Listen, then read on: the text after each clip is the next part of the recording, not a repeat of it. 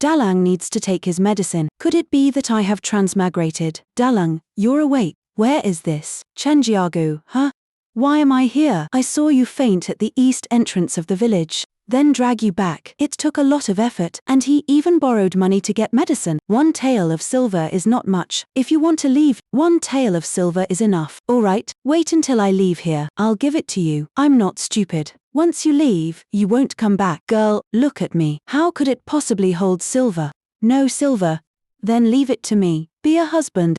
This woman, although dressed simply, pack up, she was definitely a great beauty. But now, and you actually gave it to me for free. If you don't want to, then forget it. It was getting dark. You can leave tomorrow morning. I don't want the silver anymore. You, why did you choose me as your husband? People from the clan, trying to drive my watch away, to occupy those few acres of land and houses. She said I was a woman, unable to protect the family fortune. I also want to have a man at home, with pillars standing at the top gate. So that's how it is. But they said, I am the white tiger fiend star descending to the mortal world, overcome the fate of the man, so no man is involved, daring to approach me. But my man was on the wedding night. They drowned him in alcohol. He never touched me. What does it have to do with me? If you're afraid too, then let's go. I don't blame you. Who says so? I'm leaving. That's great, though I am a widow. But the family still had a fine paddy field, 2 acres of poor land. Endure until spring, summer planting. Let's be more diligent. There is always a way out. And did not starve to death. It's getting late. Get some rest early. Ding. The hegemony system was officially activated. Host bound successfully. Buddy, the cheat is finally here.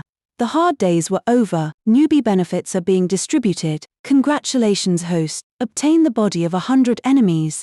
Acquire swordsmanship, knife, a strange technique, marksmanship, perfect level. Yin Yang, I promise you, stay. Ding, mission release. The host and Aunt Liu, eat a hearty meal. Reward 100,000 yuan of rice. A perfect ending, climb the mountain casually. Go hunting, eating meat can also fill you up. The system rewarded 100,000 dan of rice. It's enough for me and Aunt Liu. I've eaten for 10 lifetimes. Yun Niang woke up. It was still early in the day. Lie down a little longer. Winter is approaching. The family needs to prepare some firewood. You go to sleep first. I'll come back at noon and cook for you. Not a single person could sleep. Besides, I'll go with you. 2 people can also prepare more firewood. Dalang came first. Wash your face. Clear-headed. Clear-headed. Yun Niang, do you have a bow or arrows at home? Here, I've never seen her at home. Shulang, you have such skills. Such trivial matters are as simple as reaching out a hand, and so on. You know the man you chose. What kind of skill is that? 1 second. There are no men in the village. Men are all curled up under the covers, waiting for the sun to rise. Only then did I go up the mountain. Yun Niang, you're a bit late today. Shulang, that person was Sister Chain. Yesterday's money for the medicine, he borrowed it from him. This is Qiye. Shulang. Shulang has already been invited. I've met a few young ladies. Yun Niang, such a handsome young gentleman. You really have to hurry. You don't even need to say it. Yun Niang. It's not like she's a little girl. He's all called Shulang. They must have slept together last night. Thank you so much for yesterday, young lady. If it weren't for the money you borrowed, I'm afraid I'm still being pulled back. If you want to thank me, then thank me. Yun Niang, yesterday her body was so frail. How could he possibly have such great strength? I'll carry you home from the edge of the village. Don't worry, young lady. I will never let Yun Niang suffer any grievances. I'm not alone. Sister Chen also helped out. Silly girl. Sister, I'm helping you. You don't know. All the wild vegetables have been dug up. Let's go up the mountain and take a look. Ah, young lady, are you all right? Ah, thank you, young master. No need to thank me. The effort of raising a hand. And Sister Chen, are you okay? It's fine. He just missed the chance for a moment. That's good. That's good. Let's keep going. Yun Niang's demon master, although not as mature as Chen Chuana's weather, but it's also gentle and flowing. Silly roe deer, he was probably attracted by the scholar who cut the blade. Sigh. This time there was meat to eat. Shulang, you caught it. Let's go. Yun Niang, that's all for today. Let's go home and eat meat. Sister Chen, I'll go. Go ahead. Don't forget, as we just mentioned, men after all. Of course, I like those. Keep a low profile. Young lady, I'll kill this silly roe deer later. Let Sister Yun bring you some this. How about that? Make your family's days. It's not easy either. It's settled then. Yun Niang and I will visit later.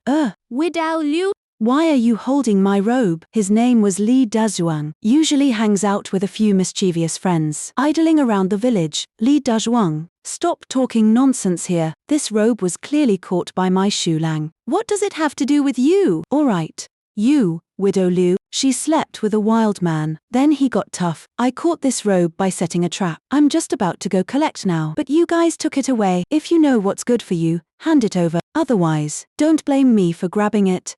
Li Dazhuang, stop talking nonsense here. If you dare touch my Shulang today, a finger, I'll fight you to the end. I can testify. Dazhuang and his brothers. I saw it when the condom was set. Su 20. What does this have to do with you? Get lost. Sister Liu, although everyone in the village knows I care about you, but I can't just lie with my eyes wide open. This robe was clearly worn by Brother Dazhuang. Yun Niang, leave the rest to me. Since you said the robe is yours, then go ahead. If you grab it, it's yours. Shulang, Yun Niang, don't worry, everything is with me. Truly strong, go to him. Can't win, I've got you covered. No need to trouble yourself, you two go together. My hands are ruined. Stop. I admit defeat. I didn't see it. Li Dazhuang set the trap. I was just talking nonsense earlier. Warrior, I was wrong. This robe is not mine. I was momentarily fooled by Lard just now. Nonsense. Who did you just say was seducing the barbarian? It's me. Stop stepping on them. It was my wife who flirted with the barbarian. This is considered an apology, if there is a next time, but it's not that simple. Shulang and the others won't be in trouble, right? They are fine. At most she would lie in bed for a few days. I'll go. Is there something you need, young lady? You must be Shulang. I'm Dazhuang's wife. He came to apologize in person. I wonder how Madam intends to apologize. The jar contained some coarse salts and spices. The east and west are thin and thin. I hope you, little Shang, will accept it for now. Consider it an apology. I accept this kindness. Since you've accepted the item, could you please return my family's bow and arrows to me? Young master, all of this was Dazhuang's fault. As long as you are willing to return the bow and arrows, whatever you ask me to do, I'm willing to do so. Madam, this was true. Seriously, willing to do anything. I only want what I can do. I'll agree to anything. Who is Shulang? Why did you talk so long? Sister Mengxiang, what a rare guest. If you have something to say, please come in and speak. Yun Niang, girl, I'm here to apologize. I also want to return to my family's palace. No other meaning. This is by no means a trivial matter. If not for my Shulang's exceptional skills, not only will the prey be snatched away, we're afraid we'll be beaten up again. I know, it was all Dazhuang's fault, but I simply can't control him. Any slight attempt to dissuade him would invite beatings and scolding. You're still getting married soon. She actually hurt people like this. Young master, if you don't mind, I'll help you handle it. Simple animal skin clothing. I can sew at all the frequencies. Once the animal hide was dried, subsequent sewing tasks, then I still have to trouble the lady with your concern. Neighbors help each other. It is only natural. But he didn't know when the bow and arrows at home would be returned. There is no need for worry or joy. I borrowed it for half a day. That will do. Tonight personally deliver the bow and arrows to your door. Jiyun Bantry. Naturally there is no harm. Let the young gentleman use him as he pleases. Shulang, the fire in the stove probably wasn't enough. Go add firewood. Don't just stand there. Go invite Lady Mengxiang. Let's go inside and dine together. Shulang, you're really kind? No need. I have no face to eat this meat. Yun Niang, is this meat not to your taste? No, I'm the one who's full. Did you forget who said they were starving last night? No strength. Shulang, calling her husband is useless. Look at how thin you've gotten. Eat more. Raised to be plump and fair. That's how it feels to hold her. Shulang, stop talking. I ate it, so I did. What a pity. I married Li Dazhuang. He never had enough to eat and never received the slightest bit of care. Ding. Congratulations to the host for completing the task. Reward, 100,000 dew of rice. It has been placed in the system warehouse. Now I finally don't have to worry about food. Mission release. Please live one more day. Rewards mall feature. Mole features. Then all kinds of supplies, medicines and weapons could be bought. And this task was incredibly simple. Madam, since he didn't want to eat my Shu family's meat, then let's go. You won't pay me back either. Sister Mengxiang, Just eat with peace of mind. From now on, we still have to ask for your help. Fine, consider this meat as my payment for helping you handle the animal hides in the future. Can I take this bowl of meat home? It seemed Qiye was a gentleman. Shulang, try and examine them. Freshly cooked is so fragrant. You should feed me instead. Yunyang, feed me a few more pieces. Truly, a top-tier character. Young lady, a lowly wretch, do you want to starve me to death? You've been gone for so long. Hurry up and cook. Have you done anything with that pretty boy? Then what right did he have to repay the credit? Return it to you. The meat is yours. Sister Chen, this is the meat we agreed on this morning. How is this possible? Your family's days. Life was already tough. Save it for yourself. It was delivered. There was no reason to take it back. This. Thank you so much. This is no sage's book. It was clearly Liu Bei's writing, and it's a male kiss. Sister, we'll take our leave now. Chen Shuana, they have children, never excessive. There is a friendship with Longyang. What kind of wife would he marry? Xulang, what are you thinking? It's nothing. He just couldn't figure it out. Why do some people like to face challenges head-on? The sword moves with a sharp edge. If you can't figure it out, don't bother thinking. Let's go home and eat meat. Yunyang, don't bother with it. Go to bed early. Shulang, I'm afraid. Don't be afraid. I'll hold you while you sleep. Shulang, I'm afraid I really am that white tiger fiend star descending to earth. Sorry for you. How Yunyang, I am the tiger subduing true lord descending to earth. Specializes in collecting white tigers. Xulang, Chunar, and the others taught me a method. Don't laugh at me. Ding. Congratulations to the host for successfully surviving one day in a chaotic era of famine. Successfully unlocked the store feature. The mall finally arrived. This mall is incredibly powerful. Besides food, electrical appliances, and pharmaceuticals, there are also arms and martial arts manuals. What is this survival value? Surviving each day earns you 10,000 survival points.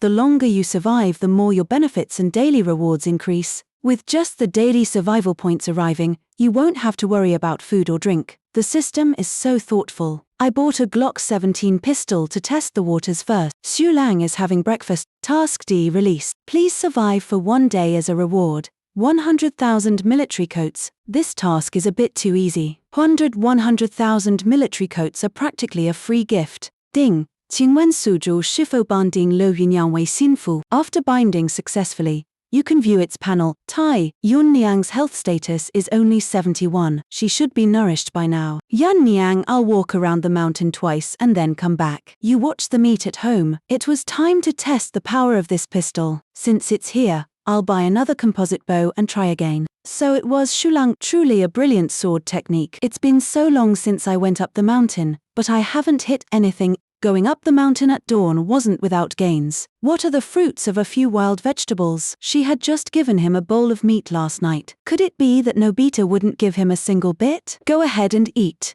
After you're done, come to my place. Shulang, it's broad daylight. I asked you to come to my house to deal with that roe deer pelt. What are you thinking? I didn't think about anything. I was thinking of catching more prey during the day. Eat the candy first, then I'll teach you how to shoot arrows. Thank you, Mr. Shu. Minister, your candy is expensive, isn't it? Don't ask so many questions, otherwise don't blame me for having ulterior motives.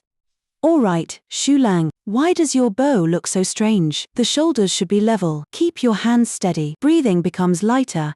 Shulang, why didn't Yunniang come this morning? He was too tired. I couldn't bear to let her work any harder. Look at the household. Not only could he give Liu Yunniang meat to eat, and you can even trade extra prey for something. Ah, it's Shulang. Madam, are you all right? It's okay. It's fine. Many thanks to Shulang.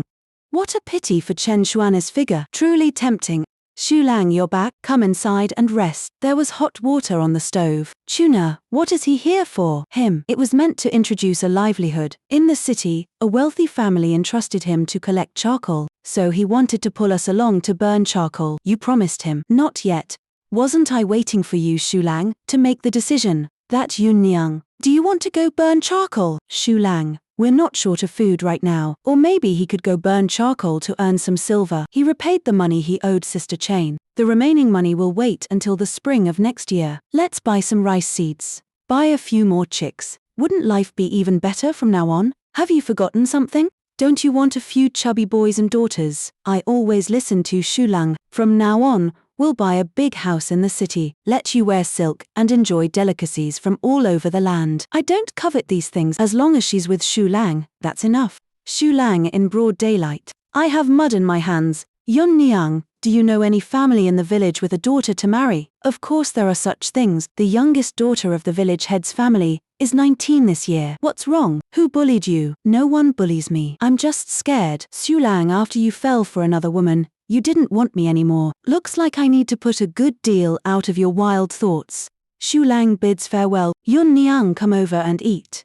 Shulang's exceptional cooking skills. Where did you learn this? No special tricks, just enough spices. It was you who saved me back home, and watch over me with great care. I will never let you down. You can be my official wife with peace of mind. In the future, it will be considered as taking a concubine. You're also the matriarch of the house. Yun Niang went to wash up. Get some rest early. Outside it is cold. Get up. Half an hour later, Qiye pushed open the door feeling refreshed. First I cooked a pot of white rice, then deal with the remaining wild rabbits and turtle doves. After all the prey is cleaned up, a wild rabbit is coated with fine salt on its surface. Hang it up, save it for later. The rest are rabbits and turtle doves, etc. Then chopped into small pieces. Add plenty of oil to the pan. Then stir fry over high heat. When the meat was almost done, take 7 leaves. Add dried chili peppers, 5 spice powder, chicken bouillon powder, etc. He made a pot of dry pots. Wait until the rice is ready. Reheat yesterday's stewed meat a bit. A hearty dinner is ready. Set the food in place. Qiye then invited Aunt Liu to eat. Aunt Liu came over and sat down at the table. He no longer dared to let his imagination run wild. Looking at the steaming hot food on the table, she pressed her lips together. This is just too tempting. The kid next door was almost crying with envy. Qiye added some dry pot rabbit for her. He said gently, "This dish is a bit spicy. You try it." Aunt Liu nodded gently. He picked up the white rice. Put the meat in your mouth. Taste. The meat is tender, fragrant, and spicy. She felt like she could eat 2 bowls of rice now. This kind of delicacy was something she had never experienced before. Aunt Liu Shuiyinying looked at Qiye. Such craftsmanship. Where did you learn this? As long as there are plenty of spices. Straw sandals are also delicious. Permission for 7 leaves to 8. I took a few sips of white rice. He was really craving this bite. The enticing fragrance drifts with the autumn breeze. It floated above the village. Many villagers are holding wild vegetable soup. Instantly, it lost all flavor. At the dining table, Qiye said softly, "You were the one who carried me home, and took great care of them. My father will never betray you. Don't let your imagination run wild anymore." Aunt Liu had already behaved herself. He let out a soft sound. Qiye continued, "Don't worry, no matter what, you are my legitimate wife." Later, he would find 2 more wives from the same side. The rest were all concubines. You are the mistress of the house. Do they really dare to rebel? Finding 2 secondary wives is not enough. He even wanted to find a pair of concubines. Even the honest Aunt Liu couldn't hold back. He retorted. Qiye put down his bowl and chopsticks. He spoke earnestly. "It seems I just told you about it. You didn't listen to any of it. Come with me inside." Liu Yunyang's face instantly flushed with embarrassment. He quickly lowered his head to eat. Listen to yourself. Listen to yourself. After dinner, Qiye brewed 2 cups of hot tea. I ate meat for 2 days straight. It's time to get rid of it. After Aunt Liu took the vitamin and calcium tablets, a large pot of hot water was boiled on the stove. Then he sat down with Qiye and drank tea, quietly waiting for the water to rise. Boiling water is for bathing. Qiye took a folded plastic bathtub out of his cloth bag. I bought a small blanket with plush again. They guaranteed they wouldn't catch a chill after bathing. Seeing Qiye take out so many things, Aunt Liu didn't ask, "Is your cloth bag a treasure bag or what?" Qiye said with a smile. "I hunted a wild boar weighing 300 to 400 jin.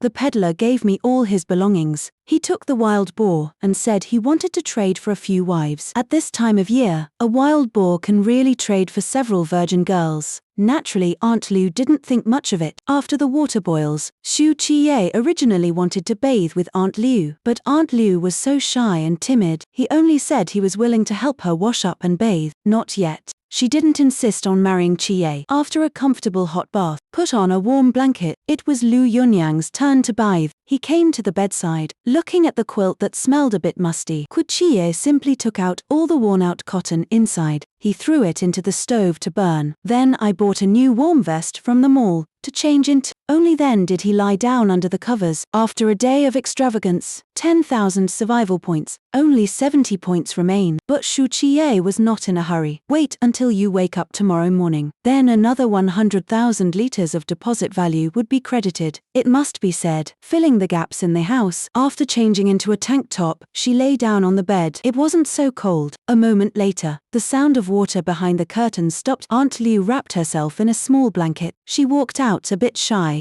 soaked in hot water like that. Her face grew even rosier and more radiant, especially the faint moisture lingering on her snow-white skin. This made her even more charming and charming. Qiye immediately patted the empty seat beside him. Outside it is cold. Come in quickly. Aunt Liu pressed her lips together lightly. She responded softly. Then he walked toward the warm bed. The night grew deeper. The autumn atmosphere outside was piercingly cold. The night passed quickly. A patch of white appeared on the horizon. Qiye was still sound asleep. I was awakened by the system's notification sound. Congratulations, host, on surviving for one day. Completed the task of supplying 100,000 cotton padded coats and military coats. This task was completed with incredible ease. Survival comes with rewards. Looking at the 100,000 cotton coats in the warehouse, Qiye's lips curled into a smile. Now, even if winter comes, there's no need to worry. Mission release. Please wear appropriate clothing to keep warm. Kangshuifu instant noodles have 100,000 pieces. In that era, it was all hard currency. Whether in ancient famines or future apocalypse, just soak it in hot water, and it's ready to eat. Simple and convenient. If only Mr. Kongming had this item to help back then, maybe even the North will succeed. But it must be a suitable dynasty. As for clothing, the military coat and the clothes from the mall clearly didn't meet the requirements. I have to go to the city to buy some clothes. Qiye was thinking this. A rapid knocking came from outside the courtyard. Bang boom knock. Su, you damn it, hurry up and bring my wife back. Qiye was woken up by the noise. Hearing this sound made him feel a bit frustrated. He hadn't even made a move yet. How did a victim come looking for her? Qiye originally didn't want to pay attention to them. Unexpectedly, they escalated their efforts and started banging on the door. You pretty boy who gets stabbed 1,000 times. Having a little widow warming the bed wasn't enough. Damn it, they even managed to steal my wife. If you have the guts, open the door quickly. Shu knows how to tell his place. Hurry up and give my sister-in-law back. Otherwise, don't touch me. You barged in and beat you to death. This adulterous woman. Widow Liu quickly opened the door. The village chief has arrived. At this point, you can't hide. 7 or 8 people shouted and cursed at him. It directly shattered the tranquility of the small mountain village. Many villagers also gathered around wearing their clothes. Qiye was also burning with anger. He immediately got dressed and prepared to go out. Aunt Liu was also startled awake, frowning as she listened for a while. He whispered, "It seems to be Li Dazhuang. Why would she come to our house?" "Dress Sister Lin, I'll go out and take a look." Qiye quickly put on his clothes and climbing boots. He casually grabbed a machete from the corner. He quickly walked toward the courtyard gate. He suddenly pushed it aside. Outside the courtyard stood 7 or 8 men, holding torches and wooden sticks. Leading them was none other than Li Dazhuang, and saw Qiye open the door. He was holding a machete in his hand. Li Dazhuang's momentum immediately faltered a bit. He still hurts after being beaten last time. He glanced at the few people behind him holding wooden sticks. Feeling a bit more confident, he stepped forward and shouted, "Where's my wife named Shu?" Qiye glanced at the aggressive group approaching, a faint glow and a hint of coldness. "Your wife, come ask me. How dare you say you didn't touch my wife?" Li Dazhuang sneered. She was notorious for being a thug. I had long been ashamed to face him. He immediately shouted, "My wife wants you to sleep with me a few times. I have no objections. Just give him meat. But you, damn it, you can't monopolize her. She had only just sent her home from yesterday until now. Isn't this bit of meat enough to fill the gaps between teeth of the duty dovo? You slept with a dove for a whole day and night. He still hasn't come home. Isn't this just bullying honest people? Don't insult the word honest person. Who would do this in front of so many people? That's what I mean. It's my own wife's." Qiye almost laughed in exasperation. He said coldly, Li Dazhuang, you're still a man, that's what they say. It's my own wife's. Li Dazhuang. It was as if a sore spot had been hit. Her eyes were red. He wished he could rush forward, fight Qiye. But in the end, he just gritted his teeth and cursed, "You two dogmen. Female, since you dare to do it, then why wouldn't I dare to say it? Enough talk, hand over that bitch quickly." In the crowd, Sun Erniang, he shouted as well. Don't think about stalling for time. The courtyard had long been surrounded by people. Sister-in-law, he couldn't escape. Qiye. Looking down at the torch, the villagers, a face that flickered in and out of time, he said in a serious tone, "Lin Mingxiang, he wasn't there. Me, I have never had anything with him either. We are innocent. Lao Zi has witnesses." Li Dazhuang, his eyes widened. She looked at a thin small man, Chen Haizi, in front of the entire village. "Tell me, what did you see yesterday?" Chen Haizi, just a few days ago, leaning against the corner of the wall, trying to steal meat, but then he was promised by Qiye, a person driven away by a stone. He's so sly. He looked at Qiye, at a glance, then to the surrounding villagers. He shouted loudly, "It was him. I saw it yesterday. He was in the grove, holding his sister-in-law. She hugged him so tightly." Qiye, faintly, "That is teaching. He shoots arrows. My wife, you need to teach me." Li Dazhuang, he cursed loudly, "A man and a woman alone, in the grove, embracing each other. You still have the nerve to say that? Clean. Own, his good intentions were slandered." Qi, "I couldn't be bothered to say more," he said coldly. "Anyway, Lin Mengxiang, not here. Here, believe it or not. Since he refused to hand it over, then let's rush in and search." Li Dazhuang, he turned to the people behind him, shouted, with his shout, "Sun Erlin, and Chen Haizi." He brought 7 or 8 with him, heading into the courtyard. The momentum was fierce. Permission was granted for 7 nights. No more nonsense. "Lift your leg." One kick, leading the group, Li Dazhuang, he kicked it back, and the people behind him, they collided together, not letting them come forward. "If anyone dares to step forward again, then don't blame me for being careless under the knife." Li Dazhuang and the others collided together, struggling to get up from the ground. She looked warily at the hatchet in his hand. He dawdled, and really didn't dare to step forward. At that moment, an elderly man in his 50s stepped forward from the crowd, watching nearby. He wore neat cloth clothes. The body is simple and robust. "I am Chen Shanhe, the village administrator of Chenjiagu. Put down the knife first. I'll help you solve this." Qiye just glanced at him, indifferently. He did not put down the knife in his hand. Chen Shanhe frowned. "Someone is seeing you with Lin Mengxiang. He doesn't see you anymore. If they are innocent, they might as well be allowed inside to take a look." Li Dazhuang nodded. "If you haven't slept with my wife, then why didn't they dare let us in?" At this moment, Aunt Liu was also dressed properly. He came over to Qiye's side. He held a wooden stick. Liu Mei said, "Sister Zhao Mingxiang isn't with us. Why should you search for it?" Sun Erling in the crowd. "Look at her rosy complexion." A sudden tightness gripped his heart. He gritted his teeth. "Widow Liu, you've long been this pretty boy's lover." Nature sided with her. Then he teased those around him. "This pretty boy has only been in Chenjiagu for a few days. He then hooked up with 2 young wives. This matter must be explained to us." The men nearby heard this. A hint of hostility immediately appeared in Qiye's eyes. This pretty boy was naturally handsome, and that was one thing, and quite capable. Meat is eaten at every meal. If even their own wife was moved, so what would they have to fight for? So the others started shouting as well. He asked Qiye to give him an explanation. "Everyone be quiet." Village chief Chen Shanhe shouted in a low voice. She glared at Sun Erniang. He scolded, "Stop stirring up trouble over there. This isn't your place to make a fuss." Chen Shanhe truly had prestige. Seeing him speak, the surrounding villagers gradually quieted down. Chen Shanhe looked at Qiye again. "I'm here. No one can wrong you. What will it take for you to let us inside to look for someone?" Qiye said calmly, "You can come in and search as well. But if no one was found, so what should we do?" Li Dazhuang sneered, "If you can't find me, I'll kowtow and apologize to you." Qiye's gaze shifted to Sun Erniang and Chen Haizi,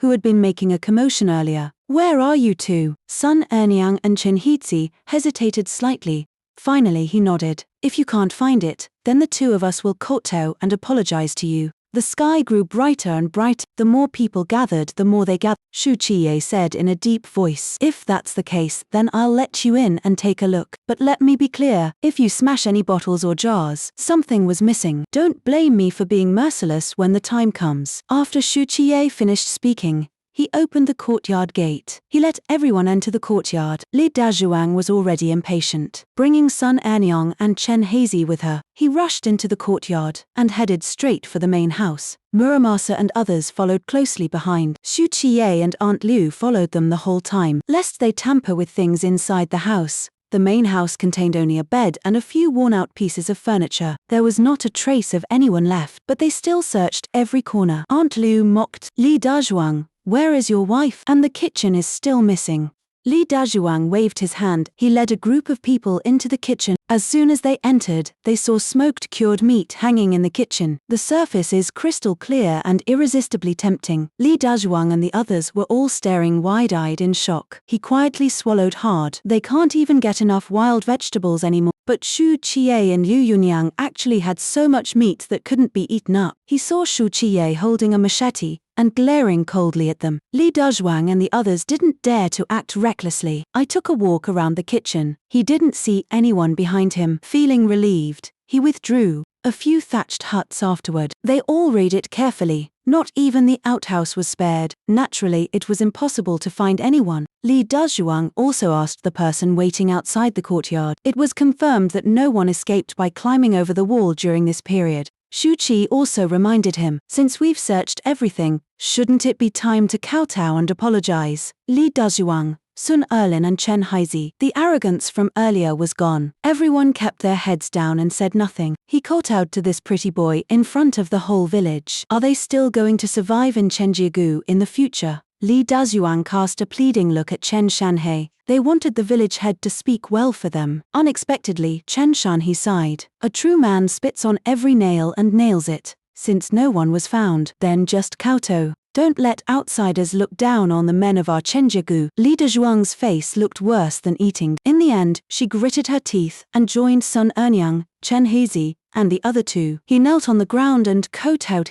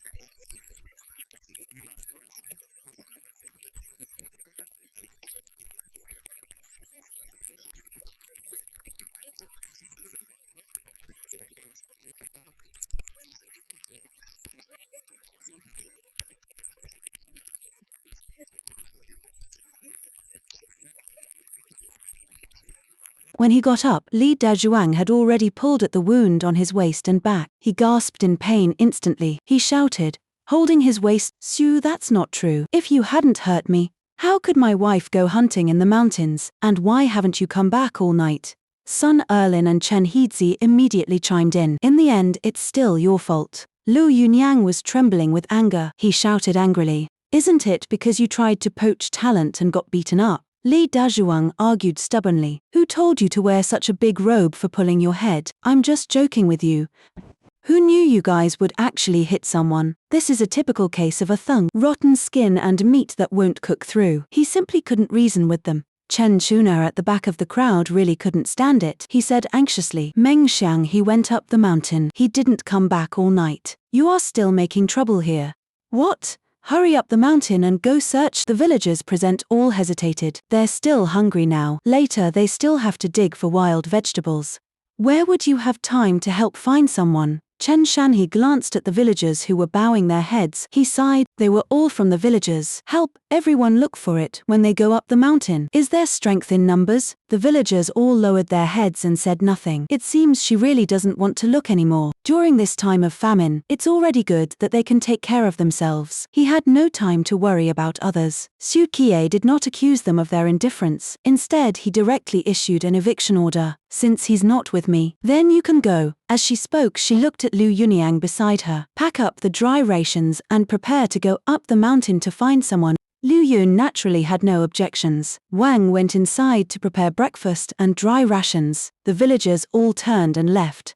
Chen Shanhe watched the scene and sighed helplessly. After all, solving the problem of eating is the top priority for all villagers right now. No matter how much he was in a hurry, he couldn't force them to go find someone. All Chen Shanhe could do was go home. He asked his family to help him go up the mountain to find him. Chen Chuner did not leave. He walked up to Qiye and spoke softly. Can I go up the mountain with you to look for someone? Qiye nodded. Of course you can have breakfast with us first. Chen Chuner was slightly surprised. He quickly waved his hand. I'm not eating anymore. Qiye interrupted him. Where would he find the strength to go up the mountain looking for someone? And it was just simple meals. You're not looking down on my family, are you? Of course I didn't mind, Chen Chuner stammered. He really couldn't find an excuse, so he had no choice but to nod in agreement.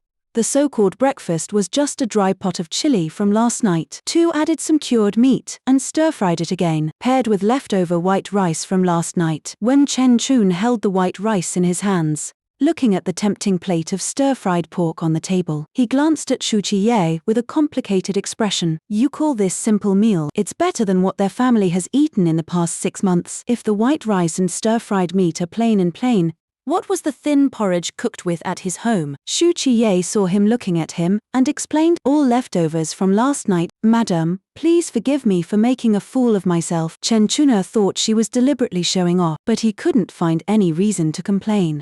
So he had no choice but to eat in small bites. After she tasted the tender, slightly spicy rabbit meat, his eyes widened instantly.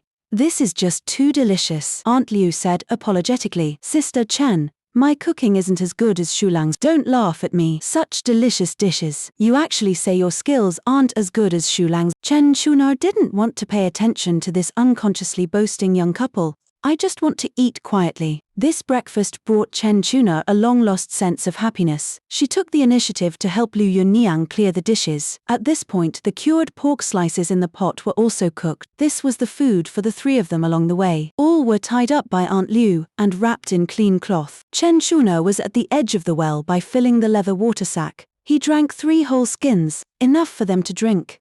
Qiye stored all the cured meat, rice, and various seasonings from the kitchen into the system space. Then he opened the shop panel. On a new day, 10,000 survival points arrived. The balance is displayed as 1,070. Qiye spent 500 survival points in the mall to buy several traps. He dug a few shallow pits in the kitchen and buried them. While it was buried, Liu Yunyang and Chen Chuner watched from the side. Her willow-like brows furrowed slightly, but neither said anything. What is the difference between stealing someone else's grain during a famine and killing someone outright? Qiye didn't directly poison the trap. That's already considered very kind. After making all the preparations, Liu Yunyang locked the kitchen door with an iron lock to prevent unauthorized entry. Then Qiye took up a composite bow and a hatchet. Liu Yunyang held the rations. Chen Chuner carried the water pouch on her back. After locking the courtyard gate, the 3 of them headed up the mountain. The rising sun dispels the chill of autumn. Many villagers were already digging for wild vegetables on the mountain. Qiye walked at the very front, bringing Liu Yunyang and Chen Chuner with her. First he went to the forest from yesterday. After searching, Lin Mengxiang was nowhere to be found. Then the 3 of them looked for other hilltops. Aunt Liu and Chen Chuner called his name all the way, but there was not a single response, although he saw a few golden bamboo pheasants on the way. But Qiye didn't draw his bow. After all, the main task this time was to find someone. He searched for countless mountain peaks. Aunt Liu and Chen Chuner both shouted hoarsely. Beads of sweat appeared on his forehead, but still there was no gain. During this time, Qiye and the others also met several villagers who had come to see Lin Mingxiang. These villagers still showed some kindness. By noon, the sun was high in the sky. I tugged at his warm sunshine, which made him feel very uncomfortable. Qiye found a shady spot. He sat down with the two women, rested his feet, and ate something to eat. Liu Yingyang took out a handkerchief. He had wanted to step forward and wipe Qiye's sweat, but then he remembered Chen Chona was still behind him. His hand paused. Instead, she handed him the handkerchief. Qiye took the handkerchief and wiped the sweat from his face. He gently said to Liu Yungyang, "Are you tired?" Liu Yungyang wiped her sweat and shook her head. "I'm fine. I just don't know where Sister Mingxiang is." A few strands of black hair at Chen Chuna's temples were dampened by sweat, pressed against her fair skin. This made her already full of charm even more enchanting. She was panting, her full chest rising and falling with each breath. After taking a sip of cool water, she looked at Mengxiang with concern. "I haven't eaten anything for a whole day and night. Could something have happened to him? He had a bow and arrows in his hand, so he should be fine. Let's rest for a while and keep searching." Qiye was uncertain either. After all, Lin Mengxiang wasn't in good shape yesterday. The three of them shared the cured pork they had cooked that morning. They took turns drinking some cool well water.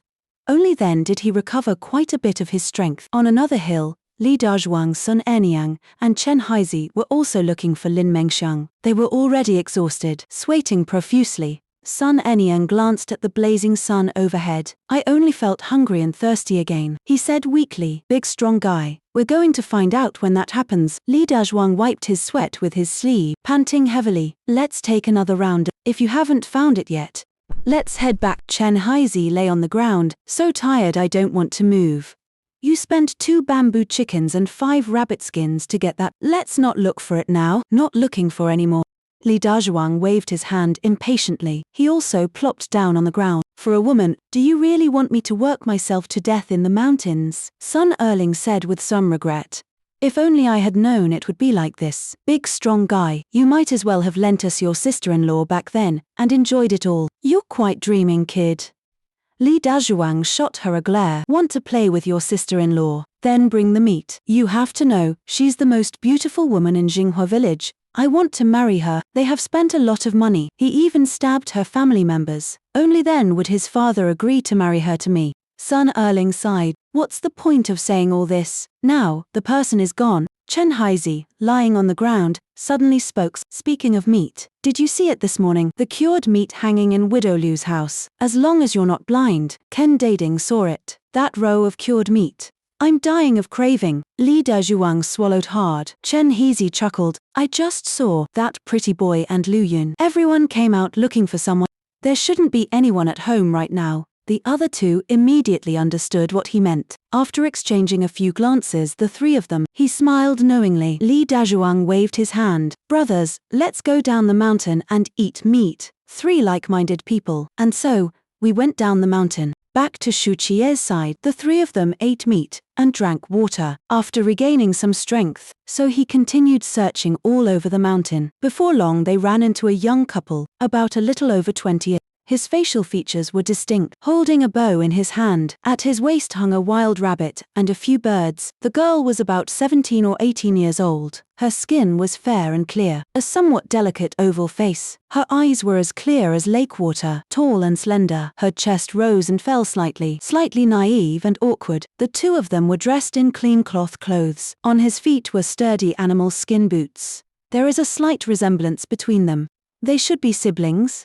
The young girl met Chen Chunir and Aunt Liu. He chuckled lightly and stepped forward to greet him. "Chen Yi, Sister Liu. You all came looking for people too." Chen Chunir gently pressed her lips together, pretending to be angry. "I've said it several times. Call me sister." Then, the 3 women spoke softly. That young man and Qiye, they exchanged a distant glance. No one had the intention of speaking. After greeting Chen Chunir and the others, the girl walked up to Qiye with her hands behind her back. On her pure and adorable face, with a hint of curiosity, "That roe deer, how did you catch it?" Qiye said with a calm smile. "She's just as curious as you are." So he took the initiative to step forward. "Let me catch it." The girl blinked her clear eyes. I found this handsome young gentleman quite interesting. Just as he wanted to say more, a young man in the distance spoke. It's time to go. Got it. The girl gave Qiye one last look, a strange bow in his hand. Only then did he turn and nimbly catch up with the young man. The two chatted and laughed as they went elsewhere. Aunt Liu came closer. He said quietly, "That's what I brought up yesterday, the youngest daughter of the Muramasa family, Chen Xiaolu. That name is quite fitting." Qiye recalled the girl's curious expression just now. It looks a lot like a silly roe deer. Afterwards the three wandered around the mountains again. More than half an hour. Even the water pouch was empty.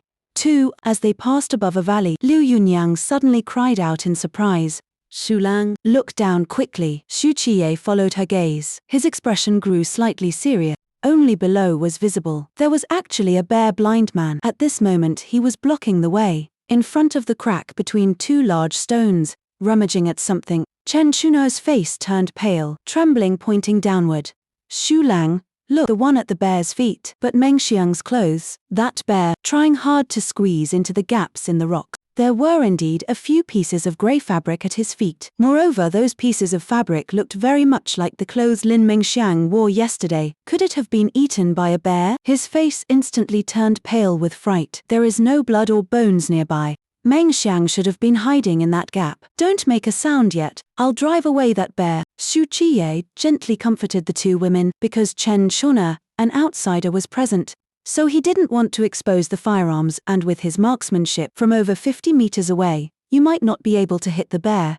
So Qiye raised the bow again. Pull out an arrow with an armor-piercing arrow. He rested it on the bow and slowly pulled out the string, aiming at the black bear below. The black bear grew agitated. Reach into the gap with your hand. One moment I want to push away the big rock. In short, not a single point is distinguished. Increased the difficulty of shooting. Aunt Liu and Chen Chuna, not daring to breathe, clutching the hem of his clothes tightly. He was extremely nervous, afraid of disturbing Qiye. To ensure absolute safety, Qiye simply aimed for the bear's eyes. A distance of 30 to 40 meters, aimed to hit a hole the size of a walnut. Eyes constantly moving restlessly. It's very difficult for ordinary people. But Qiye didn't hesitate for long. He let go of the ropes directly. The armor-piercing arrow flashed like a streak of black light and shot out fiercely. It instantly hit Black Bear's right eye. Blood splattered mixed with the eyeball tissue. The arrowhead was completely buried in the bear's eyes. The intense pain completely drove Zhong Xiaozi to lose his sanity. Screams echoed throughout the valley. Its massive body frantically squeezed into the cracks in the rocks, and without hesitation, he immediately drew his bow and aimed at Black Bear's head. He shot another arrow. The armor-piercing arrow pierced the bear's skin and a hard skull. It shot precisely into his head. After struggling a few times, the black bear, he collapsed heavily. Sulang, did you hit it? Liu Yunyang and Chen Chun'er finally let go of the breath they had been holding. Shocked and overjoyed, they looked at Qiye with open admiration. From such a distance, he had actually killed a black bear with only 2 arrows. He'll go down and take a look first. You two take the detour and come down slowly. Qiye slung the compound bow across his back, wrapped his hands in his sleeves, grabbed a sturdy vine, and slid all the way down into the valley. The massive body of the black bear lay sprawled on the ground, without the slightest movement, appearing utterly lifeless. Qiye did not relax his vigilance. Gripping a woodcutting knife, he advanced slowly. After more than 10 steps, seeing that the bear still did not react, he finally walked up to the crack between 2 giant boulders and peered inside. There Lin Mengxiang was curled up in the deepest part of the fissure, arms wrapped tightly around her shins, her head buried between her knees, her body trembling violently from sheer terror. Don't come over. Please don't come over. Hearing that she was still alive, Qiye let out a breath and softened his voice. Lin Mengxiang, it's all right now. You're safe. Don't eat me. Lin Mengxiang was startled by Su Kai's voice, her trembling growing even more violent as a sob crept into her tone. Su Lang. A heartbeat later, she belatedly came to her senses. Hardly daring to believe it, she raised her tear-streaked, pitifully delicate face. The moment her gaze fell upon Su Kai's handsome features, an inexplicable sourness and grievance surged up in Lin Mengxiang's heart, and she suddenly wanted to pour everything out to him. Qiye gave her a warm, gentle smile. It's me. You're safe now. You can come out. All at once something seemed to occur to Lin Mengxiang. Her face went pale, and she shook her head frantically. Su Lang. Run quickly, there's a bear outside. Qiye soothed her, saying, it's fine. That bear has already been killed by me. Even as the words left his mouth, Qiye heard a sound behind him. He snapped his head around to see the black bear that had been lying on the ground, staggering to its feet. The despicable 4-legged beast had actually been playing dead. Lin Mingxiang also heard the commotion. She hurriedly stretched out a hand, trying to pull Qiye into the crack. Su Lang, come in quickly. It's all right. With me here, a single bear can't stir up much trouble. Qiye tightened his grip on the wood-cutting knife, his gaze turning steely. The black bear, now on its feet, panted heavily, its one remaining eye locked on his Qiye. Then its four limbs drove explosively as it lunged forward like a runaway compact car. At such close range, drawing the bow would clearly be too late. As it closed in, the black bear suddenly exploded into motion, jaws gaping wide as it lunged for Qiye. In the distance, Lu Yunyang and Chen Chun'er, hurrying over, arrived just in time to see this scene. Their minds went blank with fright, and they cried out in trembling voices, Su Lang. A thunderous roar split the air. Then with a sudden agonized scream, the black bear wheeled around and turned tail to flee. It turned out that as the beast lunged, Qiye had decisively swung his wood-cutting knife, slashing sideways along its gaping jaws and mangling half its face into a bloody ruin. Racked by searing pain, the black bear finally thought of escape. But Qiye had no intention of letting it go. He sprang after it, leaping high like a hunting leopard as he brought the heavy wood-cutting knife down toward its skull. With a sharp crack of splitting bone, the bear's skull was cleaved clean in two. Its massive body crashed heavily to the ground, entirely devoid of life. Qiye pulled the knife free and wiped the blood off on the bear's hide. Then he raised a hand and waved toward Lu Yunyang and Chen Chun'er in the distance. Don't worry, I'm fine. Seeing Qiye unscathed, Lu Yunyang finally let the boulder in her heart drop. It was as if all the strength had been drained from her body as she collapsed weakly to the ground in fright. Chen Chun'er was not much better off. She was so terrified her legs would hardly move, her chest heaving violently as she cast Qiye a somewhat resentful glance. Was this Su Lang really trying to scare them to death? Qiye, for his part, was just about to turn and check on Lin Mingxiang in the stone crevice when the moment he pivoted, a soft, warm figure flung itself into his arms, knocking him down onto the bear's corpse. It turned out Lin Mingxiang had come out at some point. Qiye had just opened his mouth to comfort her when she threw herself fully onto him and burst into tears. It took great effort for him to push her slightly away, and Lin Mingxiang, with a touch of pleading, said, "Good Su Lang, take me as yours." Her voice was laced with grievance and a hint of madness. As soon as the words left her lips, she clung to Qiye even more tightly, burying her face in his chest. All the fear and humiliation she had suppressed erupted at once as she cried her heart out. Holding the woman in his arms, trembling without cease and weeping as if her heart were breaking, Qiye gently patted her back, unable to bring himself to push her away. No one knew how long she cried before Lin Mingxiang's sobs gradually subsided, and most of her pent-up emotions had been vented. By then, Lu Yunyang and Chen Chun'er had also walked over. Seeing the two of them embracing, Lu Yunyang's delicate brows knit slightly. In a soft voice she asked, "Sister Mingxiang, are you all right?" Hearing the familiar voice, Lin Mingxiang's body went rigid. Like someone shocked by lightning, she let go of Qiye in a flash and hurriedly wiped the tears from her face. "I'm fine. It's thanks to Su Lang getting here in time." Right now her heart was in chaos. To be holding on to Qiye like that in front of the official wife. If Lu Yunyang came up to hit her in a moment, should she run or not? Qiye rose as if nothing had happened and straightened his clothes. "As long as you're unharmed," he said, "it makes it worthwhile that Yunyang and Chun'er came out at dawn to search for you." Chen Chun'er cast Qiye a furtive sidelong glance. When had she ever given him permission to call her Chun'er? It sounded as if she were also Su Kai's woman. At that moment, the usually gentle Lu Yunyang stepped forward a few paces and raised her small hand. With a mix of mild anger and lingering fright, she thumped his shoulder. "Not too hard, not too light. Su Lang, you're not allowed to be so reckless again. Do you know my very soul nearly flew out of my body just now? If anything happened to you, I wouldn't go on living either." Her voice was filled with grievance and tears shimmered at the rims of her eyes. Qiye gently pinched her cheek and said in a tender voice, all right, I'm fine, aren't I? Who could have known that bear would play dead? Next time I'll put a few more arrows into it first." Since Qiye had already said so, Lu Yunyang could no longer bring herself to blame him. Only when she noticed the tear-soaked patch on his chest did she bite her lip and fall silent. Sister Mingxiang really was something. What was she doing crying all over her Su Lang? By now Lin Mingxiang had calmed down as well.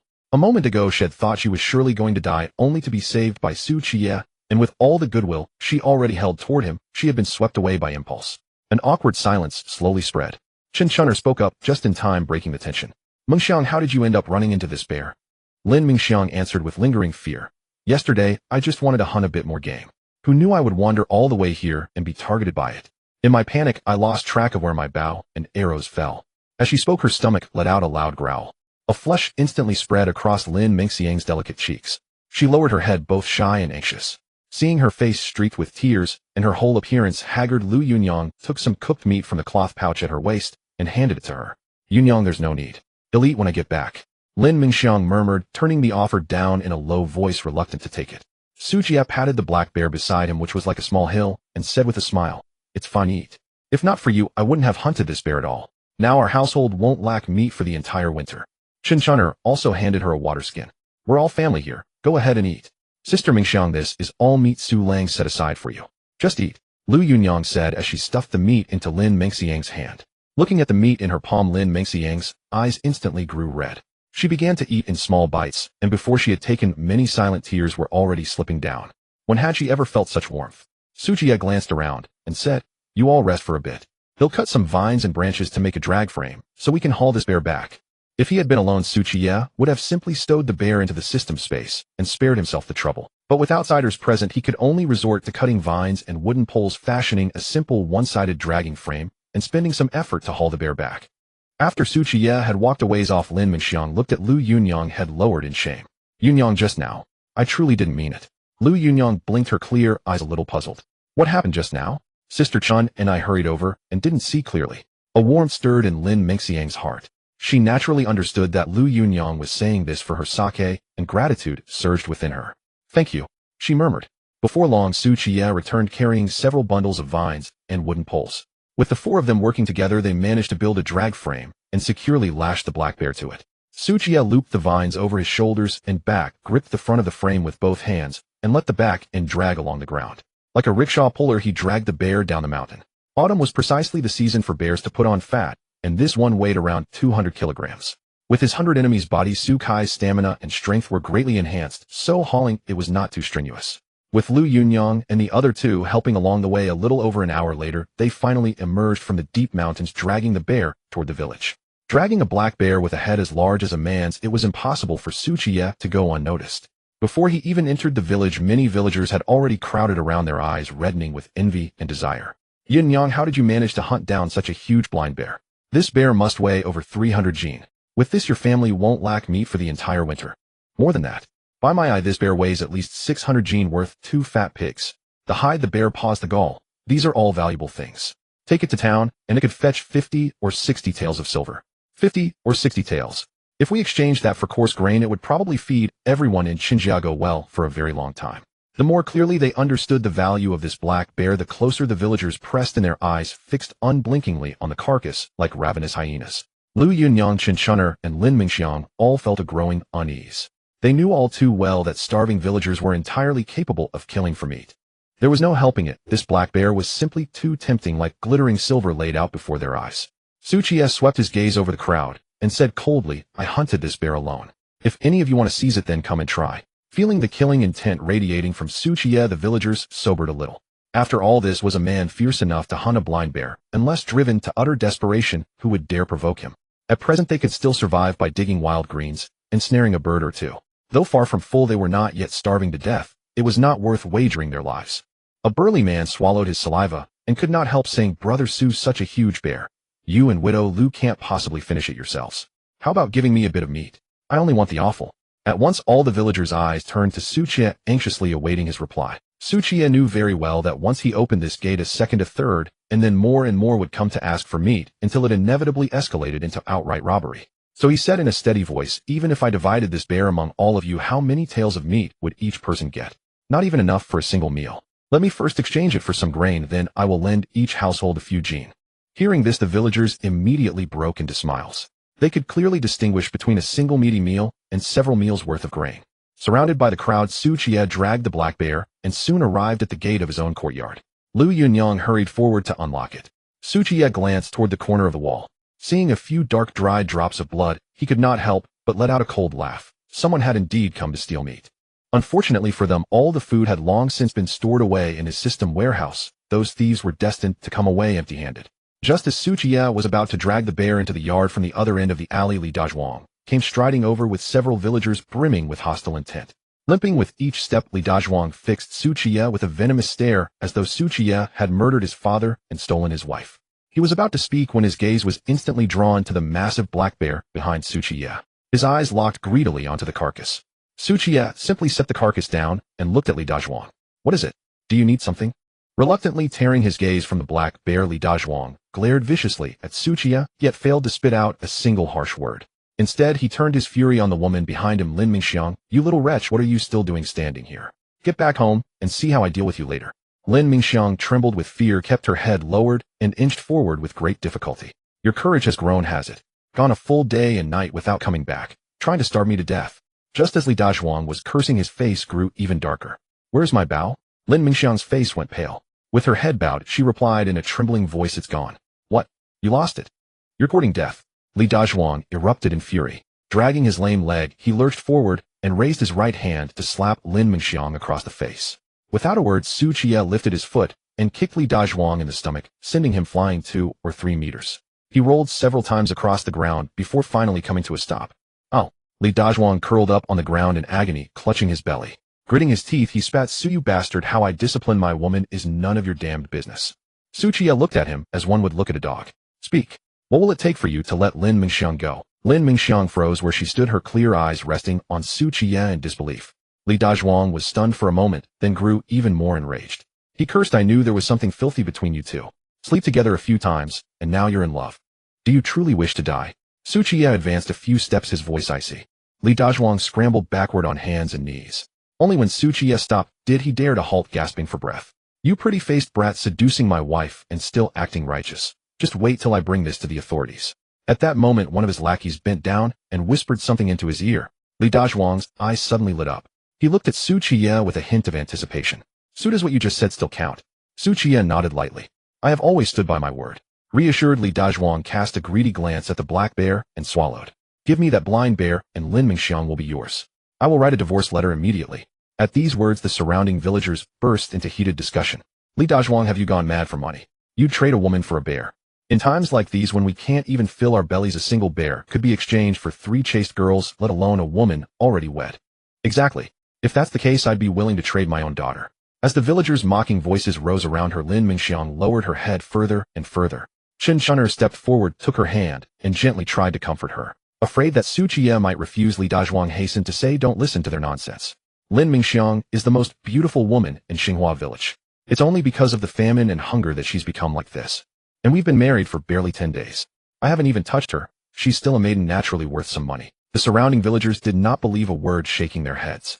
"Li Dazhuang, spare us your lies. With such a lovely flower-like young wife, you'd really bear not to touch her." Li Dazhuang's face turned green. After hesitating for a few breaths, he finally blurted out, "Years ago, when I fought with that rascal Ergu from next door, he wounded my manhood. I've been useless ever since." At this, the villagers looked at him with a mix of pity and sympathy. This man, who usually strutted about bullying everyone, turned out to have long ceased to be a man at all. Ignoring their sympathetic gazes, Li Dazhuang urged, "Su, do you agree or not? If you don't, I'll go back and beat this little wretch to death." A flash of killing intent flickered through Qiye's eyes, but his tone remained mild. "Go find someone to write the divorce letter as proof. Once I have it in hand, the bear will be yours." Li Dazhuang was instantly overjoyed. He hurriedly sent his underlings to fetch the village head, afraid that if they delayed, Qiye might change his mind. The villagers had not expected Qiye to agree to such an outrageous demand. That was a whole bear worth over 50 taels of silver. Someone could not help saying, "Brother Su, perhaps you should think it over. I'm willing to trade my wife for it as well." "Don't listen to him. Trade with me. I'll trade my daughter and wife for it. I can write the divorce letter right away. I only want half.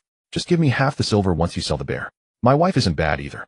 The scene instantly turned into a large-scale human market. Even in ordinary times, human life was this cheap, let alone now in the midst of disaster. Qiye shook his head. "Since I have already come to an agreement with Li Dazhuang, I will not change my mind." Li Dazhuang exhaled in relief, truly afraid Qiye might reconsider. He thrust up his thumb. "Brother Su, you are a real man. I wish you a happy wedding night." Soon the village head and several elders of standing were brought over, along with Chen Chun'er's husband Yang Bo, the only scholar in Xinjiago. After learning the details, Yang Bo immediately took out brush, ink, and paper. Flourishing his pen, he wrote out the divorce letter, recording the parties' origins and the witnesses' names in flowing script. Once finished, the divorce letter was read aloud before the entire village. Unfortunately, most of the villagers could not understand a word. After the village head and several respected elders pressed their handprints as witnesses, the letter was passed to Li Dazhuang. Without hesitation, he stamped his red mark on it. When the divorce letter was handed to Lin Mingxiang, she looked at Qiye and said in a trembling voice, "Su Lang, I am not worth." Before she could finish, Qiye interrupted, "You do not wish to be with me?" "Of course not," Lin Mingxiang said quickly, shaking her head. "Then sign it," Qiye replied gently. In the end, Lin Mingxiang pressed her trembling handprint onto the letter.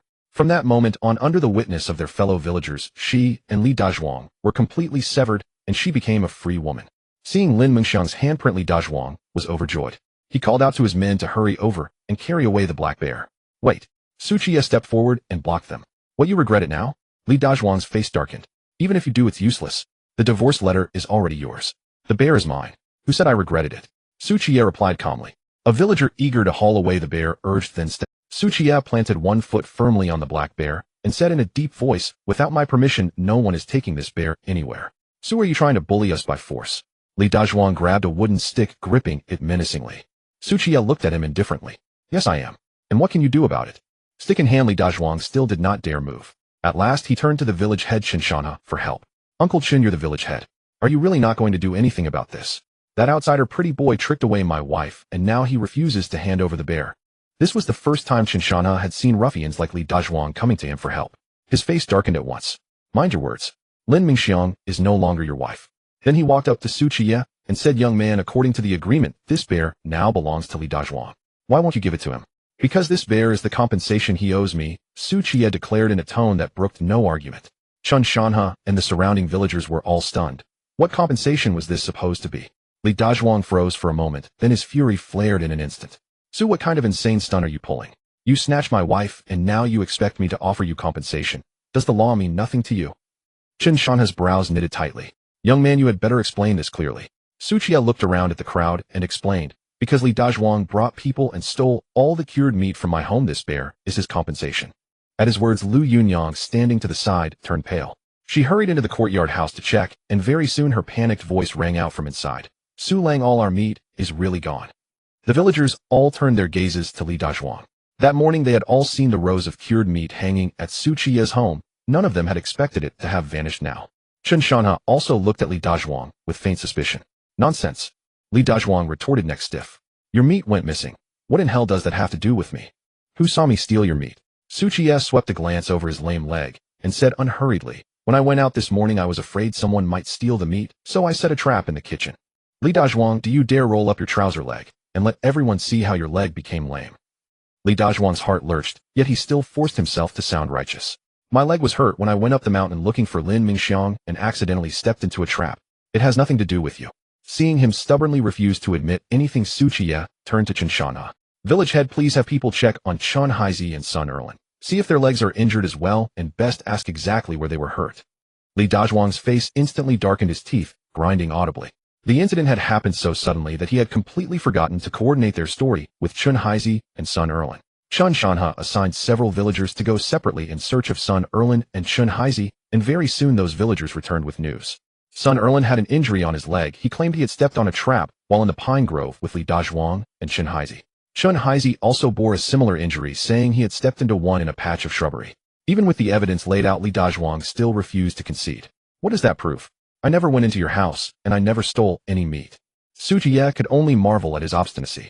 He said at once, Yunyang, bring out one of the traps. My trap is specially made. You can't buy it anywhere outside. As long as the shape of the trap doesn't match the wound on your leg, I'll immediately give this bear back to you, and even apologize to you. Li Dazhuang tried one last feeble struggle. Why should I let you see it? I just applied medicine to my leg. If you ruin it, can you afford to compensate me?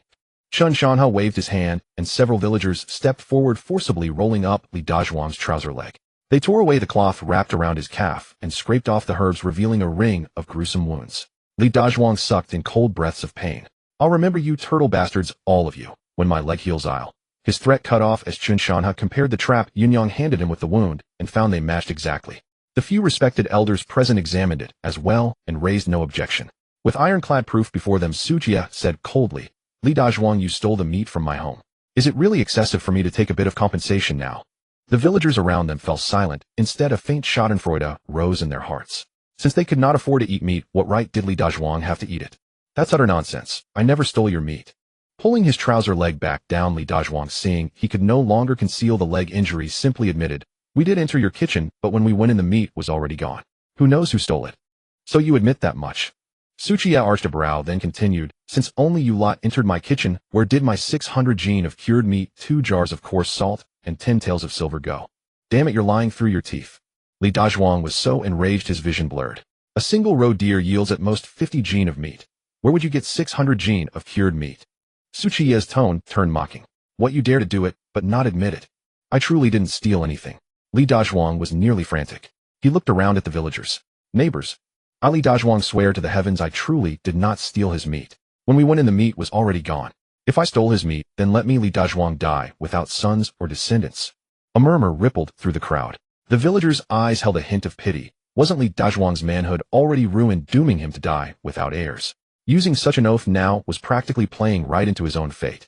Li Dazhuang realized this as well. His face went from green to pale and back again. Gritting his teeth, he said, "In any case, I just didn't steal anything." Qiye said coolly, "Why bother denying it? I'll accept this bear as compensation, and I won't pursue the 600 gene of cured meat or the 10 taels of silver." Li Dazhuang glared at him, eyes practically spitting fire. His fists were clenched so tightly his chest felt ready to burst into flames. Humiliated. It was an outrage beyond anything he had ever endured. In his entire life, Li Dazhuang had never been so wronged. Had he truly stolen the meat, that might be one thing. But he clearly had not, and yet he was being framed all the same. Pointing a trembling finger at Qiye, Li Dazhuang shook with fury. "You're vicious, Su. From start to finish you never intended to give me that bear. You're just using it to swindle my wife for me." Qiye's gaze turned suddenly razor sharp. "Watch your tongue. Lin Mingxiang is no longer your wife. The bear was already given to you, and you chose to use it as compensation to me." All his life it had always been Li Dazhuang bullying others. Never had he imagined that one day he would be bullied by some fair-faced outsider. Li Dazhuang's eyes reddened as he roared. "Neighbors, as long as you help me take the bear back, I'll share the meat with everyone. Anyone who helps gets a portion." The few cronies behind Li Dazhuang had already grown greedy. With a howl they swung their clubs and charged towards Qiye. Many of the onlooking villagers were tempted as well. So many people together might really manage to seize some meat. This is rebellion. Chun Shanha's roar shook them, cowing the villagers on the verge of acting. "I'm not dead yet. In Xinjiagu you don't get to run wild." Yet he could restrain the villagers, not the few hooligans. They were already upon Qiye. The leader swung his club straight at Qiye's head, but Qiye slipped to the side, and the hatchet in his hand hacked down viciously at the man's wrist. "Oh!" A shrill scream tore through the air as the man's hand was severed, outright blood spraying. Clutching his mangled stump, he howled in agony. The bloody scene stunned everyone present. The few hooligans gripping their wooden clubs went pale, their legs trembling as they no longer dared to advance. Usually they bullied only weak villagers. When had they ever encountered a ruthless man like Qiye, who went straight for the kill with his blade? There were at least 50 or 60 villagers present. Naturally, Qiye could not slaughter them all. To kill the chicken and scare the monkeys was more than enough to cow them. "I speak to you all with good intentions, yet you refuse to listen, and now you wish to snatch the meat. Do you really think I have no temper?" Shu Kai's gaze swept over the crowd, ignoring the little thug on the side, who was howling while holding his severed hand, and instead walked toward Li Dazhuang. Li Dazhuang's face turned pale. He could sense that Qiye truly intended to kill him, and immediately dragged his injured leg and ran behind the village head, clutching him tightly as a shield. "Don't come over here. You mustn't approach. Village head, hurry. Control this madman." Poor Chinchana at his age was being pushed out by Li Dazhuang to act as a shield. He was both anxious and angry. "Dazhuang, why the hell did you push me out?" Seeing he could not break free from Li Dazhuang's control, Chinchana hurriedly said to Qiye, "Young man, calm down. If someone dies, the situation will change drastically." "Exactly. If you kill me, you will have to pay with your life. My life is worthless compared to yours." Li Dazhuang shrank back, hiding behind Chinchana. Seeing the villagers around him staring, Qiye halted his steps, too lazy to waste more words with Li Dazhuang. He was determined to kill this man. Even the village head could not stop him. Passing by the terrified little thugs, Qiye shouted, "What are you all standing there for? Are you waiting for me to treat you to meat? Go, move." The little thugs quickly changed color, pushing and shoving to escape, wishing they had a third leg to run faster, and Li Dazhuang followed them. The thug with the severed hand also wanted to flee, but Qiye called out to him, "Wait a moment." The little thug's face turned pale, and he trembled as he turned around, his expression more pitiful than crying. "I was wrong." Qiye simply said, "Pick up the hand." The little thug trembled as he stepped forward to pick up the severed hand, then quickly fled the scene. After the thugs had left, Qiye glanced at the villagers nearby, who instantly felt uncomfortable, as if being stared at by a tiger, and hurriedly lowered their heads and dispersed. Qiye approached the black bear, pondering how to deal with it, when Chinchana came over, but kept a safe distance. "Young man, although this bear is a treasure, it is also a source of trouble. You should deal with it soon to prevent any incidents in Xinjiagu." Qiye understood this and asked, "Uncle Chin, what do you suggest?" "Take it to the city to sell. A bear this size should fetch a good price." Selling it in the city was a good idea, but the sun was about to set and the distance to the city was far, with no suitable routes. Contemplating this, Qiye frowned slightly. Seeing his predicament, Chinchana took the initiative. "How about this? He'll have San Huzi drive the ox cart with you to the city. I have some connections with the first shop there." Qiye naturally would not refuse. He smiled and said, "Thank you, Uncle Chin. I will be sure to express my gratitude properly later." It's a small matter, we are all from the same village. Qiye waved his hand, then remembered something and cautioned, try to avoid using knives in the future, bloodshed brings trouble for everyone. Qiye nodded, don't worry Uncle Qiye, I will try to use knives less and bows more. You? Qiye looked at him helplessly, is that what he meant? He sighed, shook his head, and went home. The only scholar in Qinjiga, Yangbo, had not left either. He stepped forward in a blue gown and clasped his hands. Warrior, your skills are truly impressive, I am greatly enlightened. Looking at this pale-faced scholar, Qiye nodded slightly. Do you also want to snatch some meat? Yangbo was momentarily taken aback and lost the desire to continue the conversation. After saying, I wouldn't dare, he made a gesture to Qiye, and the couple hurried home. Watching Qiye's graceful figure disappear, Qiye shook his head. When he turned back, he found Liu Ruyu and Lin Mingxiang looking at him with strange expressions. He coughed lightly and said, I have always admired scholars, they are all talented and articulate. After casually changing the subject, Qiye said to the two, don't just stand there, I estimate the ox cart will take a while to arrive, let's go inside. Both girls did not move. Liu Ruyu subtly gave Qiye a look indicating him to quickly persuade Lin Mingxiang. Lin Mingxiang, gripping her clothes, bit her lip tightly, standing there at a loss, like a homeless stray kitten. Qiye stepped forward and took her hand, holding it tightly. Mingxiang, weren't you quite bold when you tackled me earlier? Why are you so timid now? Xulong. Lin Mingxiang was both shy and anxious, stealing a glance at Liu Ruyu as the main wife was watching. Qiye did not want to tease her further and gently said, Mingxiang, do you want to be with me and be my woman? Tears welled up in Lin Mingxiang's eyes, and she gazed dreamily at Qiye, her lips slightly parted, instinctively about to respond. She wants to, she dreams of it. But Liu Ruyu was the first to come. Liu Ruyu crossed her arms and leaned against the door frame, saying softly, I am not one to be jealous or unreasonable. Lin Mingxiang, now single and free to marry, had already been deeply touched by Xu Kai's various acts of kindness and his heroic rescue earlier. Her heart had long been captivated by him. At this moment, seeing the first wife speak, she hurriedly expressed her gratitude to Liu Ruyu. Sister, I've met you, please guide me in the future. Liu Ruyu, feeling a bit shy, quickly stepped forward to help her up. No need for that, our family listens to Xulong. We are all family, just discuss things together. Qiye chuckled as he spoke. Then, holding Lin Mingxiang with his left hand and pulling Liu Ruyu with his right, he led the two women toward the courtyard. You two don't need to be too reserved, let's live well together in the future, that's what matters most.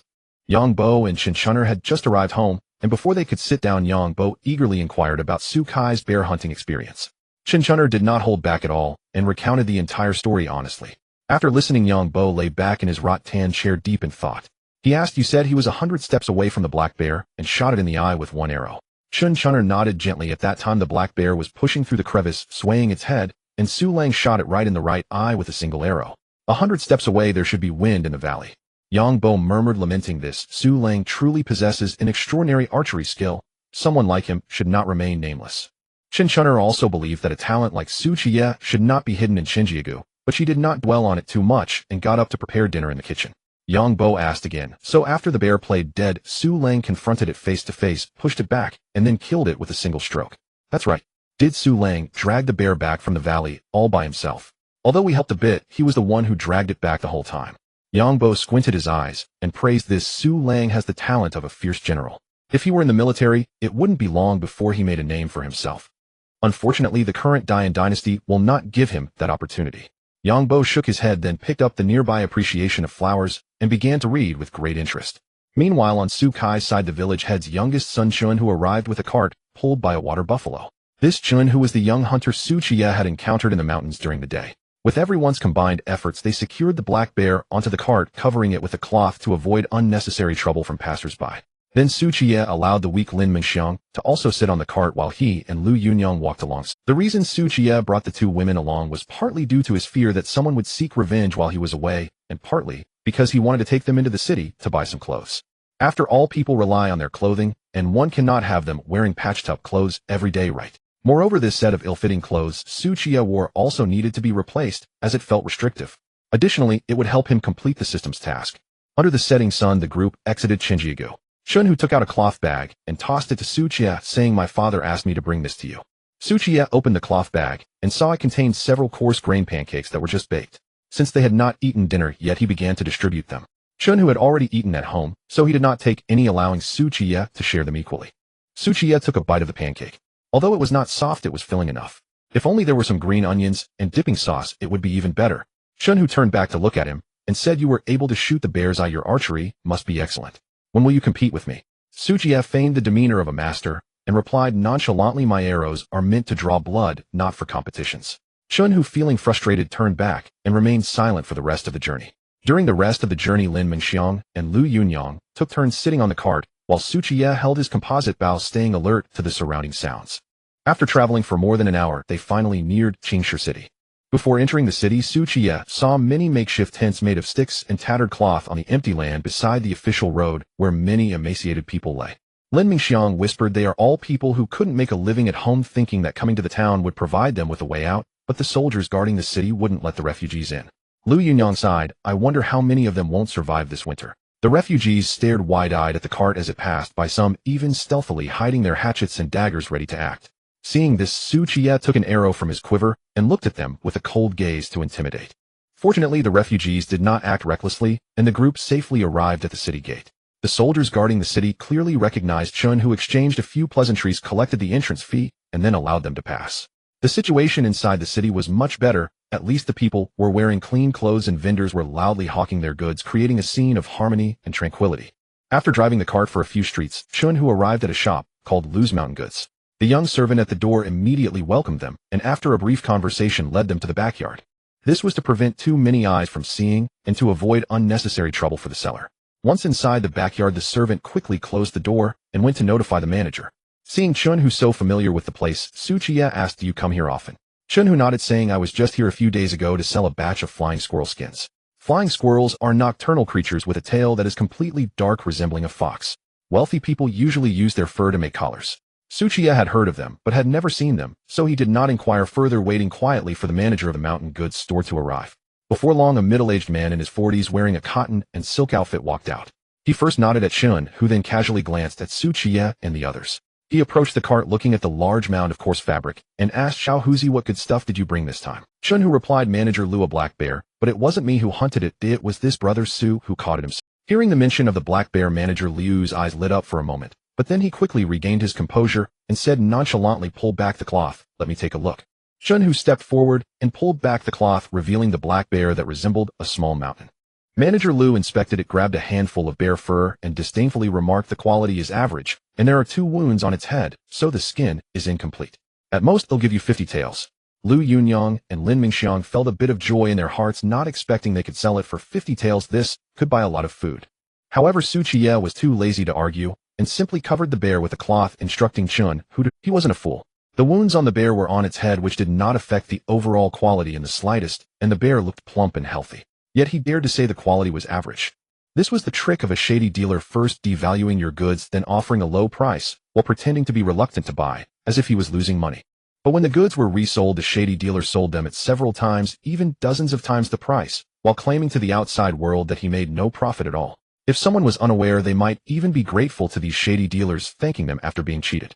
Seeing Qiye not even mentioning a price and preparing to leave, Manager Liu realized he was a discerning person and immediately forced a smile, saying, I must have misjudged, just now I must have misjudged. Winter is just around the corner, and those noble ladies in the city will soon flaunt their fur coats. This bear skin can bring in a significant profit.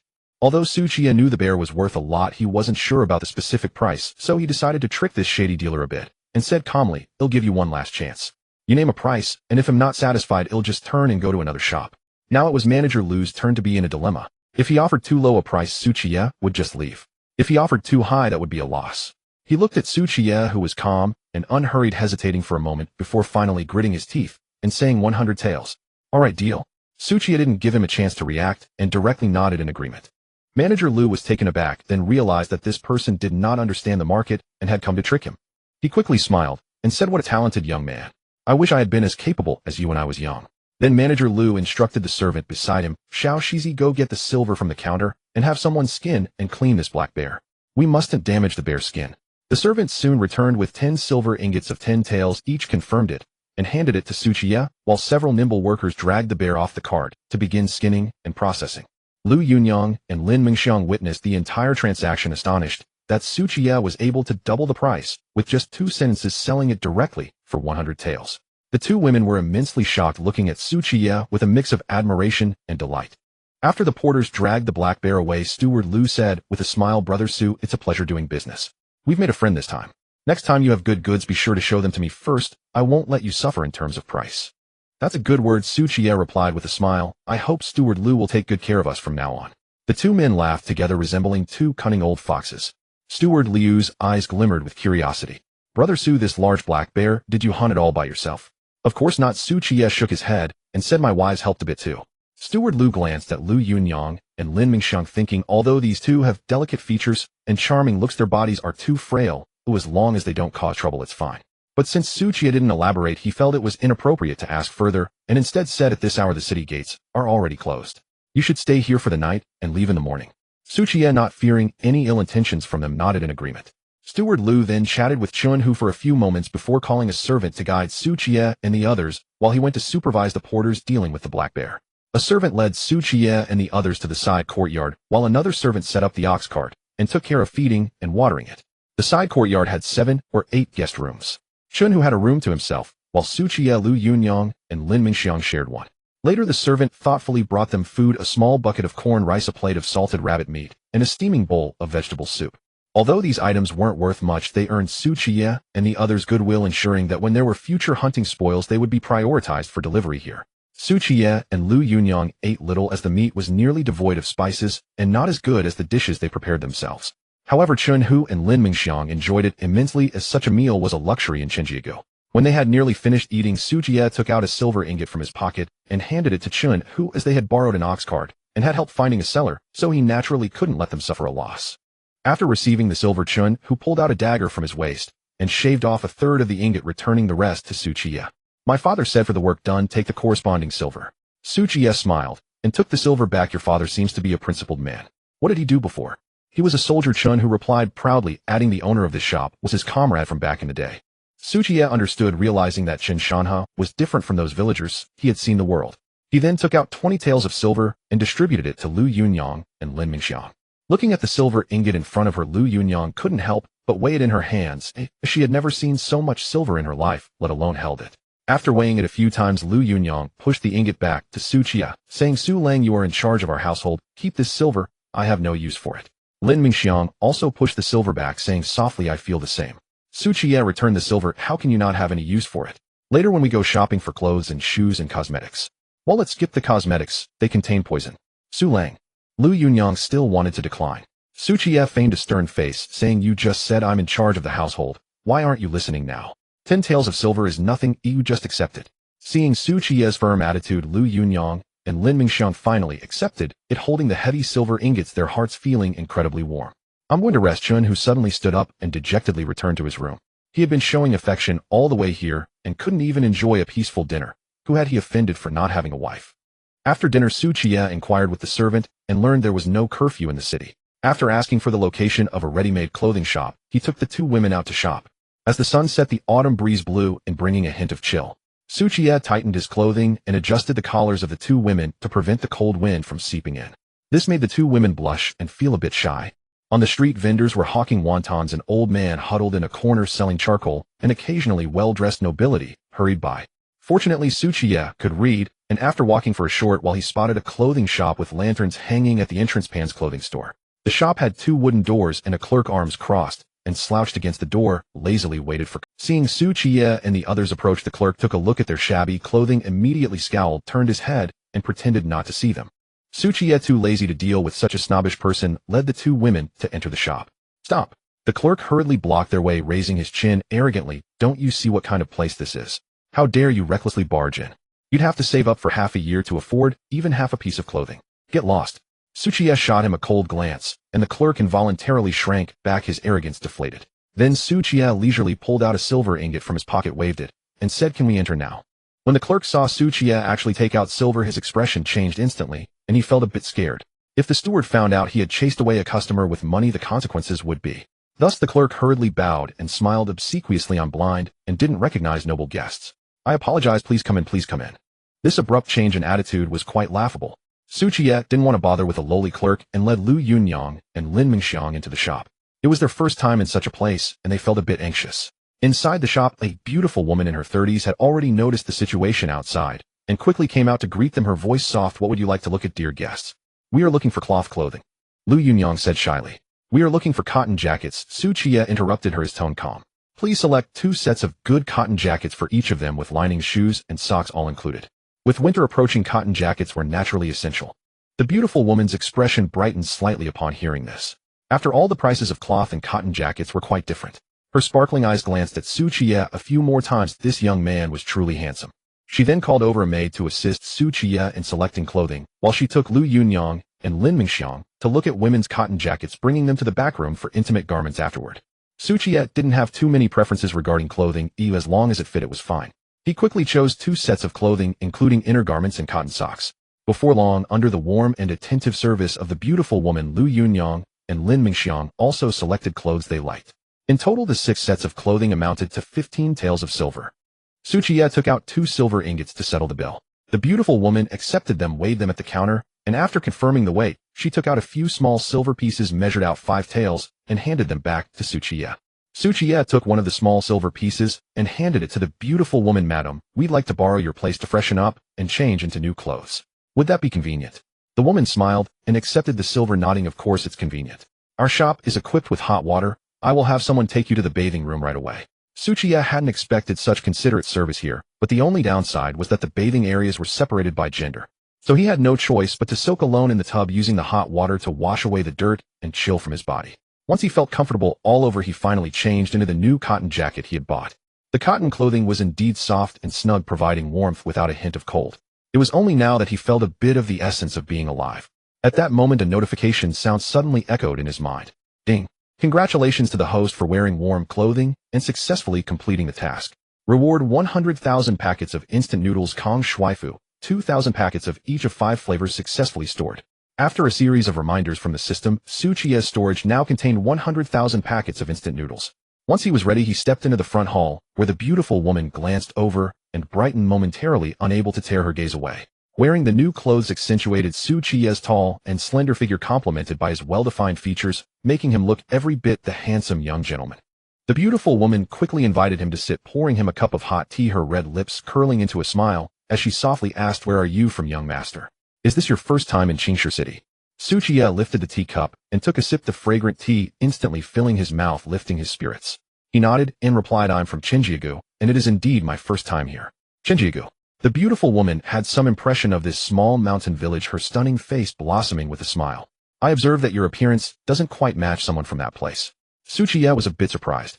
"Madam, you can read faces." The beautiful woman subtly nodded. "I learned a bit in my youth, but I specialize in palmistry. If you don't believe me, let me take a look." Qiye was naturally interested in this sort of fortune-telling, so he extended his hand. "I trouble you, madam. You're too polite, it's nothing." The beautiful woman gazed at Kai's hand with her sparkling eyes, her soft left hand cradling his palm. It felt a bit ticklish. Qiye gradually sensed something was off. The beautiful woman's technique felt familiar. Wait a minute, wasn't this the same trick he used to read palms for those female college students in his past life? Reading palms was just a facade. The real intent was to get close and take advantage, preparing for deeper interactions in the future. Qiye really hadn't expected to encounter such a tactic in this world. It was just that this time, he was the one being taken advantage of. Noticing the beautiful woman's fair skin and her somewhat attractive appearance, Qiye didn't rush to pull back his hand, and instead asked, "Madam, have you seen anything?" The beautiful woman lightly traced his palm with her fingertip, her enchanting eyes sparkling as her red lips parted slightly. "I see that you are a person of fortune, destined to have noble help in your life. Is it just a small manager?" Qiye turned his hand to grasp the delicate hand of the beautiful woman, transforming passivity into initiative, his fingers teasing her gently. The beautiful young woman gazed at him with her enchanting eyes, lightly biting her red lips, and said in a sultry tone, "What does the young lord desire?" Qiye leaned slightly, his handsome face drawing closer to hers. "Madam, do not be afraid. I am not greedy. Oh, I only wish to be the owner of this establishment." The beautiful young woman cast him a flirtatious glance, her tone tinged with a hint of melancholy. "Young lord, once you take my sister, not only this shop, but even I shall belong to you, free for your enjoyment." Qiye hadn't encountered such a skilled woman in a long time. Just as he was about to tease her further, soft footsteps were heard from the back of the hall. Liu Ruyu and Lin Mingxiang were coming out. Qiye immediately released her hand, intending to retract it, but unexpectedly the beautiful young woman playfully tightened her grip, refusing to let go. Qiye glared at her twice. Playing was one thing, but she must not overstep her bounds. The beautiful young woman pressed her red lips together and softly laughed. "Young lord, has my sister wronged you in any way? Why do you look at her like that?" As soon as she finished speaking, the curtain of the back door was lifted, revealing a pure, charming face adorned with a hint of shyness and joy, instantly captivating the onlooker. It was Liu Yunyang dressed in a light blue robe, exuding an air of gentle grace resembling a demure and delicate young wife. Liu Yunyang's eyes held a hint of shyness as she secretly glanced at Qiye, curious if Su Lang thought her outfit suited her, only to see that shameless woman tightly grasping Su Lang's hand. Liu Yunyang's gaze sharpened as she lightly glared at Qiye. Su Lang, what is going on? Qiye forcefully tugged at his hand, but the beautiful young woman held on too tightly. He could only feign nonchalance and said, Yunyang, this outfit suits you quite well. I find it very pleasing. The beautiful young woman replied, somewhat surprised, Young lord, you've actually married. Liu Yunyang's eyes unmistakably shot the woman a glare. Did she not know to let go upon hearing that? At that moment, Lin Mingxiang also stepped out from behind the curtain dressed in a light pink outer garment, which made her already alluring features even more captivating, though her figure was rather too slender. If only Lin Mingxiang were wealth, she would undoubtedly become a beauty who could topple cities with a smile much like Yang Guifei. Lin Mingxiang's eyes swept over the beautiful young woman's grip on Su Kai's delicate hand, and she spoke with a hint of sharpness. Since this sister has intentions, why does Su Lang not take her in? This way we could have more sisters. The beautiful young woman released Su Kai's hand and smiled lightly, saying, Sister is joking. I was merely reading the young lord's fortune. Lin Mingxiang softly asked, Did you see anything? The beautiful young woman nodded and replied, Your husband is indeed a blessed man, skilled at pleasing women, and will undoubtedly have many women entangled with him in the future. Lin Mingxiang said, It is good that my Su Lang has such fortune, but if those women wish to enter, they must first have Yunyang's approval. Liu Yunyang, being innocent-minded, would not understand such subtle banter, so she simply chose to remain silent and let Lin Mingxiang take the lead. Seeing that the atmosphere was becoming awkward, Qiye stood up and said, We should take our leave now and not trouble the madam any longer. With that, he lifted the bundle containing their clothing and turned to exit with Liu Yunyang and Lin Mingxiang. As the three were about to leave, the beautiful young woman affectionately called out, Young lord, do not forget what I said earlier. I am entirely yours. This was an outright provocation. Liu Yunyang couldn't help but turn back to pull the hair of that shameless woman, but Lin Mingxiang stopped her, whispering, Sister Mingxiang, she's just joking. Do not be angry. Qiye pretended not to hear. If he responded, it would only complicate matters further. Once the three exited, peals of triumphant laughter from women echoed within the shop. Liu Yunyang, fuming, asked, Su Lang, what did she mean by that? Qiye explained, I really did have her read my fortune. As for what she said at the end, I didn't quite understand it either. Lin Mingxiang chimed in to ease the tension. That woman was joking, merely trying to have some fun with us. The three in the midst of their journey suddenly froze as they heard the beautiful young woman's voice behind them. Young lord, my name is Penniless, so do not forget me. Qiye hadn't anticipated that simply letting her read his fortune would lead to her becoming so attached. It seemed he would need to interact more with Penniless in the future. But why did her name sound so much like Pangilian? However, since she had no husband, he wouldn't need to worry about someone showing up to demand return my brother's life. Inside the tailor shop, the beautiful young woman stood up and walked to the counter, fiddling with the abacus before suddenly looking up and calling out, Xiao Shanzi. The young attendant at the door turned pale and hurried into the shop, pleading, Shopkeeper, I admit I was disrespectful earlier. You can punish me however you see fit, but please do not dismiss me. His entire family's livelihood depended on him. If he were dismissed, his family would end up like those disaster victims outside the city, unable to survive the winter. The beautiful young woman replied indifferently, Since that young lord has chosen not to hold it against you, I have no desire to make things difficult for you either. You won't be receiving your wages for this month. You may leave now. The young attendant breathed a sigh of relief and expressed endless gratitude as he exited. Meanwhile, the beautiful young woman smiled lightly, her delicate fingers deftly manipulating the counting beads, creating a rhythmic sound. Su Lang, you truly are a good Su Lang. The night was too cold, and the group lost their desire to wander, so Qiye carried the bundle and led both women directly back to the mountain goods store, heading straight to their guest room. After setting down the bundle, Qiye said, It's late. We should sleep now. Liu Yunyang and Lin Mingxiang both clutched their clothing corners, heads bowed, their faces flushed, and none of them moved first. Qiye chuckled, saying, What do you expect me to invite you one by one? They'll go put out the lights. I want some water. Liu Yunyang and Lin Mingxiang's hearts trembled, hastily finding excuses, trying to delay even a moment, but how long could they prolong it? Unfortunately, they were both mistaken. This was not their home, but someone else's territory, and safety could not be guaranteed completely, so Qiye held no other ill intentions. Qiye lay in bed and softly began telling a bedtime story.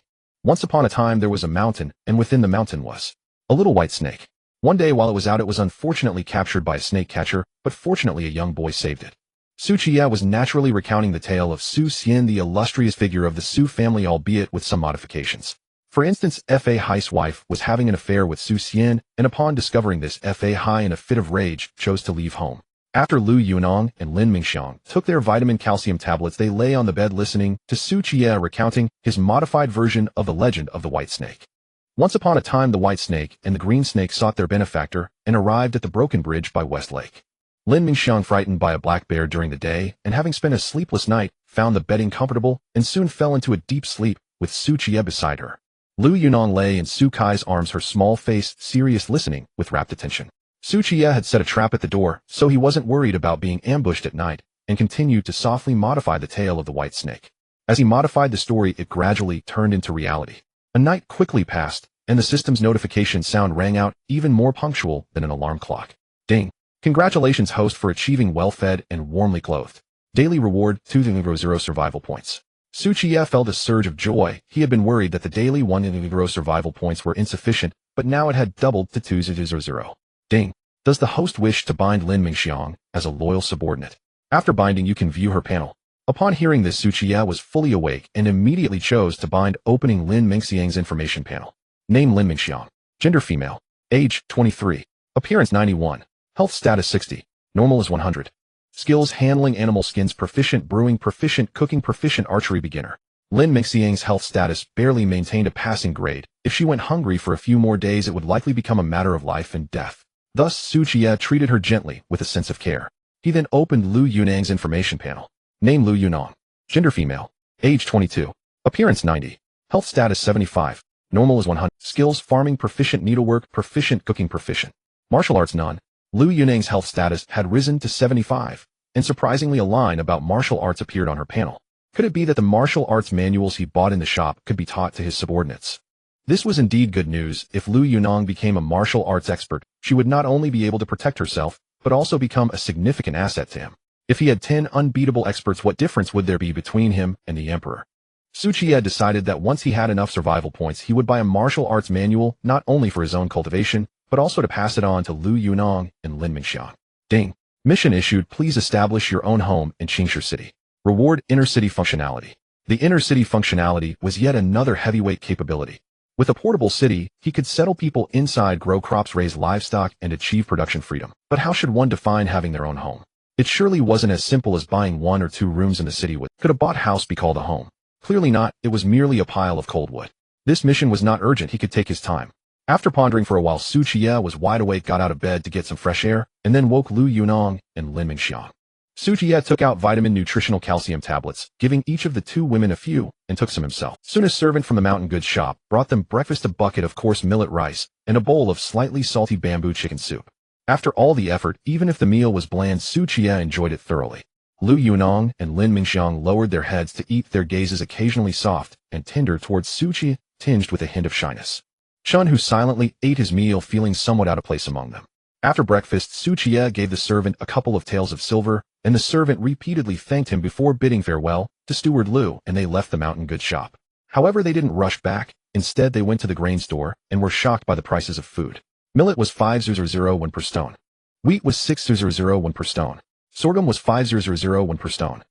This was an astronomical price. Even rice husks, which are usually used to feed pigs and chickens, had risen to 301 per stone, let alone white rice. After some thought, Su Qiye ultimately decided to buy 3 stones of millet and 5 stones of rice husks, intending to mix them together to take back to the villagers. Although this would be a bit unappetizing, it was still better than going hungry.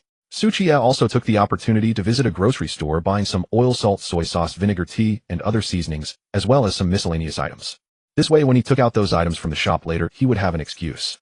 Afterwards, they loaded all the items onto the ox cart, secured them carefully, and covered them with thick cloth before leaving the mountain goods shop and heading out of the city. This trip yielded rich rewards. A bear sold for 100 taels of silver, and after buying cotton, clothes, food, and various other items, Su Qiye still had over 10 taels of silver left.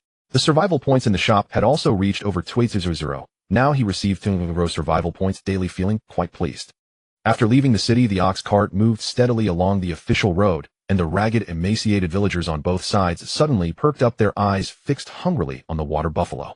For the starving refugees, this buffalo was like a divinely granted source of meat, not to mention the cart was loaded with a full load of goods.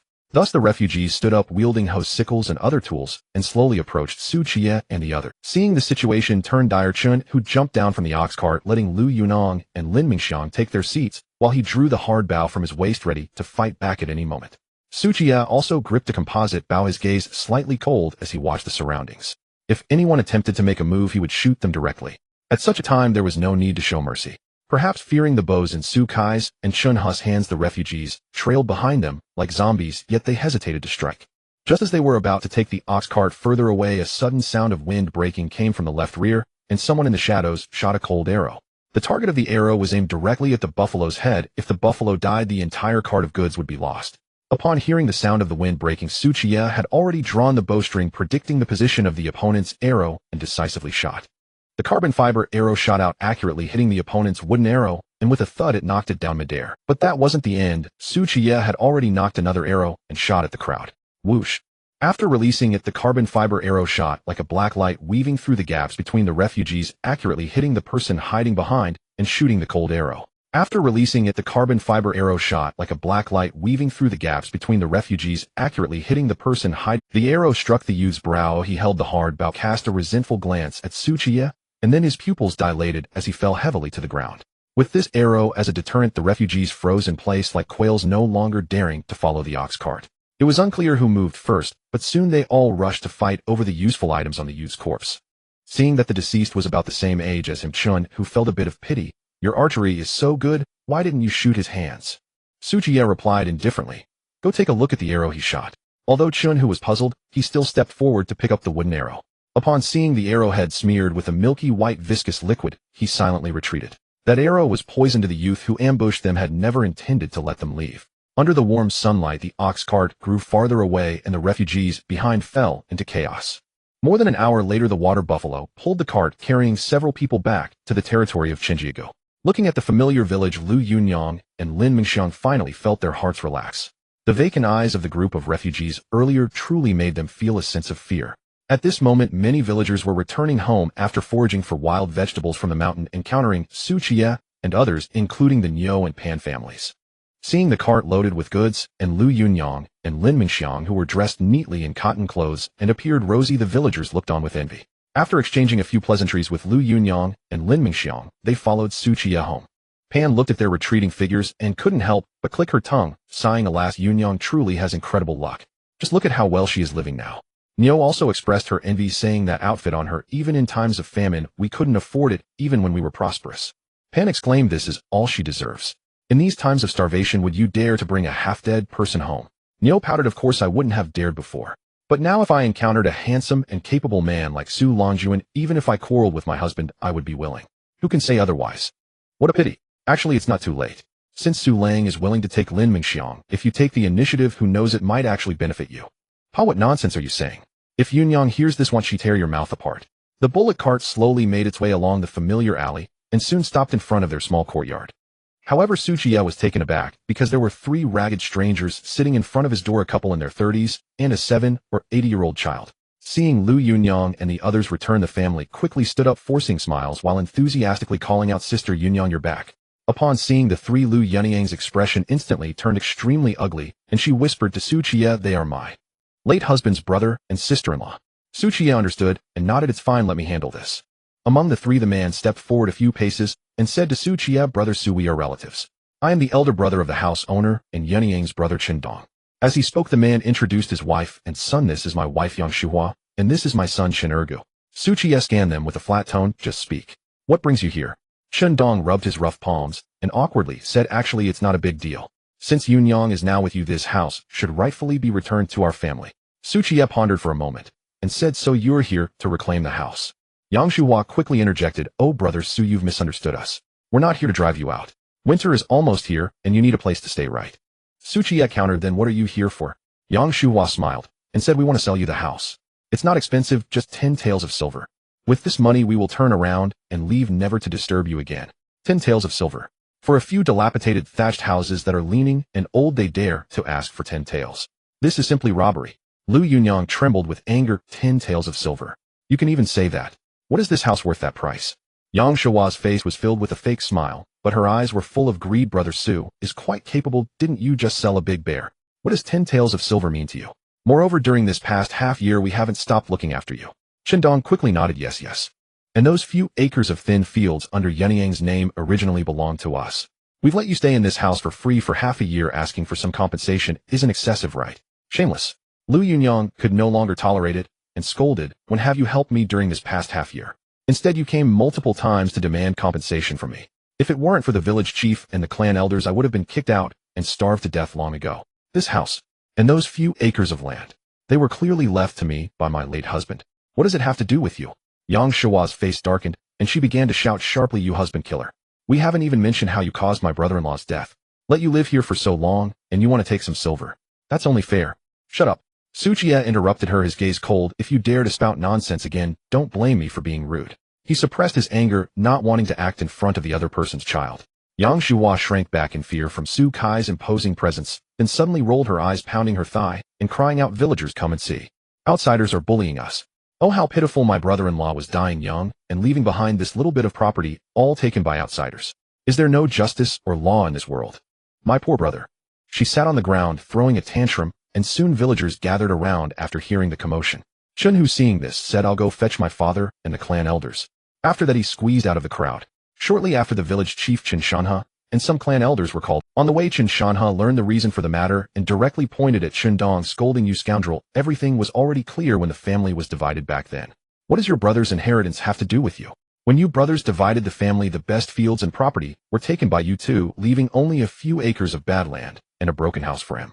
Now that your brother is gone, his belongings naturally belong to Yunyang. What face do you have to stir up trouble? Chen Dong stammered, uncle. While its true blood is thicker than water, he is still my biological brother. I cannot bear to see this little bit of family property from our ancestors fall into the hands of unrelated outsiders. Yang Shuhua got up from the ground, cursing like a shrew. Exactly. This house belongs to the Chen family. Yunyang can live, but letting this wild man live is unacceptable. Slap. Liu Yunyang was instantly furious, stepping forward a few paces, her right hand striking her face, fiercely scolding, watch your mouth. Who is a wild man? Yang Shuhua was stunned, covering her red right cheek, wanting to retaliate. But looking at Liu Yunyang's new cotton clothing and her unyielding aura, she instantly shrank back and dared not fight back. So Yang Shuhua turned her anger towards her husband, pinching and pushing him. You useless thing. I got hit, and you just sit there like a coward. You don't even dare to make a peep. With Su Qiye present, Chen Dong did not dare to lay a hand on Liu Yunyang. They had seen the fate of that thug who lost his hand last night. I can't live anymore. This life is unbearable. Well, how did I end up marrying such a scoundrel? My wife was beaten, and you didn't even say a word. Su Qiye was somewhat annoyed by the crying, interrupting, stop shouting, you just won the house back, right? Fine. We'll give it back to you. We won't live here anymore. With that, Su Qiye stepped forward and kicked the courtyard door open, heading towards the room inside. First he stored the newly changed duvet into the system warehouse, then went into the kitchen, taking all the traps, the raw deer skin, and seasonings like salt and MSG, leaving nothing behind. The entire process took less than a minute. Su Qiye then walked out of the courtyard and coldly said to the family of three, this house is returned to you. We won't live here anymore. After saying that, he led the water buffalo, preparing to take Liu Yunong and Lin Mingxiang away. Yang Shuhua was stunned, as she never expected Su Qiye to be so decisive and return the house to them. But what use would they have for these worthless old houses? Among the onlookers, the scholar Yang Bo said, Brother Su, if you don't mind, I happen to have an old courtyard that is vacant. It can be cleaned up and used for you to stay temporarily. How about it? With such a good offer, Su Qiye naturally would not refuse, immediately nodding and thanking. Then thank you, Brother Yang. He then led the ox cart, taking Liu Yunong and Lin Mingxiang towards Yang Bo's direction. Seeing that Su Qiye was really going to leave, Yang Shuhua panicked completely and quickly pleaded, hey, Brother Su, don't go. Don't go. This house is negotiable. Just 5 taels. No, you don't need to give silver, just some rice. Some food will do. We're all relatives. As she pleaded, the ox cart creaked, moving further and further away without stopping. Chen Dong, seeing no hope, couldn't help but complain. It's all your fault. Why were you so greedy? You asked for 10 taels of silver right away, completely offending them. Now look, we've lost everything. Yang Shuhua regretted it to the extreme, wailing. Who was I doing this for? Wasn't it for you? You used for your son. For me? How can you say that? Clearly we agreed last night that just a bit of food would be enough. Why did you have to ask for 10 taels of silver? Now look, this broken house is yours. You scoundrel, why are you taking your anger out on me? If you're a man, go beat up that bear. The couple quarreled, blaming each other, and within moments they were rolling on the ground in a fierce fight. The villagers watching shook their heads in dismay and then dispersed, worried about their food for the evening. Chen Shanha and the clan elders looked at the fighting couple with helpless eyes, and after a while they turned back home. Before long, only the couple rolling and fighting in the dirt remained, along with the helpless child crying nearby. Yang Bo walked alongside Su Qiye and said, if I'm not mistaken, what you are hauling on this ox cart should be. Su Qiye, unafraid of any ill intentions from the other party, nodded and said, Brother Yang is correct, it is food 3 stone of millet and 5 stone of rice husks. Yangbo said with some surprise. Brother Su wouldn't be thinking of mixing the millet and rice husks together to distribute to these foolish people, would he? Do you see anything wrong with that, Brother Yang? Qiye asked. Yangbo shook his head saying, mixing rice husks with millet is not wrong in itself, but the timing is not right. After a moment's thought, Qiye understood his meaning and said, Brother Yang means that I shouldn't distribute food to them now.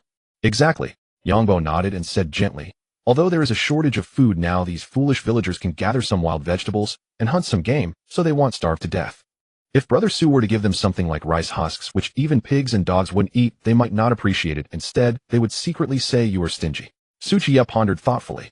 Yangbo continued, wait until winter when all the beasts hibernate and wild vegetables are hard to find. When people are truly starving, let alone giving them rice husks, even a handful of rotten leaves will make them grateful beyond measure.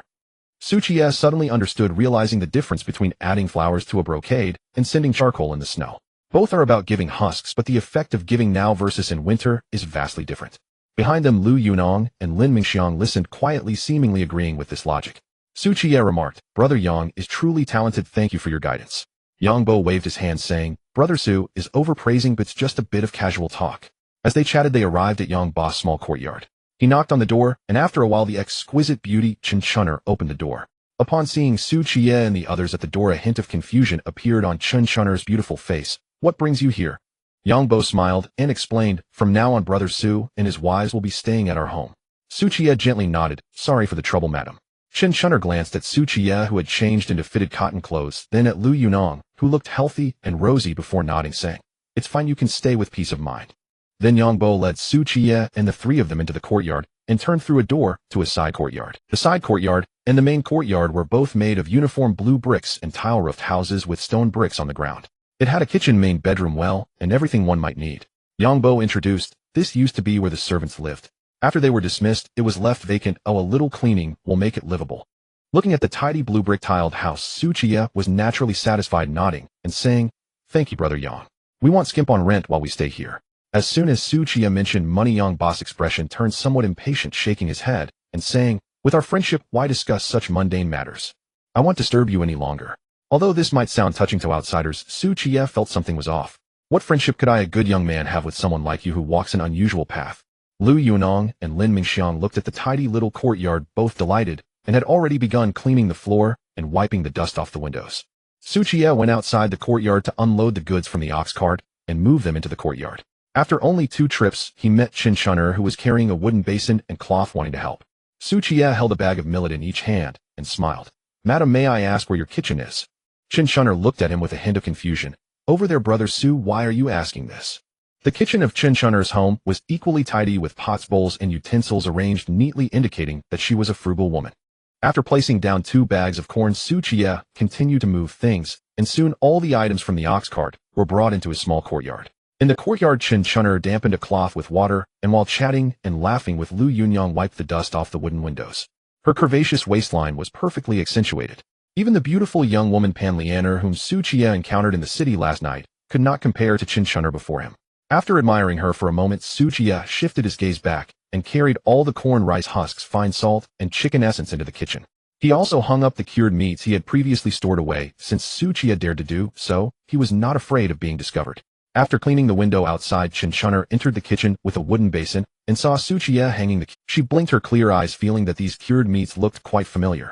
Qiye hung up the last cured rabbit and smiled, saying, if you want to eat, I can save a piece for you to try later. Chunchunner gazed at him with beautiful eyes, but these meats were stolen, weren't they? Qiye replied nonchalantly, yes, but then I chased them back. I'm not a fool, why would you deceive me?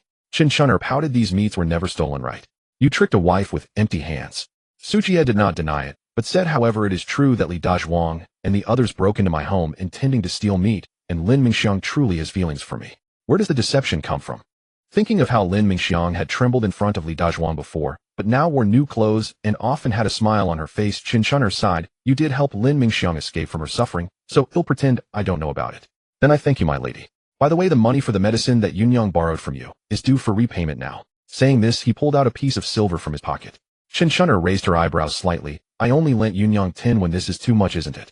The excess is a hush money for you, my lady, Qiye said, holding her delicate hand and slipping the. Then he didn't look at Chunchunner's expression and walked straight out of the courtyard. Chen Chun'er looked at the silver in her hand, bit her lip, and murmured, "If you're returning the money, why touch my hand?" "What is Sister Chun'er talking about?" Lin Mingxiang walked in from outside, curious. Chen Chun'er's face flushed slightly, and she quickly replied, "I was just wondering if you had lunch yet." "Sister, you reminded me. I almost forgot that Su Lang hasn't eaten yet. I'll prepare it right away." As the three women busied themselves, Su Qiye stepped outside the courtyard leading the water buffalo back. Though Su Qiye did not know the way the old buffalo did. He loosely tied the reins, gently patted the buffalo, and it began to slowly walk towards his home. Before long, the old buffalo stopped in front of a wealthy family's grand entrance. The scale of the courtyard walls and gates indicated it was a prosperous family with at least 2 courtyards.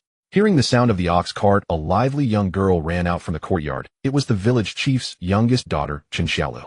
At just 19, Chen Xiaolu radiated youthful vigor. Her sparkling eyes scanned Su Qiye, and she curiously asked, "Can you really shoot a flying arrow?" Su Qiye nodded. "I can hit it, even with my eyes closed." "You're boasting." Chen Xiaolu clearly did not believe him, leading the water buffalo into the courtyard, while saying, "Just wait, I'll go get my bow." Before long, Chen Xiaolu ran out holding a quiver of arrows and a sturdy bow, excitement written all over her pure and lovely face. "This is my father's treasure, a 2-stone bow. Only my elder brother can shoot an arrow, my third brother still can't draw it. As long as you can shoot 2 arrows, I will believe you." Su Qiye took the sturdy bow and found it seemed to be a military-grade bow requiring at least 60 kilograms of force to fully draw with one arm. Even the fierce warriors in the army would be exhausted after shooting 1 arrow. A very few could shoot 2 in succession. Su Qiye asked, "What do you want me to shoot?" Chen Xiaolu looked around and found there were no good targets, so she simply picked up a walnut-sized stone from the ground and stood 10 steps away holding it above her head. "Just shoot the stone on my head."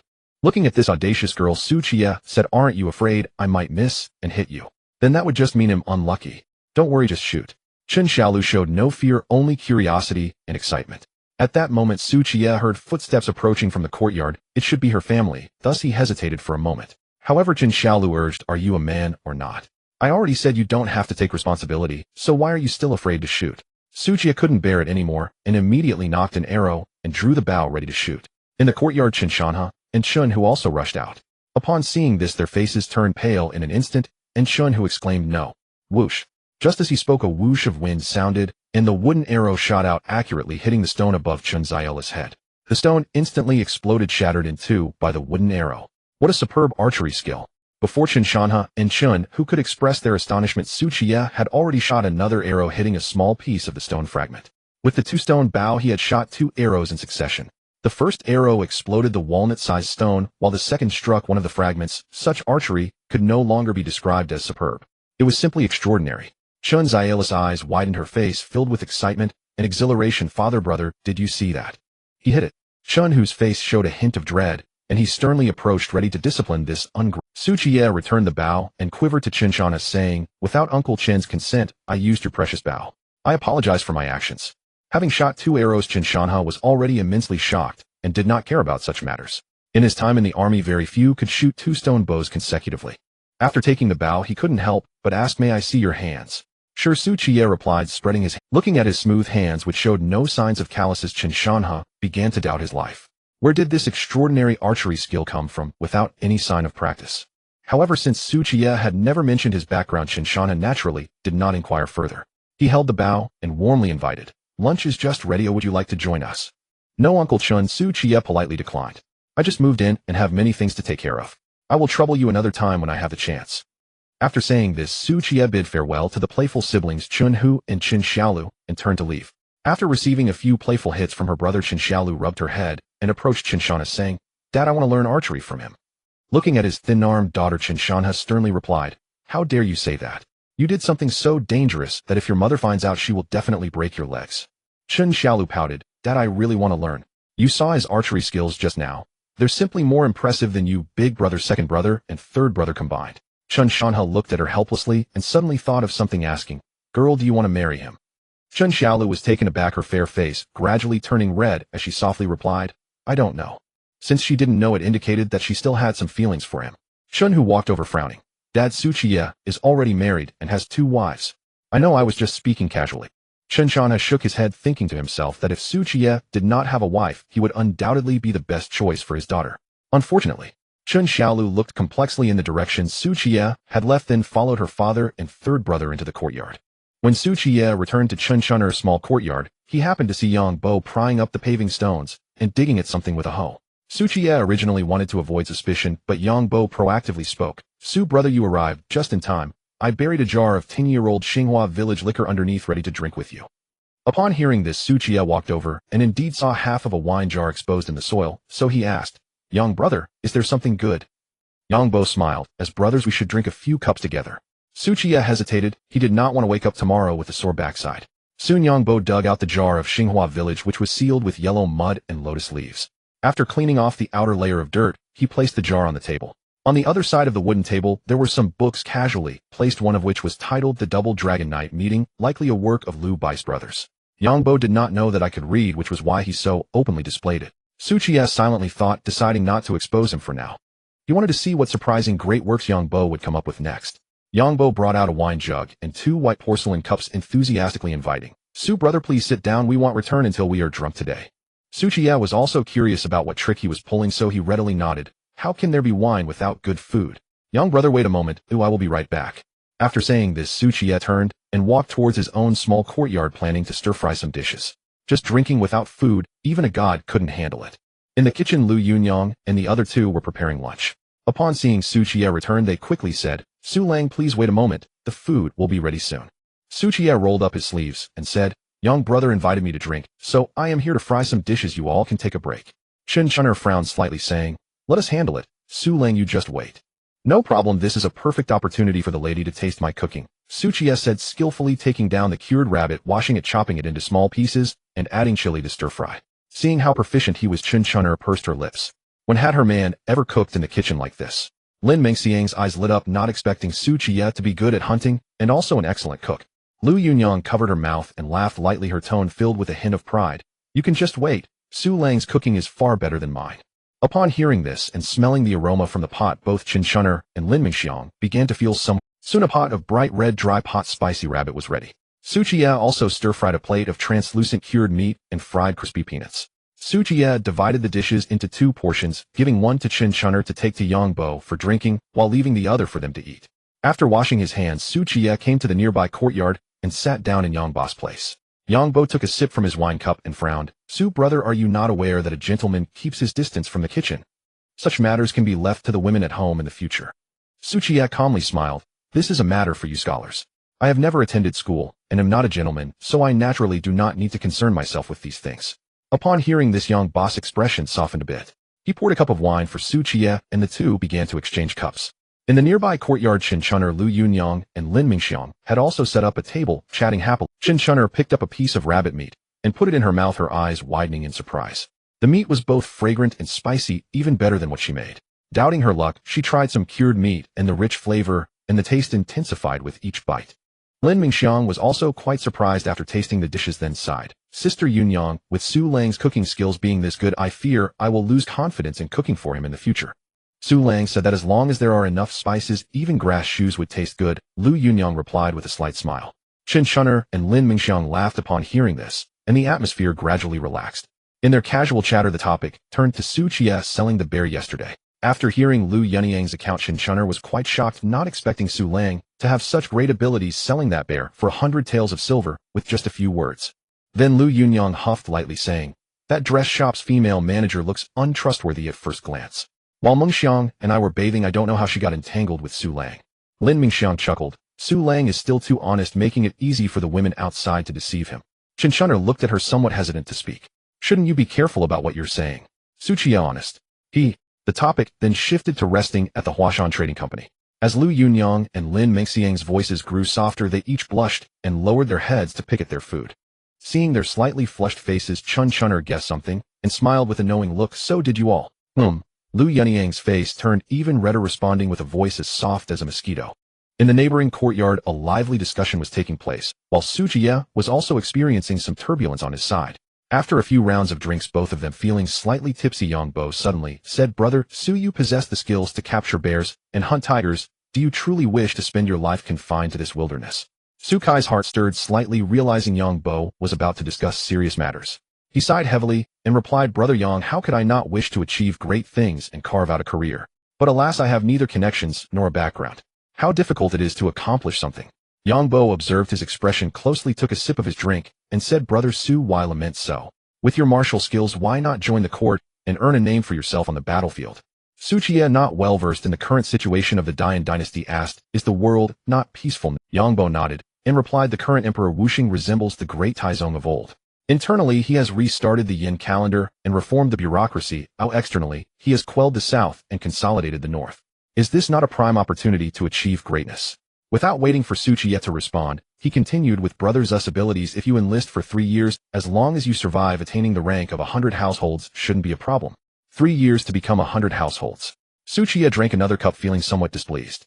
"Brother Yang, do you look down on me?" "Of course not. I simply misspoke after drinking too much." Yangbo chuckled and corrected himself. "Brother Su should be able to become a deputy 1,000 households. A hard-earned position, yet still a deputy." Qiye, not a fool, naturally caught on to something. He said, "Is there truly no one in the court? Even if one possesses genuine talent, they cannot rise." Yangbo did not say it outright, but replied, "Since Emperor Wuxing ascended the throne, he has held 4 rounds of exams in 3 years. Those on the list are either from prominent families in Guangzhou or from the 6 clans of the south. The remaining slots have been thoroughly divided among the nobility in the court.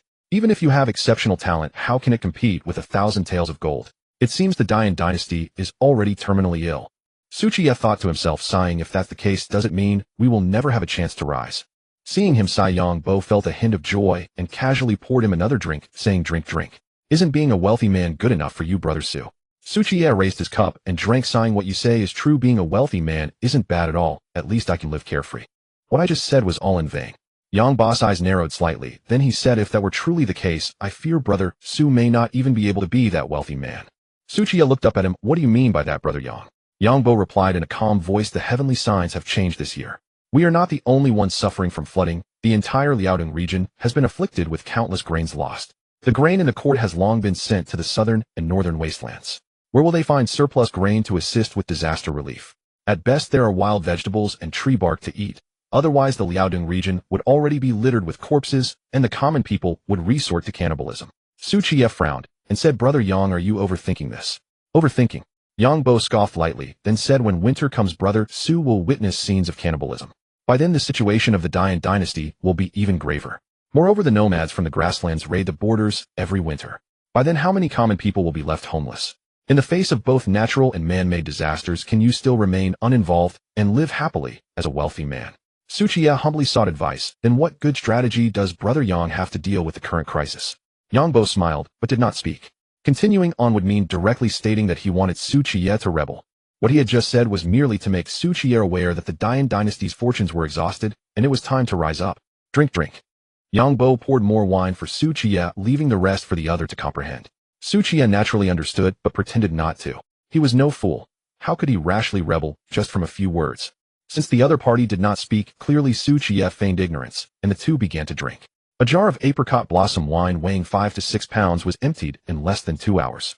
Yangbo had a strong tolerance for alcohol, his face slightly flushed, but showing no signs of drunkenness. Qiye, however, began to speak nonsense, saying, "Brother Yang, upon meeting you, I knew we would be good friends. When I saw your wife, I knew I was fated to have you as my brother. Come, drink again." "I'm not drunk, though I can still drink." As he spoke, Qiye leaned over the table and fell into a deep sleep. Seeing this, Yangbo shook his head and had Chunchun'er call Liu Yunyang and Lin Mingxiang to help Su. Seeing Qiye unconscious, the two women shot a few glances at Yangbo, then hurriedly approached to support Qiye, saying, "Su Lang, why did you drink so much?" "Yunyang, I'm not drunk. You dance a little for the elder to liven things up." Qiye was supported back to his courtyard by his wives, one on each side. After they left, Chunchun'er couldn't help but say, "Why on earth did you drink so much with Su Lang?" Yangbo said faintly, then turned and entered the study. Chunchun'er sighed helplessly and began to tidy up. After helping Qiye into the room and settling him on the bed, Liu Yunyang and Lin Mingxiang looked at the drunken man, their eyes filled with a mix of tenderness and worry. Liu Yunyang softly said, "Mingxiang, you take care of Su Lang here. I'll go make him some porridge. No need to trouble yourself." Before she could finish, the drunken Qiye woke up from the bed. Seeing him awake, Liu Yunyang exclaimed in surprise, "Su Lang, you're not drunk." Qiye nodded and replied, "I am the white tiger deity incarnate. How could a mere jar of wine intoxicate me? You must know before the crossing he was a project manager at a listed company, almost daily attending social events, mixing various drinks, white beer, red. The wine in this era is only roughly distilled, not very strong, and drunk slowly, so naturally, he wouldn't get drunk." Lin Mingxiang, somewhat unconvinced, asked, "Although this apricot blossom wine isn't strong, it has a substantial after effect. Su Lang, are you really okay?" Qiye rose and moved his body very alertly, saying, "So do you believe I'm not drunk now?" Liu Yunyang bit her lip and nodded, saying, as long as you're not drunk, I'll go heat up some dishes for you to eat. It's good to rest afterward. Sukai's dinner was a mix of corn and white rice accompanied by a plate of stir-fried cured meat, which he enjoyed immensely. After the meal, Qiye taught Liu Yunyang and Lin Mingxiang how to clean their mouths with toothpaste and toothbrushes. He even bought a few packs of tissue from the marketplace for them to use. Qiye also bought several sets of warm bedding supplies from the marketplace, covered with bedding bought from the cloth store, keeping warm without fear of exposure. After the three of them took vitamin calcium tablets, seeing that it was already dark outside, Qiye looked at the two and smiled. It's time to rest now. Lin Mingxiang nervously twisted her clothes and said softly, then Su Lang Yunyang, I won't disturb your rest, I'll go back to my room. Qiye grabbed her and smiled. Where are you going? There are no outsiders. Tonight you should rest with Yunyang. I can just go to the next room. Lin Mingxiang stole a glance at Liu Yunyang, her cheeks flushed and hot, shyly saying this. How can that be? What's wrong with that? Qiye laughed, saying it's good for both of you to be together for mutual support, isn't it? Liu Yunyang shyly replied, but, Su Lang, will I disturb you? No problem, you two rest easy, I'll go out first. After saying this, Qiye exited the room. Inside, the oil lamp dimmed, and soon the sound of rustling could be heard. In the adjacent courtyard, Chun'er lay alone in bed, tightly clutching her blanket, and fell asleep in the darkness. In the adjoining study, Yang Bo leaned back against the bed, excitedly looking at the book in his hands under the dim light. In the pitch-black night, the autumn wind rustled. A faint light flickered in Li Dazhuang's room, and voices murmured within. Dazhuang, we can't just let this grievance go. It was Chun Haizi who spoke, his left foot nearly crippled by a trap, gritting his teeth. Sun Erlin, also injured on his left foot, said coldly, Li Dazhuang, we call you big brother, but you can't ignore us, can you? Liuzi lost his hand for you. Exactly, we can't just let that Su guy off easily. The other three thugs in the room chimed in, including Liuzi, who had lost a hand to Qiye. Li Dazhuang's face darkened. You think I don't want to kill that pretty boy? He stole my wife, who I dream of killing. Chen Haizi spoke first. What's the plan, Dazhuang? Just say the word, and we're with you. The others nodded, pledging their loyalty. Seeing them nod, Li Dazhuang limped to a corner and pulled out a bamboo tube, revealing the brown liquid inside. This is the sap of the poison arrow tree. If that Su fellow gets even a drop, not even the gods can save him. Sun Erlin rejoiced. So you were prepared all along, Dazhuang. Just smear this on arrows and blades, and killing that Su will be like slaughtering a dog. Haha, exactly. The thugs laughed in agreement. Liu's eyes were bloodshot as he venomously said, I'll chop off that pretty boy's hands and feet to quell my hatred. Li Dazhuang smirked smugly. Don't worry, Liuzi, that chance will come. Sun Erlin rubbed his hands, asking eagerly, and what about Widow Lu? At this, everyone's eyes lit up. Though Widow Lu was deemed a jinx and they dared not touch her, wasn't there still Lin Mingxiang? She too was a beauty. The only question was, would Li Dazhuang allow it? Seeing his brothers staring at him, Li Dazhuang laughed. Relax, Widow Lu and Lin Mingxiang are yours to handle. I won't interfere. You're the best, Dazhuang. I've had my eye on Lin Mingxiang for ages. I knew you were a sneaky bastard daring to covet the boss woman. But hey, so am I, ha. The room filled with gleeful laughter, as if they had already won against Qiye. Chen Haizi suddenly said, but that Su is hiding in the scholar's house. We can't just barge in, can we? Sun Erlin retorted, idiot, just wait for him to come out. He's bound to go hunting sooner or later. Li Dazhuang sneered, if he stays hidden, so be it. Once our legs heal, we'll kill the scholar too, and become bandits in the mountains. Sun Erlin chuckled, perfect. I've had my eye on Chun'er too for a long time. Every man in Xinjiagu covets her. Now with Dazhuang leading us, we brothers have something to hope for. A flicker of ferocity crossed Li Dazhuang's eyes. These bastards discussing women right in front of him, a cripple. Wasn't that rubbing salt in the wound? But thinking of their future usefulness, he forced a smile. Brothers, once we kill that pretty boy and become bandits, we'll loot whichever house we want and bed whichever woman we please. Long live Dazhuang. Our lives are yours. After we ransack Xinjiagu, let's hit Qingshiqing. The noble ladies there are all top-notch. They were all petty thugs daring to dream, but not to act, until now. With a leader, their courage swelled. Enough talk. Let's eat first. Li Dazhuang brought a pot of wild vegetable soup cooked with bark. They devoured it like starving ghosts. After gulping down the soup, they chatted and laughed, while smearing the poisonous sap onto arrowheads and machetes. The night passed quickly, and Qiye received a system prompt. Ding. Daily shop survival points of 2000 credited. Balance, 37560. Seeing his balance over 300, Qiye opened the shop and searched for the 9 Sons Divine Art. The price was hundreds of thousands, so he silently closed the page. Since he was going to practice martial arts, he naturally wanted the best. The other manuals weren't worth wasting survival points, or the time to train. After waking up, Qiye quietly got out of bed, stepped outside, and splashed cold water on his face to clear his head. Then he re-entered the room. Liu Yunyang, wrapped in a quilt, her delicate cheeks rosy, was still lazily sleeping in. Qiye couldn't resist leaning down and kissing her. Liu Yunyang's lashes fluttered, then she opened her drowsy eyes. Su Lang morning. Before finishing, she closed her eyes again. Qiye smiled helplessly and went to the other room to wake Lin Mingxiang. She was already awake, half-wrapped in the quilt, her alluring peach blossom eyes gazing at him. "Sulang, why are you up so early? It is rather cold, no wonder you don't want to get up," Qiye said with a smile, then lifted the covers to warm him. Half an hour later, the three of them were fully dressed and washing up in the yard. Liu Yunyang and Lin Mingxiang wore soft sneakers while Qiye had on hiking boots. Then the two women quickly prepared breakfast. After eating, Qiye handed out vitamin calcium tablets, which had become a routine. Seeing the clear weather, Qiye decided to take both women hunting in the mountains and teach them how to use a pistol. Since Liu Yunyang and Lin Mingxiang were now his women, it was good to teach them some self-defense. After greeting Chen Chun'er and her husband, the three set off with dry rations and water, leaving the small yard toward the mountain. Outside the yard, the spy, Chen Haizi, saw them leave and rejoiced, rushing to inform Li Dazhuang. With comfortable shoes, the uphill path was much easier. In less than half an hour, they reached a secluded forest. After choosing a spot, Qiye said to them, "Yunyang Mingxiang, I'm going to teach you a unique concealed weapon from my hometown. Once you learn it, even if you encounter a bear again, you won't need to run. You'll handle it with ease." Curious, Liu Yunyang and Lin Mingxiang watched as Qiye pulled out a Glock pistol from his waist and began explaining. "First rule, never point the muzzle at your own people. This is the safety. This is the on position." Since guns were dangerous, Qiye explained meticulously. Liu Yunyang and Lin Mingxiang listened intently. After a quarter of an hour of demonstrations, he had them take turns firing while he guided their posture, and bang, bang, bang. The sharp sounds echoed through the woods. They improved quickly from initial nervousness and fear to calmly pulling the trigger. On the lower half of the nearby mountainside, Li Dazhuang and his 5 men carrying bows and machetes were head bang, bang, bang. Listening to the gunfire coming from the forest ahead, Li Dazhuang frowned sharply. "What the hell is that sound?" Behind him, son Erlin remarked, "It sounds like firecrackers. That guy must be bringing widow Liu and the elder sister to set them off." Chen Haizi gasped. "What's the point of setting off firecrackers?" Li Dazhuang lowered his voice. "Don't be so loud, or they'll discover us. Get the poisoned arrows ready. When you see the pretty boy, follow my orders." The 5 ruffians nodded in unison, then they quieted their footsteps and slowly followed Li Dazhuang toward the forest ahead. Soon Li Dazhuang led them to hide behind a dense thicket. Pushing aside the branches, they could see Qiye standing behind Lin Mingxiang, one hand gently resting on her slender waist, the other holding her hand, fiddling with something. Their actions were not only intimate, but also filled with laughter. When enemies meet, they become particularly hostile. Li Dazhuang's eyes reddened as he gritted his teeth and said to the others, "Get ready to shoot." "I said shoot when I tell you to." Son Erlin hesitated, but that would hurt Lin Mingxiang. Li Dazhuang grabbed his collar and said viciously, "She's just a worthless woman. If she dies, she dies. Listen to me, get ready to shoot." Among the 6 ruffians, only son Erlin and 2 other small-time thugs had bows. They drew out the poisoned arrows, knocked them on their bows, and aimed at Qiye, slowly pulling back the strings. "Fire!" With Li Dazhuang's violent shout, son Erlin and the other 2 simultaneously released the strings, and 3 poisoned arrows shot through the air towards Qiye. Upon hearing Li Dazhuang's voice, Qiye sensed the danger immediately. He pushed Lin Mingxiang down in front of him and shouted to Liu Yunyang beside him. "Yunyang, hide behind the tree." Swish, swish, swish.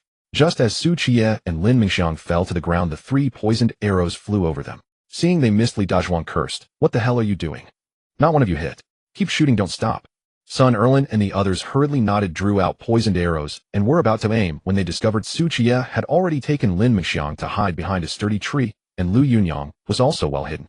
Seeing they were all hidden behind the tree, Li Dazhuang angrily slammed the ground. "Su, if you have the guts, don't hide. Come out and face me." Behind the tree, Lin Mingxiang's heart raced as she felt a surge of fear. She gritted her teeth and said, "It's Li Dazhuang and his gang. It's fine. I was worried about how to kill them in the village, but now they've come right to my door." Qiye sneered, then took the handgun from Lin Mingxiang's hand. He opened the magazine, loaded it with bullets, and after rechambering, Qiye took a deep breath, his eyes suddenly becoming sharp. From behind the bushes, Li Dazhuang provocatively taunted, "Pretty boy, weren't you very tough? Why are you hiding? Come out and face me." Before he finished his words, Qiye moved. He sprang out from behind the tree with the agility of a hunter, leaping into the air, steadying his wrist gun barrel aimed at the shadows behind the thicket, and gently pulled the trigger. Bang, bang, bang. 3 sharp and piercing gunshots shattered the tranquility of the forest. After the bullets were fired, Qiye had already landed steadily behind another large tree. Li Dazhuang and the others didn't even see his face clearly. They only noticed a dark shadow flash between the trees, and the gunshots rang out before they could even aim their arrows. Puff, puff. Son Erlin and Liuzi, who had lost his hand suddenly, had bloody holes appear in their foreheads. Confusion and disbelief filled their eyes, and they slowly fell to the ground, blood gushing out. "Oh, Dazhuang, save me." Another small-time thug was shot in the chest. He clutched his wound with both hands, rolling on the ground in pain, struggling a few times before falling completely still. In an instant, silence fell. Looking at the three corpses lying in pools of blood, Li Dazhuang, Chen Haizi, and the last small-time thug were all stunned, their faces filled with fear. They didn't even see how Qiye acted. They only saw a shadow flash by, followed by 3 piercing sounds. And then their brothers just died like that. Wasn't it said that killing Qiye was like slaughtering pigs and dogs? Why does it seem like they are the pigs and dogs now? Ghost, it's a ghost. The small-time thug was terrified to the core, abandoning his bow and arrow, crawling and rolling away in a panic. He regretted it. He wanted to go home. Bang. But this small-time thug only managed to take 2 steps when the back of his head exploded, blood and brains splattering everywhere. His body lurched forward due to inertia and then fell heavily to the ground. Chen Haizi's face turned pale with fear, trembling violently. Dazhuang, it's over. Let's beg for mercy. Li Dazhuang's face turned ashen, realizing how terrifying the existence he had provoked was. The reason he had survived until now was simply because Qiye had been too lazy to kill him in the past. Just as Li Dazhuang was about to say something, he heard a bang, and a bloody hole appeared on Chen Haizi's head, warm blood splattering all over his face. In the blink of an eye, only Li Dazhuang was left. His eyes were filled with fear, his body icy cold. The brothers who had laughed and talked with him last night and decided to venture into a career with him were just dead. Overwhelmed by fear, Li Dazhuang threw away the poisoned machete in his hand, scrambling out from behind the bushes, heavily bowing his head in the forest to beg for mercy. Brothers Su, no.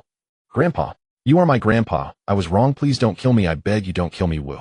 Within moments, his forehead was broken, blood mixed with tears covering his terrified face. Looking at Li Dazhuang crawling out like a pig or dog, constantly bowing his head to beg for mercy, Qiye held the gun and slowly walked toward him, stepping on the fallen leaves.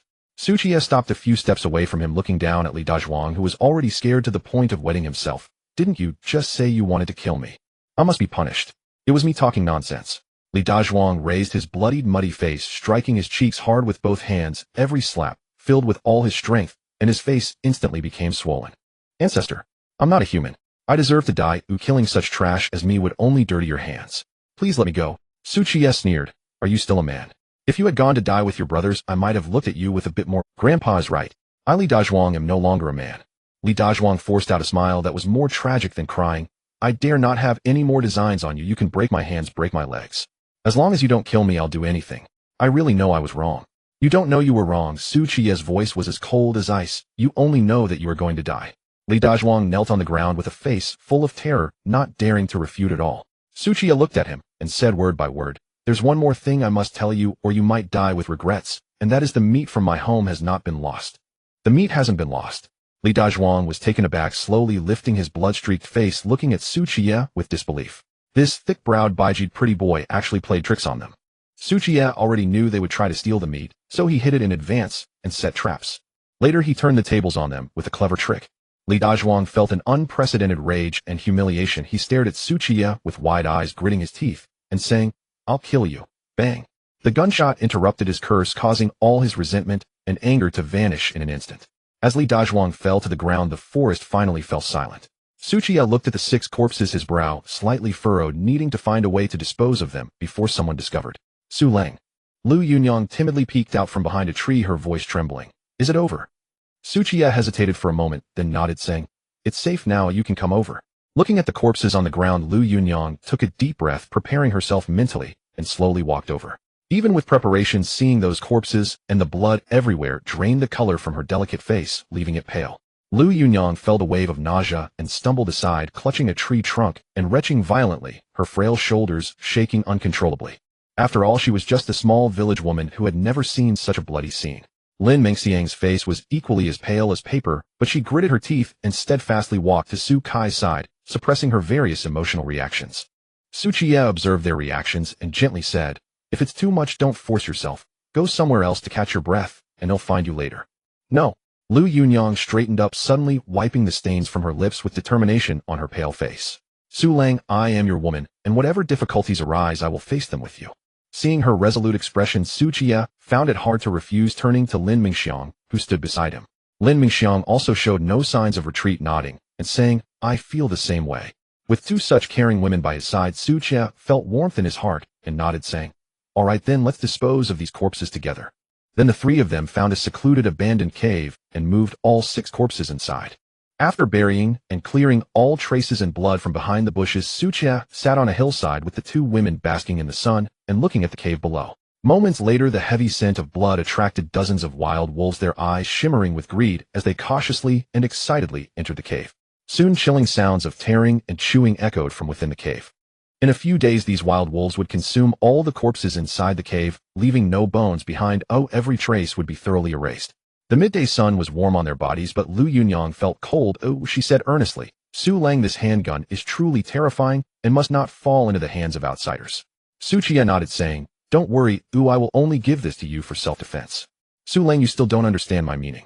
Liu Yunyang said seriously, this thing can only be in your hands. You cannot give it to me or Mengxiang. Lin Mengxiang also nodded, saying, Sister Yunyang is right. If the handgun falls into the hands of outsiders, Su Lang, you will also be in danger, so it must not be given to anyone else.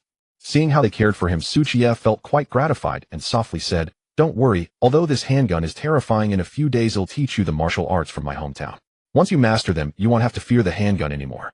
Moreover, you are not outsiders, handing the handgun to you for protection. What do I have to fear? Seeing Su Kai's trust in them, both women felt deeply moved, their hearts sweeter than honey. The three of them sat on the hillside for more than half an hour, confirming that no one disturbed the wolves as they fed before Qiye took them back to a nearby forest to continue practicing their shooting skills. This time Qiye gave each of them a Glock handgun equipped with a silencer, greatly reducing the noise. Having witnessed the terrifying power of the handgun, the two women practiced with extra seriousness, and soon they fired over 1,000 rounds, showing great improvement in their shooting skills. At 50 meters they could hit 7 or 8 out of 10 shots, and within 10 meters they hit every shot. Watching their rapid progress, Qiye felt quite satisfied. He now had a truly loyal army. In a few days, when he taught them some martial arts, he would no longer have to worry about safety. Qiye also gave them an extra spare magazine, filled with bullets to prepare for unexpected situations. As the sun was about to set, Qiye gathered the several thousand bullet casings scattered on the ground into a cloth bag, shot 3 doves with his compound bow, and then took the two women down the mountain. Liu Yunyang and Lin Mengxiang were not idle either. Since they were there, they each gathered some firewood to take. On the way down the mountain, they encountered a few villagers, and when they saw the 3 doves hanging from Su Kai's waist, their moods instantly balanced. This time Qiye finally did not shoot any large game. Instead, like them, he only shot a few small birds. Niushi and Panshi, who were foraging for wild vegetables, had a bountiful harvest, their baskets full of wild greens. They smiled and approached to greet Liu Yunyang and the two women. Niushi glanced at the 3 doves hanging from Su Kai's waist and joked, Su Lang, are these 3 sparrows enough for one meal? I have an even bigger one, do you want to see? Where? Niushi asked curiously, her gaze subconsciously drifting to his waist. Panshi beside her blushed slightly, feeling a bit embarrassed, and pushed her. Niushi, puzzled, said, why are you pushing me? I'm just looking for Su Lang's big. Her words abruptly stopped as she realized her face immediately turned beet red, and she spat, bah. No decency. The surrounding villagers burst into laughter, and the atmosphere turned quite cheerful. Liu Yunyang and Lin Mengxiang looked at Qiye with a mix of helplessness and shyness. How could Su Lang have the extra energy to make such jokes with other women? Soon they arrived at Qinjiagu, and everyone returned home. When Qiye pushed open the courtyard gate, he saw Chun'er sweating profusely as she chopped firewood, a hint of sweat on her beautiful face, exuding great charm. Yangbo was lying in a rocking chair nearby, leisurely flipping through a book. You're back. Chun'er looked up, wiping the sweat from her forehead, and greeted with a smile. Qiye nodded, saying, today my luck was bad. I didn't encounter any big game, only these small ones. What you say is true. Having some game is better than coming back empty-handed. Madam is right. Who knows, maybe one day they'll catch a foolish roe deer. Qiye laughed heartily, then turned to Yangbo in the rocking chair, saying, Brother Yang, you are truly diligent. Yangbo didn't even lift his eyelids, merely responding with a faint hum from his nose. After Liu Yunyang, Lin Mengxiang, and Chun'er exchanged a few pleasantries, the 3 finally entered their own small courtyard. Once they left, Yangbo tossed the book onto the nearby table, squinted his eyes, shook his head, and sighed, truly short-sighted. It seems he only wants to be a woodcutter and hunter like mud that won't stick to the wall. Chun'er paused her chopping motion, slightly frowning. What's wrong with living off hunting and chopping wood to support? While chopping wood, she hesitated for a moment before softly saying, I want to ask Su Lang if they would be willing to help me make some charcoal to sell. That would be better for the winter. Just when Chun'er thought Yangbo would stop her again, he unexpectedly did not oppose her, and instead said, that's fine, I'm going to the city tomorrow to visit a few friends. Upon returning to the courtyard, Liu Yunyang was in charge of lighting the fire and cooking, while Lin Mengxiang cleaned the 3 doves, preparing them as tonight's meal. Qiye collected a large bag of spent shells and brought them into his room, preparing to sell them the next time he went to the city, which should fetch a decent amount of silver. Although the system shop had everything, it notably lacked silver and gold, so Qiye was still relatively, unless he went all out to purchase products containing gold and silver materials, then acted as an alchemist to extract gold and silver from them. However, that was evidently not cost-effective. Of course, instead of going through such trouble, it would be better to buy some rare items like glass pearls or plastic from the shop to exchange for money. These items should attract the interest of many prominent figures. While the three were busy, the courtyard door creaked open, and Qin Chun'er walked in, appearing somewhat nervous. "Sister Chun'er, come in and sit," Lin Mingxiang called out with a bright smile as she looked up. Qin Chun'er gently shook her head. "No, I came to find Su Lang." "You go ahead, Su Lang is inside." Lin Mingxiang gestured towards the adjacent room with her chin, then lowered her head to continue working on the doves. Qin Chun'er glanced at the open room door and stepped inside slowly. Upon hearing the movement, Qiye put the bag away and stepped out of the room. "Madam, what do you need from me?" Qin Chun'er paused her steps and looked at him softly, asking, "Su Lang, have you thought about the matter I mentioned earlier?" Lin Mingxiang, who was handling the doves, raised her head warily. Qiye, with a hint of confusion, replied, "Which matter is Madam referring to?" Qin Chun'er pressed her lips together and reminded him, "It's about going up the mountain to collect charcoal." Her voice grew quieter as she felt uncertain. After all, with the bear sold, Su Kai's family was not in urgent need of silver, so he might not be willing to go up the mountain with her. "Oh, is that what it is?" Qiye suddenly understood, then nodded. "That's a profitable venture. We might as well do it. Let's go up the mountain with Madam tomorrow morning. How does that sound?" "Really?" A hint of joy flickered in Qin Chun'er's eyes. "Then thank you, Su Lang. Madam is being too polite. With the friendship between us, there's no need to say thanks for such a trivial matter." Qiye smiled. "I'm just a bit curious, who is Madam selling the charcoal to?" Qin Chun'er didn't think too much and replied honestly, "It's for the wife of Lin Yuanwei in the city. I am an old acquaintance of hers, and she had someone say she wanted to buy 1,000 pounds of charcoal." The wife of a Yuanwei being from such a prominent family, 1,000 pounds of charcoal was not considered much.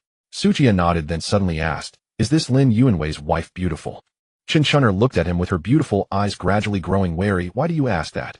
Qiye lightly cleared his throat. "Madam, please don't misunderstand. I'm just curious and asking casually." Qin Chun'er suddenly smiled, her charming face immediately exuding a myriad of charms. "In terms of age, she could be your mother. What do you think?" After speaking, she swayed her hips and turned to leave.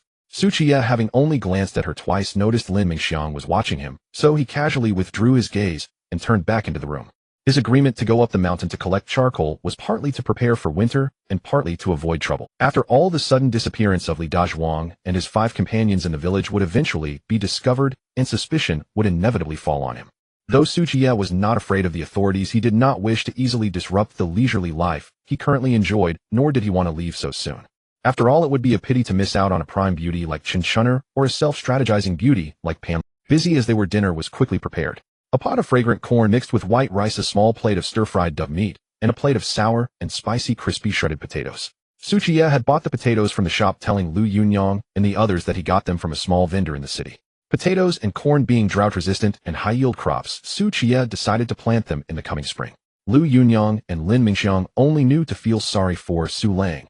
They believed everything he said without a doubt. Liu Yunyang took a bite of the shredded potato, which was crispy and slightly sticky, and exclaimed in surprise, "This potato is really fragrant. I think its taste rivals that of the dove meat." Lin Mingxiang nodded in agreement. "Indeed, it's quite delicious. Su Lang, if you encounter that vendor again, you might as well buy more." Qiye smiled and nodded. "As long as you like it, feel free to eat. There's plenty more. After we finish, we'll heat water for bathing, and we have to get up early tomorrow to go collect charcoal." Hearing the word bathing, Liu Yunyang's heart trembled slightly, her face flushed, and she hurriedly lowered her head. She recalled the last time when Qiye wanted her to bathe with him. Lin Mingxiang, unaware of this, nodded. "It's better to gather more charcoal, but we can keep some for winter. That way we won't be afraid when it snows, right, Yunyang?" "Sister." She finally noticed Liu Yunyang's flushed face and asked with concern, "Sister Yunyang, are you feeling unwell? Why is your face so red?" "I'm fine, really." Liu Yunyang shyly lowered her head to eat. Seeing her like this, Lin Mingxiang grew even more puzzled. Qiye, noticing this, laughed. "Your sister Yunyang must have remembered an amusing story I told her about the white lady before." "What amusing story?" Lin Mingxiang, who had become somewhat addicted to the modified version of the legend of the white snake that Qiye had been telling, eagerly asked. Qiye vividly recounted Fahai. Seeing how people were obsessed with women, was quite puzzled. While on his way to exorcise demons, he encountered the white snake and green snake, who had transformed into human form, bathing in a hot spring. Lin Mingxiang furrowed her brows. How could that be? Isn't Fahai a highly accomplished monk? Liu Yunyang also paused her chopsticks, listening very attentively. Qiye laughed. "Precisely because he is a monk, he jumped into the water. When the 2 snakes saw their enemy, they turned to flee, but Fahai grabbed their tails, not allowing them to escape." Seeing the white snake being plump and mature, gentle and dignified, and the green snake being graceful and alluring, he felt a stir in his heart and took off his monk robe to jump into the hot spring himself. Lin Mingxiang earnestly analyzed the plot. That makes sense. A Fa is a monk who sees only people and demons with no distinction between men and women. As he spoke, Qiye revealed a meaningful smile, then turned to eat, without saying more. The story reached a critical point, but was abruptly cut off naturally, making the two women anxious. Lin Mingxiang urged Su Lang what happened next. How did it end? Qiye smiled slightly. As for what happens next, you'll find out in the future. Lin Mingxiang's eyes widened slightly, and her charming face flushed, as she understood Su Kai's. As dawn broke, the sound of roosters crowing echoed through the deep mountains. The system's voice chimed in on cue, bringing survival points. Simply for lying around all day, it was truly delightful. After waking, Qiye took a moment before going to rouse the two others. Lu Yunong nestled in her blankets, mumbled hazily, "Oh, Su Lang, let me sleep just a little longer. Just a little." Lin Mingxiang, on the other hand, was completely muddled in her slumber, unaware of what she was saying. Seeing their reluctance to rise, Qiye chuckled. "It seems you are both exhausted. Since that's the case, I shall find a sister to help share the burden." The words struck like thunder. Lu Yunong, still in slumber in the adjacent room, immediately opened her eyes, the sleepiness vanishing in an instant. She sat up with an unprecedented seriousness. "I am not tired. Look, I will get up and wash right now." Lin Mingxiang in the other room also struggled to wake up, saying, "I was just joking with Su Lang. I am not tired at all." After some playful banter, the three of them got up, brushing their teeth and washing their faces with warm water. Before long, Lu Yunong and Lin Mingxiang were swiftly preparing breakfast, while Qiye went to the kitchen to pack some cured meats and corn into a clean cloth bag to take up the mountain. After all, they would need to burn 1,000 pounds of charcoal and would inevitably stay in the mountains for a few days. The seasonings like refined salt and monosodium glutamate were stored in the system's warehouse, leaving only a pile of rice husks. Qiye still felt a bit uneasy, so he placed 2 animal traps at the entrance of the kitchen. After breakfast, and having taken their nutritional calcium tablets, Qiye and the 3 women changed into thick cotton clothing and put on hiking boots and sneakers before heading to find Qinshun'er. Qinshun'er was also ready, carrying a sizable backpack on her back, clearly prepared to stay in the mountains for a few days. When she saw Lu Yunong and Lin Mingxiang looking invigorated and with rosy complexions, a hint of surprise flashed in Qinshun'er's eyes. With a man now, the change was remarkably evident. Qiye, carrying a large cloth bag and holding a compound bow, casually asked, "Where's Brother Yang?" Qinshun'er replied honestly, "He left before dawn, saying he was going into town to visit a friend." Qiye didn't think much of it, nodding as the group locked the courtyard gate and set off directly up the mountain. On the way, they encountered several villagers who, upon hearing they were going to burn charcoal, displayed complex expressions. During this time of famine, they struggled to fill their stomachs, yet Qiye and his companions not only did not worry about food, but also engaged in the luxurious activity of charcoal burning. A lively figure darted through the crowd. It was Chun Xiaolu, carrying a bow and arrow, clearly preparing to hunt in the mountains. Qiye stepped forward to greet her. "Little dear, are you going hunting?" Chun Xiaolu glanced at him, then looked back at Lu Yunong and Lin Mingxiang, nodding yes. "But can you really?" Qiye raised an eyebrow, a hint of pride showing. "Of course, what can't Qiye do? You're just bragging." Chun Xiaolu pouted, her innocent and adorable face filled with disbelief. Qiye chuckled inwardly. This girl was quite charming. Chun's eyeless eyes twinkled with anticipation as she looked at him. "Hey, can you teach me archery?" Qiye looked at her with interest. "Teach you? What's in it for me? What do you want?" Chun Xiaolu asked bluntly. As Qiye pondered how to tease the girl, Chun, who had been silent, stepped forward and decisively grabbed his sister's arm. "Let's go." "Hey, brother, I haven't made a deal with him yet." Chun Xiaolu protested as she struggled. Unfortunately, her strength was no match for Chen Hus, and she was ultimately dragged away amidst a flurry of protests, leaving behind a trail of melodious laughter. "Su Gongzi, just remember, I want to learn archery." As she was pulled further away, Qiye felt a bit helpless. Was it really necessary to be so wary of him over just a few words? Was Qiye really someone who would abduct innocent women? It was truly disheartening. There seemed to be no trust between people. The group continued on their way, with Qiye leading at the front, while the 3 women followed, chatting and laughing. After more than half an hour of trekking, Qiye finally found a suitable spot in a mountain hollow. Not far away, a clear and cool mountain spring bubbled, surrounded by a forest of oak trees, ideal for charcoal burning, and beside it was a flat piece of ground. Qiye consulted Qinshun'er and the others, and everyone unanimously agreed to settle here. They then set down their packs, and after some searching found an abandoned bear den at the base of a nearby cliff. Together they cleared out the remnants of dry branches and leaves inside the den, expanding the space around it until it could comfortably accommodate 6 or 7 people. Once Lu Yunong and the others had cleaned the cave, Qiye went to chop some bundles of pine branches and lit a fire inside the cave. Thick smoke billowed up, soon filling the entire den, driving away mosquitoes and disinfecting the air. With smoke rising from the cave, Qiye kept busy chopping some sturdy logs, securing them with vines, and after driving in wooden wedges, he constructed a solid wooden door. Once their lodging was set, Qiye, with Qinshun'er's help, selected a slope and began wielding a hoe to dig a pit for charcoal burning.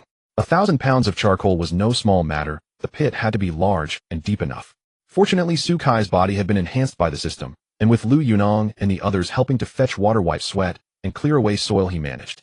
Thus, after a day's work as the sun set in the west, a deep, sturdy kiln capable of holding a large amount of wood was finally completed. Looking at the finished pit, Qiye couldn't help but exclaim, "Su Lang, you are worth 3 or 4 men all by yourself." Qiye wiped the sweat from his forehead and smiled. "Madam, are you just now realizing my worth? I can handle more than just 3 or 4 men. Even if there are over 10, I can manage." Qiye's beautiful eyes widened slightly, feeling something odd about his words. "Su Lang, dinner is ready." At that moment, Liu Yunong called the two of them to eat. Since they were deep in the mountains with no outsiders around, Qiye directly had Liu Yunong cook a pot of white rice. The dishes were much simpler, including a pot of pork ribs stewed with potatoes, a small dish of stir-fried cured meat, and a fragrant pot of wild vegetable soup. After a long day's work, everyone ate heartily. Qiye had 3 bowls of rice, feeling immensely satisfied. After the meal, noticing that the sun had not completely set, Qiye boiled a pot of hot water, poured it into a wooden basin, and taking off his outer garments, began to scrub his body under the sunlight. The soft yellow sunlight illuminated his strong back, the smooth muscle lines radiating power, and his 8 distinct abdominal muscles. Her face instantly flushed, wanting to retreat into the cave to avoid suspicion. Her gaze was inexplicably drawn to Su Kai's muscular physique, momentarily freezing in place. Staring at that defined, powerful body, Qiye was entranced, lightly biting her red lips. "Sister Qiye," Liu Yunong's voice called from inside the cave. "Huh? What?" Qiye snapped back to reality, her face flushed like she had committed a guilty act, hurriedly lowering her head and darting back into the cave, her heart racing. "Su Lang, could he have noticed I was peeking? Never mind, as long as he doesn't mention it, I'll pretend this never happened." After entering the cave, Qiye's mind raced with anxious thoughts. Qiye naturally noticed Qiye, but chose not to expose her. After all, he had also seen her curvaceous and graceful figure. This was only fair. After finishing his scrub, Qiye changed into dry cotton clothing and walked into the cave. Inside, the charcoal fire provided warmth, mingling with a bit of moisture. The 3 women's faces were slightly flushed, their hair damp, with water suggesting they had also been bathing. Inside the cave, a row of simple beds had already been set up with stones placed underneath to insulate against the damp chill of the ground, and a layer of thick logs laid above. On top of the logs, a layer of dry, soft fallen leaves was spread, and finally the brought cushions and bedding were laid out, completing the row of beds. The beds could accommodate 5 or 6 people, and lying on them felt soft and comfortable. Outside the cave, the mountain wind wailed as it swept through the treetops, making a rustling sound, carrying with it a hint of early autumn's chill. Occasionally, the calls of unknown birds could be heard, making the night in the deep mountains seem even more tranquil and profound. Qiye, Liu Yunong, Lin Mingxiang, and Qiye sat around the campfire, sipping hot tea and basking in the warm glow. Qiye had intentionally left a vent at the mouth of the cave for air circulation to prevent smoke from filling the cave, while cautiously controlling the fire, ensuring it was both warm and safe. The campfire crackled and popped, its warm light illuminating the faces of the 4. For a moment, no one spoke. The atmosphere was subtle and quiet, with only the faint crackling of the fire and the sound of the wind outside. Qiye lowered her gaze slightly, looking at the fire, the glow reflecting on her delicate face, exuding a unique charm characteristic of a young woman lost in her thoughts. Liu Yunong's foundation was already good, and after these days of rest and nourishment, her skin became even more delicate and tender, resembling a charming young lady. Lin Mingxiang's enchanting eyes shimmered in the firelight, her fair and moist skin making her even more alluring as she held a bamboo tube in both hands, sipping hot tea. In the glow of the fire, the 3 women complemented each other beautifully, each possessing their own allure, creating a rare and lovely scene that brought life to the humble cave. Gazing at the 3 beauties, Qiye took a sip of the hot tea steeped in the bamboo tube, the sweet tea infused with the fragrance of bamboo, dispelling some of the night's chill. Liu Yunong seemed to want to break the silence, so she looked at Qiye and softly asked, "Su Lang, what was that thing you mentioned last night that was pressing down on the white snake?" "The white snake?" Qiye replied without much thought, saying, "It's Su Xian." Upon hearing this, Liu Yunong's charming face instantly turned red, and she shyly exclaimed, "Not that." Lin Mingxiang pursed her lips, casting Qiye a knowing glance, her eyes filled with a hint of teasing. "Not that." Qiye was momentarily taken aback, then said, "Then it must be Fa Hai." "Oh, Su Lang." Liu Yunong's face felt even hotter, so shy that she nearly buried her head in her ample bosom. Meanwhile, Qiye, confused, curiously asked, "What's this about the white snake, Su Xian, and some sea? What are you talking about?" Her eyes sparkled with pure curiosity. Lin Mingxiang covered her mouth and chuckled lightly. "They are talking about a story Su Lang mentioned last night."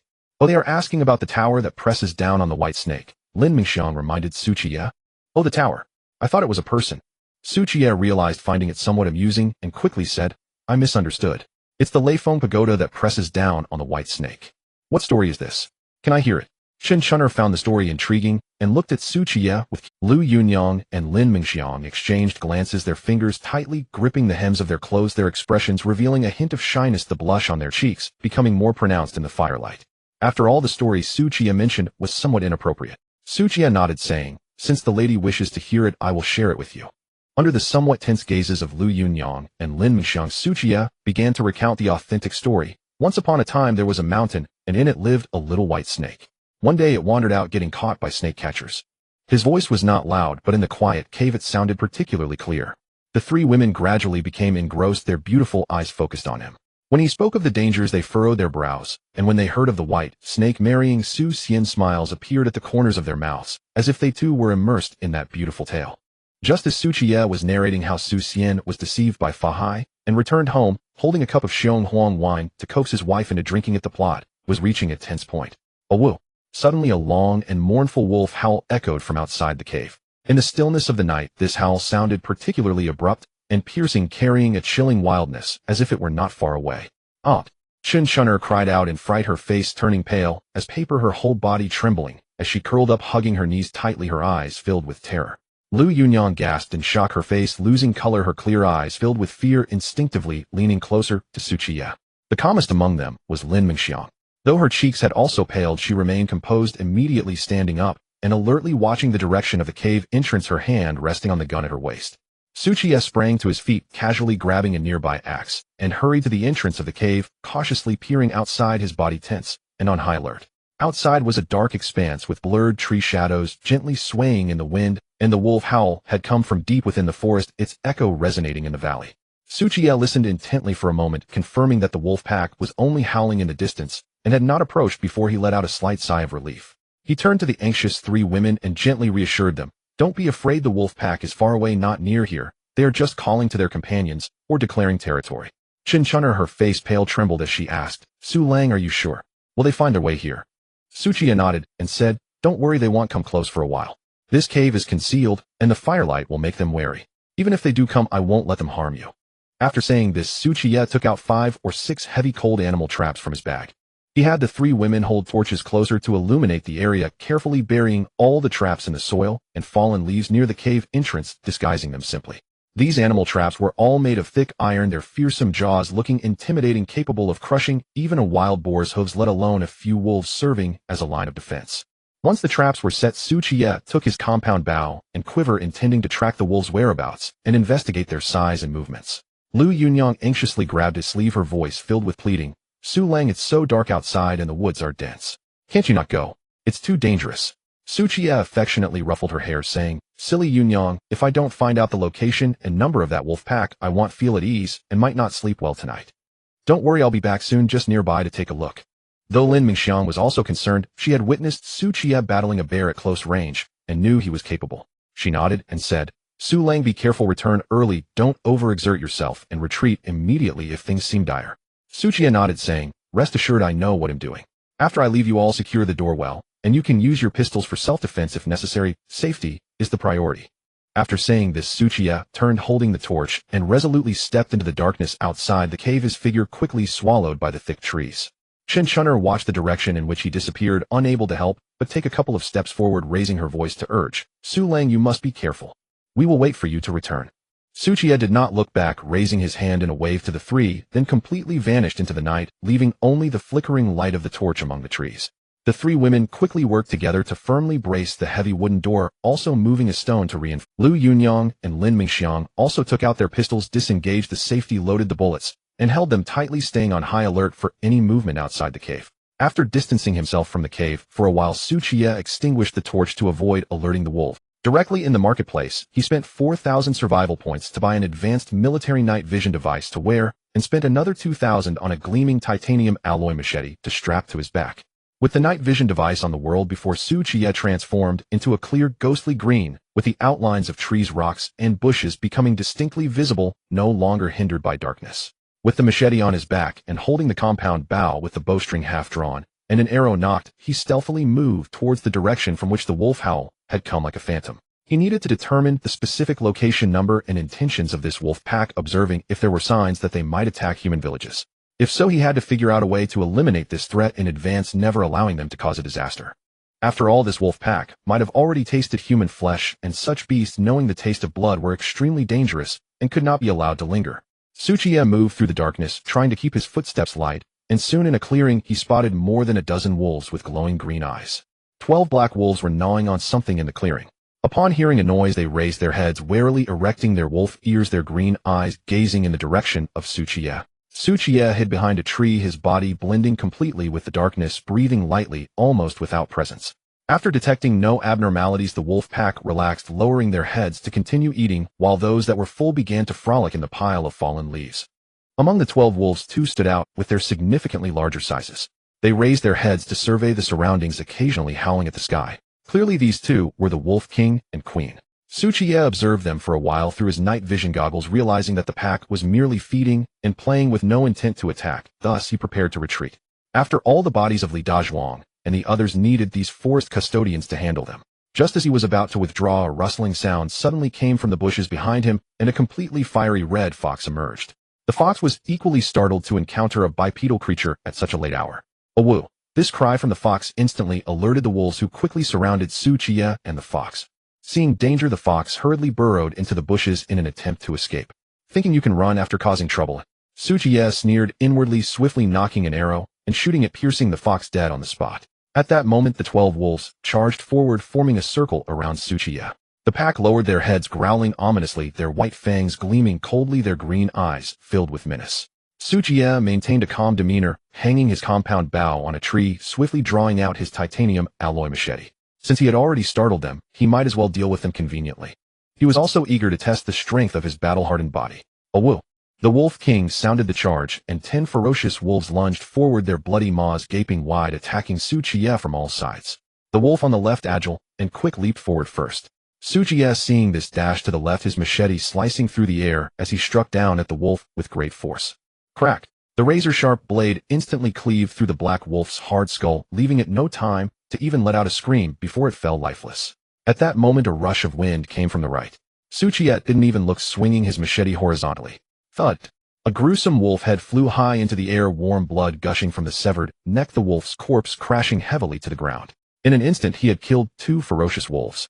A few of the black wolves hesitated, a flicker of instinctive fear flashing in their eyes, shrinking back, unwilling to advance. But one wolf, undeterred, stealthily approached Qiye from behind, suddenly leaping up, its chilling fangs aiming directly at his neck. Qiye immediately bent down to evade its attack, and as it landed still off balance, he charged forward, swinging his knife at it. Slish! Accompanied by the crisp sound of flesh tearing, the wolf was bisected, its half-body rolling on the ground, letting out a mournful howl of despair, struggling for a while, before falling completely still. Seeing 3 of its pack members slain, the Wolf King felt a twinge of retreat, growling low before turning to flee deeper into the forest. The remaining wolves, seeing this, hurriedly followed. Qiye would not let them escape.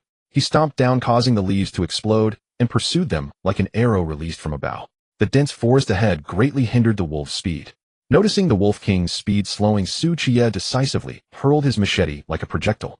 The blade spun in the air several times before accurately striking the Wolf King's hindquarters. Ow! The Wolf King let out a cry of agony, rolling on the ground, and just as it was trying to struggle back up, Qiye leapt atop it like a mountain, pressing down. The Wolf King growled low, its body as large as a calf struggled violently against him, its foul breath bearing down on Qiye. Qiye, seeing this, seized its upper and lower jaws, holding them tightly, then summoned strength in his arms.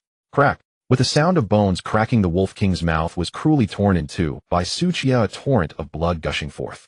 As the mouth was ripped apart from the wolf's head, the Wolf King's body gradually went limp, knowing it wouldn't last long. Only then did Qiye leave its body. Woo! The Wolf Queen, seeing her mate slain, let out a heart-wrenching howl, rallying the remaining wolves to charge back at Qiye, leaping high to pounce on him. Qiye, invigorated by the battle, did not flinch or evade when faced with the charging Wolf Queen. He sank slightly, raising his leg to deliver a powerful kick. Bang! A dull thud echoed as the Wolf Queen's massive body was kicked into the air, crashing heavily against a thick tree with a loud thump. After landing, the Wolf Queen struggled a few times with her limbs, but was unable to rise, blood seeping from her mouth and nose. One could only imagine the force behind Kai's kick. At that moment, 3 wolves lunged at Qiye from the left, right, and rear simultaneously. In the blink of an eye, Qiye grabbed the Wolf King's hind leg from the ground, using it as a weapon to sweep around. Bang! Bang! Bang! With 3 muffled thuds, the 3 wolves were swept away before they could get close, crashing heavily to the ground, disoriented. Qiye did not pause, quickly picking up the machete from the ground. The blade flashed like 3 cold bolts of lightning, slicing downward in succession, sending 3 wolf heads rolling. One wolf learned to be clever, crouching low and silently approaching, aiming directly at Qiye's ankle to bite. If it succeeded in its sneak attack, its fangs would likely shatter his shin bone, rendering his leg completely useless. Qiye's eyes flashed with cold light, and he promptly lifted his right foot, stomping down hard on its head. Slish! The sound of a skull cracking was crisp and melodious. The wolves had almost driven into the ground, instantly rendering it motionless. The remaining 4 wolves, seeing this, growled a few times, their eyes turning red as they charged forward, seeking revenge for their fallen companions. With swift strikes of his machete, Qiye dispatched them all as easily as slicing vegetables. Finally, Qiye stood before the wolf queen, who was slumped against a tree, struggling to breathe. Her eyes were fierce, revealing her snow-white fangs as she let out a low growl. Without hesitation, Qiye kicked heavily at the spot over her heart, and after a few moments of struggle, the last flicker of light in the wolf queen's eyes extinguished. After all the wolves had perished, Qiye's exhilaration remained undiminished. His battle-hardened body was indeed extraordinary, as he felt no trace of fatigue. Subsequently, Qiye skinned all the wolves. Although some were damaged, the sheer quantity would fetch a good. Naturally, the valuable fangs from the wolves were also carefully extracted, totaling 48. Having consumed human flesh, Qiye felt a sense of unease and did not wish to keep their meat, nor did he want it to be mistakenly consumed by others. Thus, Qiye simply piled the corpses together, spending 100 survival points in the market to buy some gasoline, dousing them all before igniting a fire. Of course, the culprit, the fox, was not spared either. After skinning it, he tossed it into the fire, unsure whether it had consumed human flesh. After completing everything, Qiye stored the machete in his warehouse, slung the compound bow over his back, and set off towards a distant cave with a large stack of wolf pelts. Inside the cave, the flickering firelight illuminated the worried faces of Liu Ruyu and her companions. The howls of wolves and screams that echoed in the night made their hearts increasingly uneasy. Chun'er curled up in the corner, hugging her knees, her ample chest squished together. With every wolf howl that pierced the night, her voluptuous body trembled unconsciously. Liu Ruyu held a pistol, forcing herself to appear calm as she comforted Sister Chun'er. "Don't worry, Sulang. He will be fine." Despite her words, worry lingered in her eyes. Chun'er bit her lip and nodded, her gaze fixed on the fire. All she could think about was, why hasn't Sulang come? Seeing Liu Ruyu and Lin Mingxiang equally anxious and tense, she attempted to ease their worries and softly asked, "Wasn't Sulang telling a story before? Did Ban Yangzi drink the Xionghuang wine or not?" As soon as the topic was brought up, the air in the cave inexplicably stilled for a moment, filled with an unspoken awkwardness and ambiguity. This. Liu Yuning's cheeks quickly flushed a layer of red, stammering as she didn't know how to respond. After all, Sulang had never shared the serious version of the legend of the white snake with her. At night, it was either the deity descending as the white tiger, or Su Xian angrily confronting Ban Yangzi, or the green and white serpents seducing Fahai. Her gaze drifted, and she hesitated to meet Chun'er's curious look, blurting out, "Perhaps Mingxiang knows." She threw the topic to Lin Mingxiang. Lin Mingxiang was momentarily taken aback, her big eyes blinking innocently. How did it suddenly fall on her? She was the green snake, after all, a participant in the story. How could she know the ending? But since the green snake was the younger sister, she naturally couldn't throw the topic back to her elder sister, the white snake. Thus, Lin Mingxiang ambiguously played along. "This story is more interesting when Sulang tells it. Let's wait for him to come back and tell Sister Chun'er himself." Chun'er responded with a soft feeling a slight sense of disappointment and confusion. All she wanted to know was whether Ban Yangzi drank the Xionghuang wine. What was so hard to say? She stared into the fire, seemingly recalling Liu Yuning's earlier question about who was pressing Ban Yangzi down. Sulang first said Su Xian, then later said Fahai. Suddenly she realized something, her eyes widening as her beautifully familiar face turned bright red. It turned out that this pressing was not the same as the other pressing. She bit her lips, secretly thinking Sulang seemed so steady and serious, yet he could also say such risk. Chun'er buried her head in her knees, unable to stop her wild thoughts. Su Xian was her husband, so it was only natural that he would press down on his own wife. But what was Fahai's role in all this? Was it by snake longing for love, or was Fahai breaking his vows? Just as she was pondering, a sudden noise came from outside the door, causing Liu Ruyu and Lin Mingxiang to become alert at once. "It's me, don't be afraid." Su Kai's reassuring voice came from outside the door, and the 3 women sighed in relief simultaneously. Liu Ruyu and Lin Mingxiang almost jumped up at the same time, rushing to the door, flustered as they helped to open it. As the wooden door swung open, a cool night breeze filled with the heavy scent of blood rushed in, and Qiye's tall figure appeared outside the door, his handsome face providing an extra layer of comfort. Only then did Liu Ruyu and Lin Mingxiang see that he was holding a heavy bundle of blood-stained wolf pelts with blood smudges on his face and clothing. "Sulang!" Liu Ruyu and Lin Mingxiang exclaimed in unison, their voices rising in pitch. "Are you hurt?" Where are you bleeding? Chun'er also raised her head at the sound, quickly getting up to approach, worry etched on her face. It's not my blood, I'm fine. Let's talk inside. Qiye entered the cave, dragging the heavy pelts, tossing them to the ground, and then grabbing a cup of cooled tea, gulping it down with immense satisfaction. Liu Yunong and Lin Mingxiang looked at the bloodstains on him, their brows furrowed in worry. Chun'er glanced at the pile of gruesome wolf pelts on the ground, instinctively shrinking back, a hint of fear in her eyes. Lin Mingxiang steadied herself, closed the wooden door, and her gaze landed on the pile of pelts with a look of shock as she asked Su Lang this. Must be at least 7 or 8 wolf pelts, right? 12, Qiye replied, setting down his bamboo cup, his tone calm. The Wolf King and the Wolf Queen are both in here, not a single one got away. 12. The 3 pairs of beautiful eyes widened in disbelief, staring at Qiye. One person in such a short time actually slaughtered an entire pack of wolves. After the shock, admiration surged on their faces like a tidal wave. Since ancient times, men have loved beautiful women, and beautiful women have admired heroes. At this moment, Qiye appeared to them as a towering hero with unparalleled charisma. You all handle the pelts, I'll clean myself up, Qiye instructed Liu Yunong and Lin Mingxiang. Then he turned to Chun'er, speaking gently, may I trouble you to lend a hand? Once the pelts are sold, you'll have a share. Chun'er's face reddened slightly, and she quickly waved her hand, a hint of modest shyness in her voice, as she said, it's just a small matter, helping out is expected. You don't need to give me any money. After she finished speaking, she composed herself, casting admiring glances at Qiye a few times before joining Liu Yunong and Lin Mingxiang to process the wolf pelts. Qiye picked up a wooden basin and went outside the cave. Before long, he returned with half a basin of clean water, pouring the hot water from the stove into it, then started to undo his blood-stained outer clothing. Seeing him undressed, Chun'er quickly turned her head away in embarrassment, not daring to look. Liu Yunong spoke up, her tone carrying a hint of reproach, Su Lang. Sister Chun'er is still here. Qiye paused slightly, smiled casually, but continued undressing without a care, saying nonchalantly, it's fine, she's not an outsider. Chun'er's face turned even redder as she quietly sat on a stone, turning her back to him, while following Lin Mingxiang's lead to process the wolf pelts. As she listened to the movements behind her, her face grew increasingly flushed, recalling the sight of Qiye exposed earlier at dusk. Fortunately, Qiye quickly wiped off the blood from his body, changed into a clean cloth garment, discarded the dirty water outside the cave, and sat down to process the wolf pelts. Since these wolf pelts were meant for sale, the process was much simpler.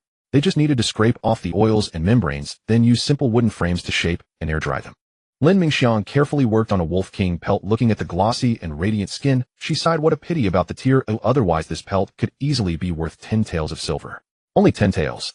Qiye frowned slightly, knowing that the Wolf King was roughly the size of a calf, and its fur was dense like satin, yet it was so cheap. 10 taels is not a small amount. Lin Mingxiang pointed to the other pelts that were mottled in color, varying in size, and mostly damaged. These combined would at most be worth 3 or 4 taels of silver. This is also due to the approaching winter. The noble ladies in the city have started buying fine fur coats. Otherwise it would be worth even less. Chun'er, cautiously scraping the fox pelt, couldn't help but look up and ask, what about this one? Lin Mingxiang glanced at the rare firefox pelt and said, such a premium firefox pelt I have never seen before. The fur is so pure, the tips bright and dense, it could easily be worth 20 taels of silver. So much. Chun'er was taken aback, instinctively touching the exceptionally smooth fox pelt in her hands. The texture was warm like silk, and the color was like fire indeed, making it irresistible. Qiye was also a bit surprised. He hadn't expected that a small fox could be worth more than the massive wolf pack. Chun'er couldn't help but curiously ask in a soft voice, Su Lang, did you not bring back the meat from the wolves and foxes? The wolf pack was seen gnawing on a human leg, so I only skinned them. I really didn't want the meat, Qiye replied, without hesitation, as he paused his movements. A human leg? The 3 women's faces paled for a moment, and the chill that had just dissipated in the cave seemed to return. They looked at the animal pelts on the ground, their expressions filled with complexity.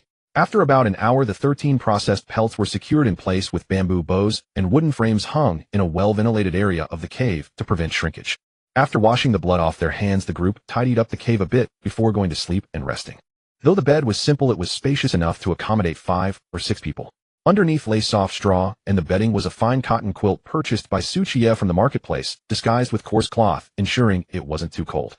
Chun'er slept on the far right. Next to her was Liu Yunong, followed by Lin Mingxiang, and on the far left was naturally Qiye. After a long day of toil and a fierce battle with a wolf pack, Qiye soon fell asleep after lying down in the quilt. In the depths of the mountains where mosquitoes were plentiful, Qiye was sleeping soundly when the buzzing of mosquitoes began to fill his ears. Qiye was instantly wide awake, turning to look at Lin Mingxiang beside him, who was sleeping on her side with her back to him. Unable to sleep, he murmured, Su Lang. Chun'er is still here. Don't worry, I won't do anything. After a long day of hiking and digging a cave, Chun'er had drifted into a deep slumber. Confused, she dreamt various dreams, including one where Fei was robbed of his wife by Su Xian and then sought revenge, even attempting to steal the white snake. The green snake was not idle either, singing about how Fei didn't understand love while flirting with Su Xian. In short, the dream was quite muddled. When Chun'er finally woke up, it was already the next morning, the sun having risen high and the smell of food wafted from outside the cave. She rubbed her swollen head, looking around the bed in a daze, noticing that Qiye and the others had already gotten up and neatly folded the bedding. Taking a few deep breaths, her full chest rose and fell, dispelling her drowsiness. Chun'er then adjusted her clothes, put on her cloth shoes, and walked out of the cave with a hint of anticipation. Outside, the sun was bright, and in the distance the mountains were adorned with fiery red maple leaves mixed with yellow ones, creating a stunning autumn landscape. "Chun'er, you're awake." Lin Mingxiang was frying something by the fire, her face radiant as she smiled, and said, "The animal trap caught a squirrel last night, so we're having squirrel meat for breakfast." Seeing Lin Mingxiang's glistening face, Chun'er blushed and nodded somewhat awkwardly. "Chun'er, did you not sleep well last night? Or did you hear something?" Lin Mingxiang gripped the wooden spoon tightly, her lips pursed, looking at her with a mix of nervousness and shyness. "Oh, no. I slept very well last night," Chun'er said with a guilty conscience, then quickly changed the topic. "Where are Su Lang and Yunyang?" "Oh," Lin Mingxiang sighed in relief, pointing to the nearby oak grove. "They went to chop wood. Seeing you sleeping soundly this morning, they didn't wake you." Oh, Chun'er nodded, wanting to ease the awkward atmosphere, saying, "You'll go help them." With that, she swayed her curvy waist and went to find Qiye and the others. Watching her graceful figure, Lin Mingxiang finally understood why Su Lang always enjoyed watching her. With her round and voluptuous form, who wouldn't want to look? "Chun'er is truly well nourished," Lin Mingxiang said, enviously glancing at her own moderately sized chest, and adding, "Good thing I'm not bad either. Oh, just need to eat more meat to catch up with her." When Chun'er arrived at the oak grove, Qiye had already felled several old dead oak trees and was chopping them into firewood of a similar length. Liu Yunyang was beside him, tying up the chopped firewood with vines for easier transport. "Madam is awake." Qiye set down his axe, wiped the sweat from his forehead, and greeted her with a smile. Chun'er casually responded, feeling shy to meet Su Kai's gaze, quickly walking towards Liu Yunyang. "Yunyang, I'm here to help you." As she spoke, she took some vines and squatted down to help tie up the firewood, the fabric on her back stretching tightly, outlining her voluptuous waistline. Qiye glanced back at her before returning to his task of chopping wood. This busy work lasted more than an hour. The three of them transported all the firewood to the front of the cave, arranging it closely according to size, filling even the small gaps with wood pieces to minimize air. Though they had been busy all morning, the chopped firewood only filled about half of the cave space. At that moment, breakfast was ready: a plate of fried squirrel meat, a plate of stir-fried wild vegetables served with white rice, and Su Kai's special spicy oil, which was incredibly fragrant. Qiye served himself a bowl of white rice, added some fried meat, and mixed in the spicy oil, enjoying it immensely. Chun'er and the others praised Su Kai's spicy oil, which was both fragrant and spicy, perfect for rice. After breakfast, Lin Mingxiang brewed each person a cup of hot tea, and they enjoyed the cool shade, chatting and laughing as they took in the beautiful autumn scenery in the distance, feeling quite content. After resting, Qiye took the three women back to work. With their combined efforts, they finally filled the cave by dusk. Next, they sealed the cave with yellow clay to ensure no air leakage, leaving a few holes at the bottom to regulate airflow and one at the top for smoke to escape. Chun'er had seen the servants at home make charcoal before, so she knew the method. Under her guidance, Qiye began to light the fire to produce the first batch of charcoal. To ensure success, Qiye got up several times during the night to check on the fire, adjusting the airflow to prevent any mistakes.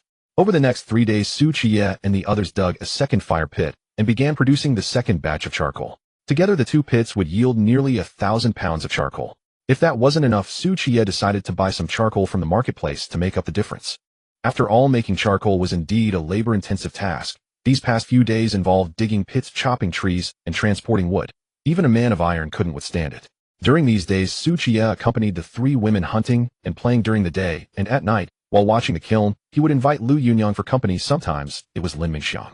After several days of slow burning, the flames in the kiln had gradually extinguished, and now they just needed to wait for the kiln to cool naturally before they could open it to retrieve the charcoal. With the flames in the kiln extinguished, there was naturally no need to keep a constant watch. Qiye and the others grew increasingly idle, finally able to enjoy a restful sleep at night. As the sunset descended, Qiye walked down the mountain path, carrying his compound bow. This time out, he hadn't spotted even a single bird, let alone any game. The weather grows colder and game becomes harder to find, Qiye muttered to himself. It seemed the bitter winter was just a few days away. When that time came, people would truly starve. Outside the cave, Chun'er was simmering a pot of wild vegetable soup, while Lin Mingxiang and Liu Yunyang processed wolf skins nearby. Seeing Su Qiye return empty-handed, Liu Yunyang quickly rose and handed him a cup of warm tea with a smile. Su Lang, did you miss your shot? Lin Mingxiang and Qin Chun'er also looked up at him, for this was the first time he had come back without any game. Gulping down the warm tea, Su Qiye let out a long sigh and said, "When has your husband ever missed? It's just that the cold weather has driven the beasts into hiding. I didn't even encounter a single bird." Liu Yunyang took the empty bamboo cup, a trace of worry knitting her brows. "It seems winter is truly upon us." Qin Chun'er chimed in, "Yes, even wild vegetables are becoming scarce. This winter, it will be hard to endure." Seeing their unease, Lin Mingxiang smiled warmly and said, "Don't worry. Once we endure until next spring, everything will be fine." Her words brought some solace to Qin Chun'er and Liu Yunyang. Indeed, next spring would bring better times. They had fields and land. With hard work in the coming year, life would surely improve. Su Qiye smiled in silence. He was not content to simply be a farmer. Supper was soon prepared. Although Su Qiye had returned empty-handed today, he had bagged several bamboo partridges a few days earlier, so there was still meat for the evening meal. These days, with meat and white rice at every meal, Liu Yunyang, Lin Mingxiang, and Qin Chun'er looked increasingly healthy, their skin fair and delicate, no longer tinged with the sallow hue of before. After dinner, they brushed their teeth.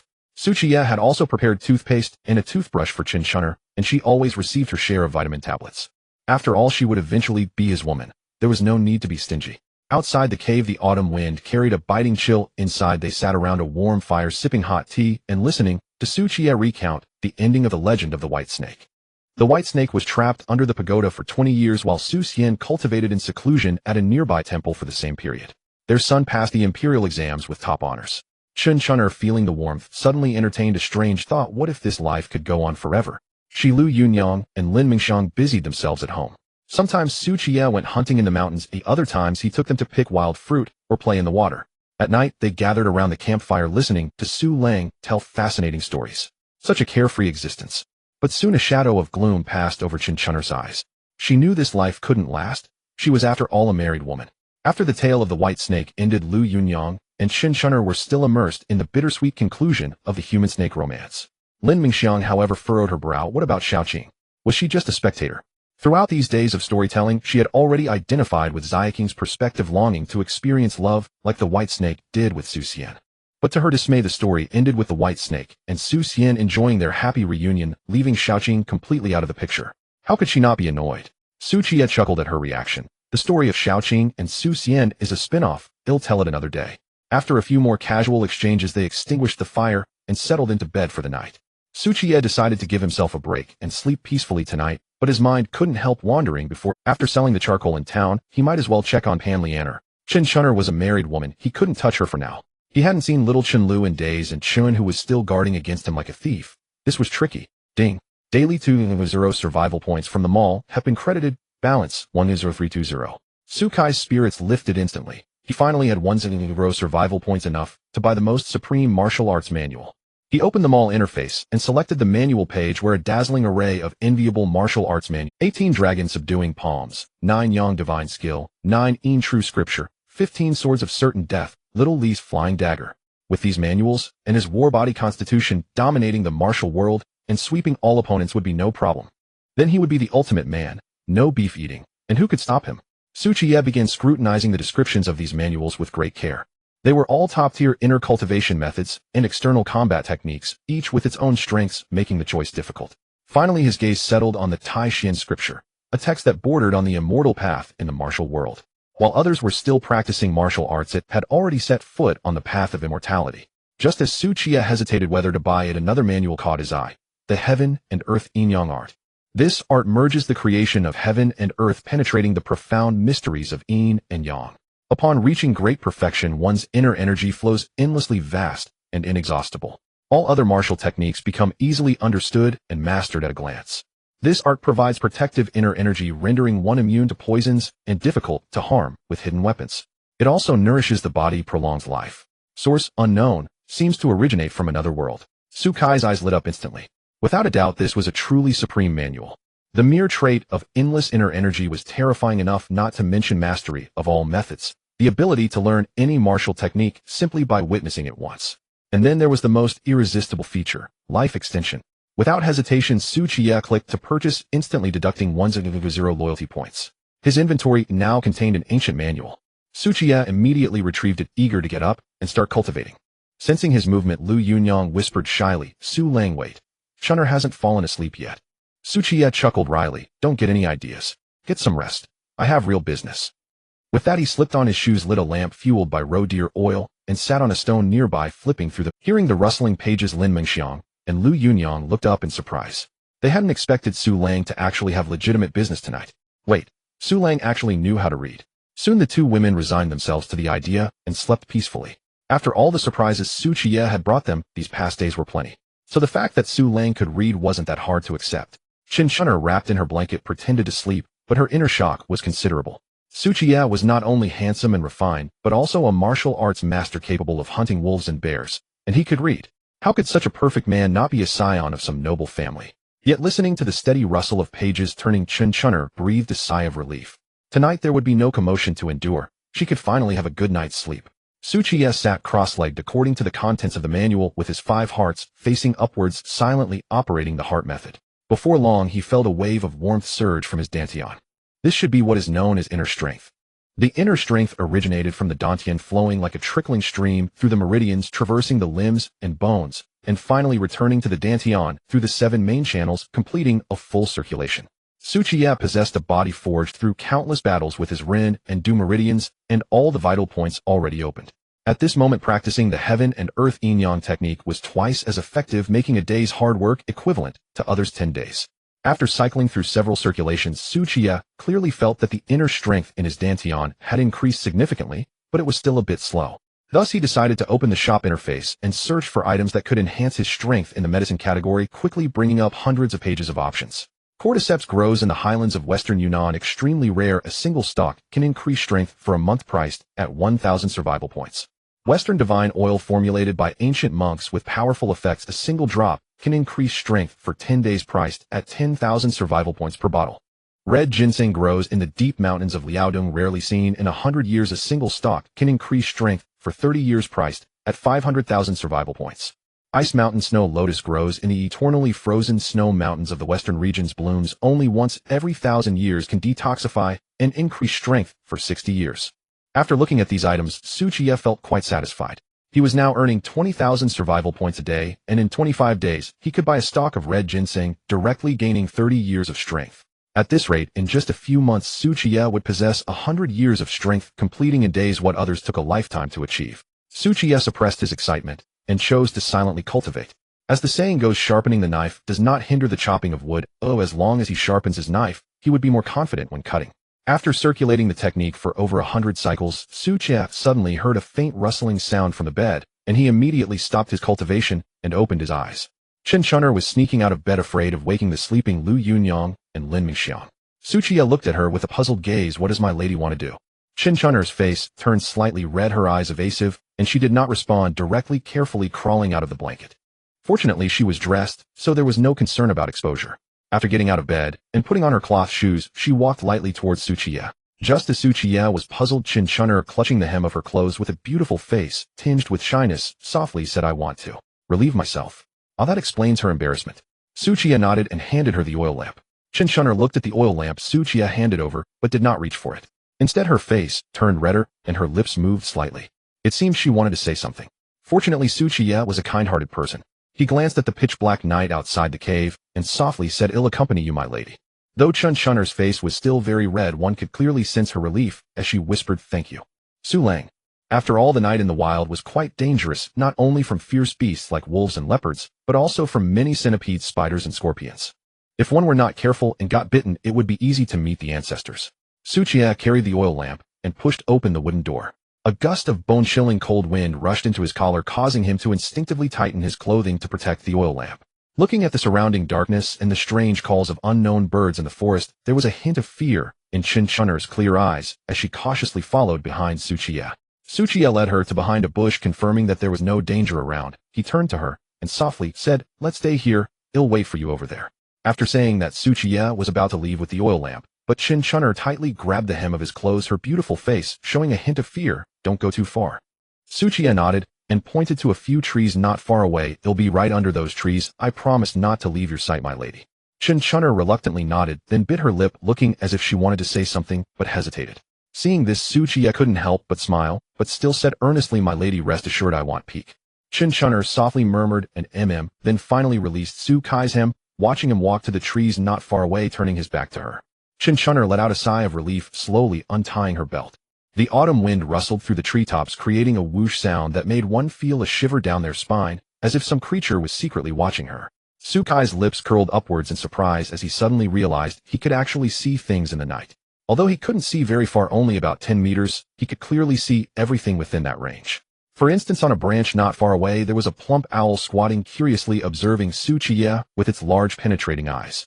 Is this also a result of the heaven and earth yin-yang technique? Su Kai's lips curled up as he bent down, picked up a small stone, and flicked it sharply with his fingertip. Whoosh!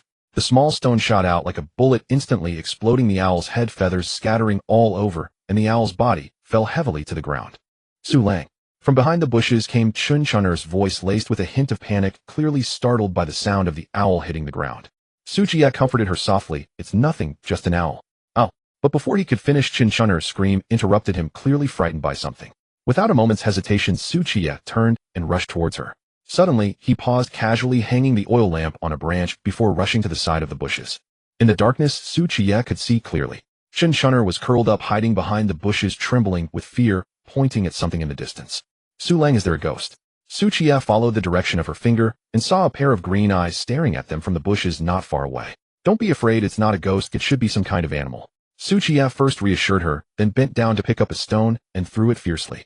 Woo! The bushes let out a mournful cry, and then those green eyes quickly disappeared into the night. Qiye felt that it seemed to be a wild boar and was about to chase after it, but behind him Qin Chun'er trembled and said, Su Lang, don't leave me behind. No need. Qin Chun'er replied, anxiously, followed by a rustling sound. Moments later, she tightly grabbed Su Kai's hem and whispered, we can go back now.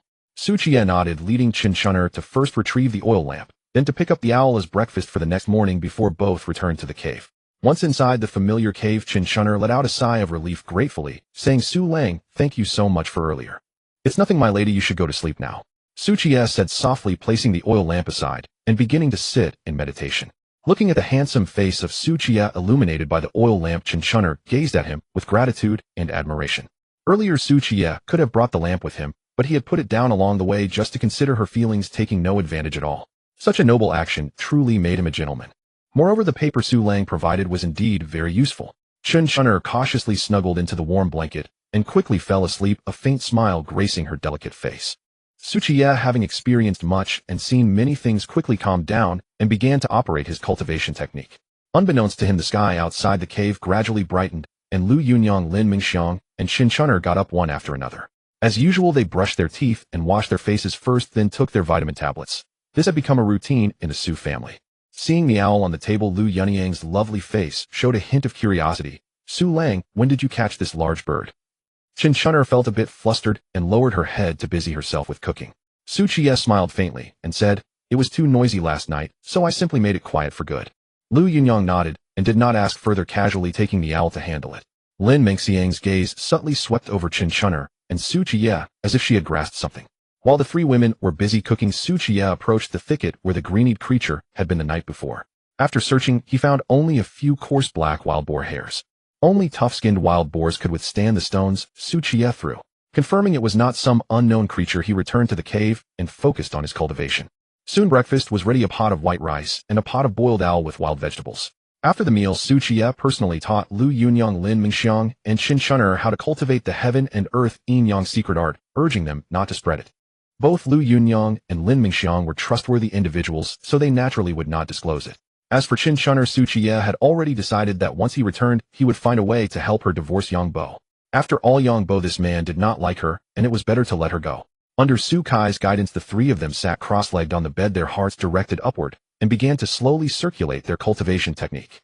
Half an hour later, a loud explosion suddenly sounded within the cave, followed by a wave of turbulent energy that surged forth, scattering leaves and stones everywhere and snapping trees in its wake. As the energy subsided, Su Kai's shocked voice echoed in the cave. Yunyang, what did you just do? How can your power surpass mine? Liu Yunyang looked somewhat bewildered. I didn't do anything, I just followed what you said, Su Lang. Lin Mingxiang and Qin Chun'er, still a bit disheveled from the earlier energy wave, looked at Liu Yunyang with confusion. That terrifying energy wave had erupted from within Liu Yunyang. Did you really do nothing? Qiye asked, somewhat puzzled, and immediately stepped forward to grasp Liu Yunyang's wrist, feeling her pulse to examine her condition. After all, Liu Yunyang had only circulated the technique for one cycle, yet the power that erupted was far beyond his. Something was amiss. The more he examined, the graver Su Kai's expression became. Seeing his expression grow serious, Liu Yunyang anxiously asked, "Su Lang, is there something wrong with my body?" "No, not only is there no problem, but it is a tremendous blessing." Su Qiye released her wrist and laughed heartily. "Good Su Lang, stop being mysterious. Quickly tell me what happened to Sister Yunyang just now." Lin Mingxiang asked gently. As they looked at him in confusion, Su Qiye explained, "Yunyang has already opened her 2 major meridians, and all her points are unblocked. She is a natural martial arts prodigy." A martial arts prodigy. Liu Yunyang was also surprised as she glanced at her body, noticing nothing unusual. Shen Shunner curiously asked, "If Yunyang is a martial arts prodigy, then was that power just now innate?" "Let me think," Su Qiye said, closing his eyes in contemplation, while actually opening the system panel to check Liu Yunyang's information. Name Liu Yunyang. Gender female. Age 22. Appearance 90. Health status 85. Normal is 100. Skills agriculture proficient, needlework proficient, culinary arts proficient. Martial arts heaven and earth, yin yang secret art beginner. Inner strength 30 years. The fact that she was a beginner with the heaven and earth yin yang secret art was fine, but how could she possess 30 years of inner strength? This was highly unusual. The number 30 reminded Su Qiye of the red ginseng in the shop. As long as it was consumed, one could gain 30 years of inner strength. Moreover, the red ginseng was precisely from the Liaodong region. It seemed Liu Yunyang had inadvertently consumed a piece, and a medicinal effect remained in her body, which was why her power surged after circulating the technique. Such fortune was indeed enviable. Su Qiye opened his eyes, and under the curious gazes of the 3 women explained, Yunyang must have eaten the legendary red ginseng, which granted her 30 years of inner strength. 30 years of inner strength. Lin Mingxiang and Shen Shunner widened their eyes, clearly astonished. Even Liu Yunyang herself looked bewildered, staring at her own hands. "But I feel like nothing has changed." "No change is because you still don't know how to unleash your power. Right now it's as if you possess mountains of gold, but don't know how to use them," Su Qiye said. Su Qiye then had Lin Mingxiang and Qin Shunner continue their cultivation, while he took Liu Yunyang outside to guide her on how to exert her inner strength. By the end of the first day, Liu Yunyang had learned the inner strength shield and the finger snap technique, her launch stones more terrifying than bullets easily piercing through a large tree. By the end of the second day, Liu Yunyang could already separate her inner strength, striking out with a palm that could shatter boulders. By the end of the third day, Liu Yunyang had learned lightness skills, lightly touching her toes and gracefully flying over the treetops without tiring, covering hundreds of meters. Not to mention Lin Mingxiang and Chun Chunner, even Su Qiye felt a little envious. Her comprehension was indeed no less than his. Even if he were to slack off in the future and hold on to Liu Yunyang's coattails, he would still enjoy a life of luxury. By the fourth day, the survival value in the shop had restored to over 8.0, and the temperature of the charcoal kiln had completely dropped, indicating they could start inspecting the charcoal's quality. Su Qiye took the 3 women to pry open the first charcoal kiln, and as the yellow earth dispersed, it revealed shiny black charcoal inside, producing a crisp metallic sound when struck. Without a doubt, this was high-quality charcoal. The second kiln was the same. The quality of the charcoal was excellent, and it was intact, consisting of large chunks that could sell for a good amount of silver. The few of them then packed all the charcoal into the coarse burlap bags they had prepared, each bag capable of holding hundreds of pounds of charcoal, filling up 11 bags in total. Looking at the packed charcoal, Su Qiye turned to Liu Yunyang and the others and said, "You all take these back first, and by the way, borrow the ox cart from the village young family. I will move this charcoal to the road entrance." The mountain path was rugged and the ox cart could not come through, so he had to move the charcoal to a spot where the cart could reach. Liu Yunyang and Lin Mingxiang nodded in agreement, but Chen Chunner worriedly asked, "Su Lang, can you move so much charcoal by yourself?" Chen Chunner's concern was justified, as there was still quite a distance to the path where the ox cart could travel. Su Qiye smiled and said, "If the lady is worried, you can stay to accompany me, but as a lone man and a woman. I fear there will be gossip that would not be good for the lady." "What gossip should I fear? Let them talk if they want." Chen Chunner puffed out her chest unconcerned. Beside her, Liu Yunyang laughed and said, "Sister Chunner, if anyone stays, it should be us. Why would you stay?" Lin Mingxiang also nodded, saying, "Moreover, there are many items like bedding that we need to carry, so Sister Chunner should come with us. If Su Lang can't finish moving, we can come back to help him." Chen Chunner thought this made sense, so she agreed, and after organizing bedding and other necessities, the 3 of them went down the mountain. After they left for a quarter of an hour, Su Qiye leisurely collected all the charcoal into the system warehouse and strolled towards the mountain entrance. When he reached the road where the ox cart could come, Su Qiye took out all the charcoal and neatly piled it to the side. Next, he would just have to wait to sell it in the city. The autumn sun made people feel languid as Su Qiye lazily leaned against a rock, waiting for Chen Chunner and the others to bring the ox cart. Seeing that he was truly bored, he simply opened the shopping panel and began browsing women's clothing hanfu qipao ol outfits bunny girl costumes made outfits. All were exquisite items. Just imagine if Chinchunner, this stunning mature beauty, were to wear a qipao su Qiye, could go 3 days and nights without sleep. Liu Yunyang had a gentle and lovely disposition, making her perfectly suited for a maid outfit. She would indulge any request. Lin Mingxiang had enchanting peach blossom eyes and a strikingly beautiful appearance, making her very suitable for a bunny girl outfit, adding charm upon charm. Later, when he finds a cool and aloof elder sister, he could let her try on an OL outfit with a white shirt form-fitting skirt and black silk high heels, adding desire to elegance. Finding a daughter of a noble family or a wealthy lady to wear hanfu would result in an incomparably beautiful aura. Simply lifting the skirt would be enough. Of course, there's no rush for black silk, white silk fishnet stockings or garter belts. They can take their time, and there's also the foxtail. Just as Su Qiye was lost in thought, Liu Yunyang and the others arrived with the ox cart, this time without Chunhu. As the ox cart approached, Liu Yunyang and the others looked at the piled charcoal, their expressions filled with surprise. Su Lang, did you really carry all this charcoal over by yourself so quickly? Su Qiye smiled lightly and said, I am the white tiger deity descended to the mortal realm. Moving this little bit of charcoal is nothing. Hearing this, Chinchunner tightened her legs and instinctively glanced at Su Qiye a few times, her lips pursed, as if harboring some annoyance. Su Qiye did not notice her gaze and began to instruct Liu Yunyang and Lin Mingxiang to load the charcoal onto the wooden cart. With over 1,000 pounds of charcoal, a single water buffalo couldn't pull it all, so the cart held 6 bags of charcoal and wolf pelts totaling around 600 pounds covered with tattered cloth. The remaining 4 bags of charcoal were tied together by Su Qiye with 3 sturdy sticks, 2 bags on each side, totaling 400 pounds, which he carried. 1 bag of charcoal was carried by Liu Yunyang, who would take it home shortly. With her 30 years of protective energy, carrying a few hundred pounds of charcoal was naturally nothing. Afterward, Chinchunner led the ox while Lin Mingxiang carried a compound bow and a machete, and the 4 of them descended the mountain. The mountain path was rugged, so while in the mountains the ox cart moved slowly. When passing by Qinjiagu, Liu Yunyang and Chinchunner placed that 1 bag of charcoal back home, locking it up carefully. The road to the city was much smoother, allowing the ox cart to move faster, with Su Qiye and Liu Yunyang alternating in carrying the 400 pounds of charcoal. Despite Liu Yunyang's slender frame, with the boost of her internal strength, carrying 400 pounds felt as easy as a game. She could almost have sprinted with the ox. After more than half an hour, gaunt and emaciated refugees began to appear along the official road, which meant that Qingstone City was near. The further they walked, the more refugees there were, and the air was filled with the stench of rotting corpses, accompanied by swarms of greenhead flies buzzing about, making one feel nauseous. The refugees, upon seeing Liu Yunyang and the others, who were neatly dressed and appeared healthy, brightened immediately, hurriedly raising their broken bowls and pots to gather around. Madam, just a mouthful to eat will do. My child is starving to death. He's only 5 years old. Noble person, please take my child away. Oh, I will bow to you. Let her work for you. Just please don't let her starve to death. Can you spare a bit of food? My father is about to breathe his last. Oh, I beg you, I'll bow to you. These refugees, dressed in tattered clothes, were skin and bones, some cradling children who were barely alive, pleading with blank expressions. Some were desperately kneeling and bowing, merely seeking a bite of food. Su Qiye hadn't expected that just a few days later the situation in Qingstone City for these refugees had deteriorated to such an extent. Although Chinchunner, Liu Yunyang, and Lin Mingxiang felt a pang of sympathy, they bit their lips tightly and remained silent. After all, without Su Qiye, their own circumstances might not be any better than those of the refugees. Moreover, they had no food to offer, powerless to help. As the number of refugees gathered increased, Su Qiye said solemnly, Yunyang, if they attempt to snatch anything later, just use your internal energy to repel them. Liu Yunyang nodded heavily, though reluctant. What could be done?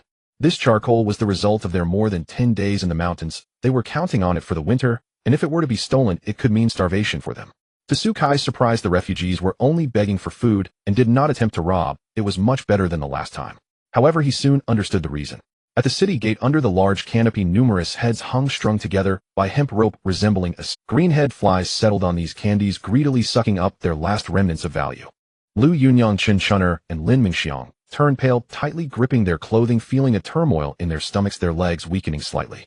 Underneath those heads stood several wealthy individuals dressed in luxurious garments, their bellies round and their waists adorned with jade. They wore gold rings on their fingers and had smiles plastered on their faces. These wealthy individuals were accompanied by numerous servants and attendants, loudly shouting, "In the city, Master Zhang is hiring 1 woman for 1 sheng of millet. Manager Li from the grain store needs some servants, must be young and strong, guaranteed not to starve you. Yechin Tower is hiring girls. Not only do you get food, but you also receive a monthly stipend." With these shouts, many refugees flocked over. Their expressions were blank, as if they were merely goods being chosen. Qiye was quite surprised to hear that 1 shung of millet could be exchanged for a girl, which might not even weigh 2 pounds. 2 pounds of millet could buy a girl. How could human life be so worthless? Yet even so many people rushed to sell their daughters, even if they were only 15 or 16 years old, crying and calling out to stir their family's affection. Some women left with no choice signed contracts to sell themselves just to obtain food for their children and husbands. Qiye felt a surge of anger. He wanted to know what the government was doing. Did they want to witness people selling their sons and daughters only to let them starve to death? It should be noted that winter hadn't even arrived, yet once winter came the situation would likely become even more dire. Looking at the numb disaster victims, Qiye silently walked towards the city. He wanted to see if the officials of the Dian dynasty still had the common people in their eyes. When the ox cart arrived at the city gate, the guarding soldiers stopped them, checked their identities, and then demanded a toll of 1 tael of silver per person to enter the city. Chun'er furrowed her brows wanting to argue, but Qiye shot her a glance, and then pulled out 4 taels of broken silver from his pocket. Unexpectedly, after the soldier took the silver and tucked it into his pocket, he greedily said, "Not enough, it's 1 tael of silver per person, but the ox is 5 taels. Chun'er and the 3 women's faces changed slightly. It was just entering the city, yet a single ox required 5 taels of silver. This was outright robbery. For people plus 1 ox totaled 9 taels of silver, almost half the price of the cart of charcoal. Sukai's expression darkened, and he said coldly, "It seems the price wasn't this last time." The soldier sneered. "Last time was last time. If you can't pay, leave your goods behind and come back when you have enough silver." "Ha ha ha, exactly. If not, those 3 young ladies have quite nice clothes. You can take them off to cover the toll." "That's a good suggestion, or if you're reluctant, then leave 1 young lady with us for some fun." The soldiers behind the lead soldier joined in, their eyes greedy and lewd as they stared at Chun'er and the other 2 women. The lead soldier looked at Qiye with a sidelong glance, arrogantly saying, "Pretty boy, if you really can't pay, just follow what my brothers said." But before he could finish his sentence, Qiye, carrying 400 pounds of charcoal, swiftly lifted his leg and kicked him in the head. With a sharp crack, the soldier's neck was instantly broken, and he flew away like a rag doll, crashing heavily against the city wall. When he landed, the soldier's neck was twisted, blood gushing from his mouth and nose. After struggling for a few moments in pain, he fell silent. Qiye moved swiftly and decisively, instantly subduing the few soldiers who stared wide-eyed, unable to believe the sight of the corpse lying in the corner like a dead dog. With a single kick, he killed one of their brothers. Is this even human? After a brief silence, the soldiers snapped back to reality, hurriedly gripping their wooden polearms, the trembling tips aimed at Qiye, shouting angrily, "You reckless peasant, what do you want?" One soldier even ran towards the city shouting, "Quick! Someone! The peasant has rebelled and killed." Qiye set down the charcoal on his shoulder and glanced at Liu Ruyu and the others, who looked somewhat uneasy. Before he could speak, Liu Ruyu interjected, "Su Lang, don't worry, I will protect Sister Chun'er and Sister Mengxiang." Qiye smiled gently. "Good Yunyang, with your words I can rest assured." He then cast a solemn gaze at the soldiers before him, who were pointing their polearms at him. He stepped forward. The soldiers immediately panicked, instinctively retreating with their polearms trembling as they shouted, "Stop! Don't move. If you do, we'll stab you." Qiye remained unfazed, advancing steadily. The soldiers kept backing away, their backs pressed against the cold wall with nowhere left to retreat, yet Qiye continued to move forward. "Damn!" One soldier, driven to desperation, yelled out angrily and lunged at Qiye, thrusting the spear towards his chest. Qiye did not dodge or evade. Instead, he gripped the spear shaft with his other hand. With a flick of his wrist, the spear trembled violently, numbing the soldier's hands, causing the spear to slip from his grasp. Seizing the opportunity, Qiye pulled the spear towards him, turned its tip around, and pointed it at the remaining soldiers. "Charge! Together! Kill this rebel!" The soldier who had lost his spear clutched his wrist, urgently urging his companions. The other 3 soldiers, as if waking from a dream, steeled their resolve and lunged forward with their spears, all 3 tips aimed at Qiye. The commotion had already drawn the attention of the wealthy onlookers nearby, their gazes sweeping over the charming Liu Ruyu and her companions before casting disdainful looks at Qiye. Seeing Qiye daring to clash with the city guards, the wealthy scoffed, "Ignorant peasant daring to lay hands on those who eat government rations." In famine years, the death of such poor people is a blessing, sparing them from suffering in this world, ultimately leading them to offer their wives and daughters for our enjoyment. Boss Zhao of the Yuchun Lu urged his servants behind him, "Quick, go help us kill that peasant before he disrupts our business." After receiving the command, 5 or 6 servants armed with wooden clubs strutted towards Qiye, resembling vicious dogs that bullied the weak. Qiye didn't even glance at the approaching servants. He gripped the spear, focusing on the 3 spears thrusting towards him, and suddenly exerted force with his wrist. The spear tip traced a half arc in the air, accurately sweeping towards the 3 wooden spears. Bang! Bang! Bang! With 3 dull thuds, the 3 spears were violently knocked away, clattering to the ground, leaving the soldiers feeling pain in their hands, their grips shattered. It should be noted that Qiye not only possessed perfect archery skills, but also mastered spear techniques, knife skills, and horsemanship. Dealing with these few minor soldiers was truly effortless. "We need to get out of here," someone shouted, and the three soldiers, completely frightened, no longer cared about anything else, scrambling and rolling towards the city gate behind them. Qiye's eyes turned cold as he hurled the spear in his hand like a venomous dragon. Whoosh! The sharp tip instantly pierced through two of them, nailing them to the city wall, blood dripping slowly down the spear. At the same time, his right foot hooked the spear that had fallen by his side, and with a flick of his toes, he sent it flying. Whoosh! The spear transformed into a black shadow, accurately piercing through the body of the third soldier, similarly nailing him in place. He twitched a few times before falling still. Now only the first soldier who had dropped his spear remained. He was terrified to the point of losing his wits, his legs giving way as he collapsed to the ground, banging his head like a garlic clove. "Grandfather, please spare me. I deserve to die, but you are magnanimous. Don't hold it against me. I have an 80-year-old mother to take care of, and an 80-year-old child to raise." Tears streamed down his face, crying pathetically, his forehead heavily banging against the blue stone, instantly turning red and swollen with blood. The few servants who had just surrounded him fiercely were now frozen in place, as if subjected to a paralyzing spell, their limbs cold, eyes full of fear. Qiye's cold gaze swept over them, causing the servants to drop their wooden clubs in fright, fleeing. Seeing his minions so useless, scared back by just a glance, Boss Xiao's face turned green with anger as he pointed at them and scolded, "What are you good for? So many people, and yet scared off by a single peasant." One servant complained with a mournful face, "My lord, we're just here to earn a living, making only a few coins a month. Why risk our lives?" Boss Xiao was so furious that his vision darkened. Just as he was about to give them a harsh lesson, he noticed Qiye staring at him. He was so frightened that he hurriedly shut his mouth, shrank his neck, and desperately tried to hide his fat body, wishing he could bury himself in the crowd like a startled quail. Qiye withdrew his gaze, ignoring the soldier kneeling on the ground, begging for mercy as he brushed past him. The soldier had already lost all courage, with his pants suddenly soaking a large patch. Qiye walked to the corpse of the soldier he had kicked to death earlier, bending down and reaching into the man. After a brief search, he pulled out a handful of copper coins mixed with several pieces of silver, at least 5 or 6 taels.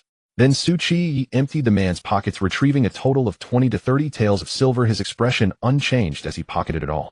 The amount he earned after several days of hard work producing charcoal was probably less than what others could rob in a single day. Following this, he continued the same method, searching through the bodies that were not yet completely cold, and the silver he found alone exceeded over 100 taels. This shows just how much these soldiers had consumed of the people's wealth. Finally, Qiye approached the soldier kneeling on the ground, who emanated the stench of urine. This soldier was exceptionally sensible, having already emptied all the copper coins and silver on himself, piling them in front of him, his forehead pressed tightly against the ground, repeatedly begging for mercy. Qiye looked down at him from a height, his expression cold. "I give you 5 breaths to escape." The soldier cried out, "Grandfather, I don't want to die. Please show mercy." 5. "Spare my life, I don't want to die." 4. Seeing Qiye remain unmoved, the soldier scrambled to his feet, rolling and crawling towards the depths of the city gate. Qiye held a copper coin, still counting down in a cold voice, 3, 2, 1. As the word 1 fell, the soldier had just entered the gate when a copper coin shot out, accurately penetrating his skull. The soldier's running motion abruptly stiffened his body, as if stripped of its spine, staggering 2 steps before crashing face down onto the ground, never to move again. Qiye walked to the ox cart and softly told the 3 women who were trying to maintain their composure, "Let's go into the city." Liu Yunyang and Lin Mengxiang, despite their pale faces, bit their lips and nodded vigorously. This wasn't the first time they had seen Qiye kill someone, so they could still maintain some calm. However, Chunchunner was pale, feeling cold all over, tightly gripping her clothing, her gaze towards Qiye filled with some unfamiliarity. This was her first time witnessing Qiye kill someone, and after killing he remained so calm, as if the lives lost were no more than insignificant ants. Looking at the corpses at the city gate, she opened her mouth wanting to say something, but ultimately could not make a sound. Meanwhile, the soldier who had rushed into the city to fetch help finally returned with a group of people in a hurry. At the forefront was a middle-aged man wearing a somewhat worn fish-scale iron armor with a standard iron sword at his waist. He appeared to be in his early 40s and was the city's guard captain, Song Feng. Song Feng looked at the grim scene before the city gate, as well as the 2 corpses nailed to the city wall, his fists clenched tightly, his expression exceptionally dark, like an angry wolf. He scanned the wealthy people who were silent with fear, and then looked at the numb-faced refugees, ultimately locking his gaze on Qiye beside the ox cart. "So it's you causing the trouble and killing several of my subordinates." Qiye remained calm, responding nonchalantly, "It was me." The soldiers behind him moved swiftly, 9 hard bows drawn to their limits, while 2 cold standard crossbows also aimed at Qiye. As soon as Song Feng gave the order, the soldiers would shoot their crossbow bolts without hesitation. If you kneel now, and let me take your dog head, your family might still live. Song Feng's tone was cold, as if he had pronounced Su Kai's death sentence. Boss Zhao from Yechen Tower, seeing this, squeezed out of the crowd, pointing at Su Qiye and mocking him. You rascal, weren't you quite arrogant just now? Try being so arrogant again. Do you realize you're on the brink of death? Shh. Su Qiye temporarily ignored his barking, his right hand slowly reaching into his bosom. What are you doing? Are you disregarding your family behind you?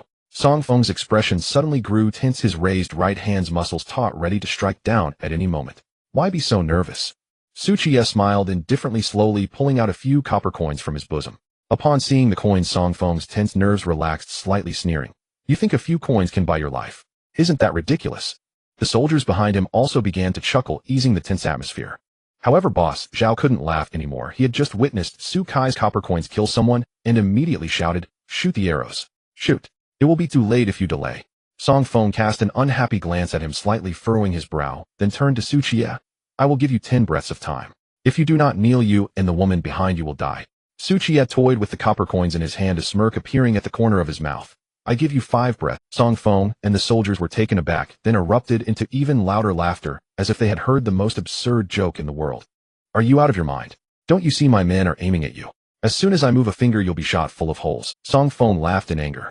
5. Su Kai's cold voice began the countdown. Stop your tricks. Song Feng's gaze turned sinister. Fine, I've changed my mind. I will chop off your dog head and display it alongside these candied hawthorns. 4, 3, 2, 1. The countdown ended. Su Qiye sighed helplessly. It seems that some people can't seize the opportunity, even when given one. As soon as he finished speaking, his gaze darkened, internal energy coursing into his right hand. With a sudden flick of his wrist, 12 copper coins shot out like bullets. The copper coins tore through the air with a piercing sound, shooting towards the 12 soldiers behind Song Feng. Quick shoot. Song Feng's face changed dramatically, and he shouted. Thud, thud, thud.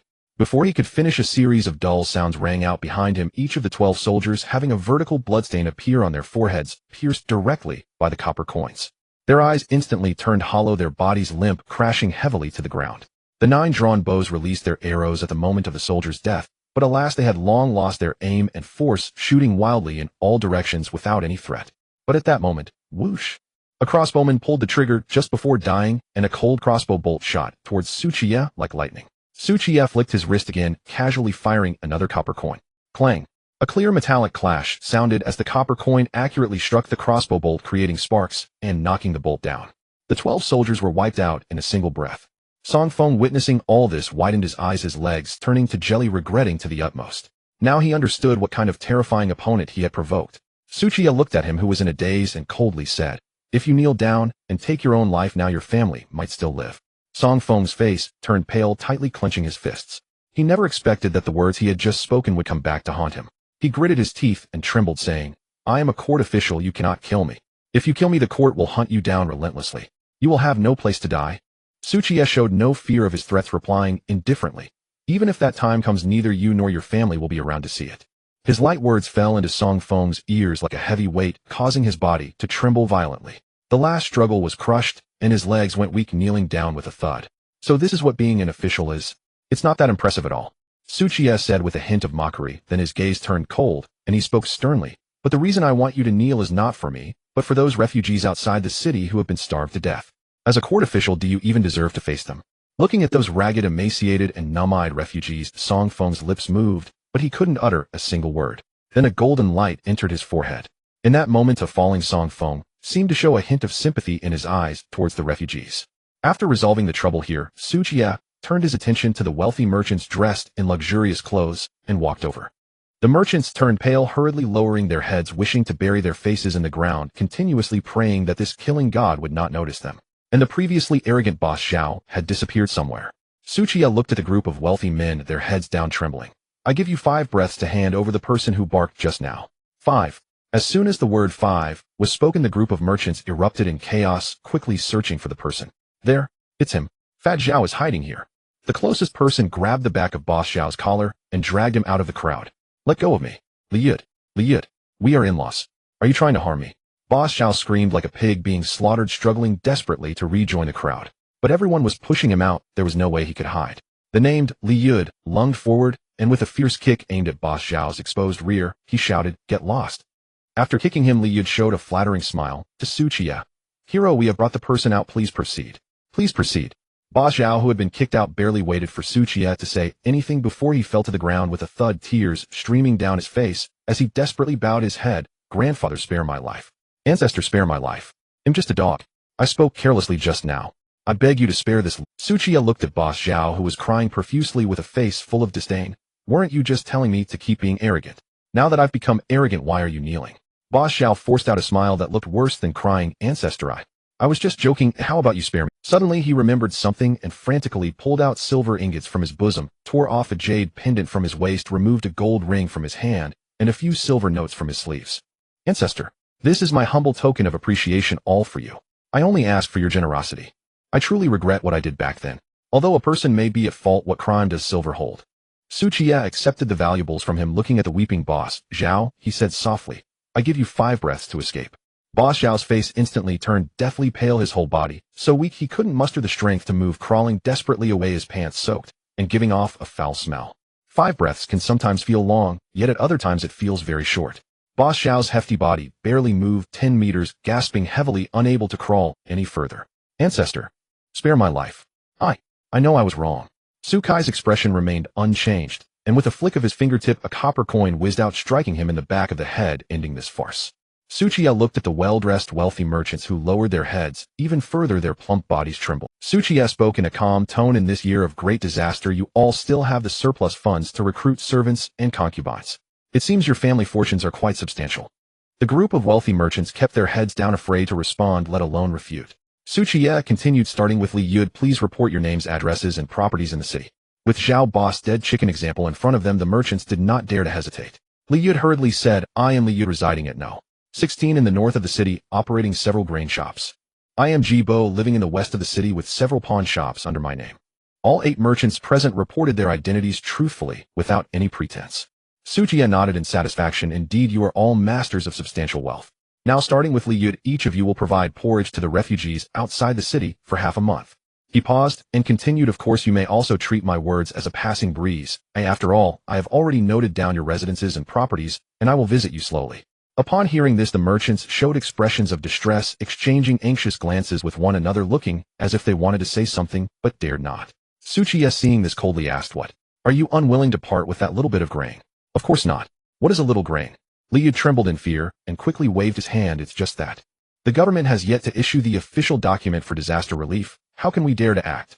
If someone with ulterior motives were to catch us and say we are buying the people's hearts and plotting ill, not to mention our families, even our 9 clans could be implicated.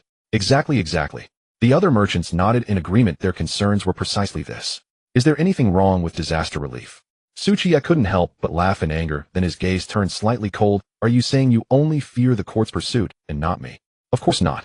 Naturally they did not dare, they truly had their difficulties. Liu's voice trembled with a hint of crying, indicating that his worries were genuine. Seeing this, Qiye nodded. Well then, if anyone investigates this matter, just say it was under my orders, and I used the lives of your whole families to coerce you into providing porridge. The merchants looked a bit relieved at this, as it was good to have someone willing to take responsibility. Liu mustered his courage to ask, may I ask your esteemed name? Qiye. Qiye replied indifferently, if anyone asks for accountability, just blame it on me. Liu firmly committed the name to memory and cautiously probed, Lord Su, there are at least a few thousand refugees outside the city. It will likely increase after winter. If we provide porridge daily, even with our wealth, we won't be able to sustain it for long. This was indeed the truth, and Qiye sighed, as long as they don't starve to death, that will be sufficient. Upon hearing this, the merchants' tense hearts settled down, and their postures became a bit straighter. As long as they wouldn't starve, it would be manageable. Cooking dozens of pots of thin porridge daily wouldn't consume much grain. Later they could mix in some rice husks and bran to ensure those refugees had something to eat. Clap, clap, clap. Suddenly a round of applause sounded from inside the city gate, followed by young boss voice, Brother Su, your actions are truly righteous. To offend the court for the sake of these disaster victims, I admire you. Qiye raised his eyes and saw Yangbo dressed in a blue robe walking out slowly, accompanied by a middle-aged man in splendid attire who carried himself with an air of authority. Behind the two, a strong young man followed closely. His gaze was sharp and his steps were steady, quickly scanning the corpses on the ground, without any fluctuation in his expression. This person should be a master. Encountering Yangbo here, Qiye felt somewhat surprised, and said frankly, Brother Yang, you misunderstand. I am not doing this for the refugees, but purely because I cannot stand these unscrupulous merchants who take advantage of the disaster to rob and trade in people at low prices. A girl of about 18 in the prime of her youth is only worth a liter of millet. I didn't even buy her, how can that? Upon hearing this, Su Kai's previous status immediately depreciated, and Liu Yunyang, Lin Mingxiang, and Qin Chun'er looked at him with somewhat strange expressions. But there was more laughter in their eyes. After spending so many days together, they had long known Su Kai's character. Su Leng was not the kind of lecherous person. Yang Bo and the others, along with those wealthy merchants, were taken aback. Did you not hear what Yang Bo just said, which was to win the favor of the refugees and gain their hearts? Su Qiye had naturally heard it, but he did not care about such so-called public sentiment. These refugees were already starving to the point of selling their daughters and wives, but where was their dignity and reason? They were all a pack of wolves that could not be fed. Oh, as long as there was something to eat, they would kneel down and recognize you as their father. Once there was no food, they could care less about you. To completely win over the refugees relying solely on a few words and a few bowls of thin porridge was impossible. Yang Bo reacted swiftly and laughed heartily. Brother Su, you are humble, unwilling to take credit for such good deeds. You truly are a gentleman. Liu's eyes turned as he thought of something, and quickly stood up to echo loudly, addressing the refugees. Fellow villagers, did you see that? It is this Lord Su Qiye who is forcing us to provide porridge for you. The crowd of refugees looked towards Su Qiye with a sea of dark faces, their eyes filled with confusion. Liu continued, the government's decree for disaster relief has yet to arrive, but this Lord Su is not afraid, disregarding his personal safety and forcing us to provide porridge for you. With porridge, you no longer need to worry about starving to death. Hurry and thank Lord Su. The dull eyes of the refugees seemed to light up a little, with over 1,000 pairs of eyes looking at Su Qiye with disbelief and a longing for hope. Yang Bo glanced at Liu, thinking to himself, he truly is a sycophantic merchant climbing up the ladder as soon as he gets a chance. Su Qiye looked at Liu, speechlessly wondering why he was stirring up trouble. Yang Bo was trying to win the hearts of the people to incite rebellion, and did Liu also want to be a founding hero? Su Qiye felt that the timing was not yet right. Lacking both personnel and funds, one should not recklessly attract attention. After all, the first rule of crossing over is to delay claiming kingship and accumulate grain widely. Su Qiye changed the topic. Brother Yang, you came at the right time. I just killed a few soldier bullies. Take your wife and leave quickly to avoid being implicated. Now Liu Yunyang had 30 years of cultivation, and Lin Mingxiang was proficient in firearms. Where could Su Qiye not take them? But Qin Chun'er was Yang Bo's wife, so he couldn't just rob her. Since leaving the city, Yang Bo had not looked at Qin Chun'er. Upon hearing Su Kai's words, he cast a cold glance at her, as if looking at a stranger. Qin Chun'er originally held a glimmer of hope, but upon seeing his indifferent and distant gaze, it was as if she had fallen into an ice cave, her heart growing icy cold. After more than 10 years of companionship, could he not spare even a word of concern? Yang Bo glanced at Qin Chun'er before turning to Su Qiye, a smile spreading across his face. Brother Su, you worry too much. You will not encounter any trouble. As he spoke, he introduced the elegantly dressed man beside him. This is Wang Han, the county magistrate of Qingshu City. He witnessed what just happened, and the court will not hold you accountable. Wang Han nodded gently. Brother Su need not worry for this Song Feng, as the city guard has turned a blind eye to his subordinates' corruption, extorting silver from the common people, and I had already intended to investigate this matter. Thanks to Brother Zu's righteous assistance, today the wicked scoundrels have been dealt with, removing harm from Qingshu City. I will certainly report this to the court and seek merit for you. As soon as he finished speaking, some officers and soldiers hurriedly stepped forward to gather the bodies on the ground and take charge of the city gates again. Su Qiye was somewhat surprised. He had just killed the court soldiers in plain sight, yet after a few words from Wang Han, he was not only exonerated but even credited with merit. Is this how things are done when there's someone influential in the court? However, Su Qiye was no fool and did not feel grateful to Wang Han. After all, he was the magistrate of the city and also Song Feng's superior. Did he really not know of his crimes? I fear the extra tolls collected also have a share of his silver. The reason Wang Han did not pursue his responsibility, I suppose, is largely due to the favor of Yang Bo. It seems that Yang Bo, the scholar who isn't even a student, is quite extraordinary. Su Qiye was curious about which family he used to serve as a scholar in the prefecture. He suppressed various thoughts and stood before the refugees, questioning Wang Han towards the city gate. Brother Wang, as the magistrate of this area, can you really turn a blind eye to the plight of the starving people outside the city, selling their children and themselves? Wang Han sighed with a look of compassion. How could I not be heartbroken? I have repeatedly petitioned the court for disaster relief, yet have received no response. The grain in the official granary has already been sent to the northern desert. Even though I have the intention to save the people, a clever woman cannot cook without rice. He paused slightly, then assured. However, please rest assured, Brother Su and fellow villagers, the disaster relief grain from the court is already on the way. Moreover, I have just issued an order for the wealthy families in the city to donate grain and provide porridge to help get through this calamity. This set of statements was layered and flawless. The refugees' eyes gleamed with hope, and they erupted in applause, expressing their gratitude to the magistrate. Their demands were simple. They only needed something to eat. Yet Su Qiye felt a chill in his heart and clasped his hands, Since Brother Wang has already taken measures, I shall not disturb you further. As he spoke, he looked at Yang Bo. Since Brother Yang has matters to attend to, I will take care of your wife. You can rest assured and busy yourself. Farewell. As soon as he finished speaking, Qiye walked towards the ox cart. Brother Su, please wait. Yang Bo, Chunshunner, not knowing why, suddenly felt a glimmer of hope. But Yang Bo's next words drained her of all spirit, her body going limp as she nearly fainted. Yang Bo said, Brother Su, I trust you to take care of Chunshunner. How about we have a small drink together first and share some joy? No, I am in a hurry to sell charcoal and look after your wife. Qiye hoisted the charcoal from the ground and walked towards the city. Liu Yunyang led the ox cart along with Lin Mingxiang, while Chunshunner silently followed behind him. Seeing this, Liu De jumped out and flattered, Master Su, I happen to need charcoal at home. I will buy all of it. Qiye ignored him, and with the three ladies led the ox cart into the city gate. This, Liu De felt a bit awkward, like a clown. Yang Bo glanced at him and the group of wealthy merchants. Did you not hear Brother Zu's words about providing porridge? You should hurry and go. Yes, we will go right away. Liu De and the wealthy merchants nodded repeatedly, taking their servants and quickly entering the city to prepare. The group of refugees also hurriedly retreated, not daring to approach the city gate even a step. After all, the severed heads hanging at the gate were still fresh. For a moment, only Yang Bo and the three others remained in front of the city gate, along with a few puddles of blood on the ground. Yang Bo looked at Wang Han beside him and asked, Brother Wang, what do you think of Qiye? Wang Han narrowed his eyes slightly, finding it hard to answer, and gave a moderate reply, he is quite formidable. Yang Bo smiled lightly. This Wang Han truly was a foolish pig trying to play a clever game in his response, which only indicated he had not seen through Qiye. Yang Bo turned to the robust young man behind him. Zhao Yu, what do you think? Zhao Yu's expression was serious as he truthfully replied, his martial prowess exceeds mine, and he is deeply scheming. Just now he was hiding his strength. If we were to fight alone, I would not be his match. Hearing this, Wang Han was somewhat surprised, for Zhao Yu came from a military family and had been trained in weapons since childhood, possessing formidable martial skills and a notable reputation in the army. Moreover, his brother was this year's martial champion. Such a remarkable figure could not even match Qiye in an onion-on fight. Zhao Yu continued, however, if it were a battle between armies, I am confident I could defeat him, even capture him alive. Yang Bo nodded, not saying much, for Zhao Yu had studied military strategy since childhood, and his experience in warfare should surpass Qiye's. At this moment, Wang Han slightly leaned forward and whispered, Brother Yang, you should also know my sincerity regarding the young master. Yang Bo glanced at him and replied coldly, as long as you are willing to raise your banner and stir up the situation in the 3 provinces of Liaodong, you will be one of the young master's people. Wang Han looked troubled, wiping the cold sweat from his forehead, unsure how to respond, for rebellion was a capital offense. If you do not dare, then just continue being your county magistrate. Yang Bo did not press him further and left with Zhao Yu. Wang Han looked conflicted as he watched their departing figures.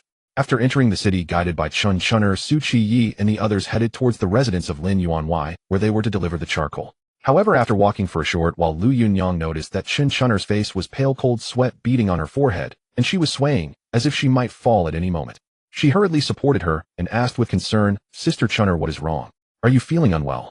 Qiye, hearing the commotion, also came over and furrowed his brow. You look so pale, as should we find a place to rest first? Chunshunner forced a smile and shook her head. Imphina Lin Yuanwei's house is just ahead. Let's sell the charcoal first, and then talk. Seeing her like this, Qiye had no choice but to quicken his pace. Indeed, after a short distance, an extravagant Lin residence appeared before them. As a large household, the rules were strict. Given Qiye's status as a charcoal deliverer, they were not even qualified to enter through the front door, let alone the side door, and could only knock on the back door. After knocking, a servant opened a small peephole in the door, confirmed their identities, and upon learning they were here to deliver charcoal, finally opened the door. The 4 of them led the ox into the backyard, where a steward came to inquire about the situation. Upon learning they were old acquaintances of Madame Lin, he hurriedly sent someone to invite her. Seeing Chunshunner looking haggard, as if suffering from an illness, the steward quickly brought Qiye and the others to a delicately arranged side hall to rest. The hall was filled with a faint scent of sandalwood. Several Wangwali wood chairs were casually arranged, and the walls were adorned with distant and serene landscape paintings, creating a tranquil and comfortable atmosphere. Chunshunner slumped in the chair, her face pale as paper, her forehead covered in fine beads of cold sweat, occasionally furrowing her delicate brows and coughing softly. Each cough sounded weak and powerless, tugging at the heartstrings. This beauty, who usually wore a gentle smile, now appeared so haggard and sickly, making one feel a surge of pity and concern. Qiye quickly stepped forward and gently touched her forehead, only to feel it was frighteningly hot. Clearly, she was running a high fever, what the ancients referred to as wind cold. His brows furrowed tightly, and a sense of urgency rose in his heart. This illness could sometimes be fatal even under modern medical conditions, let alone in this ancient time lacking medicine and antibiotics. A slight carelessness could easily lead to a lung infection, which would be a life-or-death situation. Lu Yunyang and Lin Mingxiang also looked worried, quickly surrounding him, their voices laced with obvious concern. Su Lang, how is Sister Chun'er? How did she suddenly fall ill? Su Qiye frowned, speaking solemnly. It must have been the shock she experienced earlier, causing her mind to be unsettled, coupled with exposure to the cold wind, allowing malevolent energy to invade her body, which suddenly led to her catching a cold. A cold. Upon hearing this, Lu Yunyang's faces immediately changed. In this era, a cold was no trivial matter, but a truly life-threatening illness. Just then a faint yet hurried sound of footsteps came from outside the hall. Soon a noblewoman draped in a snow-white fox fur coat, dressed in exquisite clothes, and exuding an elegant demeanor, entered, quickly flanked by two personal maids. She appeared to be in her mid-30s, well-preserved, plump, and dignified, with fair and delicate skin that radiated nobility, clearly indicating that she was an exceptional beauty in her youth. Without needing to say, Su Qiye and the others recognized her as Lady Lin. Upon entering the side hall, Lady Lin's gaze swept over Su Qiye and the others, and then immediately landed on Chun'er, who was slumped in the chair looking frail. What happened to Chun'er? Su Qiye cupped his hands and saluted his tone grave. Chun'er seems to have caught a cold and developed a high fever. Lady Lin's expression slightly changed, and she hurriedly instructed the steward beside her quickly go to the Baichao hall and summon Dr. Dong. Be quick. The steward, fully aware of the urgency, nodded and hurriedly turned to leave the hall, his footsteps quick. Then Lady Lin looked at the maids behind her, her tone gentle yet firm. Take these guests to a quiet guest room in the west wing to let the patient rest properly and ensure she does not catch any more wind. Chun'er, burdened by her illness, naturally could not endure further fatigue, and Su Qiye did not oppose this, once again cupping his hands in sincere gratitude. Thank you for your thoughtfulness, lady. Having said that, he carefully picked up Chun'er in his arms and followed the guiding maid towards the guest room. Lu Yunyang and Lin Mingxiang hurried closely behind, their faces filled with anxiety and worry. Seeing this unfamiliar young gentleman unreservedly carrying Chun'er, Lady Lin instinctively frowned but did not say much. Then her gaze swept over the pretty-faced Lu Yunyang and Lin Mingxiang, and she couldn't help but speculate about their relationship. The guest room was simply yet neatly arranged. Su Qiye carefully placed Chun'er on the soft bed. Then he personally removed her dusty cloth shoes and plain socks, tucking her in with the cotton quilt, while he pulled over an embroidered stool to sit by the bed and personally take care of her. He was just about to open the marketplace panel to buy some fever-reducing medicine for her, when unexpectedly Lady Lin entered quietly with her maids. Seeing that Su Qiye not only did not avoid suspicion, but also sat close to the sickbed, Lady Lin couldn't help but gently furrow her brows, her tone carrying a hint of inquiry. May I ask what kind of relationship you have with Chun'er? Su Qiye looked at her calmly, his gaze clear. We are friends. I promised Yang Xiong before his passing to take care of Chun'er and ensure her safety. Upon hearing this, Lady Lin's face immediately displayed a skeptical expression, as if to say, you keep spinning your tale. What man would entrust his beautiful wife to another young man? Unexpectedly, this young gentleman with thick brows and bright eyes turned out to be one who enjoyed spinning lies. I'm not sick, just feeling unwell. Suddenly Chun'er on the bed began to move, unconsciously mumbling incoherently. The slightly tense atmosphere in the room eased, and everyone's attention returned to the seriously ill Lu Yunyang. Looking at the suffering Chun'er, occasionally furrowed her brows as she took a clean soft cloth and carefully wiped the cold sweat that kept seeping from her forehead. Lin Mingxiang, standing nearby, also wore a worried expression. After pondering for a moment, Su Qiye said to Lu Yunyang, try to use your energy to help her soothe the chaotic qi, gently channel your inner strength to her, it might alleviate her suffering. Lu Yunyang nodded gently, placing her fingers on Chun'er's wrist, and a soft, warm inner strength slowly flowed into her meridians. As the inner strength nourished her, Chun'er's rapid breaths gradually calmed down, her tightly furrowed brows began to relax little by little, and she no longer moved around restlessly. Before long, her breathing became even, and her expression was particularly serene. Seeing that she was no longer in pain for the time being, Su Qiye let out a slight sigh of relief, turned around, and sat down on a chair by the window, though a hint of barely noticeable worry lingered between his brows. Lady Lin quietly watched from the side, signaling to the maid beside her with a glance. The maid understood and quickly presented a heavy embroidered pouch, gently placing it on the table. Lady Lin spoke softly, her voice gentle. The charcoal you sent over is of excellent quality, though I will calculate it at 31 per gene. It looks like there are about 1,000 genes, which amounts to 30 taels of silver. She paused, her gaze falling on the bedridden Chun'er, her tone carrying a touch of sincere pity. Chun'er fell ill due to delivering charcoal, and I truly feel remorseful, so I will additionally provide 20 taels for her medicine and nourishment, totaling 50 taels.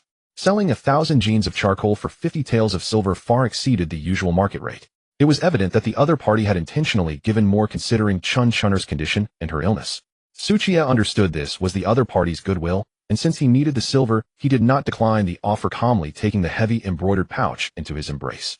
Adding to the spoils he had looted from the villains outside the city earlier, he now had around 500 taels of silver. Of course, he also had a few ancient jade pendants and 2 heavy pure gold rings in his possession, which were difficult to appraise at the moment. Qiye touched the bulging pouch in his embrace, feeling slightly at ease. Now, he could be considered a wealthy man with substantial assets.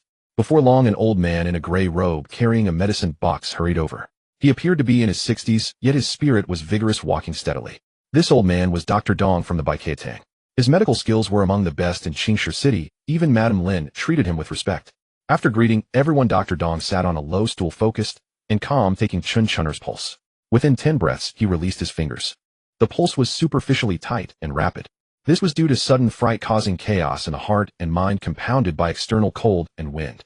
Seeing his vague explanation, Qiye asked, "Old doctor, can you explain it in simpler terms?" Dr. Dong nodded and said she was frightened, caught a cold, and has contracted a plague from the corpses of refugees outside the city. Qiye frowned, surprised by the severity of Chun'er's condition, and immediately inquired, "Can you treat her?" Dr. Dong sighed lightly, his brow furrowed. "This illness is inherently troublesome. Coupled with her weak spleen and stomach and frail body, I do not have full confidence. We can only try our best, and leave the rest to fate. Leave it to fate." This was tantamount to a death sentence. Whether she could survive depended solely on her. Liu Yunyang and Lin Mingxiang's faces changed instantly, a sense of panic rising in their hearts. Naturally, they did not wish to see Chun'er gravely ill and dying. Madame Lin could not help but ask Dr. Dong, "Is there really no other way?" "I am powerless to help further." Dr. Dong shook his head, hurriedly writing out a prescription and handing it to the steward nearby. Qiye took out some silver, preparing to pay for the precious medicine, but was preempted by a maid who paid first. After receiving the precious medicine, Dr. Dong bid farewell to everyone and left in a hurry with his medicine box. "Sulang, what should we do now?" Liu Yunyang panicked, looking to Qiye for help. After all, in Xinjiagu, the one she was closest to was Chun'er. Over the past 6 months, Liu Yunyang had received much care from her. Qiye reassured her, "Don't be afraid, as long as I'm here, Chun'er will be fine." Madame Lin frowned slightly. If even Dr. Dong lacked full confidence, where did he find his? But looking at the suffering Chun'er on the bed, she immediately ordered a servant to fetch the medicine according to the prescription, while also sending for other doctors. In total, 3 more doctors came, all shaking their heads and sighing, expressing their inability to help and not even daring to write a prescription. Qiye did not want to waste any more time thinking to let Madame Lin and the maid step back, so he could buy some fever-reducing medicine from the market. Thus he turned to Madame Lin and said, "Forgive me for the trouble, but I fear Chun'er's illness may be contagious, so I ask you all to leave for now, or we will be fine here." Madame Lin shook her head, saying, "Thank you for your kindness, but Chun'er and I are old acquaintances. It pains me to see her suffering here. I truly cannot bear to leave." Seeing that she was unwilling to leave, Qiye could only say, "Madam, rest assured, I possess a hereditary skill specifically for treating colds. I will surely heal Chun'er. However, this hereditary skill cannot be shared, so I ask you to step back." Madame Lin looked Qiye up and down suspiciously, asking, "If the doctors in the city cannot help, how can you possibly cure Chun'er?" Qiye nodded confidently. "My hereditary skill is called the fever-reducing needle. Once administered, it guarantees that the illness will be cured." The fever-reducing needle. Though Madame Lin felt skeptical, there were no other options at present, so she reluctantly took her close maid and left the room. After sending them away, Qiye anxiously closed all the doors and windows, looking as if he feared others would steal his hereditary skill. Since Liu Yunyang and Lin Mingxiang were on his side, they did not need to leave. Qiye instructed them to watch the doors and windows, then approached the bed, quickly buying a box of ibuprofen capsules from the market, pretending to take them out from his sleeve. He then helped Chun'er sit up, supporting her back with one hand, while prying open her mouth with the other, inserting the capsule inside. After feeding her the capsule, he quickly took the warm water from the table, gently bringing it to her lips to help her swallow the medicine. Once he confirmed she had indeed taken the medicine, he carefully laid her back down and neatly covered her with a blanket. After taking the medicine, Chun'er calmed down considerably. Although her body was still hot, she no longer kicked off the blanket. Qiye called Liu Yunyang again, and the two took turns using their qi to alleviate her discomfort. After more than an hour of this back and forth, Chun'er's fever finally subsided. Though the high fever had retreated, Chun'er had yet to awaken and remained in a deep sleep. Liu Yunyang raised her hand to touch Chun'er's forehead and found it was no longer so hot. Instantly the stone in her heart fell, and she looked at Qiye with both surprise and joy, saying, "Su Lang, your fever-reducing needle is truly amazing. Chun'er is not burning up so badly now." Lin Mingxiang also nodded and asked Su Lang, "What exactly did you feed Sister Chun'er?" Qiye, seeing their curiosity, smiled and said, "Since you are curious, open your mouths wide." Not knowing what came to mind, Liu Yunyang and Lin Mingxiang's faces flushed a little, and they slowly opened their lips. Qiye stepped in front of them, taking out 4 ibuprofen capsules, feeding 2 to each of them, and then said swallow them with water. Though unsure of what it was, Liu Yunyang and Lin Mingxiang obediently swallowed them with water. Qiye also tossed 2 capsules into his mouth, saying, Chun'er has given us a warning, the weather is getting cold, and we must guard against this illness. After a long day of turmoil, the sky outside gradually darkened. Qiye instructed Liu Yunyang and the 2 maidens to take care of Chun'er while he went outside to ask the maid about the kitchen's location. The maid happened to be bringing over the prepared medicine when she saw Qiye inquiring about the kitchen location, and quickly said, young master, the cook has already been instructed by the lady and is currently preparing the meal. Qiye replied, no need for trouble. Just take me to the kitchen and I can make a few bowls of noodles myself. Unaccustomed to the food prepared in the manner the maid had seen guests preparing their own meals before, she nodded, all right, let me first take this medicine. Chun'er's fever has already subsided, this medicine is no longer needed. Qiye lifted the dark medicine in her hand and casually poured it out. He was unsure of what was in the medicine, and if it conflicted with the properties of ibuprofen, it would be counterproductive, so he decided not to let Chun'er drink it. The young maid, nearly 16 or 17 years old, was at the blossoming age, pure and charming, with a slightly heaving chest that revealed a hint of youthful innocence. Upon hearing that Chun'er had recovered, a flash of joy crossed her eyes, but when she saw the medicine she had painstakingly brewed being poured out her small mouth, immediately pouted in grievance. You must understand, brewing this medicine is quite troublesome, one must stay close, simmer it gently, and after more than an hour of hard work it was finally ready, and you just poured it out like that. The young maid with shimmering eyes glared at Qiye. If it weren't for the fact that he was somewhat handsome, she would have kicked. Seeing her look of grievance, Qiye chuckled, all right, I'll cook a bowl of noodles for you to eat. I guarantee it'll be tastier than anything you've ever had before.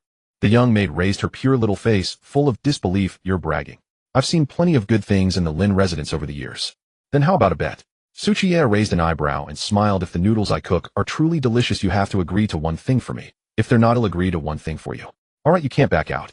The young maid reluctantly nodded and led him towards the kitchen, asking as they walked, by the way, what kind of noodles are you going to cook? Instant noodles with marinated eggs and luncheon meat, Qiye replied with a slight smirk. Although the young maid didn't quite understand, just hearing the name made it sound impressive, stirring her curiosity. After turning through several long corridors, the young maid brought Qiye into the Lin residence's kitchen, which was bustling with activity, with several chefs busily stirring pots and pans. Seeing the young maid bring in a strange young man, they merely glanced over and said nothing. Here we are, the kitchen. The young maid tilted her chin and deliberately stated, if the noodles you cook later aren't good, don't blame me for making excessive requests. Rest assured.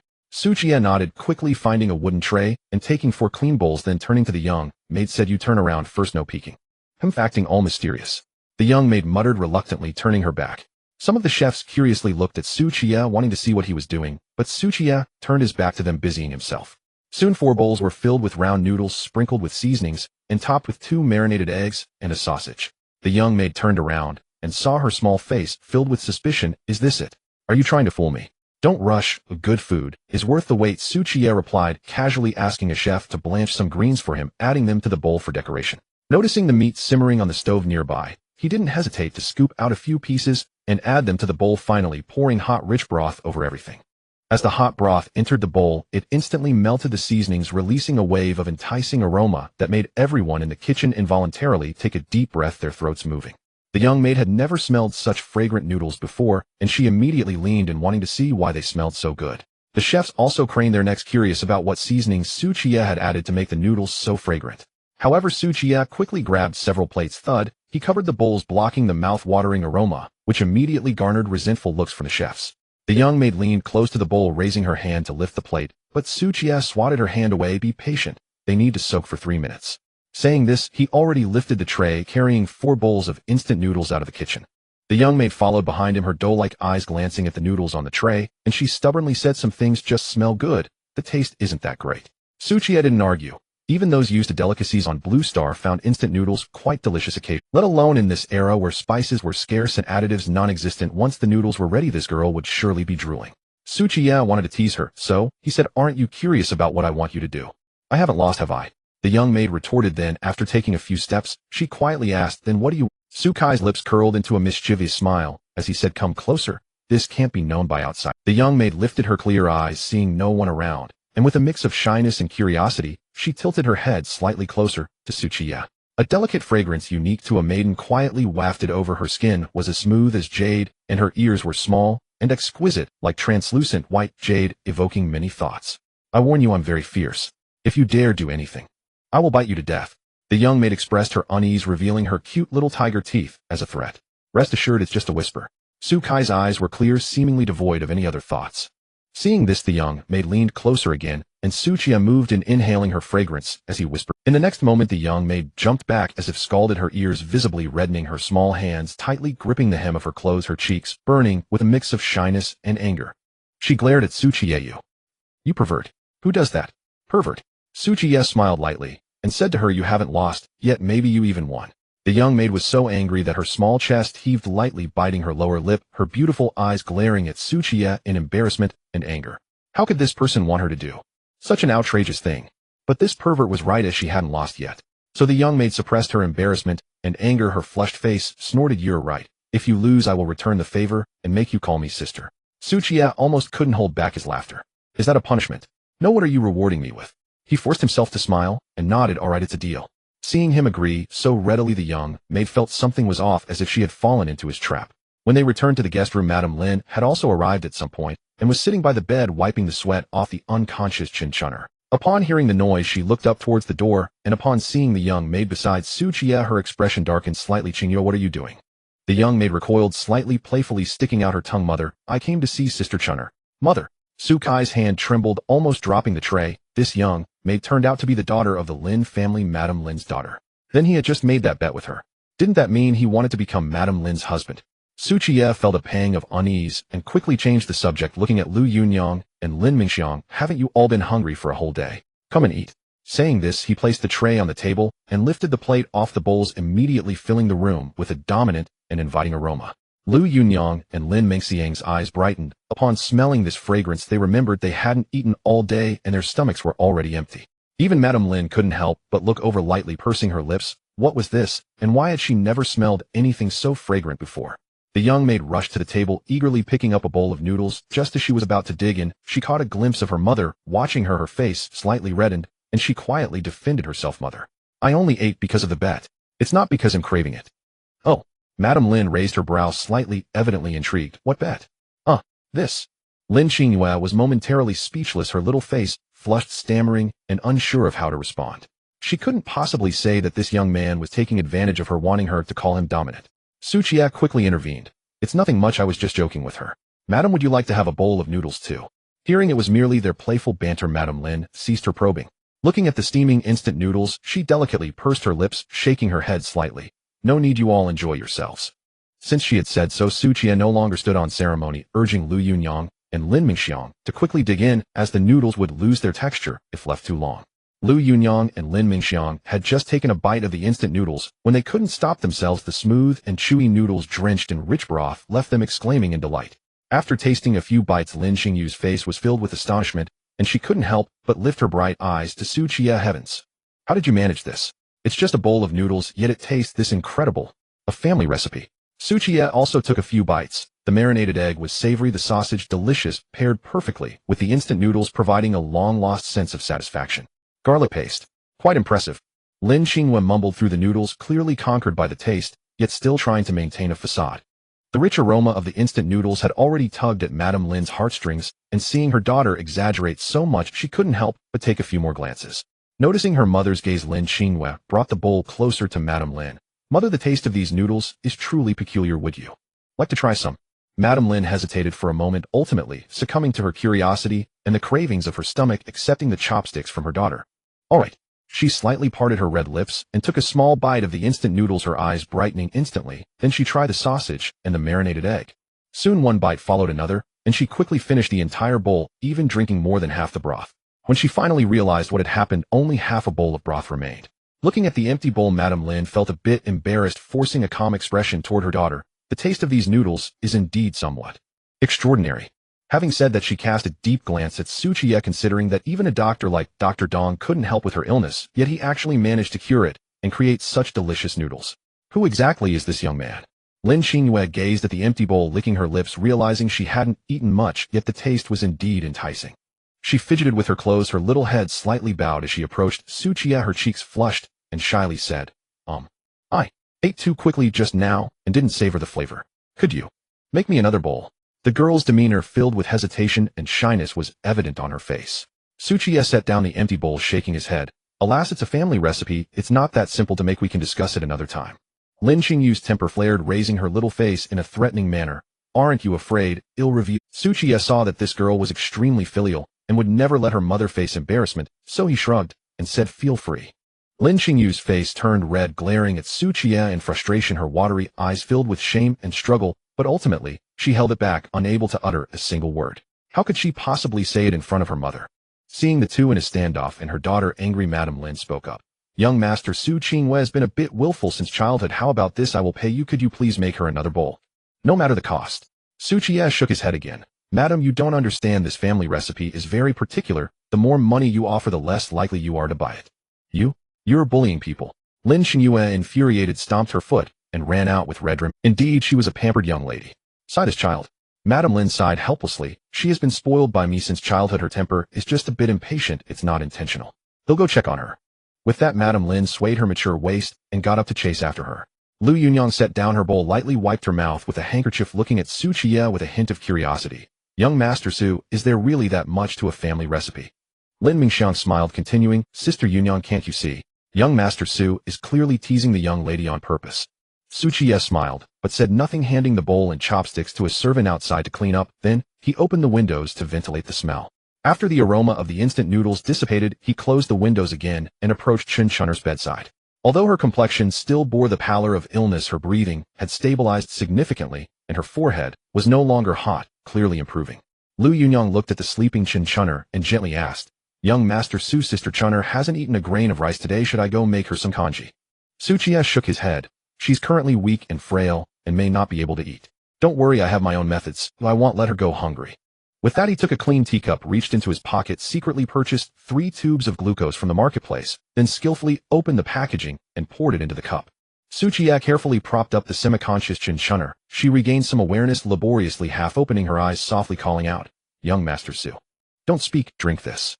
Qiye firmly supported her back with one hand, bringing the edge of the cup to her lips, slowly feeding her. After the slightly sweet liquid went down her throat, Chen Chun'er's brows seemed to relax a bit, and her complexion flushed slightly. Qiye gently laid her back down on the couch and tucked her in. The 3 of them then kept vigil by her side. To alleviate the boredom of Liu Yunyang and Lin Mingxiang, Qiye began recounting the story of the white snake, particularly the tale of Qing's snake and Su Xian. Once upon a time, after Bai Nyangzi married Su Xian, the two were deeply in love, inseparable during the day, and even more affectionate at night, changing beds twice in 3 days. All of this was seen by Xiao Qing, so one day, when Bai Nyangzi was out, unable to contain her curiosity, she quietly pushed open Su Xian's door. After that, Qiye narrated how Xiao Qing secretly met Su Xian's attempts to decline, while ultimately succumbing even under Bai Nyangzi's watchful eyes. The story left Liu Yunyang and Lin Mingxiang blushing. The 3 inside the room found it amusing, completely unaware that 2 figures outside were also listening quietly. After Qiye finished, he reached out to touch Chen Chun'er's forehead, frowning slightly. Why does it feel a bit warm? Lin Mingxiang's eyes moved quickly, saying, It must be too hot in the room. Even Yunyang and I feel a bit uncomfortable. Liu Yunyang nodded with a slightly flushed face. It is a bit hot indeed. Upon hearing this, Qiye didn't think much of it, noticing that Chen Chun'er's breathing had fully stabilized, her complexion no longer pale, but rather showing a hint of rosy color. He finally felt relieved. Her condition had stabilized completely. Seeing this, Qiye felt a stir in his heart and decided to check on Pan Lianer. He then stood up and instructed the 2 ladies, You 2 take care of Chun'er. I'm going to sell those animal skins and handle a few things. He'll be back soon. Liu Yunyang and Lin Mingxiang nodded obediently, reminding him to return early. The 2 figures outside quietly slipped away upon hearing this. Qiye stepped out of the room and quickly made his way to the backyard, where the cart had already been unloaded and a large water buffalo was leisurely munching on fodder nearby. He found a stack of wolf skins from the cart, greeted the steward, and hurriedly exited the Lin residence through the back door. The late autumn night was particularly cold, with few people on the streets, only a few dim lanterns illuminating the path. Qiye walked briskly and soon arrived at the mountain goods shop. This time, he did not go through the back door as before, but directly entered the store. Inside the mountain goods shop, the candlelight was bright, and several plump noble women dressed in luxurious clothing were selecting fur coats. Each of them was stunningly beautiful. Upon seeing Qiye Knight suddenly barge in, the noble women instinctively frowned, but after realizing he was a handsome young man, their expressions brightened slightly as they scrutinized him with pursed lips. Seeing someone intrude and interrupting his good fortune, the young servant was instantly angry and stepped forward to chase him away. What are you doing? Didn't you see the sign at the door? We aren't receiving anything today. Qiye Knight had come in such a rush that he really hadn't seen it. He stood still and coldly said, I'm looking for Manager Liu. Upon sensing Su Chi Knight's extraordinary presence and noticing the pile of wolf pelts he was carrying, the young servant immediately felt a bit intimidated and didn't dare to forcibly drive him away, mumbling, "Just wait a moment." As he said this, the young servant reluctantly glanced at the noblewomen before heading into the inner hall to call for someone. Su Chi Knight placed the pile of wolf pelts on the table and found a chair to sit down, observing the layout of the shop. On the right side, the shelves were stocked with medicinal materials like Ganoderma, ginseng, and mountain hemp, but unfortunately their quality was quite low. Truly good items would never be displayed. In the middle, the shelves displayed deer antlers, wolf teeth, dried bear bile, and some unknown jerky. On the left side hung various garments made from animal skins, such as fur coats and fox furs. Su Chi Knight was looking around when for some reason his gaze fell upon those noble women. Noticing Su Chi Knight staring, some of the noble women lightly furrowed their brows and shot him a few glances. Shortly after, the young servant hurriedly brought out Manager Liu. Upon seeing Su Chi Knight, Manager Liu smiled and cupped his hand, saying, "Brother Su, I was busy just now and couldn't come out in time. Please don't blame me, my old friend." Su Chi Knight also stood and smiled, saying, "What are you talking about, Manager Liu? Thank you for your care last time. I've come to trouble you again this time, brother." Manager Liu glanced at the pile of wolf pelts, his eyes instantly lighting up. "It hasn't been long, but Brother Su, you've gained something again." Su Chi Knight nodded, saying, "I encountered a pack of wolves, and by luck managed to slay them all. The pelts are all here." "You wiped out an entire pack of wolves. Brother Su, you have impressive skills," Manager Liu said with admiration, then untied the ropes to examine the wolf pelts. The noble women nearby heard their conversation. One plump beauty in a black dress scoffed lightly, "Wiping out a pack of wolves all by oneself. What a boast. Why not say you hunted a bear instead?" This beautiful woman held a noble status, and Manager Liu looked up at her with a smile, saying, "Madam Li, the bear pelt you admired last time was sent by Brother Su." The noble women gasped in surprise, their curious eyes scanning Su Chi Knight. The last bear pelt was exceptionally intact, not only glossy and vibrant, but also quite large. All of them wanted it, but it was ultimately bought by the county magistrate's wife, who flaunted it in front of them, making them envious. They never expected that the bear had actually been hunted by this handsome young man before them. "This pelt is fairly intact, worth 2 taels. This one, unfortunately, is quite damaged, worth 1 tael." Manager Liu counted each pelt as the young servant recorded it. Su Chi Knight watched from the side, thinking the price was quite fair, and did not refute. Soon they finished counting the 10 ordinary wolf pelts and arrived at the Wolf King and Queen. Manager Liu moved the 2 pelts under the candlelight and began to examine them carefully. The noble women, who often dealt with furs, naturally recognized the value of these 2 pelts. They had seen plenty of ordinary wolf pelts, but they had rarely encountered such complete and soft-furred Wolf King pelts. At this moment, they began to believe that Su Chi Knight had indeed wiped out a pack of wolves, unable to help but glance at him a few more times. To be able to kill wolves and hunt bears, his physical strength must be considerable. After examining the 2 wolf pelts, Manager Liu said with some regret, "It's a shame this Wolf King pelt has a tier E, otherwise it would be top quality." Su Chi Knight replied indifferently, "At that time the Wolf King wanted to escape with the pack, and I couldn't afford to be picky about the quality of the pelts. I had to cripple the Wolf King first." Everyone in the shop was stunned, feeling as if they were listening to a myth. Was there really someone who could chase and kill a pack of wolves? The previous noblewoman in the elegant black dress snorted lightly. "It's just a made-up story to sell for more silver. Who would be foolish enough to chase down a pack of wolves?" Su Chi Knight cast a glance at her, too lazy to argue further. Manager Liu stated the price for these 2 pelts, a total of 15 taels. "What do you think, Brother Su?" "That's fine." Su Chi Knight nodded in agreement. After all, he had no use for the wolf pelts, and this price was considered fair. Then he groped around and took out a bright red fox pelt from his small pouch, moving slowly and deliberately. "Could you also take a look at this pelt, Manager Liu, and give me an estimate?" The moment the fox pelt appeared, its vibrant fiery color immediately captured everyone's attention.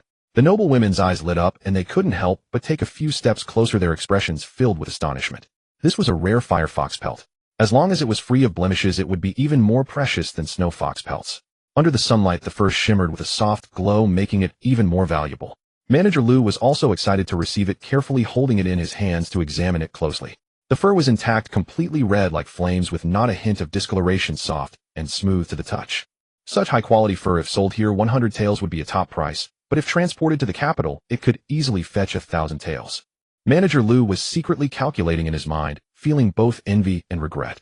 Manager Liu was already pondering how to set a price when the noblewoman in the black dress could no longer contain herself and directly stated, 100 taels, I will take this pelt. She was not just interested in the pelt's value, but also in her reputation.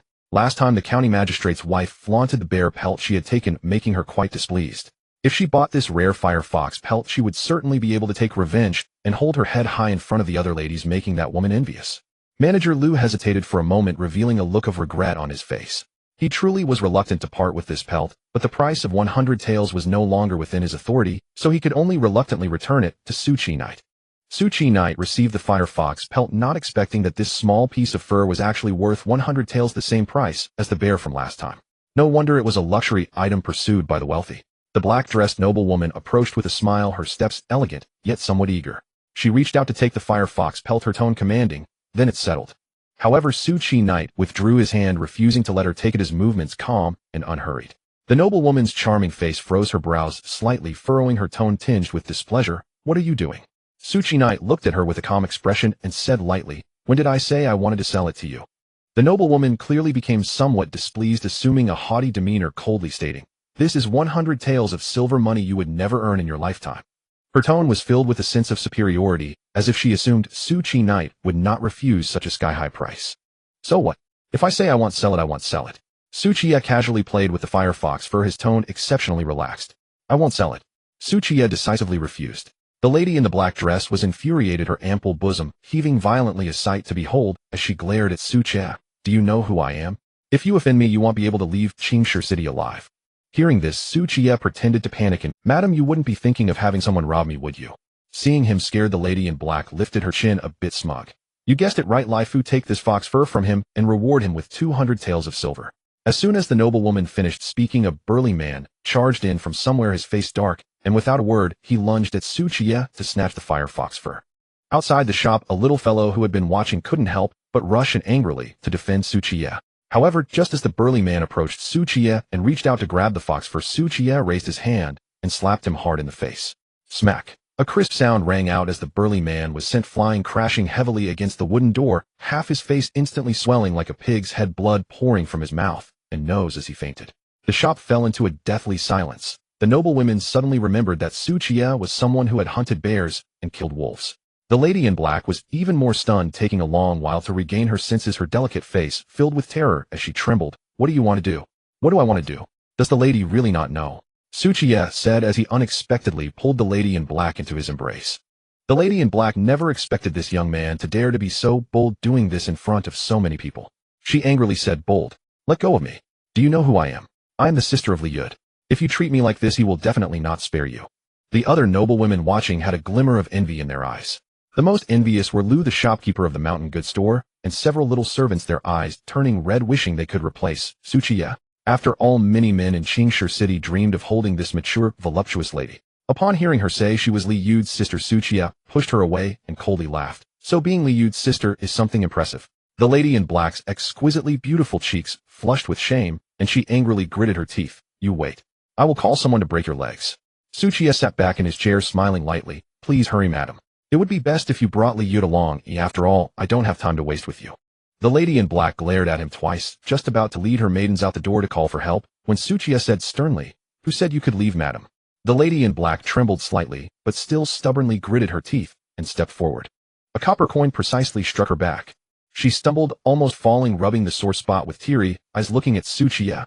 "What exactly do you want to do?" Qiye played with the copper coin in his hand, casually saying, "The servants can leave, but as for you ladies, none of you can leave." After saying this, he flicked his wrist, and a copper coin shot out, embedding itself deep into the wooden door. This display instantly stunned the noble women. If that had hit someone, it would have likely pierced right through. The lady in black felt a bit of lingering fear, knowing Qiye had held back, just now feeling somewhat relieved. Qiye lounged in his chair, casually pointing at several noble women. "You come over to massage my legs, you come over to knead my shoulders." The point at noble women were taken aback, hardly able to believe it. After all, which of them wasn't of high status, adorned in gold and silver with servants waiting on them for everything? Now they were actually going to serve someone else. Liu, the shopkeeper who stood by with some worry, stepped forward to remind him, "Brother Su, maybe you shouldn't." Qiye interrupted him, clutching the copper coin, looking at the noble women. "Why are you still not moving? Do you want—" Those noble women, filled with a bit of fear, finally shuffled their feet, their voluptuous bodies slowly approaching, either standing or squatting to massage his shoulders and legs. Qiye enjoyed the massage and turned to the lady in black and the remaining few. "You all come over and dance a song for me." The noble women were utterly humiliated. They were not courtesans and couldn't just dance for others at will. However, looking at the copper coin embedded deep in the wooden door, even if they were reluctant, they could only grit their teeth and slowly walk in front of Qiye, reluctantly stretching their graceful figures.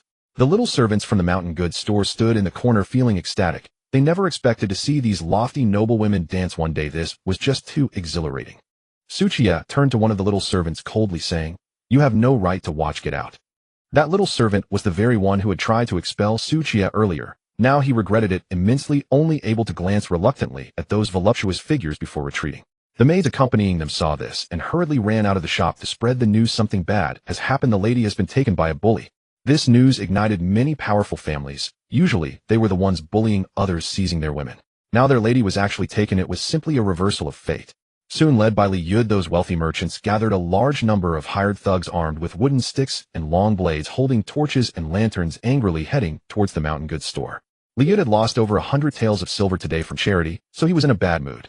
Upon hearing someone dared to bully his sister, he directly grabbed a knife and charged over with his men. Just as they arrived outside the mountain goods store, Liu spotted a figure lurking outside and was about to curse when he realized it was a little girl he recognized. He was somewhat surprised. "Qiye, what are you doing here at this late hour? It's not safe here. What if something happens?" Lin Qiye had been following Qiye since he left, and seeing Liu bring along 50 or 60 thugs, she was about to say something. When suddenly Liu instructed the maid behind him, "Zhuer, take Miss Lin back. If something happens, I will hold you accountable." The maid quickly nodded regardless of whether Lin Qiye agreed or not, and pulled her away. Lin Qiye looked at the group of fierce thugs, and then at the mountain goods store inside, helplessly sighing. Who knew that the pervert would bully someone else's sister? "Madam, please ease up. You're gripping me like a calf. That dancer behind you, sway your waist. Or shall I come down and teach you myself?" Liu's younger sister, "Mind your movements. Are you afraid something might pop out?" Hearing the commotion from inside the shop, Liu and the other wealthy merchants trembled with rage and stormed in, stepping over a servant who lay unconscious at the threshold like a lifeless dog. "Damn it all. Which reckless, sightless brat dares to provoke me? Liu himself. I'll slaughter his entire family."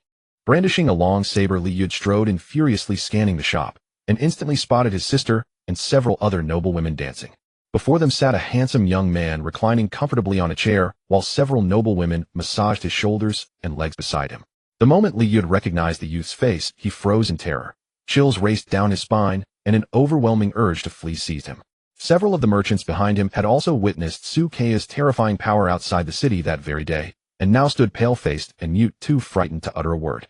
One portly merchant clad in emerald silk, unfamiliar with Qiye, immediately raised his blade and roared, "You insolent pretty boy, what devilry emboldens you? How dare you make my wife need your limbs?" Upon seeing their masters arrive with armed retainers, the noble women rushed toward them like drowning souls spotting salvation, weeping and feigning grievance. Yet deep within they felt a quiet pang of regret, for Qiye had forced nothing upon them, merely asked them to dance and knead his shoulders. At home, they performed such duties daily, and competed fiercely among a dozen concubines for their master's favor. Moreover, Qiye was younger, strikingly handsome, told them enchanting tales like the legend of the white snake, and possessed firm, sculpted musculature. Unlike these bloated merchants whose bodies oozed fat, and whose sensibilities were utterly barren. The noble woman in black silk, eyes glistening with tears, limped toward Liu and pleaded tearfully, "Brother, you must uphold justice for me. Break this wretch's legs at once." Liu flinched inwardly. How dared she speak such words? He himself dared not even hear them. To break the leg of that deathbringer. She truly wished to hasten her own demise. Seeing Liu remain silent, the noble woman sobbed more desperately, shaking him by the arm. "Brother, not only did he force me to dance for him, he even molested me. Wah! Break his legs, quickly." Slap. Liu struck her hard across the face, his expression dark and forbidding. "Silence. You have no voice here." Stunned, the noble woman clutched her burning, swollen cheek, staring blankly at her brother, bewildered that the man who had always doted on her would suddenly strike her so violently. The emerald-robed merchant, still consoling his concubine, frowned in confusion. "Brotherly, why strike your own sister? This is a family matter, none of your concern." Liu retorted coldly, then wiped the cold sweat from his brow, frantically calculating how to survive this calamity. The other merchants shared his dread. No longer caring about the weeping women beside them, they dared not even draw breath. The emerald-robed merchant, watching the furious crowd fall abruptly mute, dismissed further thought. After soothing his concubine, he glared viciously at Qiye. "Damn it, I loathe the sight of your pretty face. Since Brotherly and the others stay silent, I'll vent their fury for them. You enjoy watching dances? Crave being massaged? Then seize him, gouge out his eyes, chop off his hands and feet." Brutish servants brandishing clubs and cleavers surged forward, only to be halted by a thunderous command. "All of you, halt." Liu shouted in panic, then kicked the servants hard, bellowing, "Get out, now! No one enters without my explicit order." The servants stood bewildered. What madness had seized Master Li? Before they could ponder further, the other merchants mimicked him, kicking their own retainers out. The emerald-robed merchant and the noble women stared dumbfounded. What on earth was unfolding?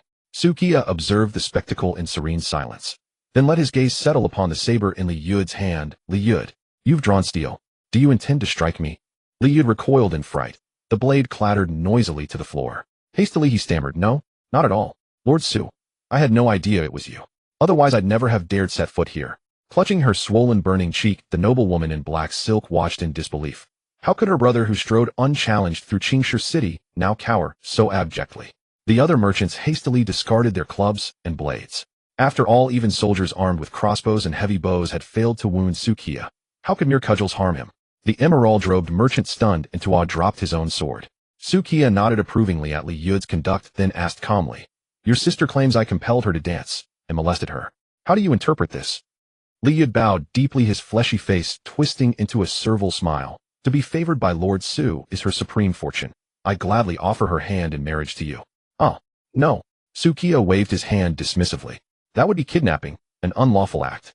I refuse. You fear killing men, but not abducting women. Liu muttered inwardly, yet smiled outwardly. My sister remains unwed. I hereby grant her hand to you, making the union lawful and beyond reproach. The merchants behind him nodded eagerly. Lord Su, we willingly divorce our wives, offering them henceforth as your devoted attendants.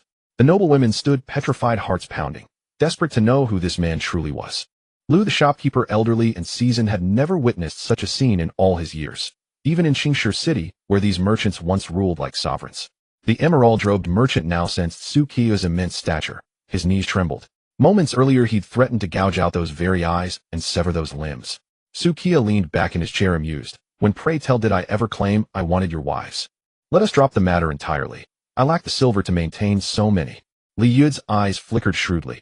He withdrew several banknotes from his sleeve and presented them with both hands. Qiye did not reach for them. Instead, he said, this incident arose because your sister attempted to seize what was mine. I merely administered a minor reprimand. Had she not retained even a sliver of conscience, leaving 200 taels behind, Liu would already lie dead. Liu shuddered violently, placed the banknotes reverently upon the table, and grinned apologetically. Rest assured, Lord, I shall punish this ill-mannered wretch severely upon returning home. Qiye frowned and said, after all, she is your own sister. Stop always hitting and scolding her. Of course. Liu nodded repeatedly. Qiye continued, if it happens again, just kill her directly to avoid bringing trouble to the Li family. Liu was startled, thinking that talking about killing was indeed ruthless. The woman in the black dress was so frightened that she couldn't utter a word, and her charming face had lost much of its color. Qiye couldn't be bothered to look at her and asked Liu, how did the porridge distribution go today? Liu hurriedly replied, today we cooked 50 pots of hot porridge using 9 shur of millet, losing about over 100 taels of silver.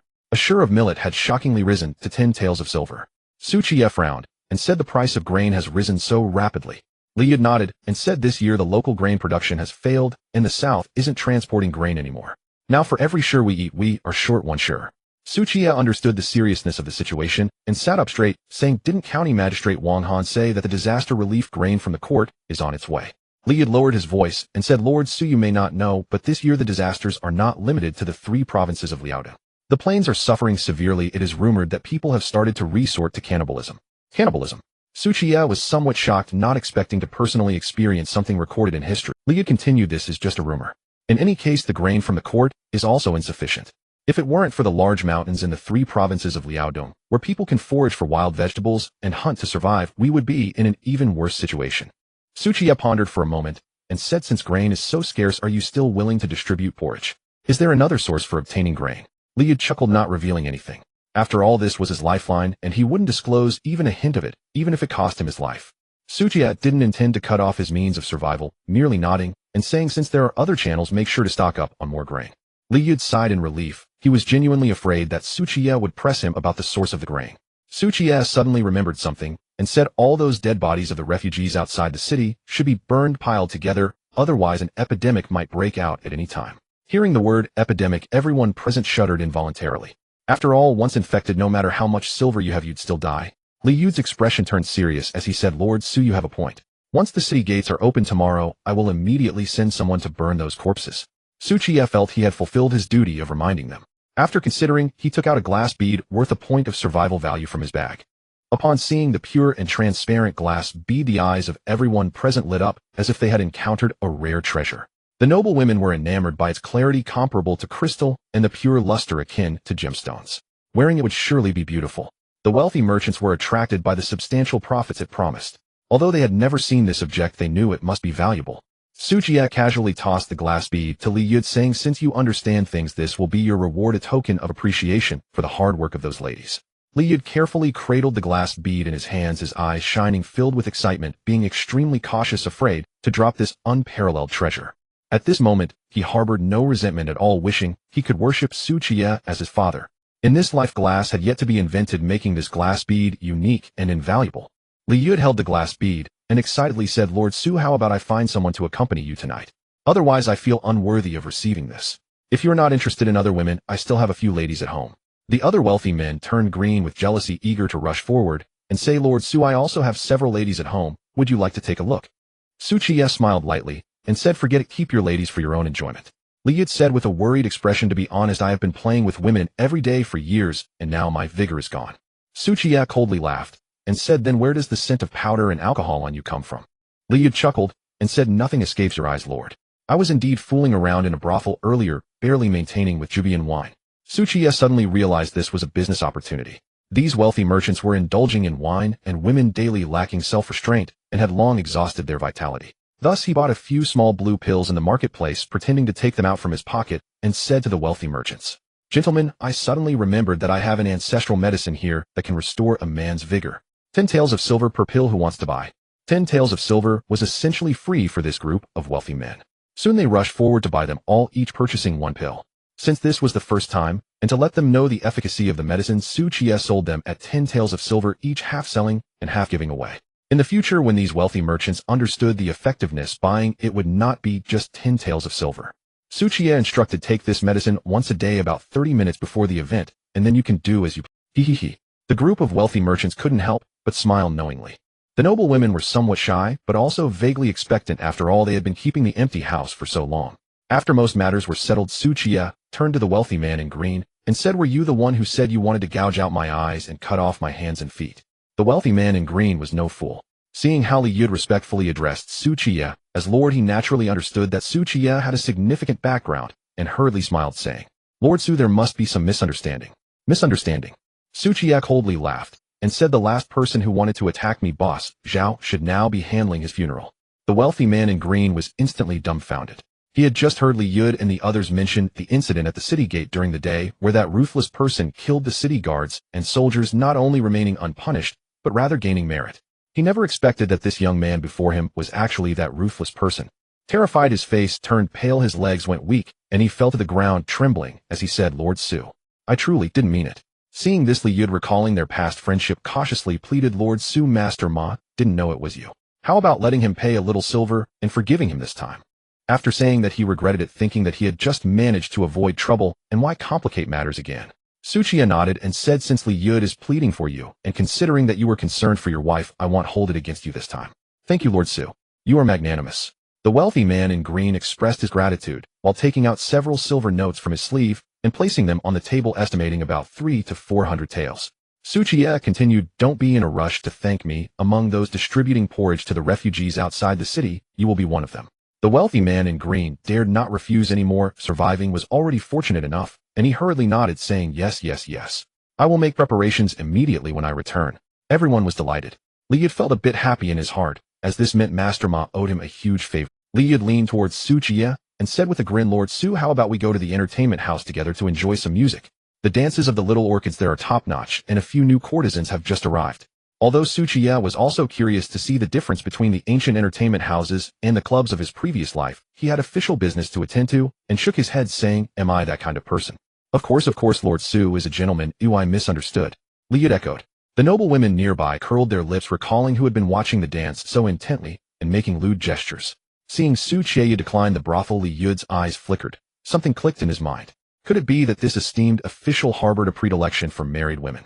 As a wealthy merchant, Liu had seen much and indulged widely. He knew well that every man possessed his own peculiar inclinations, such as Ma Yuanwei beside him, who derived pleasure from being trodden upon. Li Yud pondered how best to invite Qiye to his residence. After all, he kept over a dozen concubines and numerous maidservants trained for warming beds. Should the official find delight there, perhaps he might casually bestow another few of those crystal beads. Noticing the sly, calculating gleam on Li Yud's face, Qiye smiled faintly. Li Yud, I spared my yuan once, for your sake. How then shall we settle this account? A subtle spark of hope lit Li Yud's eyes. He hurriedly replied, esteemed sir, this debt of gratitude must certainly be repaid, but I left home in haste, and carried little silver. Might you care to accompany me home to search for it? The other merchants, having risen to their station through no small measure of shrewdness, instantly grasped Li Yud's scheme, and inwardly cursed his sheer audacity. To offer up the women of his own household to win Qiye's favor. Damn it! Why hadn't they thought of such a brilliant stratagem themselves? No need for such trouble, Qiye said calmly, retrieving the glass bead from his palm. I reclaim this trinket, and thus our ledger is settled. Esteemed sir, this? Li Yud nearly choked with dismay. His heart screamed in protest. The treasure was already within his grasp, yet now he was expected to surrender it. But Qiye had already slipped the glass bead away, and with it the stack of banknotes upon the table, leaving Li Yud no chance to utter another word. Qiye suspected Li Yud would lie sleepless for nights to come, or if he did drift off, awaken only to strike himself fiercely across the face. Such a peerless treasure, lost in an instant, all because of one ill-considered remark.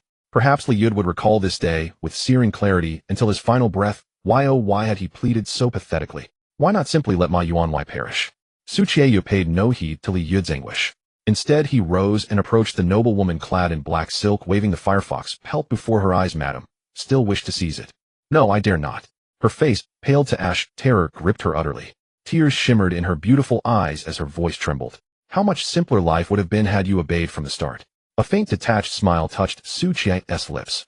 Then with a deft flick of his thumb, a copper coin soared into the air and landed with uncanny precision deep within the shadowed expanse of her bodice. Oh!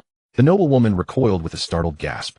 Her shapely figure quivered, the swell of her gown rippled like storm-tossed waves. Only afterward did she realize what had transpired, and turned towards Qiye, both humiliated and terrified. Qiye withdrew his gaze, reluctantly.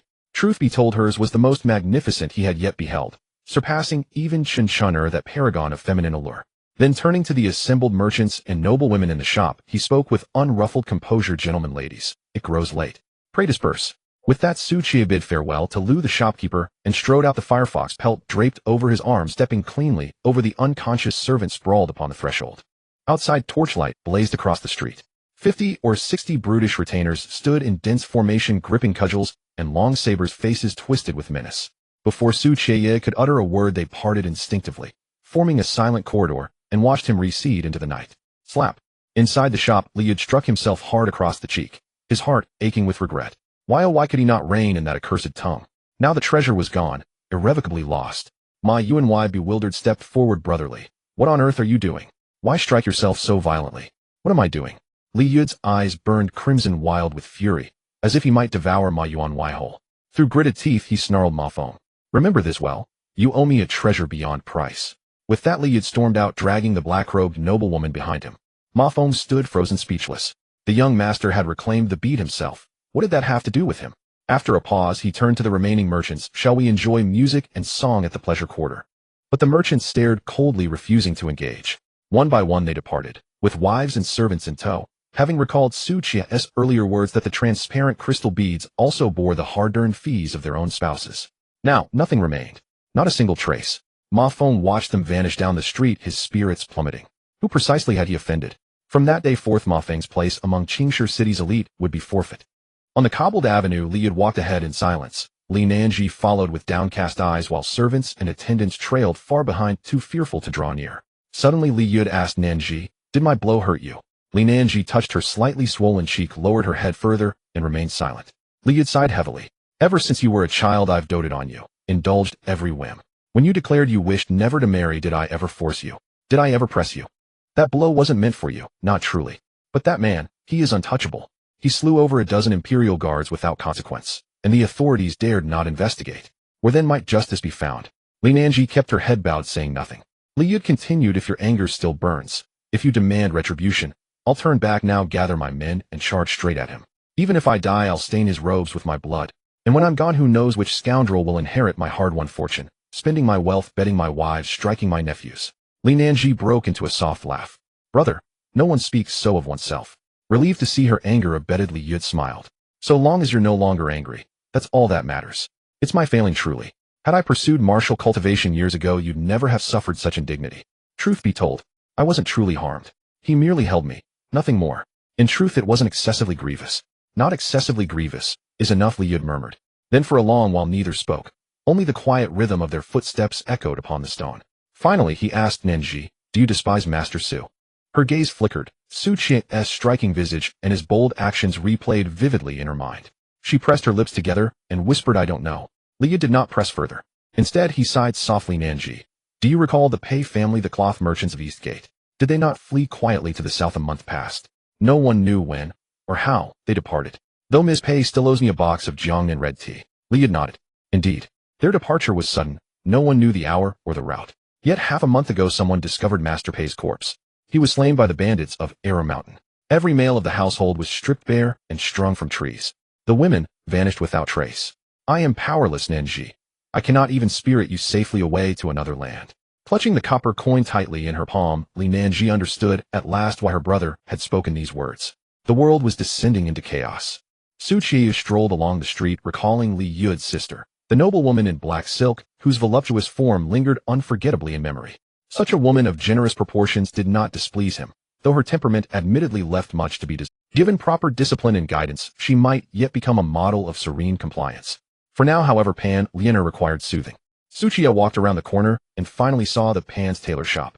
He stepped towards the shop entrance, and the young servant recognized him, immediately bending down and smiling ingratiatingly, saying, My lord, you have come. Please come in quickly. Su Qiye raised an eyebrow. What's this? Not stopping me this time. The servant hurriedly lowered his head, almost kneeling on the ground. Oh dear, my lord, last time was my fault, though I was blind. You can scold me as you wish, I deserve it. Su Qiye was still kind-hearted, taking out a couple of broken silver coins from his pocket and throwing them to him. All right, I can't be bothered to argue with you. The servant received the silver, nearly grinning from ear to ear, bowing repeatedly in gratitude and continually uttering sweet words. Thank you, my lord. Good people will be rewarded. I wish you a long life, marry 10 wives a year, and have children that are all robust. Long life is great, but marrying 10 in a year. Su Qiye shook his head and laughed, then stepped in. Seeing a customer arrive, a delicate girl around 15 or 16 immediately came to greet him. What would the young master like to buy it? Su Qiye looked around, but did not find Pan Lianer, so he said to her, Go inform Manager Pan that someone wishes to have their fortune told.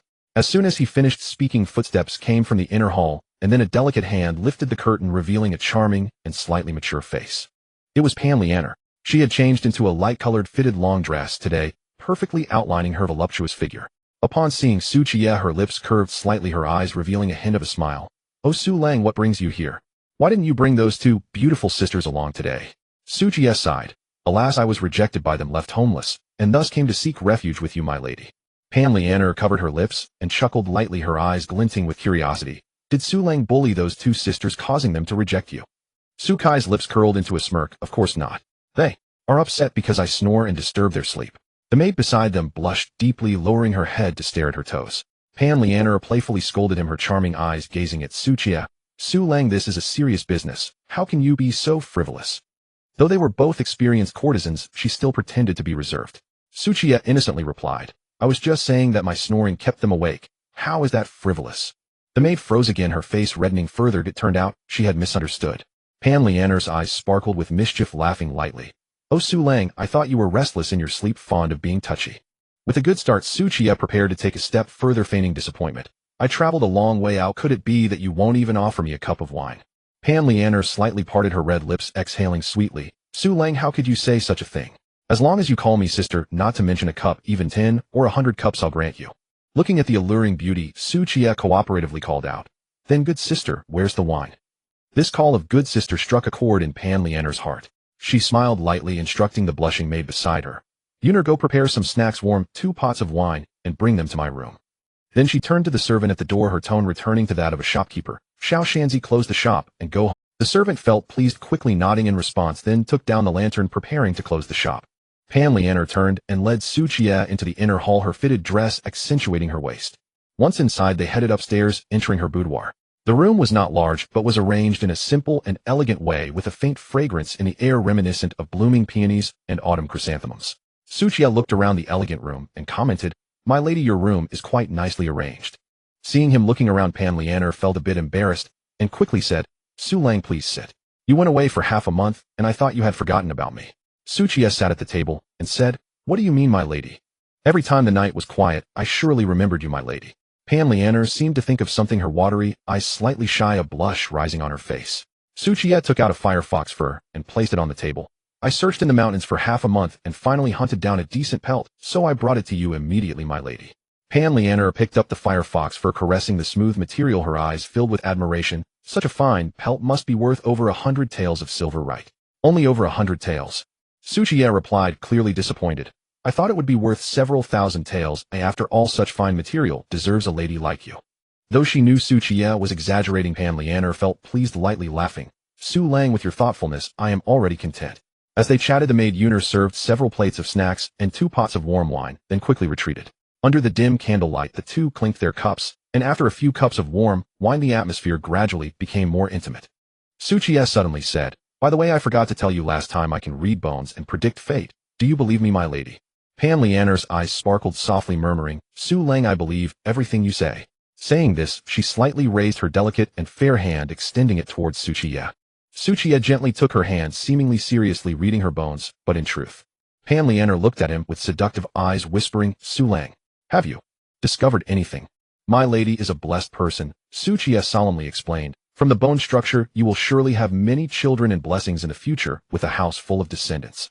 Penniless withdrew her hand, lowering her gaze with a sigh. "Su Lang, do not deceive me. I don't even have a husband. Where would all these descendants come from? It is my lack of skill, though I must be punished." Qiye said apologetically, then raised his cup. After setting down his cup, he noticed the atmosphere was ripe, and said, "My lady, although I cannot accurately read the bones of your hands, I can still be precise in other areas." Penniless looked into his eyes, biting her red lip, lightly this time. "Can you really be precise? Do you not believe me, my lady? Then let's try. If I'm wrong, I'll accept whatever punishment you deem fit." Qiye patted his chest, assuring her. The red candle flickered with a solitary man and woman, and the atmosphere gradually grew ambiguous. Penniless looked at Qiye, her heart swirling with thoughts, and finally said softly, "Su Lang, I have always tread carefully in business, seeking stability and shunning any risk." She paused, her tone resolute. "But today I am willing to take a gamble. If it succeeds, I will have a good husband who knows warmth and cold for the rest of my life. If it fails, you will have let me down. I can only jump into a river to end it all, dying cleanly and not making it difficult." With the conversation opened, she felt liberated.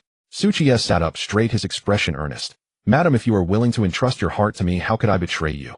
In the future, I will ensure you enjoy all the riches and pleasures of the world, living a life more carefree than that of a celestial being." Penniless gazed at him with sparkling eyes, teasingly saying, "This line flows so smoothly, you must have said it to other women, haven't you?" "You're right. They'll remember this and use it to charm other women in the future," Qiye replied with a smile. "How infuriating." Penniless raised her hand as if to hit him, but unexpectedly Qiye grasped her wrist and resumed examining her bone structure. She did not retract her hand, allowing him to act freely. Qiye looked up at her. "I want to know, madam, why did you choose me?" A glint of cunning flashed in Penniless' eyes as she countered, "Do you want to hear the truth or a lie?"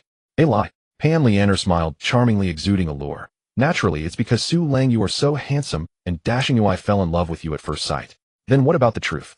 Penniless restrained her teasing, becoming serious. "The truth is, the last time you came, you casually took out over a dozen taels of silver, and 2 beautiful women willingly followed you. This indicates you possessed sufficient capability. After acquiring silver, your first action was to take those 2 ladies to buy new clothes, showing care and thoughtfulness towards them.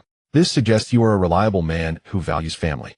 At this point, her gaze fell upon Sukai's hands, which seemed unaccustomed to hard labor with no calluses at all. "It's likely that your identity is not simple." Qiye continued to feel her bones, somewhat surprised. He had only met Penniless once before, yet she was able to deduce so much, as she was indeed a clever woman. Penniless leaned slightly closer, her alluring face near Sukai's. "With such capabilities, good looks, and being a reliable man, how could I not be moved? Moreover, in this chaotic world, as a weak woman, I naturally cannot let you escape my grasp." Having said this, she held Sukai's hand tightly, turning the passive into the active. Qiye looked at the enchanting beauty before him, and suddenly said, "What if I didn't come looking for you?" Penniless' grip tightened as her red lips curled into a smile. "Originally, I had planned to go to Chin Family Creek to find you tomorrow, but unexpectedly you came to me tonight." Her charming and triumphant demeanor resembled that of a seductress who had captured a monk, forcing him to marry her. To deal with such a seductress, one could only wait. Qiye softly said, "Madam, shouldn't we be examining other areas of the bone structure?" "Not yet." Pan Liana replied, pulling her hand back and rising to rummage through a nearby cabinet, retrieving a rolled piece of paper and some ink. She walked slowly to Su Kai's side, unfurling the paper, and spoke softly. This is my first marriage, and since my parents passed away early, I have omitted all other formalities, but the marriage certificate is non-negotiable.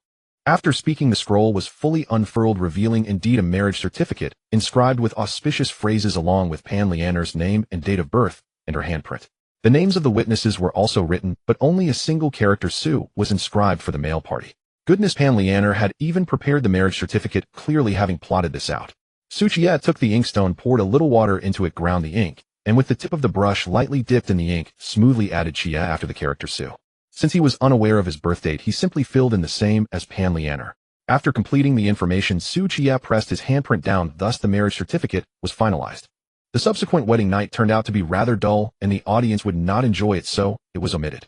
After an unknown duration, the system notification echoed in Su Kai's mind. Ding!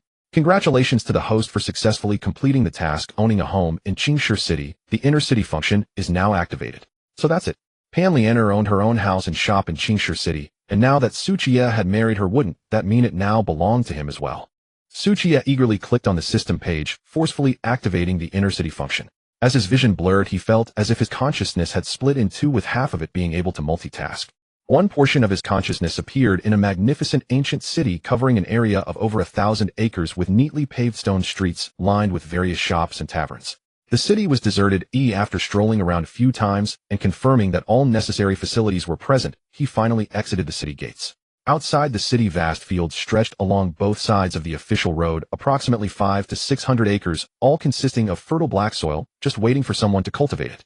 With such fertile land, as long as crops were planted, even without much fertilization, by autumn there would undoubtedly be a bountiful harvest. Beside the fertile fields was a clear river. Qiye cupped some clear water in his hands and took a sip, finding it incredibly sweet. As long as it was properly planned, this river could be divided into many irrigation canals to water the 100 acres of fertile land, and it could also be used to raise some freshwater fish. Not far outside the city, several reasonably sized structures were built. Upon closer inspection, Qiye discovered they were facilities for raising chickens, ducks, and other livestock. Qiye then looked up at the distant towering mountains and climbed to the top. These mountains were not ordinary. The mountains were filled with ancient trees with robust trunks that required 2 or 3 people to embrace, all excellent timber, each worth over 1,000 taels of silver. Qiye then checked another mountain. Although it did not have ancient trees from the peak to the base, it was entirely covered with terraced rice fields. This mountain alone had over 7,000 to 8,000 acres of rice fields. If hybrid rice were planted in double cropping, it could yield at least 5,000 to 6,000 tons of rice annually. With this much grain, feeding 1/10 of the population of the Dian dynasty would be completely effortless. Qiye reached the mountain peak, gazing at the spring that gushed out a fine stream, cupping his hands to drink, and found it equally sweet. Facing the gentle breeze, he looked down at the vast fields and majestic city below, and an immense sense of ambition arose within him. With this inner city, he could create a superpower just by farming. Qiye looked around at the nearby mountains, considering cutting down some trees to plant various fruit trees, achieving a year-round freedom of fruits.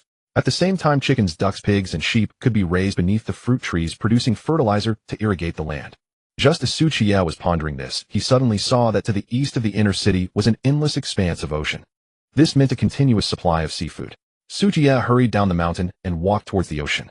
As soon as he stepped onto the beach, a sea breeze carrying a hint of saltiness hit his face. This was the scent.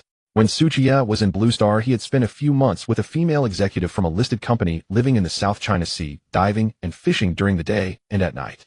During that time, he not only learned to swim, but also to dive. Qiye immediately spent 10 survival points from the mall to buy a pair of goggles. After putting them on, he started to dive beneath the sea. The underwater world was crystal clear, with various corals everywhere, as well as many large lobsters, crabs, so fat they were oozing yellow stout, sea cucumbers, and plump abalones. Not to mention the various shellfish and colorful fish. This place had never been fished before, so its resources were even richer than the South China Sea of Blue Star. This time Qiye only came to take a look and had no intention of fishing. Just as he was thinking about resurfacing, his legs suddenly cramped. In the end, Qiye surfaced without any major issues. He picked a plump coconut from a nearby coconut tree and lay on the beach comfortably, sipping the sweet coconut water. The inner city had mountains and water fields and land and lacked nothing, except for people. Yet ironically, during a time of disaster, what was most abundant was people. A woman as beautiful as a flower and in the prime of her youth was worth only a few liters of millet. Qiye had already thought it through. In the future, he could recruit some refugees to help with farming and raising livestock, as relying solely on himself would be too much work. However, to protect the secret of the inner city from being leaked, those refugees who came in would never be allowed to leave. Of course, if those people remained absolutely loyal to Qiye in the future, he wouldn't mind taking them out for a stroll to relax. Indeed, Qiye currently only planned to recruit some women, as the resources here were abundant with no worries about food and drink and no threats like natural disasters. If both men and women were recruited, wouldn't this place become their paradise?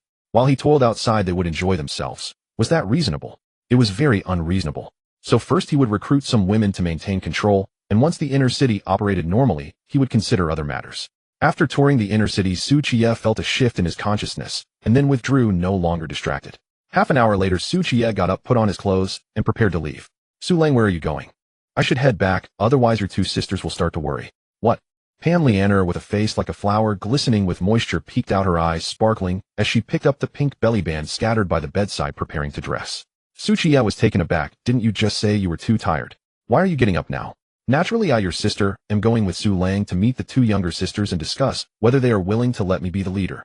Pan Lianer gazed at Qiye with her enchanting eyes and mischievous smile. Was she planning to have one king meet two queens and create a chaotic scene? Qiye certainly did not wish to see such a scene. After all, he and Liu Yunyang Lin Mingxiang had planned to go sell animal skins, yet he ended up bringing back a woman. He needed to talk to them about this lest they feel wronged. This matter is not urgent, I'll accompany you for a bit first.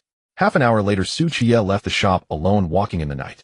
From a distance, he could occasionally hear the sound of a night watchman's clapper and the warning the weather is dry, beware of fire. Moonlight fell on the sparsely populated street, making it appear desolate and lonely. Qiye took out the piece of red-streaked white cloth from his pocket and stored it in the system's warehouse. Next to it were two more pieces of such cloth. As Qiye gazed from afar, a sudden notification sound from the system rang in his mind. Ding. Congratulations, host, for improving your quality of life by having your own home. From now on, the mall will reward you with 3 survival points daily. The surprise came so unexpectedly, he did not expect to wake up and find 3 survival points credited to his account. Ding. Would you like to bind Pan Lianer as a trusted subordinate? Once bound, you can view her panel. There was no need to hesitate. Bind her directly. After the binding was complete, Qiye checked Pan Lianer's information panel. Name Pan Lianer. Gender, age 27. Appearance rating 93. Health status 100. Normal is 100. Skills, needlework perfect, business perfect, arithmetic proficient, culinary novice, writing proficient. Martial arts none. Qiye couldn't help but smile. Pan Lianer's culinary skills were actually at the novice level. Could she even cook edible food? Then the system issued another task. Ding. Task issued, please survive for 1 day in the chaotic world. Reward 1.0 tons of charcoal. Qiye felt a stir in his heart. This charcoal was a valuable item, especially with winter approaching. It was quite scarce. Moreover, this task was very simple. Just surviving for a day was all that was required. It was practically free. Late at night, the shops on both sides of the street had completely closed, and occasionally candlelight flickered in the rooms on the second floor of a few taverns. From those rooms, the sounds of clinking glasses and the laughter of the wealthy men could be heard, along with a few strange sounds from women. Qiye chuckled at the sounds and continued on his way, but after turning a few long streets, he suddenly heard a woman scream from a street ahead. Oh! Immediately after, a man's voice filled with rage shouted, beat her to death. How dare this little BTCH run away on the first day of arrival? She's tired of living. Qiye paused and followed the sound. Turning the corner, he suddenly saw a group of over 10 burly men holding torches and long knives. These burly men were unknown servants from some household, fiercely surrounding over 20 women who were ragged and wearing patched clothes. Each of those women was alluring and good-looking, likely specially selected from the refugee piles outside the city. In front of the group of women stood a slender man in luxurious clothing, seemingly in his 40s, with deep-set eyes and pale lips, clearly someone who had overindulged. The wealthy man was spitting and directing the servants beside him. Are you blind? Don't hit her in the face. If you bruise her, can you afford to pay for it?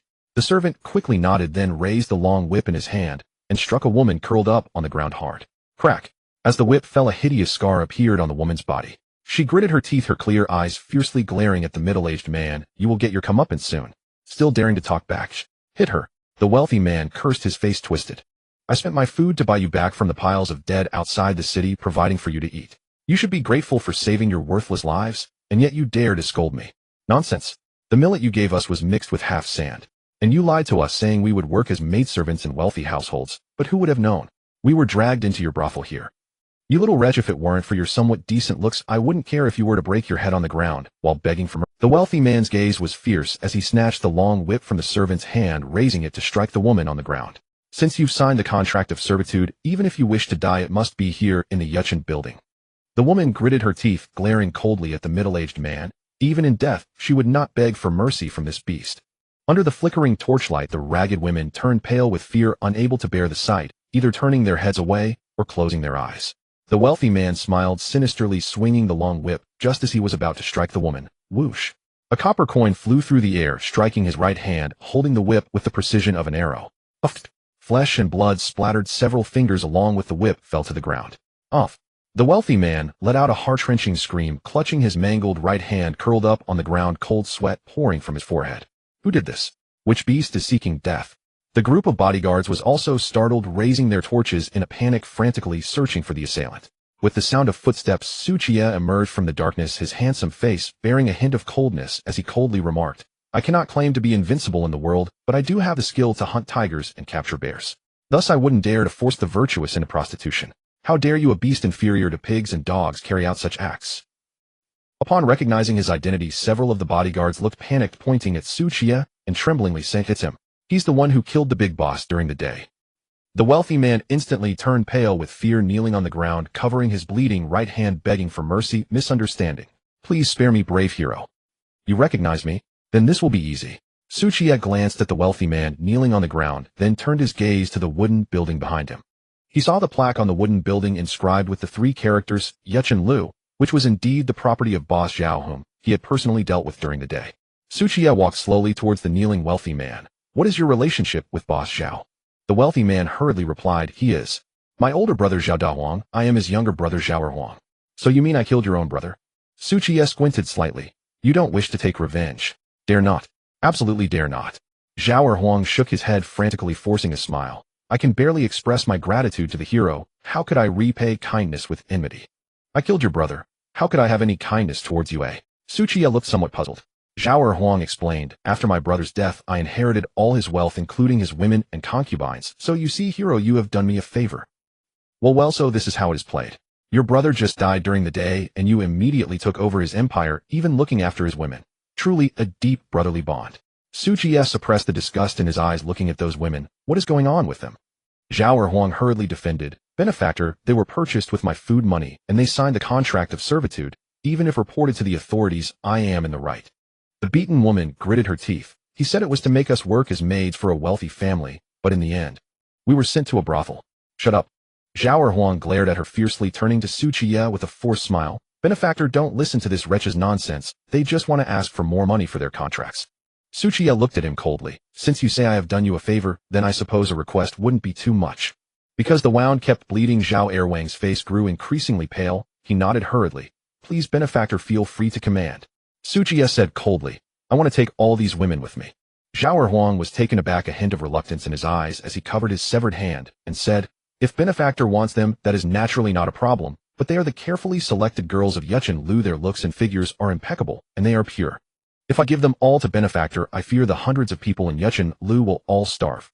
Clearly these women were acquired with a few handfuls of mixed grain, yet in the mouth of this unscrupulous merchant it sounded like a fortune had been spent. Qiye did not refute him, but instead pulled out a glass bead from his pocket, tossing it to him. "This should be an..." Upon seeing the transparent glass bead, Zhao Erhuang's eyes lit up, almost forgetting that his hand was still injured. He hurriedly reached out to catch it. The glass bead struck Zhao Erhuang's bloodied right hand, causing him to wince in pain, but he immediately examined it beneath the torchlight. The glass bead was crystal clear, without a hint of impurity, far superior to crystal. The more Zhao Erhuang looked at it, the more he liked it, greedily nodding. "It's enough, it's enough." "Since it's enough, then what about their contracts?" Qiye said expressionlessly. Zhao Erhuang clenched the glass bead tightly, signaling to his confidant beside him with his eyes. That confidant hurriedly ran into the Yuchen Lu behind him, and after a while he brought out more than 20 contracts of servitude, handing them to Qiye. Qiye took the contracts, stuffing them into his pocket, and looked at the anxious women. "From now on you are my people. Come behind me." The women exchanged glances, uneasily sizing up Qiye, helping their injured companion from the ground, and hastily walked behind him. Zhao Erhuang's right hand was in excruciating pain, and having gained a treasure, he was anxious to return, smiling. "Benefactor, I have given you both the people, and the contracts in my hand is still bleeding. Can we leave first?" Qiye curled his lips in a cold smile. "Don't be in a hurry, your hand will stop hurting soon, but before that we still have an account to settle." Zhao Erhuang felt a hint of unease. "What account?" "You harmed my people. How do you intend to settle this account?" Qiye looked at him coldly. Zhao Erhuang glanced at the injured woman behind Su Qiye and asked, "How do you want to settle it? Simple with your life to compensate." Su Kai's voice carried a hint of coldness. Zhao Erhuang was taken aback, his features gradually contorting as he growled in anger. "What are you waiting for? Hurry up, kill him, and feed him to the dogs. The women have been given to you." As soon as the order was given, the 5 or 6 bodyguards who had seen Su Kai's skills during the day fled without looking back. Their lives were their own. They earned only a few coins a month, not worth the risk. As for those women, they dared not even dream of. The remaining dozen or so bodyguards looked at the women behind Su Qiye with greed in their eyes, raising their torches and brandishing their long knives as they charged forward. Oh! The women were scared, pale, screaming. Only the injured woman stared intently at Su Qiye. He was their last hope. In an instant, Su Qiye moved, his figure turning into a fleeting shadow as he charged into the crowd. He swept his right leg out, sending the first house servant flying like a dead dog. Immediately after, someone raised a knife to strike at him. Su Qiye sidestepped to avoid it and grabbed the opponent's wrist with a counter move. With a crisp snap, the person's entire arm was twisted and broken, causing the knife to fall to the ground. After throwing the person away, Su Qiye kicked the knife in midair with his right foot, sending it flying like an arrow. The blade instantly pierced through the chests of 2 house servants, leaving behind gaping wounds. They widened their eyes in disbelief, ultimately collapsing helplessly to the ground. A rushing wind sound came from behind, but without even looking, Su Qiye activated his internal energy and punched backward.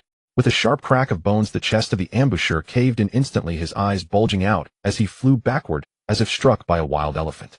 Next, Su Qiye seized a long knife with bare hands, resembling a god of death. As the chilling blade glimmered, more people fell. In merely 10 breaths, the long street fell silent once more. More than 10 corpses lay on the ground alongside extinguishing torches. Over 10 house servants had been dealt with without even touching the hem of Su Kai's clothing. Zhao Erhuang sat slumped on the cold bluestone slab, his pants soaked, his body trembling uncontrollably, mouth agape, but unable to make a sound. The women behind him were equally stunned, their 20 pairs of eyes wide, with deep admiration fixed on Su Kai's upright back. The injured woman stood frozen in place, her clear eyes shimmering with a different hue, a wave of burning emotion exploding in her heart like a startled deer. She would never forget this man who saved her from the clutches of evil, a godlike figure. Su Qiye approached the collapsed Zhao Erhuang, a bloodied knife in hand. "Benefactor, hero, spare me, spare me. I truly know my wrongs, I truly know my wrongs." Zhao Erhuang was completely consumed by boundless fear, his face as pale as death as he desperately pounded his forehead against the ground, making dull thuds. After just a few knocks, his forehead was already a bloody mess, but he dared not stop, only begging for mercy repeatedly in a changed, sorrowful tone. Su Qiye couldn't be bothered to waste more words with him. A cold glint flashed in his eyes as he raised his... In a flash, the blade gleamed, and a large head rolled away from the neck, its face frozen in terror, while blood gushed forth like a fountain from the severed neck. The women, previously refugees from outside the city, had experienced countless human tragedies. They had witnessed many dying from hunger and illness, making their minds far more resilient than ordinary women. Thus, witnessing the corpses and the heavy stench of blood, they merely paled slightly, showing little fear. Su Qiye bent down expressionlessly and retrieved a blood-stained glass bead from the hand of the headless corpse. After wiping the blood off on Zhao Erhuang's clothing, he stored it away. Of course, he did not neglect the silver notes, jade pendants, and gold rings on him, collecting them all. Only after that did Su Qiye walk towards the group of women who were gazing at him with admiration. With the inner city lacking personnel, weren't these women the best choice? Looking at their shocked yet hopeful faces, Su Qiye smiled gently. "Ladies, you will be following me from now on. I, Su Qiye, promise that you will never have to worry about food and clothing, and you'll eat delicious meat every day. Moreover, no one will bully you, nor will anyone hit or scold you. You won't have to serve others, just focus on..." The eyes of the women gradually sparkled with hope. They had seen Su Kai's abilities and were naturally willing to believe him. Su Qiye then pulled out the stack of contracts binding them, and said, "However, if anyone does not wish to follow me, the contract is here, and I am willing to return it to her, allowing her to leave." 26 charming women all focused their gazes on him with unwavering determination. No one moved, nor did anyone speak of leaving. How could they find someone so extraordinarily handsome, skilled in martial arts, and kind-hearted? Leaving him would they return to endure hunger and uncertainty? Or wait to be sold again to a brothel out of sight? Or serve those rich and capricious masters and mistresses with fear? Seeing no one chose to leave, a satisfied smile crept onto Su Kai's face, and then he made a move that shocked all the women. Without hesitation, he used a torch that was still flickering to ignite the thick stack of contracts that could control their... The 26 contracts, light as a feather, yet heavy as 1,000 pounds, quickly curled, charred, and turned to ashes under the licking flames, leaving not a single one behind. All the women were stunned, their eyes fixed on this incredible scene, without a moment's distraction. Watching the flickering flames reflecting Su Kai's calm face, their emotions became extraordinarily complex, feeling deeply moved, their eyes quickly reddening and moistening. Qiye could have tightly held onto these contracts to force them to do anything, but he did not. Instead, he unhesitatingly set them ablaze. Without these contracts, nothing could truly bind them anymore. For the first time, they felt the dawn of freedom. Su Kai's gaze swept over them, noticing that most of their clothing was tattered and patch-thin material unable to keep them warm. With the night wind blowing, they shivered coldly, huddling together for warmth. "Let's go," he said in a gentle yet undeniable tone. "First I will take you to change into warm and fitting clothes, and then we will have a good meal." With that, Qiye waved his hand and turned to lead the unique group of 26 women towards the brightly lit Pan's tailor in the city. Not long after they left, an old night watchman trembling came to the long street outside Yuchun Tower, banging his clapper. When he saw the corpses and congealed blood on the ground illuminated by the lantern's light, he was instantly frightened out of his wits, dropping the clapper to the ground. Stumbling and rolling, he ran away in panic, rushing to report to the authorities. Smack! In the darkness, Liu suddenly awoke with a start, fiercely slapping himself across the face, causing half of his face to sting intensely. Yet this pain was nothing compared to the regret and unwillingness swelling in his heart. Why on earth did he go and plead for that damned Ma Yuan? Why? What a mouth he had, bringing trouble upon himself. That transparent, pure, flawless crystal orb, glistening and translucent, could easily fetch at least 100,000 snowflake silver. What a sum that would make anyone envious. Yet the duck that was within his grasp, the cooked fat meat, just flew away right before his eyes. How could he not feel heartbroken? Beside him, a woman draped in a thin veil awakened, rubbing her sleepy eyes, her voice laced with drowsiness and confusion. "Master, what's wrong?" Half of Liu's face was swollen and red, grinding his teeth in resentment. He replied, "It's nothing. I just want to remind myself not to speak out of turn, to keep this mouth shut from now on. I must avoid bringing disaster upon myself." The alluring woman softly said, "Master, since you're awake." Liu's lips involuntarily curled up as he recalled how last night, after taking the ancestral secret medicine gifted by Qiye, he felt youthful again. But Liu's smile suddenly froze, slowly fading away, returning to his usual embarrassed, powerless. The effect of the medicine had long since worn off. "Cough 'em." Liu coughed, trying to mask his inner embarrassment, awkwardly saying, "It's getting late. Let's go to sleep. I have to rise early tomorrow to distribute porridge in the city. That is important." A trace of undeniable disappointment quickly crossed the woman's eyes, but she still forced a compliant smile softly, saying, I'll do as you say. I will sleep now." Once she fell asleep, with even breathing, Liu sighed heavily, lying down in despair, feeling like a thoroughly incompetent husband. A strong wave of regret surged within him. Had he known the medicine was so effective, he should have swallowed his pride and bought a few more pieces from Qiye. For just 10 taels of silver, he could relive the utmost pleasures of life. This business was indeed too profitable. Wait a minute. Liu's eyes suddenly darted around, coming up with a brilliant idea. If he needed the medicine so badly, then those wealthy merchants and officials in the city, who were also powerless, must need it even more. As long as he bought it from Qiye for 10 taels of silver and sold it for 50 or even 100 taels, wouldn't that be a huge profit? Su Darren is still too young. He doesn't know how to do business. And over at the side of Su Darren, who was deemed not good at business, he was leading the 26 newly rescued, terrified women to the Good Sister clothing shop, gently knocking on. One of the women, Qin Zhiyu, who bore whip marks on her body, endured the pain and softly reminded, "Young master, it's the middle of the night. The shopkeeper must have already closed. Is it inappropriate for us to disturb them?" Su Kai's voice was gentle, yet assured, "No problem. This is not someone else's place. It's our own shop. There's nothing inappropriate about it."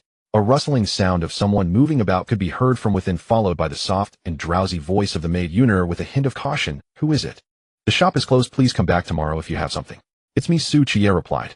The maid Yuner immediately recognized his familiar voice, and soon the sound of the door panel being dismantled echoed from inside. After a piece of the door panel was removed, Yuner's petite figure peeked out from behind the door.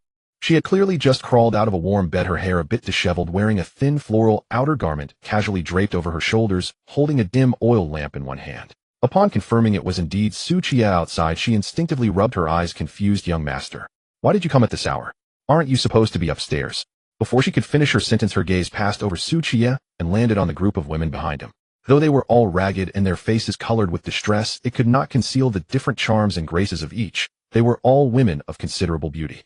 Yuner's small mouth opened slightly in surprise, looking bewildered at the sight. Where did so many beautiful? Qiye pulled out a silver ingot worth 10 taels from his pocket and placed it in her cool little hand. Yuner instinctively grasped the heavy silver ingot, her small face filled with confusion and puzzlement. Qiye gently instructed Yuner, "I need you to help each of them carefully choose 2. No 3 sets of comfortable clothing from top to bottom. Everything must be well prepared. Especially for the intimate items like undergarments and belly wraps, the fabric should be soft, and it's fine to prepare a few extra sets. All expenses will be charged to my account. Additionally, take me to the kitchen now. I want to boil several big pots of hot water for them to bathe properly. and make some light rice porridge to fill their stomachs. This 10 taels of silver is not counted as part of the payment for goods, it's a separate reward for your hard work. Yunar upon hearing this hurriedly declined, shaking her small head vigorously. Young master, you're too kind. These are all Yunar's duties, no need for extra payment. Just take it, Qiye said gently, but with an undeniable firmness. It's late at night, and I've disturbed your sweet dreams making you busy. This is your rightful reward. Seeing that she could not refuse, Yunar had no choice but to accept the silver. Silently her heart warmed. She quickly led the anxious group of women into the shop, guiding them to the spacious area for ready-made clothes, softly encouraging them to choose for themselves. However, the women stood there awkwardly, their eyes timidly glancing at Qiye, filled with apprehension. The garments hanging there were made of fine materials and had novel styles. It was clear they were expensive, something they had never dared to dream of owning in the past. Qiye noticed their hesitance and gently encouraged, don't just stand there, pick the styles and colors you like, as much as possible, don't worry about the price. As I said, you must buy at least 3 complete sets from inside to outside, and also the intimate items like underpants and belly wraps. Make sure to pick a few extras for cleaning. Then Yunar led Qiye to the kitchen, which was spacious with firewood neatly stacked in one corner, and 4 large iron pots set upon the stove. Yunar set down the oil lamp and rolled up her sleeves, ready to help start the fire. Qiye stopped her, saying, Yunar, go help out front. A girl has a better eye for choosing suitable and attractive things. Don't worry about saving me money. Yunar obediently nodded and turned to help out front. Qiye swiftly picked up an axe to chop the firewood and skillfully lit the stove. Next he fetched several buckets of clear icy well water from the courtyard, filling the 3 large iron pots, about 7 inches full. He then took a bag of white rice from the market and poured about 10 pounds into one of the large pots, adding an appropriate amount of clear water. He then scooped several spoonfuls of the previously refined raw oil into the pot, and soon a layer of enticing oil floated atop the water, with the aroma of rice mingling with the scent of oil gradually wafting through the air. Before long, this thick and warm rice porridge would be ready enough to fill the stomachs of 26 people. Qiye was not stingy or unwilling to provide them with a hearty meal. He simply considered that they had been hungry for too long and their stomachs were weak. If they suddenly consumed large amounts of greasy or hard tautogist fish and meat, it would be counterproductive and could lead to illness. While Qiye was focused on tending to the fire, Qinjiu quietly entered the kitchen, sitting silently on a small stool in front of the stove to help add firewood and control the flames.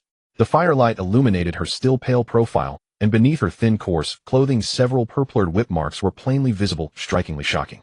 Qiye couldn't help but furrow his brow, his tone filled with concern and a hint of reproach. Why aren't you choosing clothes properly out front?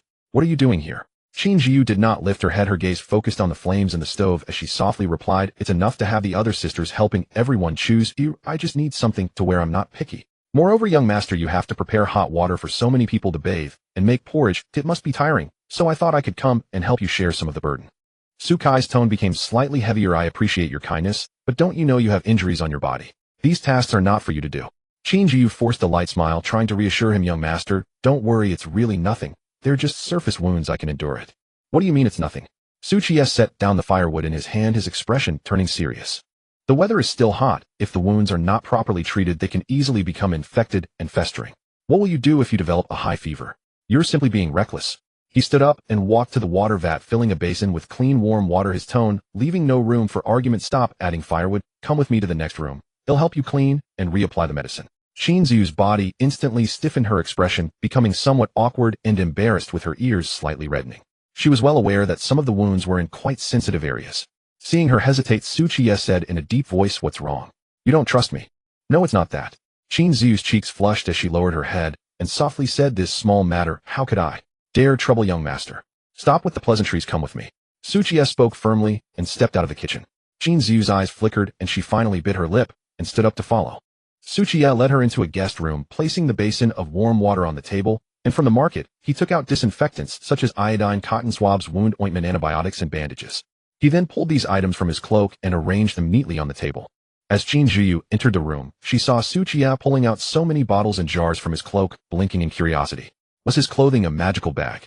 But before she could think further, she heard Qiye say, close the door, remove your clothes, and lie down on the bed. Qinjiu's body trembled slightly, feeling her face heat up, and then she obediently closed the door, slowly turned around, gripping the hem of her clothes nervously, whispering, young master, how about you let me handle it myself? Do you know how to use these things? Can you reach the wounds on your back? Qiye retorted, turning away from the bed. I may not be a gentleman, but I won't force a woman. Don't worry, I won't look. After saying this, Qiye began to carefully examine the medicines on the table. Oh, Qinjiu responded softly, a hint of disappointment flashing in her eyes, and then she slowly walked toward the bed. After a rustle, Qiye took the iodine and cotton swab, his gaze clear and devoid of any ulterior motives, as he meticulously helped her treat her wounds. Qiye bit her lip tightly, her heart racing like a deer, nervously and shyly watching Qiye. This was her first time allowing a man to treat her wounds. Gradually, however, she let down her guard because she realized Qiye's eyes were very clear, without any impure thoughts, and his movements were solely to treat her wounds. Soon all the wounds on her front had been disinfected, coated with ointment, and covered with a sterilized cloth and medical tape.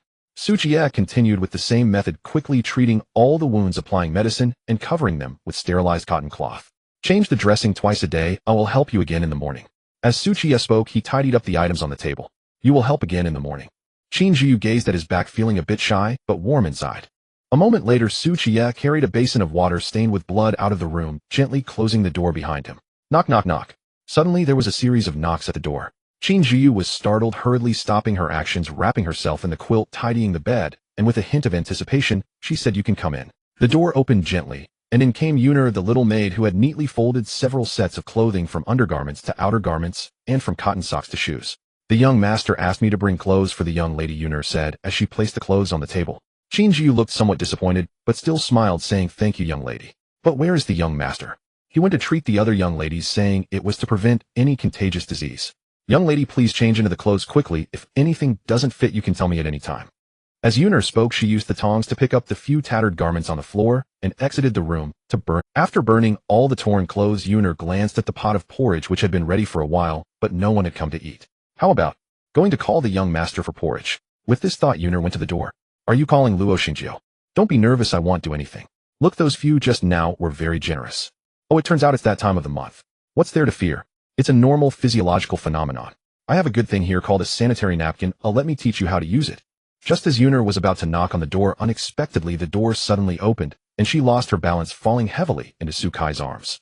Qiye naturally wrapped his left arm around her waist to steady her, smiling as he looked at her. "Yuner, what are you doing?" Seeing his face so close, Yuner felt a bit flustered and hurriedly got up from his embrace, quickly straightening her clothes, feeling guilty, as she said, "I just arrived, haven't heard anything. I wanted to tell you that the porridge is ready." Qiye nodded, gently pulling her into the room. "Now that you're here."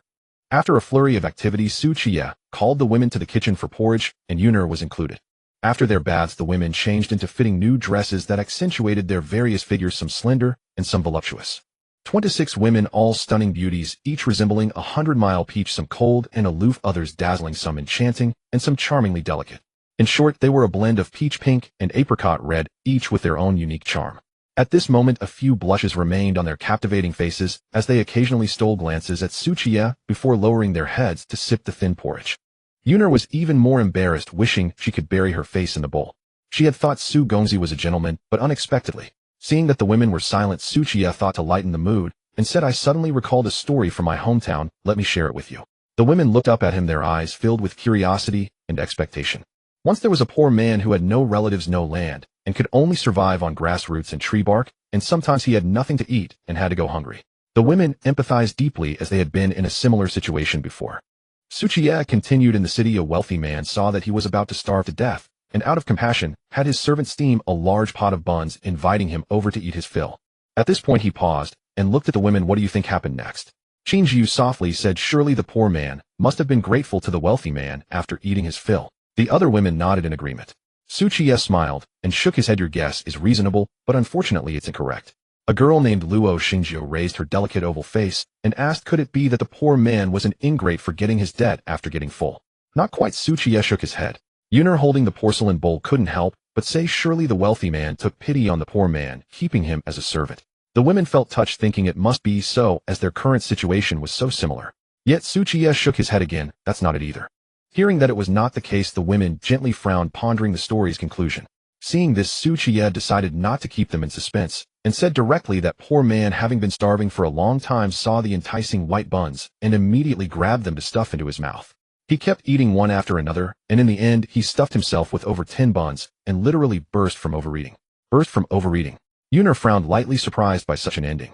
The other women looked at the porridge in their hands, seemingly coming to a realization. Qiye, seeing that they understood, said, "I know you have been hungry for a long time, and are eager for a hearty meal. I too wish I could provide you with a feast of fish and meat right away. But your bodies have been empty for so long, suddenly having a feast of fish and meat would actually harm you, so, for now, I will nourish your bodies with porridge for a few days. Once you are used to it, we will have meat."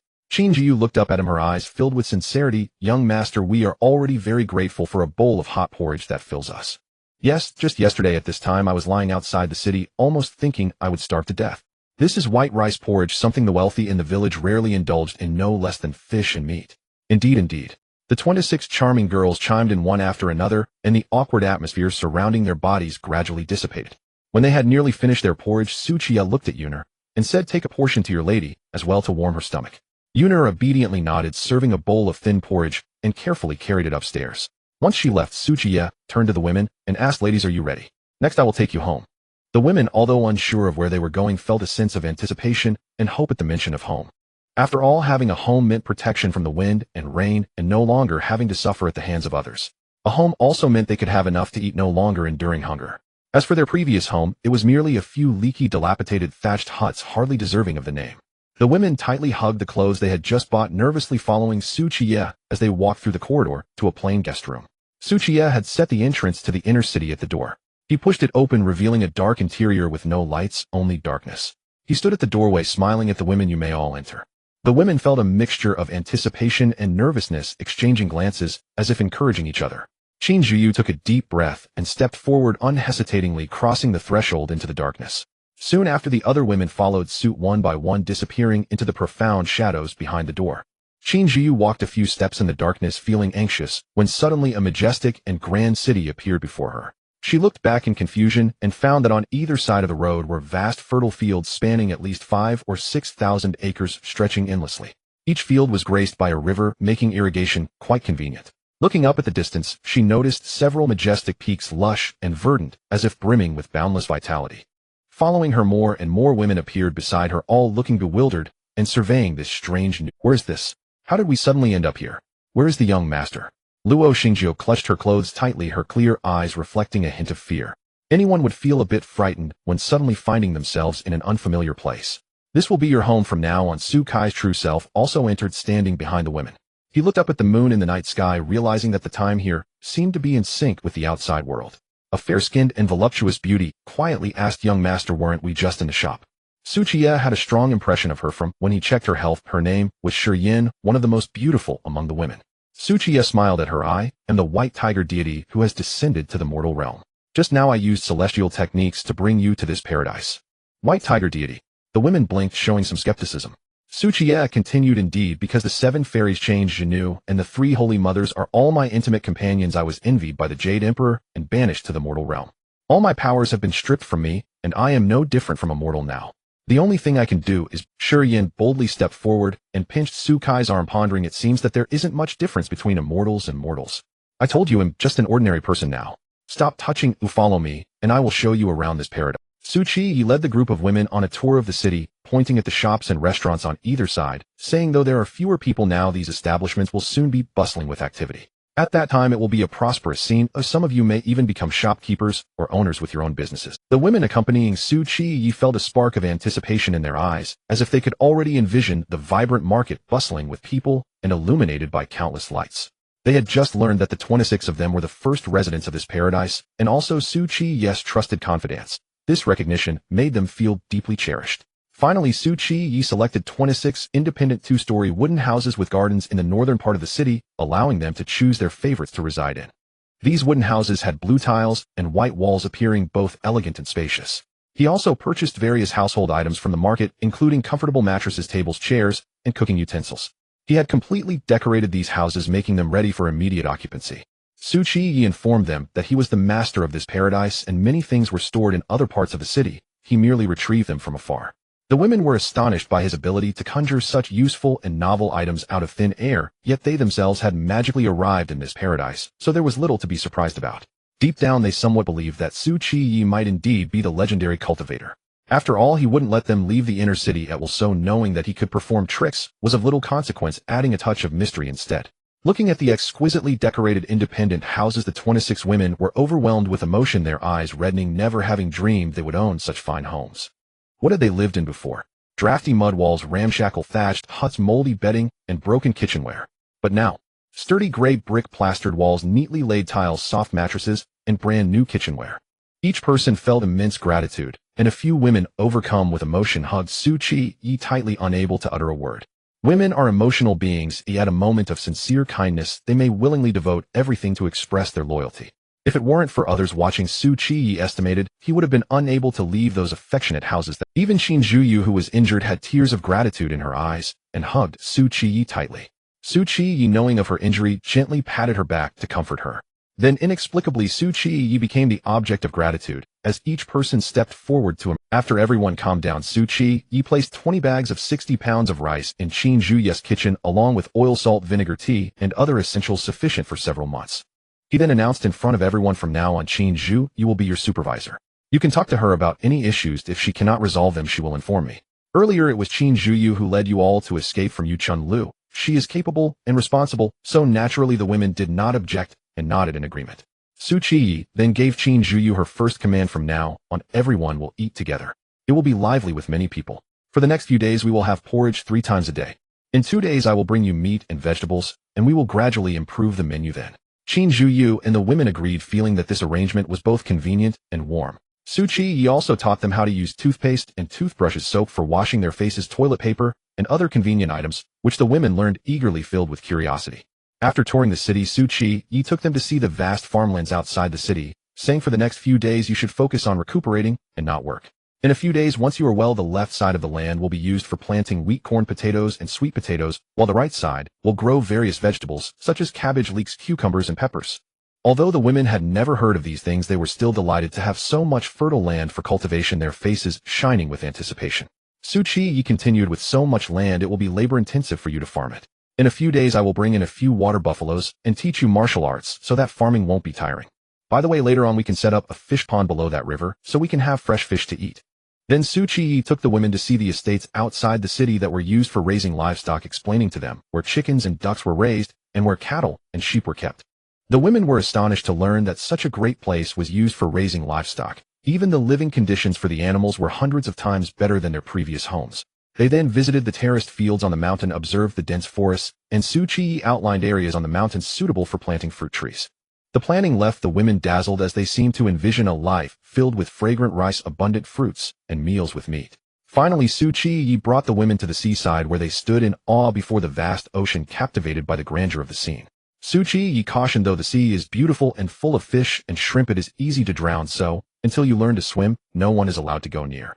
Hearing about drowning, the women instinctively felt a twinge of fear in their eyes and nodded in acknowledgement. Looking at the beach, Qiye suddenly remembered something and quickly bought 26 sexy swimsuits from the market, distributing one to each woman. Seeing the brightly colored and uniquely designed swimsuits, all the women exchanged puzzled glances, unsure of what they were. Qiye explained, these are swimsuits. You can wear them while swimming or lie on the beach applying sunscreen to comfortably sunbathe. Is this what you wear? Qin Zhuyu blushed, unable to believe that the swimsuit consisted of only a few pieces of fabric. Meanwhile, Qiye was curiously examining it on herself, pondering how to wear it. Seeing her eagerness to learn, Qiye said, come here, and I will teach you how to wear it. The others can learn too. Qiye took the swimsuit and approached Qiye, looking at him with anticipation. Qiye looked at her and said, first take off your clothes, otherwise it will be difficult to wear. Oh. Qiye was clearly surprised. Did she need to take off her clothes to wear these few pieces of fabric? I can't do it. This is far too embarrassing. Shirwan's cheeks flushed, her enchanting peach blossom eyes gazing at Qiye with a touch of pitiful charm. Young master, can I not learn anymore? Changing clothes in public, not even modern people would easily accept it, let alone those from ancient times. Therefore Qiye did not force her, but merely nodded and handed her the undergarments and outer garments. Shirwan breathed a sigh of relief, quickly took the clothes, put them on swiftly, and after adjusting her collar, the tension in her heart finally eased. Then Qiye took a bikini and demonstrated how to wear it on Shirwan, teaching her how to put it on. Upon hearing that wearing these few pieces of fabric required being completely naked before swimming and sunbathing on the beach, the women present became unsettled. What is the difference between these few pieces of fabric and picking a few leaves from a tree? Such clothing, not to mention normal women, even courtesans, would not dare to wear it outside. Seeing that they were struggling to accept it, Qiye bought several more modest swimsuits for them. Once the women saw that the new swimsuits were less revealing, the redness on their faces faded somewhat, but they still lacked the courage to try them on immediately. Qiye was not in a hurry. He planned to introduce some elegant and cool Hanfu sleek female hero outfits and austere Taoist robes after they got used to living in the city. Once they adapted, there would be black silk miniskirts and blue battle robes, Qipao miniskirts for students. By that time, the monarch would no longer hold morning court. Leading the women into the city, a gentle breeze brushed against them, and the atmosphere was filled with laughter and joy, quite pleasant.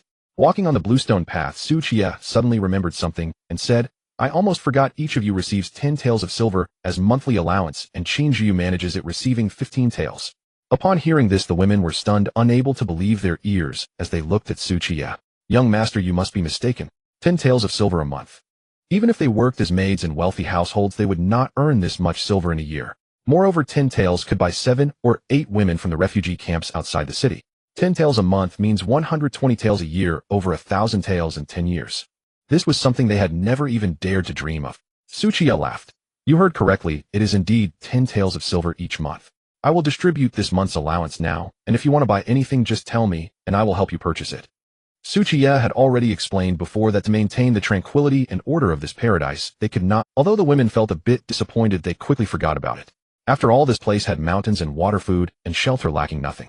Compared to the cold and hunger outside, always surrounded by death, this place was simply heaven. Since they could not leave, Qiye would help them buy what they needed. Qiye pulled out some silver from his pocket to distribute, and as the small silver coins were insufficient, he simply gave each of the 10 women a banknote worth 100 taels. After all, he would buy the things they wanted from the marketplace, and this silver would ultimately return to him, so he felt no pain in giving it away. The women held the heavy silver in their hands, feeling both moved and excited. They had never seen so much silver before.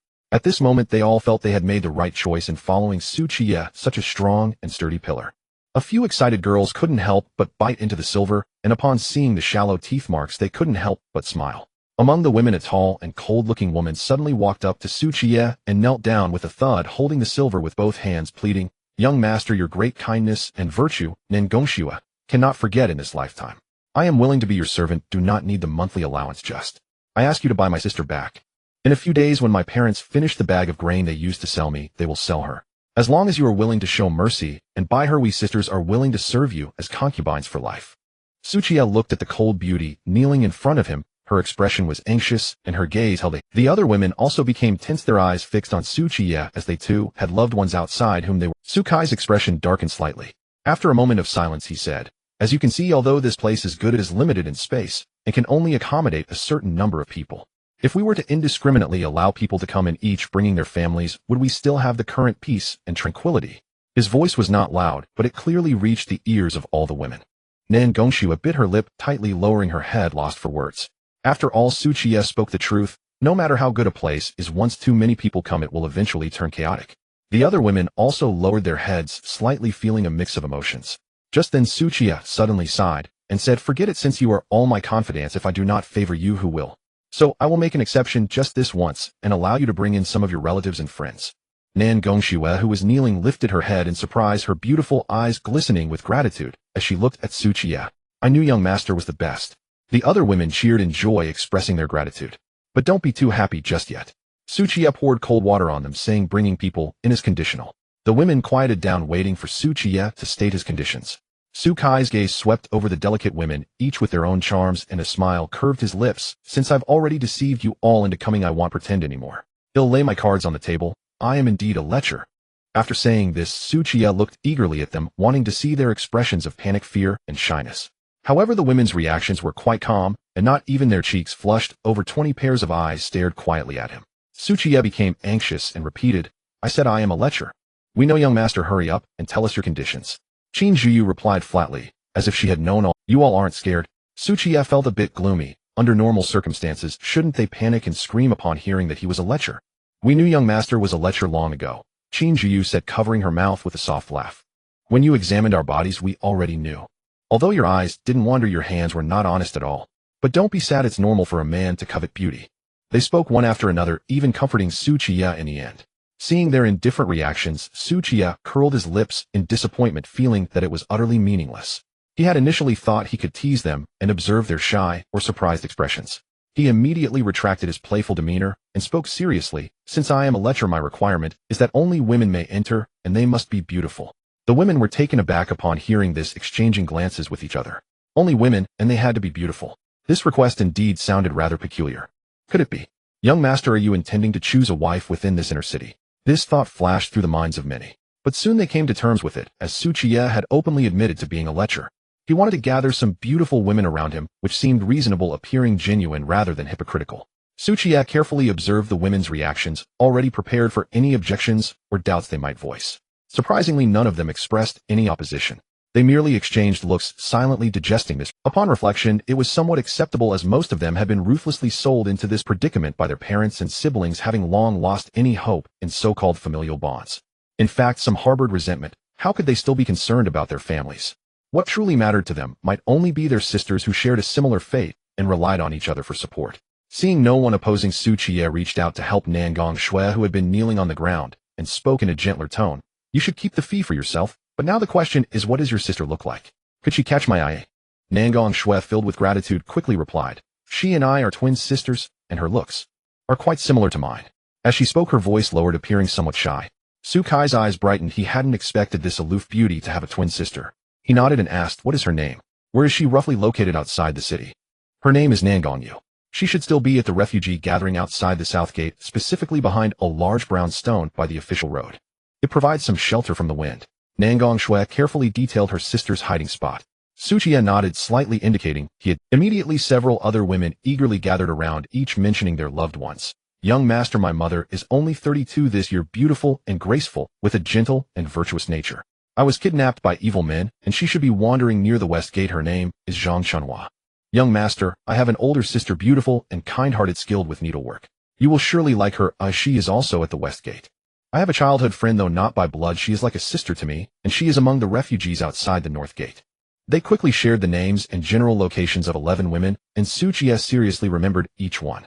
At this moment, the voluptuous and charming Shi Yan stepped forward, her voice laced with hesitation and deep anticipation. Young master. Qiye looked up at her. Shi Yan gently bit her red lips, seeming to have made a decision, and said, I have a younger aunt who is even more beautiful than me, and she should also be in the crowd outside the north gate. Upon her words, not only was Qiye stunned for a moment, but the other women also looked at her in surprise, their faces displaying incredulity. After all, Shi Yan was among the most beautiful women present. If they were beauties chosen from 100, she was one among 10,000. With her stunning looks, had she been born in a prosperous and wealthy place, she would undoubtedly be a renowned beauty in history. Now she claimed she had a younger aunt who was even more beautiful. What kind of heavenly beauty could that be, unmatched in grace? Qiye was also quite surprised and couldn't help but ask, Is that true? Shi Yan nodded vigorously, assuring him, Absolutely true. My aunt and I are from Jiangnan, and our family is of literary repute. We came here just for a leisurely visit. Unfortunately, we encountered a large group of refugees attacking our convoy on the way. In the chaos, my aunt thought quickly and changed into the coarse clothes of a servant, which allowed us to escape. Afterward, my aunt and I smeared mud on our faces and even rolled in the muck a few times, deliberately hiding a dead rat to mask the smell blending in with the crowd, which is how we managed to sneak into this greenstone city. 2 weak women mixing among the surging tide of refugees escaping here through great hardship. One can only imagine the perils they faced along the way. Shi Yan spoke with a choked voice, continuing, Outside the city, because we truly couldn't afford the exorbitant entry fee, my aunt and I could only endure hardships outside the city. I simply couldn't bear to see her starve to death. So I traded myself for food. Qiye nodded slightly. It turned out Shi Yan was actually a young lady from a wealthy family in Jiangnan. No wonder her demeanor was so outstanding and breathtaking. And such a beauty had another one outside the city. It seemed he must find someone quickly tomorrow. Qiye asked, What is your aunt's name? In which specific area outside the city?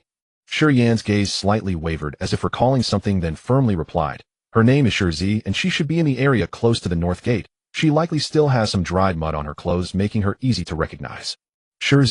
Qiye was slightly taken aback, feeling that the name didn't sound like one befitting his stunning beauty, but he still carefully noted it down. Then he looked at the women who had not stepped forward and gently asked, What about you? Do any of you have loved ones you are concerned about? You can speak up. Qin Zhu gently shook her head, her tone calm, yet carrying a hint of sorrow. My mother starved to death a few days ago, and my father. He traded me for a liter of millet rice. I have no other relatives left, so naturally, I have no one to be concerned about. The women beside her also lowered their gazes, sharing a similar sadness, and they all nodded. Their situations were largely similar to Qin Zhu's. They had been abandoned by their closest kin, and were now alone. No worries, from now on you will be my trusted subordinates. We are all family now. Qiye comforted softly his. Afterwards, Qiye chatted with everyone for a few more minutes, confirming that they had no other concerns, and then he told them to return and rest well while he turned to prepare to leave. However, the women did not move, insisting on seeing him off first. Thus, Qiye stood in front of the inner city wall, smiling as he waved goodbye to the enchanting women behind him. Then a portal shimmering with light suddenly appeared before him. He resolutely pushed the door open and vanished behind it. After Qiye left, the strange light door quietly disappeared, as if it had never existed. You all go back and rest, gather your strength, and tomorrow my lord should be able to bring your loved ones back. Qin Jiu, as the supervisor, urged the still reluctant women to return to rest. Before leaving, she couldn't help but look back towards the direction outside the city, her eyes filled with a faint. Once he left the inner city, Qiye suddenly remembered a crucial question and silently asked the system in his mind. Is the time flow in the inner city synchronized with the outside? The time in the inner city is the same as that outside every day, but the seasons change differently. 1 month in the inner city corresponds to 3 months outside. This month is spring, and the next month will be summer. Therefore, the growth rate of living beings in the inner city would be significantly enhanced. For instance, a cow that takes a year to grow outside would only take 4 months inside. Qiye was somewhat surprised. If he planted food crops in the inner city, now would there not be a harvest outside in just 2 months? The same logic applied to poultry and livestock. If he brought in chickens, ducks, geese, and sheep, now only a few months would have passed outside, but they would have grown for over a year inside. This was simply an excellent environment for developing agriculture and animal husbandry. Qiye then worriedly asked, what about the people living inside? They will also age faster. Rest assured, host. The residents living in the inner city are not affected by the accelerated seasonal time. Their growth and aging are completely consistent with the outside. Qiye finally felt completely at ease. As long as those beautiful women were not affected, he certainly did not want to inadvertently see them grow old. He opened the door to his guest room intending to leave, but caught a glimpse of a faint yellow light still shining from the kitchen at the end of the corridor, prompting him to quietly tiptoe over. As he approached, he heard a low, resentful murmur coming from within. What a lord! A big liar! What a medical treatment! Consider me kind-hearted not to hold it against him. But he didn't even say a word before leaving. Knowing that the lady was still asleep, he still had me deliver porridge. Qiye appeared through the slightly ajar door and saw Yuner, her slender figure, standing by the stove, facing away from him, mumbling softly while scrubbing the pot. However, judging by her obviously relaxed and slightly playful tone, she didn't seem genuinely angry. It was more like she was venting a little frustration. Qiye quietly entered the kitchen, stealthily approached Yuner, and gently tapped her shoulder. Slap. Hua. Yuner exclaimed in surprise and anger, turning to swing the broom she was holding at Qiye. Qiye quickly seized her wrist, taking the broom from her, and began scrubbing the pot himself. Oh, it's you, my lord. Seeing Qiye, Yuner sighed in relief, but soon recalled something, blushing as she looked down at her toes, unsure of what to say. She looked as if she were a student caught doing something bad by the teacher. Qiye didn't say anything either, just quickly scrubbing the pot. Seeing this, Yuner tried to snatch the broom from him, but Qiye wouldn't let her. After hesitating for a moment, she stammered, My lord, didn't you leave? What are you back for? I came back to bid farewell to Lady Yuner, Qiye replied, already having cleaned the pot, and was pouring out. Yuner's face flushed red, her fingers nervously clutching her clothing, not knowing what to say. She hadn't expected Qiye to have heard what she had said earlier, and now he was teasing her with it. After a while, she finally mustered the courage to change the topic. My lord, what about those women? They were sent out of the city to where they were supposed to go, Qiye said as he finished cleaning the pot, and picked up a cloth to wipe his hands. Oh, Yuner replied softly, her head lowered. Although she felt somewhat doubtful, she didn't ask more, and also didn't know what to say next. Seeing her hesitation, Qiye took the initiative to ask, how much silver did those garments cost? A total of 69 pieces of clothing, along with some extra belly wraps, underwear, shoes, and socks, which were half of the store's stock, amounting to 1,103 coins of silver. After a moment's thought, she added, you can disregard those 3 coins. Qiye nodded, pulling out a few silver notes from his pocket, preparing to hand them to her. Yuner's face turned rosy, a bit excited as she raised her small hand. This was the biggest deal she had ever made, and the lady would surely praise her tomorrow, hee. But Qiye suddenly pulled back all the silver notes, and said, you really dare to take it? Do you believe that if you take the silver notes now, the lady will sell you tomorrow? No way. Yuner shook her head, looking incredulous. Who would punish a servant for earning silver? Qiye stopped teasing her, and said directly, the world is about to be in chaos.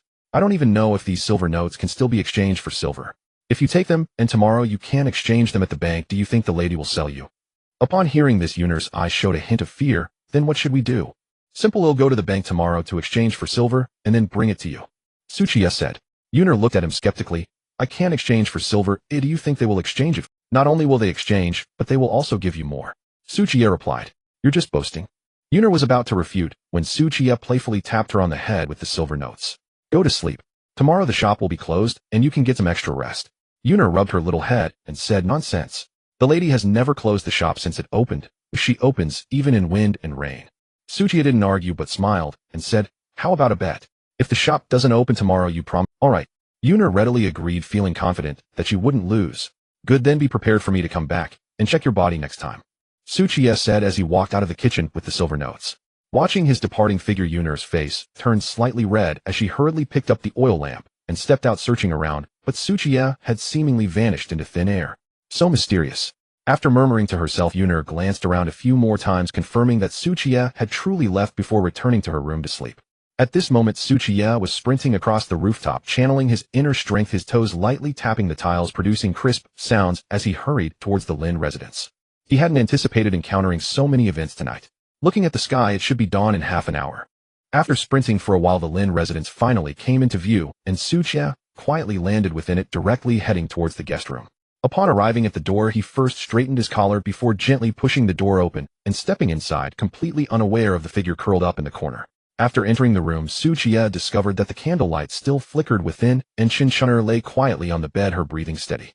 Liu Yunyang was half draped over the edge of the bed, asleep, her tight clothing accentuating her alluring waistline. Lin Mingxiang sat in a chair, one hand propping up, her head swaying, as if she were a little chick pecking at grains. Clearly the two of them had not slept all night waiting for Qiye, and were so exhausted that they had finally succumbed to a brief nap. Qiye quietly approached Lin Mingxiang, intending to gently lift her to the bed to rest, but as soon as he touched her shoulder, Lin Mingxiang instantly woke up. Before she could clearly see who it was, she unleashed her internal energy with a punch. Qiye raised his right hand, enclosing her fist, and effortlessly deflecting her attack, whispering, "It's me, Su Lang." Lin Mingxiang's sleepiness vanished in an instant as she looked at Su Lang, who had been waiting all night, her eyes filled with a mix of surprise and concern. "Where have you been all night?" Qiye replied softly, "It's nothing, just ran into a little trouble." "You didn't sleep all night, did you? Go lie down on the bed and don't wake Yunyang." Lin Mingxiang nodded, gently rising from the chair, and then subtly sniffed him, her brows furrowing slightly as she detected a strong fragrance of cosmetics. Had he been with another woman? Lin Mingxiang's eyes darted to the sleeping Liu Yunyang, and she called out, "Sister Yunyang, Su Lang is back." Qiye looked at Lin Mingxiang, puzzled. Hadn't they agreed not to wake her? Lin Mingxiang blinked innocently, as if to say that Sister Yunyang had been worried about him all night and deserved to know. Su Lang. Hearing the commotion, Liu Yunyang immediately lifted her head, her weary face scanning the room in confusion. Upon seeing Qiye, her eyes instantly lit up. She hurriedly got up and threw herself into Su Kai's embrace, her tone filled with concern. "Su Lang, do you know how scared I was last night? I was worried something might happen to you, worried you wouldn't come back." Qiye gently patted her back while soothing her. "I meant to come find you, but Mingxiang said you would be fine. We weren't familiar with the city, and going out recklessly might cause trouble." "It's fine, I'm back now," Qiye said while continuing to comfort her softly, pretending to be angry as he looked at Lin Mingxiang, playfully pinching her arm. "Didn't we agree not to wake Yunyang up? You traitor." Lin Mingxiang's face flushed slightly as she bit her lip and said, "Su Lang, how could you have the scent of a woman's cosmetics on you?" Hearing this, Liu Yunyang looked up at Qiye with suspicion, then leaned in closer to sniff him, and indeed, he smelled wonderful. After catching the scent of another woman's cosmetics, Liu Yunyang gazed at Qiye, her clear eyes filled with a hint of grievance. "Su Lang, you." Before she could finish, Qiye leaned down and kissed her. Moments later, Liu Yunyang, both shy and flustered, pushed Qiye away, her face slightly flushed as she gasped for fresh air. "It's just that I didn't want you two to be overly burdened, so I sought someone to help share the load," Qiye said gently. "Rest assured, she is the lady manager from the previous clothing shop, not a bad woman." This kiss had calmed Liu Yunyang a little, but upon hearing it was Pan Lianer, her temper flared again as she said, "I knew it was her. She was flirting with you last time. I'm going to confront her now." Qiye quickly grabbed her, arguing, No, I'm back now, and it wasn't that bad." Lin Mingxiang chimed in, "It wasn't that bad, you were just thinking about other food and didn't come back all night." Upon hearing this, Liu Yunyang rolled up her sleeves and prepared to go confront Pan Lianer. "Good, Yunyang, you're the main wife. You should carry yourself with dignity and not stoop to her level," Qiye said, casually pulling her into his embrace. Liu Yunyang was perfect in every way, always accommodating Qiye, a gentle and considerate little wife, but she had a bit of a possessive streak. After all, in her heart, Su Lang was a gift from the heavens. How dare she monopolize Su Lang without returning home? If she really entered the house, wouldn't she just bully us? Lin Mingxiang continued to stir the pot. Seeing the little white tiger in his arms getting riled up, Qiye tightened his hold on her and pulled the traitor beside him. "Have you all forgotten who holds the authority in this house? Don't worry, Su Lang. I'll listen to you as Sister Chun'er is still here." In the corner outside the guest room, Lin Qingwei was wrapped in a padded coat, leaning against the wall asleep. Last night, after being brought back outside the mountain goods shop, she had been waiting outside the guest room, wanting to know when Qiye would return so she could sneak a bowl of noodles. After waiting for a long time and seeing that Qiye had not returned, she led a group of servants to the mountain goods shop, hoping to help Qiye. But upon arriving at the mountain goods shop, the person was already gone, and manager Lu said that Qiye was fine and had already left. Then Lin Qingwei happily ran back home, thinking she could finally eat instant noodles, But who would have guessed that upon returning she found that Qiye was not in the house? Since she wasn't familiar with Liu Ruyu and the others after chatting with them for a while, unable to endure the awkward atmosphere, she ran outside. Afterward, Lin Qingwei simply waited outside the room, not believing she wouldn't be able to spot Qiye, and unknowingly fell asleep. Lin Qingwei was in the midst of a beautiful dream, where Qiye was her little follower responsible for chatting with her, and keeping her entertained, even making her instant noodles. She woke up, gradually slowly getting up and stretching before preparing to see if Qiye had returned. After being scared in the cold wind all night, she felt she couldn't leave without at least 2 bowls of instant noodles. Just as Lin Qingwei approached the guest room, someone suddenly patted her shoulder, startling her so much that her soul nearly left her body, and she almost cried out. But the person behind her quickly covered her mouth, preventing her from making a sound that would disturb those inside the room. Lin Qingwei turned her head to find that the person was none other than her mother, Lady Lin. Lady Lin's slightly aged face wore an expression of confusion as she glared at her ungrateful daughter. "You didn't even notice when I walked up behind you. What are you listening to?" She initially furrowed her brows in confusion then. After a moment, Lady Lin's expression shifted slightly, and she tightened her grip on her daughter's ear, whispering harshly, "You little girl, hurry up and leave. Don't embarrass yourself here." "Mom, it hurts, it hurts." Lin Qingwei frowned as she was dragged away, complaining and playing the victim. "And I just arrived. I don't know anything." After that, Lady Lin, her face flushed, gave Lin Qingwei a stern lecture. "A good young lady like you didn't return to your room all night. What were you planning? It was one thing not to return, but to eavesdrop. You're grounded for a month." After scolding her daughter, Lady Lin finally returned to her room. Since it was still dark outside, she simply laid down on the bed to rest. However, as soon as she closed her eyes, her mind was filled with the sounds she had just heard growing clearer, along with the handsome face of Qiye. A soft sigh escaped her lips as she reflected on how this year marked 5 years since she became a widow, managing such a large household alone. Not only did she have to guard against outsiders, but she also had to raise her daughter. Truly, these years had been devoid of any joy. 5 years ago, Lin Yuanwei, after going out to do business and making a fortune, had tried to keep it a secret from outsiders, spending heavily to buy a Jiangnan singer and hiring over 100 bodyguards. Ultimately, he caught the attention of the bandits from Eru Mountain, who seized the opportunity to ambush him. Afterward, the concubines in the Lin residence, the second and third wives, began to stir trouble, wanting to conspire with outsiders for the Lin family's assets. Fortunately, she had some means and managed to drive those over 10 little vixens away, otherwise the consequences were unthinkable. Alas, a household truly couldn't function without a man. Lying on the bed, Lady Lin murmured to herself, "It seems this young Master Su is quite a capable man, able to hunt wolves and with impressive skills. This world is becoming increasingly chaotic. A household needs a man. Qingwei is already of age. Perhaps I should bring him into the family. Let him be a stepfather for Qingwei." A new day begins with the sound of the system's notification. Ding! Congratulations to the host for surviving another day in chaotic times. Reward 100,000 kilograms of charcoal. It has been deposited into the warehouse. As the sunlight spilled over the Qingshi city, Qiye held a teacup and stood outside the guest room of the Lin residence, brushing his teeth. "I must say, this toothpaste and toothbrush are infinitely better than that charcoal and branches. Thank you to the wisdom of those before me." While he was brushing his teeth, he saw Lin Qingwei, this little girl, approaching with dark circles under her eyes, holding a tray with 4 bowls of thin meat porridge. From afar, she looked at Qiye, who was brushing his teeth with foam in his mouth, and her delicate brows gradually furrowed. Early in the morning, why was young Master Su foaming at the mouth? Could it be that he was poisoned? But looking at Su Kai's lively appearance, it didn't seem like it. So Lin Qingwei took the initiative to greet him. "Young Master Su, you are awake." After rinsing his mouth, Qiye nodded at her. "Why is the young lady here so early?" After confirming he was not poisoned, Lin Qingwei raised the tray in her hand and gestured to him. "I brought you porridge." Qiye chuckled and said, "It's fine to have the servants do this. How can I trouble the young lady?" Lin Qingwei ground her teeth and straightforwardly stated her purpose. "I want to eat the noodles you made." Qiye nodded, then smiled. "So that's it. But have you forgotten something?" Looking at Su Kai's handsome face in the sunlight, Lin Qingwei felt like she wanted to kick him. Always calling her young lady, yet wanting her to call him. Seeing her in a dilemma, Qiye deliberately said, "If the young lady has nothing else, I will be going inside." "Wait." Seeing him about to leave, Lin Qingwei hurriedly called out to him, biting her teeth. She tightly gripped the tray, reluctantly saying. Qiye smiled knowingly and said, "Come in with me first, and I will make you a bowl of noodles later." With a flushed face, Lin Qingwei silently followed behind Qiye. Unbeknownst to them, this scene was seen by Madame Lin in the corner, her eyes filled with joy as she murmured, "Qingwei actually understands my feelings and accepts young Master Su. Now I don't have to worry about Qingwei. I will find an opportunity to confess to young Master Su at worst. I will become a concubine." When Lin Qingwei entered the room holding the porridge, she obediently placed it on the table and waited expectantly. Qiye was not polite either. He picked up a bowl of porridge and walked towards the sickbed, gently waking Qinshunner, who was sleeping. Chen Chunner's eyelashes fluttered as she slowly opened her eyes, looking around in confusion. Qiye handed her the porridge. You've slept for a day. Eat something first, then take your medicine and sleep again.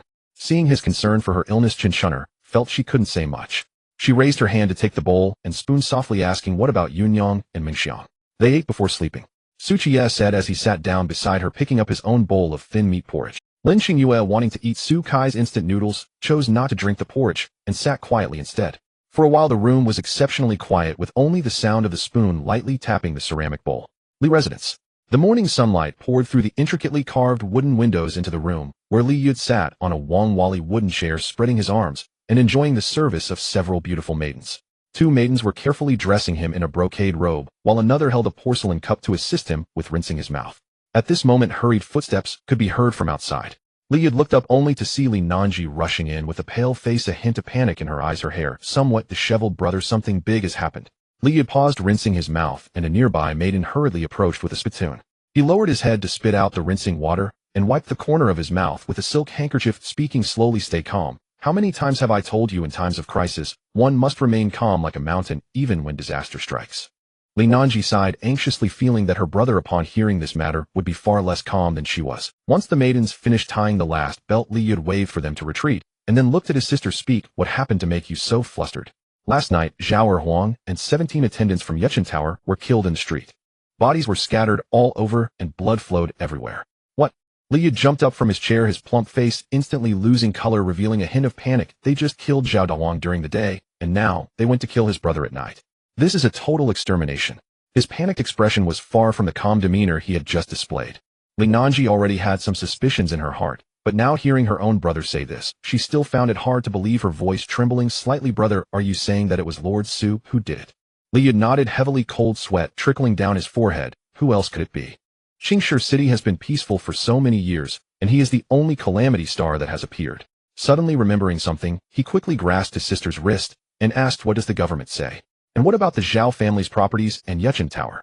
Li Nanji shrank back in pain, honestly replying, the government said they are still investigating the killer. The Zhao family's properties and Yechen Tower have been taken over by Madame Zhao.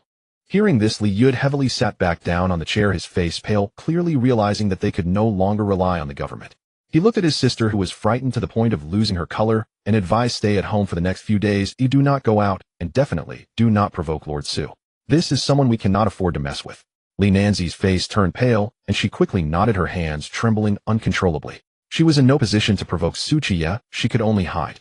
If Li Yud had not arrived in time last night to defuse the crisis, it was likely that they would have died, and the Li family's assets would have fallen into the hands of others. Seeing his sister's hands were trembling in fear, Li Yud forced himself to appear calm, patting her shoulder to comfort her. You don't need to be too scared. Lord Su is a reasonable person. As long as you don't provoke him again, you should be fine. Even he found little conviction in his own words, his voice sounding ethereal. Oh no. Li Yud suddenly thought of something, his face changing greatly, and he hurriedly got up, his plump body stumbling toward the door, not caring about his disheveled clothing. Li Nanji hurriedly asked, brother, where are you going? To distribute porridge outside the city.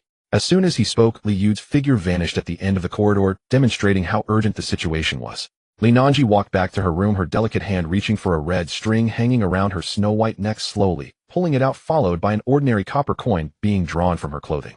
The copper coin still carried a hint of warmth and a feminine fragrance. Her fingertips gently traced the blurred patterns on the coin's surface, her gaze soft. She tightly gripped the copper coin, and the figure of Qiye seemed to materialize before her eyes. Madam, it's time to get up.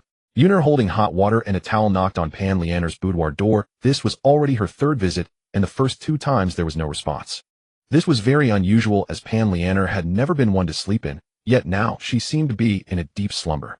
Yuner wondered what Su Gongzi had done to the madam, and decided that if there was still no response after a while, she would barge in to check. Fortunately, after knocking a couple more times, Pan Lianer's lazy voice came from within. Yuner, stop knocking. Let's rest today. You should go back and sleep a bit too. Yuner was taken aback. Was it really a day off? In all these years, it was the first time the madam had taken the initiative to say they would rest. Even when she was ill, it had never been like this. Yuner felt a bit down at having been with the madam for so long. She surprisingly knew less than Su Gongzi about her. She carried the copper basin down the stairs, quietly telling the attendants to go rest, while she hurried back to her room and buried her head under the blanket. She had lost her bet. Now Su Gongzi was going to examine her body. What should she do? The more she thought about it, the more flustered she became, so she simply turned over and wrapped herself tighter. After the warm porridge was consumed, it dispelled the fatigue from Su Kai's body. His hands were steady and his legs were no longer weak. He was back in action. He and Chunchunner each drank 2 bowls of lean meat porridge, feeling immensely satisfied with the breakfast. Qiye then poured a cup of warm water, took out 2 ibuprofen capsules from his pocket, and handed them to Chunchunner. Madam, it's time to take your medicine. Although Chunchunner was curious about the shape of the capsules, she asked no further questions, took them, and swallowed them with warm water, finding them smooth and a bit novel.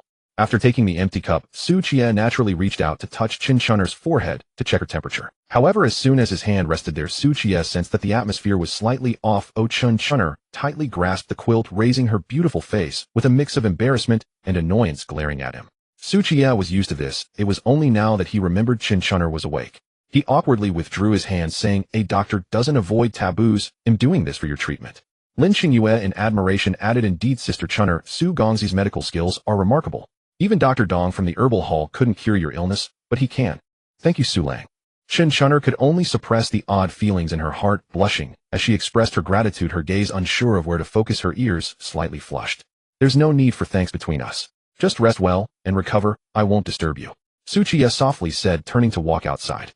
Seeing this, Lin Qingyue hurriedly picked up the tray, an empty bowl, a bit excited, and chased after him. She had been craving it for so long, and now, having personally delivered breakfast, she could finally enjoy that delicious instant noodles. Once the door gently closed and the room was empty, Chunchunner pressed her hands against her flushed face, unsure of what to do. Outside the guest room, Lin Qingyue followed closely behind Qiye, unable to resist, asking what happened at the mountain goods shop last night. "Why were you completely unscathed?" She clearly saw Liu and those wealthy merchants bringing along 50 to 60 wicked servants, and had thought that Qiye would at least be beaten up or possibly even killed. But now it seemed that Qiye was not only unharmed, but also lively and energetic. Qiye had noticed her peeking from outside the shop last night, but had been too lazy to expose her. He casually replied, "Those ladies are willingly serving me. What use do their families have?" Lin Qingyue clearly did not believe him, yet could not think of any other reason, so she dropped the subject and asked, "Where did you go last night?" Qiye glanced at her small head on his shoulder and said, "Little children shouldn't ask so many questions." "Little child?" Lin Qingyue stood there dumbfounded, and seeing Qiye walking further away, she hurriedly stomped her feet and chased after him, puffing out her small chest. "You're the little child? I'm already 18 this year." Qiye was surprised, turning to carefully examine her. Lin Qingyue also tried to puff out her modest chest, as if to prove she was not a little child. But her small face was slightly flushed with a hint of baby fat, and she wore a light green RU skirt, accentuating her slender waist, her slightly developed chest exuding a bit of innocence. In any case, she looked like a little loli. It was just unexpected that such a cute little loli was already 18 and could get married. Qiye withdrew his gaze, curiously asking, "If you're already 18, how old is your mother?" "Why do you ask that?" Lin Qingyue ground her teeth, feeling that Qiye was a bit ungrateful. Hadn't he just scrutinized her attire today? Couldn't he at least give her a compliment? "It's nothing, just asking casually." Qiye, preoccupied with thoughts of the stunning aunt outside the city gate, had no intention of teasing her. He just wanted to finish preparing a bowl of noodles first. The next two walked in silence, and just as Qiye turned the corner with her, a figure suddenly bumped heavily into his embrace, accompanied by a faint fragrance like aged wine and fully blossomed peonies. Qiye had not even seen who it was when his hand naturally wrapped around her waist to prevent her from falling. "Mother!" Lin Qingyue, who had been sulking while looking down, raised her head in surprise to see Qiye colliding with her mother. Hearing this, Qiye looked down and saw that it was indeed Lady Lin. He discreetly withdrew his hand, asking, "Are you all right, madam?" Today Lady Lin had light makeup on her face, her well-maintained skin fair and delicate, showing almost no signs of age. Her eyes were filled with tenderness, embodying the elegance of a half-mature woman. Lin Qingyue slightly dodged behind Qiye, feeling guilty as she said, "I wasn't running around, I was delivering breakfast to Sister Chunner, and then young Master Su insisted on feeding me downstairs." Madam Lin scolded her, then turned to Qiye with a smile. "Young Master Su, the flavors from that side are indeed memorable. I wonder if I could have a portion as well." Qiye, not caring much about a packet of instant noodles, nodded, saying, "Of course." The three then headed towards the kitchen together, and Madam Lin spoke up, "Young Master Su Chunner's illness won't be cured anytime soon. Should I arrange a few guest rooms for you? Mother Sister Chunner has woken up. She just drank 2 bowls of porridge." Lin Qingyue interjected, "What are you talking about, child?" Madam Lin gave her a light glare, then smiled again at Qiye. Qiye nodded, saying, "Then I shall trouble you, madam."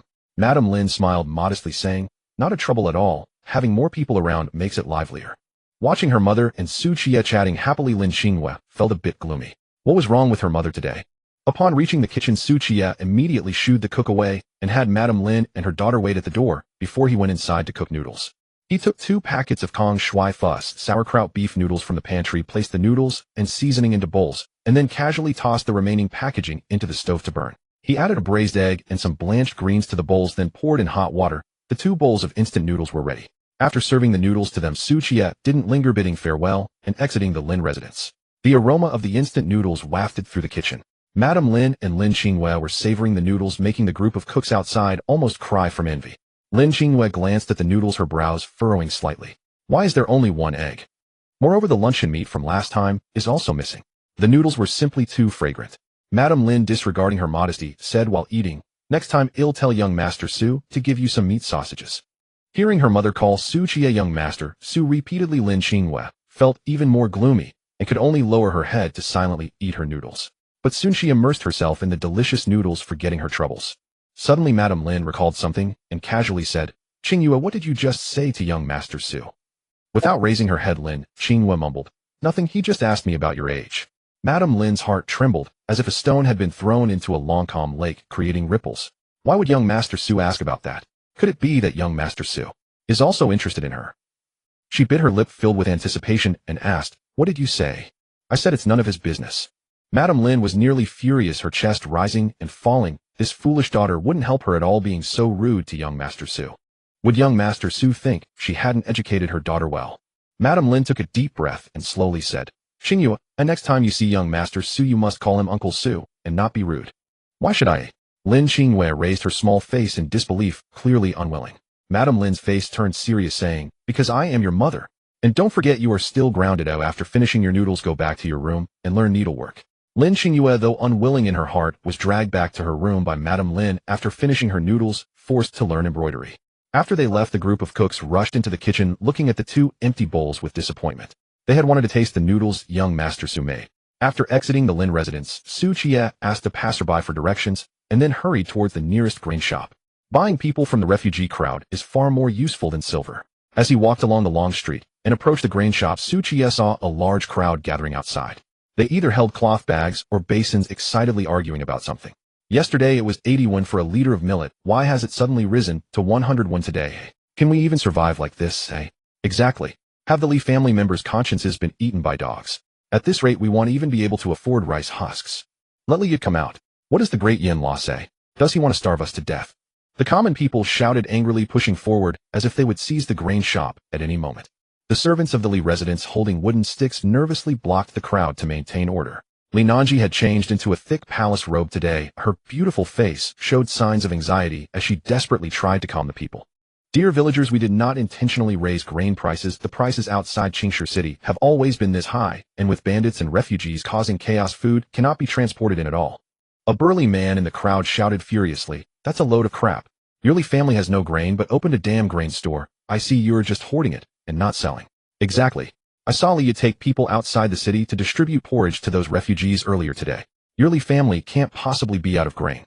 "Are you trying to fool us?" said a woman holding a cloth bag. Hearing this, the common people's expressions grew even angrier, and they began to shove the servants blocking their way. Seeing the common people about to erupt, Li Nanji could only explain and calm them over and over again, but her voice was quickly drowned out in the noisy environment. "Since the Li family won't provide us a way to survive and maliciously raised grain prices, we'll just take it ourselves and see if the Li family really has no grain."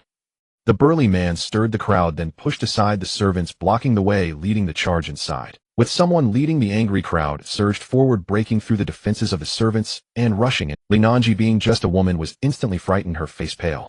She hadn't expected that under the bright sky these people would dare to actually rob food. She instinctively turned to escape back into the store to hide, but it was too late. The burly man had already charged forward, his large hand reaching for her. It turned out this man inciting the people was not after food, but was targeting Li Nanji, this stunning noble woman. Seeing that beautiful woman was within reach, a sinister smile appeared on the burly man's face.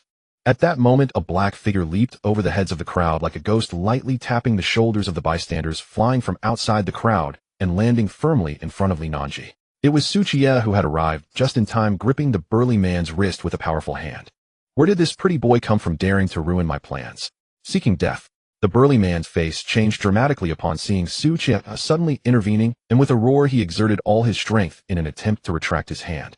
Yet no matter how hard he strained, even using all his might, Qiye's hand remained unmoved, as solid as iron. The burly man, unwilling to accept defeat, attempted to struggle a few more times. But the next moment, Sukai's palm suddenly exerted force, and with a crack the man's wrist was ruthlessly The burly man was instantly racked with pain. His face turned as pale as a corpse, beads of sweat the size of soybeans dripping from his forehead as he collapsed to the ground in agony. The pitiful screams akin to a slaughtered pig instantly silenced the scene. The townsfolk who had intended to rush into the granary were frozen in place, terrified, gazing fearfully at Qiye. Qiye did not release his grip, but looked down coldly at the man, crying out in pain, saying, "Who sent you to cause trouble?" The man, his lips turning blue from pain, gasped for breath and pleaded, "Spare me. No one sent me. I came because my elderly mother at home is starving." Cracked. Before he could finish, Qiye twisted his arm and broke it, turning his remaining words into screams of agony. Sukai's expression remained indifferent, showing no signs of wavering, still not telling the truth. The man lay on the ground in pain, begging, "I swear I'm telling the truth. Truly no one sent me. My 80-year-old mother is starving, and I came to buy food." Who knew this unscrupulous merchant was selling a small amount of millet for 100 coins? Even if I emptied my pockets, I couldn't afford it, so I had to resort to desperate measures. Bang! Qiye lifted his foot and stepped on the man's head, sneering, "Your mother is starving, and instead of stealing food, you dare to try to rob my woman." Linanji, who had been immersed in the emotion of Sukai's heroic rescue, stared intently at his back. Hearing him say "my woman," his domineering tone made her gaze slightly dazed, and she felt even fonder of him. It turned out that Lord Su had already considered her his woman. The man's head pressed against the cold ground, blood seeping from his mouth and nose. He struggled to get up, saying, I was blind and offended your woman. I'm sorry. Spare me, brave man. Although he was at fault first, you have already disabled one of his hands. Why humiliate him further?" A man with a fox fur hanging from his waist spoke up from the crowd. Another small-statured man immediately echoed, "Yes. After all, this granary is unscrupulous, raising prices to the sky and forcing people to desperation." Sukai's gaze swept over the two men before looking at the surrounding townsfolk. "Is there anyone else who wants to plead for him?" The townsfolk exchanged glances, thinking it better to avoid trouble, and thus no one spoke out. Seeing this, Qiye turned the man's broken hand palm up toward the crowd, allowing them to see clearly, and said solemnly, "He has a thick callus at the base of his thumb and index finger, which can only be formed from years of wielding a knife. This person is either a soldier or a bandit. Moreover, he has a distinct smell of wild beasts on him, clearly indicating he has spent years in the deep mountains eating wild animal meat daily. What else could he be but a bandit?" Sukai's voice boomed like thunder, and the crowd immediately buzzed with discussion, completely surprised that this man could actually be a bandit. A few brave townsfolk stepped forward to examine the man's hand, and indeed discovered a thick callus near the thumb and index finger, as well as the smell of wild beasts. Li Nanzi's eyes grew increasingly bright, as if she had come to a new understanding of the man before her. Handsome, highly skilled, and so astute, her admiration deepened. At that moment, a clever voice from the crowd stated, "So what? This man could still be a hunter." The burly man seemed to grasp at a lifeline and shouted urgently, "Yes. Yes. I'm just an honest hunter." This time Qiye did not need to refute. Li Nanji stepped forward gracefully and said, "If he were a hunter having shot arrows for years, the callus would be at the fingertips, not the base of the fingers." Everyone looked closely. The thick callus on this person's hand is at the point of exertion at the base of the fingers, a mark left from wielding a knife to kill. After speaking, she cast a quick glance at Qiye, a hint of unnoticeable expectation in her eyes. Qiye slightly nodded, acknowledging her words. The clever man still wanted to say something. "Pooh." Suddenly, a muffled sound of bone cracking echoed as Qiye exerted force with his foot, heavily stepping down on the burly man's chest. The burly man's chest instantly caved in, blood spurting from his mouth. Big boss. Will report." His eyes bulged, staring at Qiye, and before he could finish his words, his head drooped, and he breathed his last. Murder. The townsfolk in the city had never seen such a scene, their faces instantly pale, with fear, screaming as they tried to flee in all directions. "Everyone stop. No one is allowed to leave." Sukai's cold shout rang out, followed by, "Whoever dares to leave, the next one to die will be him." The crowd immediately froze in place like quails pinned down, trembling and no longer daring to move. Only then did Qiye calmly bend down and retrieve a sharp dagger engraved with a tiger's head from the burly man's sleeve. That man had intended to use it for a sneak attack, only to be decisively crushed by Qiye. Upon seeing the tiger-headed dagger, the surrounding townsfolk instantly panicked. "Tiger-headed dagger, this is from the bandits of Arrow Mountain. It's over, the bandits of Arrow Mountain have entered the city. Woe is me, my newly married wife, we've barely enjoyed a few days of happiness. Why am I so unlucky to encounter bandits entering the city?" Qiye remained calm, showing no signs of panic, and said in a deep voice, "What are you panicking about? A bandit is still a person with a shoulder carrying a head. What is there to fear?" Looking at Sukai's unflappable demeanor, Li Nanji felt that this is how a man should be. A scholar beside them sighed sadly. Brave man, you do not know. The bandits of Arrow Mountain number 5 or 600 and the 9 leaders on the mountain are all ruthless characters who kill without blinking. 5 years ago, Lin Yuanwei made a fortune in Jiangnan and bought a Jiangnan singer with heavy gold on the return trip. To ensure safety, he hired 3 escort agencies with over 100 men. What happened? They were all ambushed and slaughtered by the bandits of Arrow Mountain outside the city. As he spoke, a look of fear appeared on the scholar's face. Over 100 bloody heads piled up into a human head tower. That scene. I still have nightmares thinking of that gentleman. Lin Yuanwei must be Lin Xingyu's father. I never expected him to meet such a tragic end. Everyone present was momentarily stunned. Even Li Nanji couldn't help but glance at him, a look of surprise and confusion flashing across her eyes. They were discussing how the bandits of Arrow Mountain killed over 100 people from the escort agency, mercilessly taking lives, yet you ask about the singer. This line of thought is quite baffling. The scholar hesitated for a moment, then shook his head saying, I don't know, but she was taken by the bandits. It seems she must have met a terrible fate, perhaps long gone.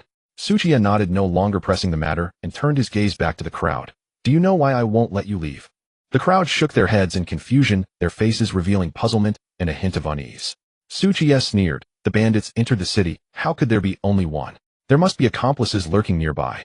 Upon hearing this, the crowd seemed to erupt, exchanging wary glances, suspicion and fear permeating the air, creating a tense atmosphere where no one dared to move easily. Qiye said slowly, don't be afraid. Even if the bandits have accomplices, there won't be too many. So, tell me who just pleaded for him. At this, the common folk looked towards the man with the fox fur at his waist and the small, thin man beside him. The crowd's gaze pierced like needles. These two had suddenly become the focus of everyone's suspicion, as if a magnetic force repelled them, creating a clear space around them. The man with the fox fur forced a smile, saying, I'm just a hunter, I meant no harm. Absolutely no ulterior motives. Qiye pulled out 3 copper coins from his pocket, playing with them casually, revealing a warm smile. Since you're not a bandit, what is there to fear? Show your hands so everyone can see. It's obvious at a glance. Facing the hundreds of wary gazes around him, the man took a deep breath and slowly raised his hands, revealing thick calluses on his thumb and index finger. The calluses were not at the base of his fingers, but at the tips, likely formed from years of archery. This was the mark of constant friction with the bowstring. Qiye nodded, turning his gaze to the frail man. It's your turn. The thin man said, I'm a woodcutter, it's normal to have calluses. I also set traps, and having the scent of wild beasts is completely normal. As the thin man spoke, he raised both hands, his palms rough and his knuckles large. His hands bore distinct calluses that could only be formed through years of chopping. The distribution of the calluses matched the marks of labor. However, the thin man had already explained his situation before lifting his hands, providing a perfect excuse. Yet his eyes involuntarily flickered. Qiye, not in a hurry, played with the copper coins, smiling as he asked, Where is your home? The thin man replied earnestly, Chenjiago. What a coincidence. Qiye nodded, saying, Do you know Chen Dazhuang? He hunted a roe deer half a month ago and sold the deer skin to me. I know him. Chen Dazhuang is quite a skilled hunter from our Chenjiago. Just yesterday, I traded 20 jin of firewood with him for a gray hare, and I haven't finished eating it yet. The thin man said with an honest smile, but his eyes involuntarily flickered with a hint of panic. Qiye smirked coldly. It's good you know him. I need you to convey a message for me. The thin man hurriedly nodded. Of course, what message does the warrior want to convey? Qiye replied coldly. Tell him to be more cautious in his next life. Just as the word caution left his lips, one of the copper coins slipped from his hand, transforming into a deadly golden light. Whoosh! The copper coin pierced through the thin man's brow in an instant. He barely had time to react before his eyes lost all life, and he fell heavily to the ground. There was a muffled thud. The surrounding common folk were left stunned. The two were over 10 steps apart, and Qiye managed to kill a man with just a copper coin. Was he even human? What a terrifying technique. At the same time, fear began to seep into the eyes of the crowd as they worried that they might be killed by him with a copper coin if they were not careful. They all instinctively took a half step back. Facing the terrified gazes of the crowd, Qiye did not explain, but instead turned to the man wearing the fox fur. There was no need to ask. At this moment, the man's face had turned pale, his fingers trembling slightly, constantly swallowing saliva. It was evident that he was feeling guilty. Cold sweat had soaked his back. However, he did not flee, but looked up at Qiye and asked, May I ask, who on earth are you? Whoosh! Whoosh! At the moment the word who fell, his hand moved, and 2 tiger-headed daggers slipped out from his sleeves, aimed at Qiye and Li Nanji. His movement was as fast as lightning. Qiye simultaneously shot out the 2 copper coins in his hands, leaving 2 golden trails in the air. They accurately met their targets. In a surprising twist, the copper coins and daggers passed each other without colliding, instead flying toward their respective targets. They actually crossed paths in midair. Li Nanji had not even understood what was happening when she heard 2 swishes and a cold dagger was aimed at her brow, carrying the chill of death. She was suddenly drenched in cold sweat, her body going weak. She wanted to flee but had no strength, only able to watch as the dagger loomed larger before her eyes. Death was imminent. But just as the dagger was mere millimeters from her brow, it halted firmly in midair, unable to advance further. It was securely pinched between two fingers. She was so frightened that she didn't dare to breathe, realizing that it was Qiye who had extended his fingers to catch the dagger, saving her in the nick of time. Both daggers were caught barehanded by Qiye, causing no harm. It was done effortlessly, as if merely brushing away dust. In contrast, the two copper coins precisely shattered the knees of the man with the fox fur, accompanied by the crisp sound of bone cracking. He immediately collapsed to the ground, curling up in agony, howling painfully as blood quickly stained it. A dark red pool spread out on the ground. It was not until Qiye removed the daggers that Li Nanji finally breathed a sigh of relief, as if she had survived a calamity. She felt her back was soaked, her hands trembling uncontrollably as she looked at the howling bandit not far away, tremblingly asking Qiye, "Did you miss your shot? Was it a mistake just now? Killing him is pointless. It's better to hand him over to the authorities. Perhaps they can extract some useful information." Qiye said lightly, his gaze still fixed on the bandit, who was still moaning in pain. Perhaps they can interrogate him for information on the bandit lair. Li Nanji did not expect Qiye to be so forward-thinking. Coupled with his earlier action of deflecting the dagger, her affection for him increased once more. She couldn't help but feel a bit of admiration. Soon the servants from the Li residence hurried to report to the authorities. In no time 5 or 6 constables arrived, inquiring about the situation before dragging away the bodies. The street returned to calm. The onlookers also gradually dispersed, and only then did Li Nanji, unable to hold on any longer, collapse weakly to the ground. Qiye quickly reached out to steady her, preventing her from falling. Li Nanji softly thanked him. "Thank you. Thank you, young lord." Qiye kindly asked, "Do you need me to help you inside?" Li Nanji bit her lip, hesitating for a moment before nodding. "Then I'll trouble you. Sudaran. I'll trouble you, Sudaran." Qiye helped her into the shop and let her sit on a chair to rest. His movements were gentle and meticulous. However, as soon as she touched the chair, her delicate brows furrowed, as if it triggered her injury. Qiye noticed and asked, "Does it still hurt here?" Li Nanji did not respond, but gently nodded her head. Qiye's lips curled slightly. "Then do you want me to heal your injury?" Qiye was slightly taken aback. He had merely spoken casually, not expecting Li Nanji to actually agree. However, since the beauty had made a request, he was naturally willing to lend a helping hand. "Here." Qiye glanced around the shop, realizing there was no place to lie down. Could it be that he was meant to recline on those sacks of rice? The workers in the grain shop, unable to understand the conversation between the two, cast curious glances. Li Nanzi's alluring face flushed slightly as she whispered, "There are guest rooms in the inner hall." Upon hearing this, Qiye stepped forward and picked her up by the waist. Li Nanji did not resist. She merely turned her head to the side, gently biting her lower lip, a delicate blush tinting her fair face. With envious and jealous eyes watching from the workers, Qiye carried the most beautiful woman of Qingshu City and confidently walked towards the guest room in the inner hall. After the two left, the expressions of the workers turned sour with jealousy, almost as if they could crush their back teeth in frustration, as if their goddess had been sullied by another. It was known that Li Nanji was the most beautiful woman in Qingshu City, not to mention her voluptuous and graceful figure. There was likely no one in the entire Liaodong province who could compare to her.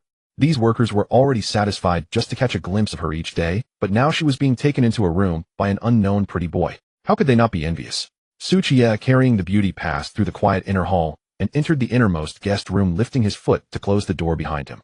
He then approached the bed and gently set Li Nanji down, positioning her with her back to him. Li Nanji half laid on the bed, her curvaceous waist perfectly accentuated. Her red lips parted slightly, trembling with a hint of nervousness. "Thank you, Su Lang. It's merely a small effort. There's no need for thanks, madam." Qiye replied with a calm smile, raising his hand to begin healing her wounds. "Not this way." Li Nanji bit her lower lip lightly and quickly corrected him. "Sorry, I momentarily forgot." Qiye showed no sign of apology as he focused his mind, channeling his internal energy to massage her and alleviate her pain. With watery eyes, Li Nanji actively spoke, trying to shift the topic. "Su Lang, how did you know that the tall guy was also a bandit?" Qiye explained, "I live in Chenjiago. That Li Dazhuang is a thug who couldn't even catch a bird feather. How could he possibly be a skilled hunter?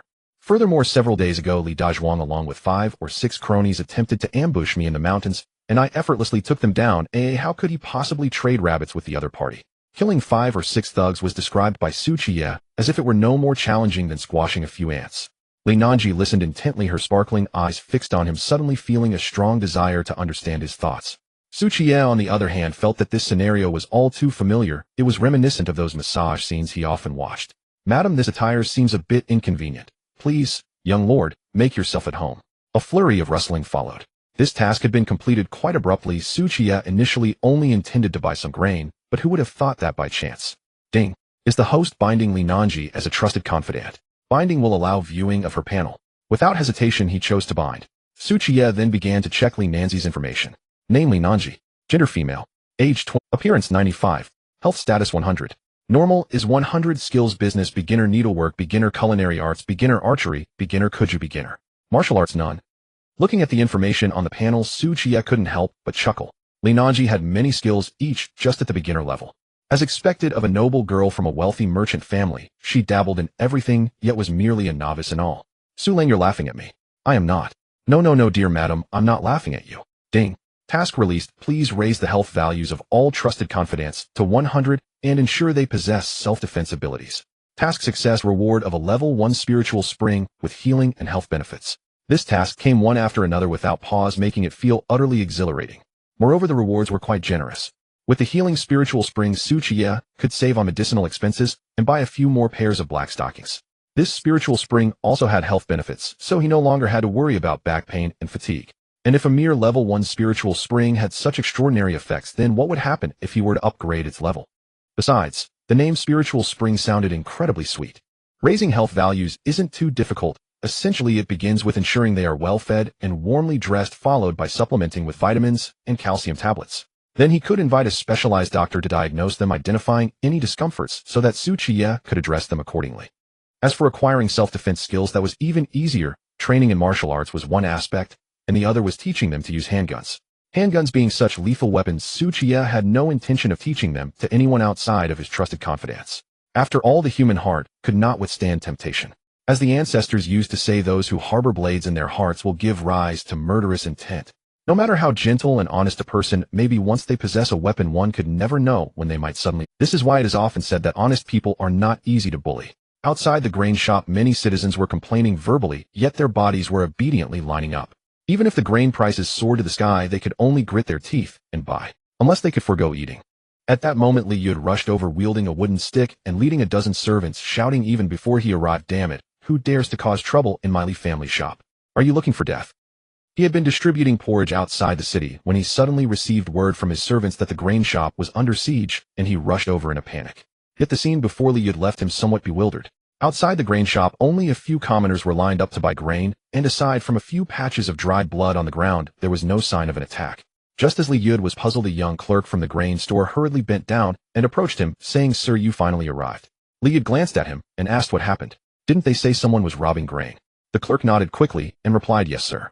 Just now bandits from Aero Mountain mixed into the crowd, stirring up trouble, trying to rob the grain store.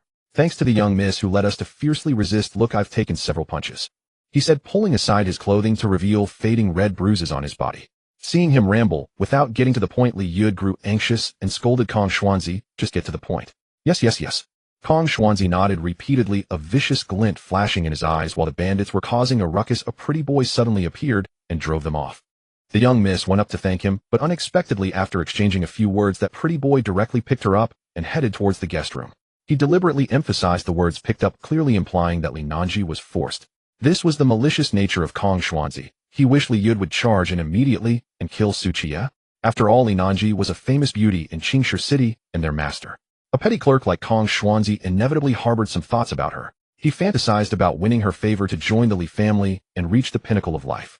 Yet just now he had watched helplessly as his long-desired miss was intimately taken into a room by a pretty boy. This was not the end, though judging by the sounds coming from the room, one could easily infer what they were doing. This nearly drove Kong Xuanzi mad with jealousy. He wished he could rush in and chop that pretty boy to bits, but he didn't dare. After all, that pretty boy was truly fierce. He killed several bandits without hesitation. So when he saw Liu again, a vicious thought suddenly emerged in Kong Xuanzi's mind: to use a knife to kill. Thus he deliberately spoke, unclearly depicting Qiye as a lustful criminal, hoping Liu would go. Although Liu had hit Li Nanji yesterday, it was to quell the anger of Lord Su, allowing his sister to. Now hearing that an unknown pretty boy actually dared to pick up his sister and take her into a room, Liu was instantly furious, his eyes red with rage. That dog thief, daring to bully my sister. If I don't kill him, then I don't deserve to be called Li. This furious roar startled the commoners, who stepped back in fear as Liu with bloodshot eyes raised his staff and charged inside. A dozen servants followed him aggressively into the shop. But as Liu charged into the store ready to break into the inner hall, he suddenly stopped. He realized that the inner hall was silent, with no sounds of struggle, fighting, or cries for help. This unusual silence acted like a bucket of cold water, instantly dousing half of Liu's fury. He forced himself to calm down and rethink. If his sister was truly being forced, then with her personality, how could there be no signs of seeking help? After realizing this, Liu turned to Kong Xuanzi behind him. What is that pretty boy's name? Kong Xuanzi, who was secretly pleased that his plan was about to succeed, felt a bit flustered when he saw Liu suddenly stop and question him. I didn't hear clearly. I only heard the young miss seem to call him Lord Su. Lord Su. Those three words seemed to possess a magical power, instantly calming Liu's fury. If this Lord Su was indeed a lecher, then last night, he clearly had many opportunities. Liu, having built his business to this point, was not a fool. He glanced at Kong Xuanzi and retreated to the hall with his men.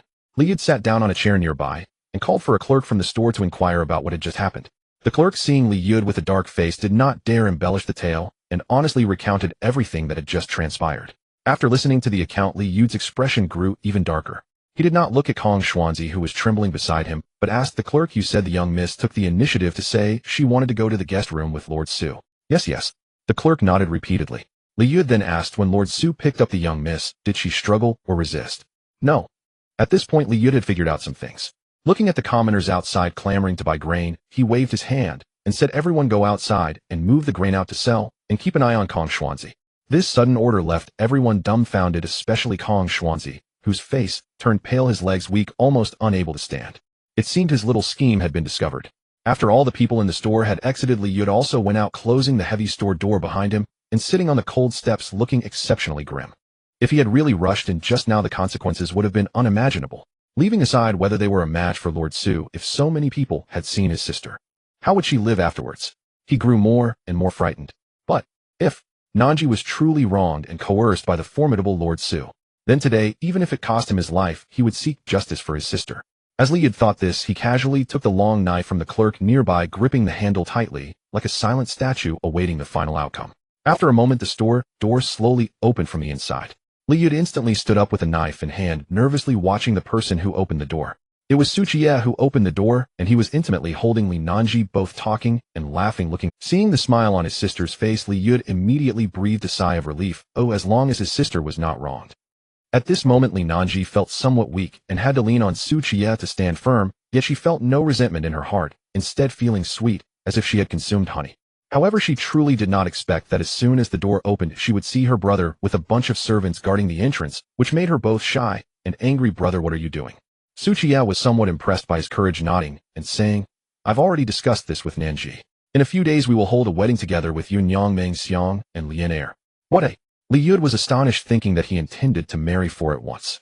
Qiye explained, "Yunyang and the others have been with me for a long time. This is merely an opportunity for a wedding. So it's not all at once." Li lowered the knife he was holding, then immediately raised it again, asking, "Are you planning to make my sister a concubine?" Qiye pulled the beauty beside him closer and said lightly, "This is a matter between her and me. Why do you keep waving that knife around? Aren't you afraid of hurting yourself?" Li Nanji also blushed and gently nodded, saying, "Su Lang said that he doesn't differentiate between wives and concubines in his heart. Everyone is equal, and they are all his wings." Hearing his sister's words, Li felt completely at ease and hurriedly handed the knife he was holding to a servant beside him, smiling broadly. "Su Darren, from now on we are family, right, brother-in-law?" Speaking of which, Liu's nature wasn't actually bad, so Qiye didn't mind having such a relative. He nodded and asked, "Weren't you distributing porridge outside the city? Why are you back?" Liu explained, "I heard there were troublemakers causing a ruckus, so I rushed back with people. I also have to thank Su, brother-in-law, for your righteous help." Qiye looked at the workers outside the shop selling grain, curious, and asked, "Why are they moving the grain outside?" "It's nothing at all." Liu chuckled without explaining, waving his hand for the servants to move the grain back. Qiye didn't pursue the question, but instead asked, "Why has the grain price risen so quickly?" Liu sighed and said, "There's no other way. Originally the shop had some stock, but after you had those wealthy merchants distribute porridge, they bought more, leading to a shortage of goods in the store. And there are only 2 or 3 grain shops still open in the city, so naturally the prices are skyrocketing." He added, "But don't worry, brother-in-law, I've already sent someone to buy grain. Considering the timing, it should arrive in the next few days." As a grain merchant, Liu had his own special channels for acquiring grain, which was his lifeline, so Qiye naturally didn't inquire further. Seeing Qiye's hand still around his sister's waist, Liu hesitated before asking, "Su Darren, when do you intend to marry Nanji?" After all, Li Nanji's marriage was a source of worry for him. If it dragged on, she would truly become an old maid. Now that he had found a brother-in-law like Qiye, he couldn't wait for the two to consummate their marriage tonight. Even Li Nanji looked up at Su Qiye, her clear eyes holding a hint of anticipation, as marriage was a significant event for a woman. Su Qiye pondered for a moment and said, I currently don't have a suitable place to stay.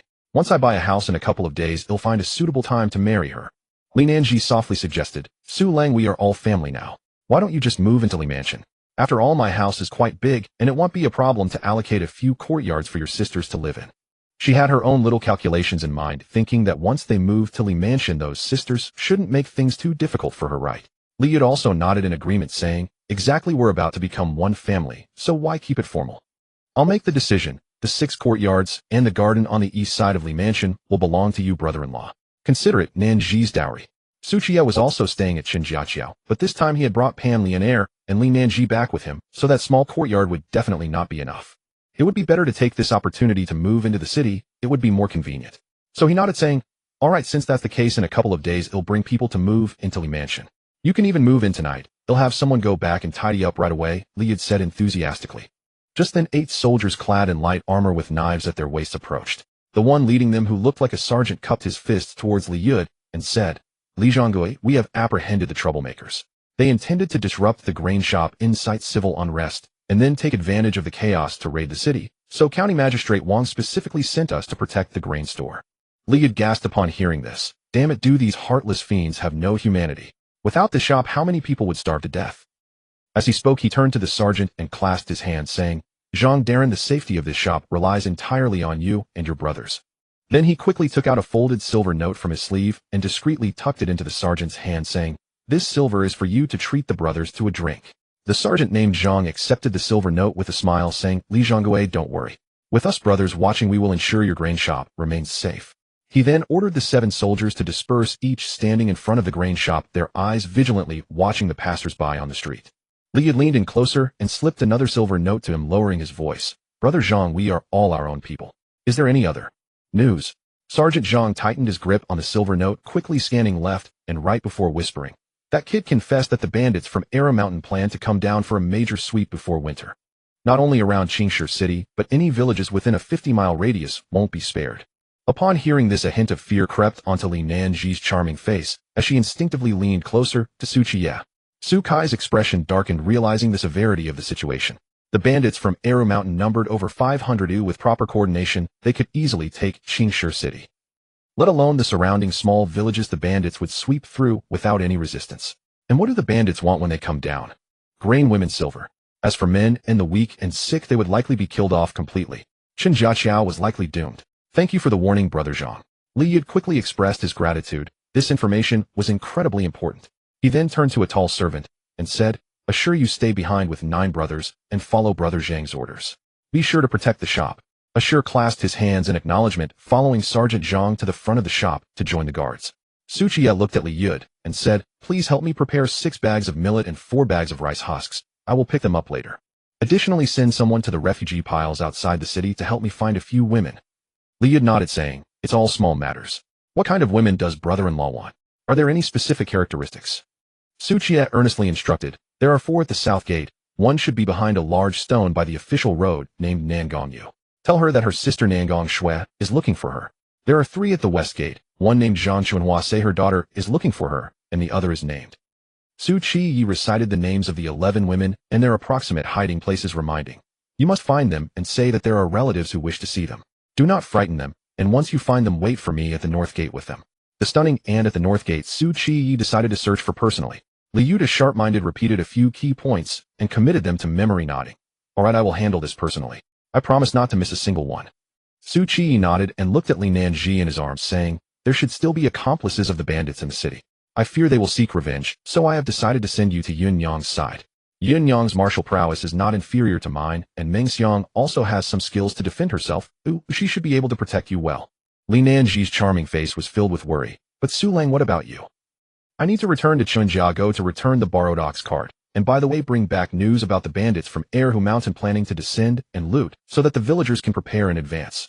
After speaking, Su Qiye patted Li Nanji's hand and gently said, don't worry, I will return to accompany you as soon as possible.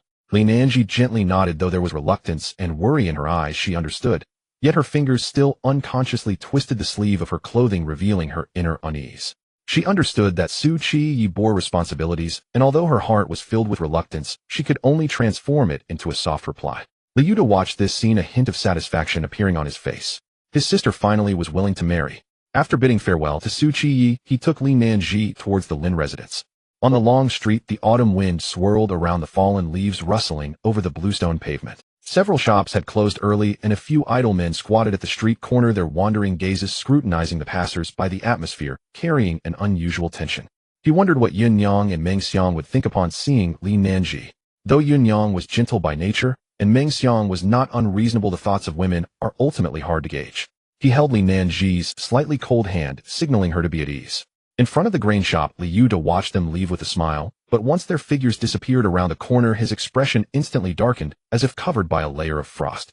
He approached the servant Kong Xuanzi, who was being watched over by 2 housekeepers, and said coldly, "Your loose tongue nearly brought me disaster. Not only would it harm my sister, but my very life could be at stake." Kong Xuanzi was terrified, instantly wetting his pants, crying out for mercy, "Master, spare my life. It was just a moment of lapse, not intentional. I have had no ulterior motives towards the Li family in these past 2 years, master. Please show mercy." Liu replied expressionlessly, "If it were peaceful times based on the instigation you just did, I would only break one of your legs and let you beg on the streets." He paused and sighed. "But now in these turbulent times I value my life, so I cannot allow someone with such a resentful heart to live. If you must blame someone, blame your wicked tongue and the state of the world." With that, Liu turned to Zhang Wuchang and said, "Sir Zhang, this Kong Xuanzi just confessed, admitting to being an undercover agent for the bandits, and he was involved in today's affair." Zhang Wuchang nodded and, understanding, drew his gleaming waist knife, approached Kong Xuanzi, and ignoring his desperate pleas, directly severed his head. The head rolled onto the ground, eyes wide open, still reflecting sheer terror. He then ordered someone to hang the head on a flagpole in front of the grain shop to intimidate the bandits. The gruesome sight caused the citizens peering from afar to turn pale and hurriedly retract their heads, making the entire street even more solemn and silent. Moments later, Su Qiye and Li Nanji arrived at the door of the Lin residence. The black lacquered door was tightly shut, with 2 stone lions silently standing guard, exuding an air of solemnity. Before they could announce themselves, a doorman hurriedly opened the main door, allowing them to enter, his attitude noticeably more respectful than before, clearly having received instructions from Madame Lin. As the doorman bowed, he quickly glanced at Li Nanji, a flicker of surprise passing through his eyes, before he promptly lowered his head again. Entering the Lin residence, Su Qiye led Li Nanji straight to the guest room. About to meet the main wife, Li Nanji inevitably felt a bit anxious. She softly asked Su Lang what kind of person is Sister Yunyang. "She won't come over and pull my hair, will she?"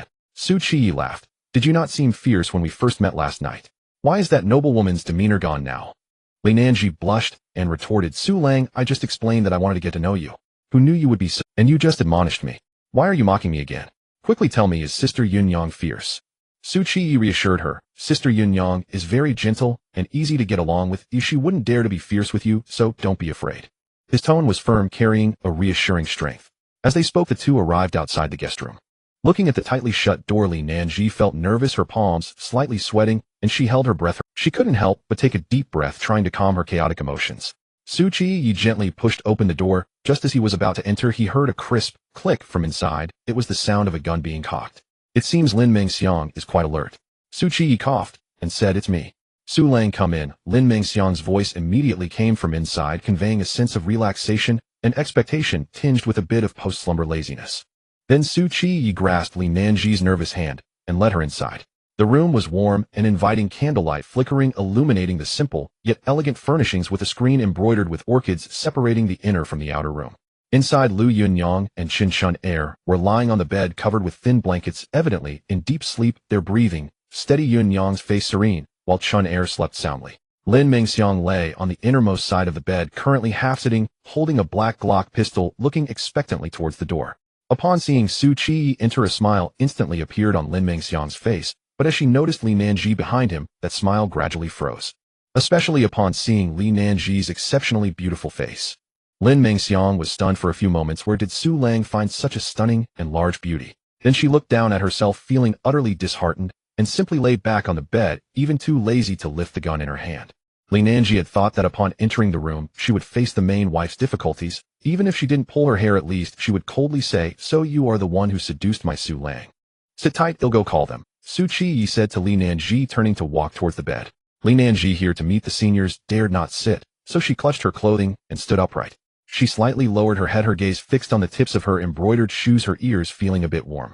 It was as if she were a student called upon by the teacher to the podium, not daring to look around, only quietly observing the room's arrangement. Qiye approached the bedside and saw Lin Mengxiang wide awake with a look of despair, gently nudging her. What's wrong? Lin Mengxiang looked at Qiye, opened her mouth, as if to say so, but swallowed her words, only casting a complex glance towards Li Nanji. Qiye chuckled. Don't sleep anymore, get up and greet your sister. Nanji, don't let her have a laugh at your Lin Mengxiang smiled gently at Li Nanji, and said, from now on you can call me Sister Mengxiang. How should I address? Li Nanji smiled, just right, feeling that this sister in front of her should be easy to get along with. After dealing with one, Qiye turned his gaze towards the still sleeping Lu Yunyang, and couldn't help but gently pinch her cheek. As a result, Lu Yunyang, still in a daze, murmured Su Lang. Looking for Mengxiang. Go. Before she could finish, Lin Mengxiang hurriedly covered her mouth, thinking that she shouldn't say everything in her sleep. At that moment, Lu Yunyang also woke up, looking at Qiye beside her, and Lin Mengxiang covering her mouth. She blinked, a bit confused about the situation. Qiye, holding back a smile, said softly, Yunyang, look what surprise I brought you. As soon as Lin Mengxiang removed her hand, Lu Yunyang exclaimed in surprise, you've decided to marry Sister Chun'er. What? Qiye was stunned by this statement. He had a pure relationship with Chun'er, so why was marriage being mentioned right away? Li Nanji beside him lightly frowned, silently thinking Su Lang mentioned Lu Yunyang, Lin Mengxiang, Pan Lianer. Who is this Chun'er? Not only was Qiye stunned, but even the sleeping Chun'er's chest slightly heaved as she nearly jumped up to hit Lu Yunyang. This is nonsense. She is a married woman. How could she marry Qiye? Isn't that right? Lu Yunyang asked uncertainly when she saw Qiye was stunned. Of course not. Chun'er silently rebutted. Qiye touched his nose, feeling a bit awkward as he said, we'll talk about this later. Let me introduce you to a sister. As soon as he finished speaking, Li Nanji obediently stepped forward and nervously bowed. Sister Li Nanji, greetings to you, Yunyang. Seeing Li Nanji dressed in fine clothes with an air of nobility bowing to her, Lu Yunyang felt a bit surprised and quickly helped her up. There's no need to be so polite. Our Su Lang is the one who decides, Lu Yunyang said. While looking at Li Nanzi's delicate face and mature figure, she was left speechless in shock. Could she be a wife from a wealthy family willing to follow Su Lang? You have some good taste. But why is her heart so broad? Seeing how easygoing Lu Yunyang was, Li Nanji felt touched and quickly took her hand affectionately, saying, Sister Yunyang. With the atmosphere so harmonious, Qiye smiled gently from the side. At this moment, Li Nanji noticed Chun'er and curiously looked at Qiye, asking Su Lang, who is this sister? Qiye introduced, she is Chun'er. She just fell ill yesterday, so it wouldn't be good to disturb her. I will introduce you to her when she wakes up. Li Nanji nodded lightly. Her beautiful eyes couldn't help but examine Chun'er, whose skin was fair, her appearance charming, radiating a mature woman's allure. Chun'er slightly moved her brows, silently accusing, you even know I was sick, and this morning you were still with Lu Yunyang. Seeing them getting acquainted, Qiye then recounted the earlier incident with the bandits outside the grain shop to Lu Yunyang and Lin Mengxiang. Then he said, I'm worried there are still bandits in the city, so I brought Nanji over. It's good for you all to look out for each other. Upon hearing this, Lu Yunyang immediately nodded, saying, Su Lang need not worry. With me around, Nanji and the others will be safe. Since my sister is here, she is family. There's no need for restraint.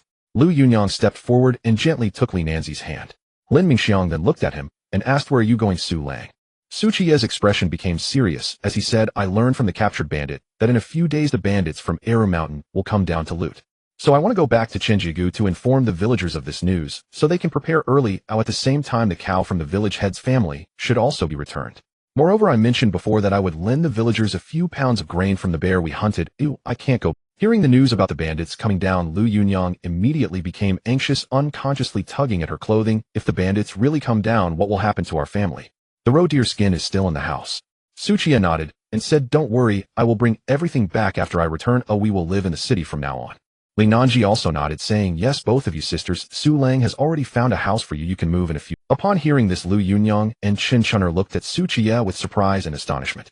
They knew Su Lang was capable, but they had only arrived in the city for a day, and he had already found a house. This efficiency was indeed astonishing and reassuring.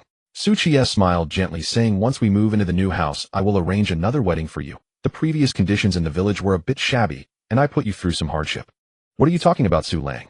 As long as I can be with you, it's enough. I'm not feeling wronged. Lu Yunyang was so moved that she rushed into Qiye's arms, tears welling up in her eyes. Lin Mengxiang and Li Nanji looked at them and lightly pursed their lips, feeling a bit envious.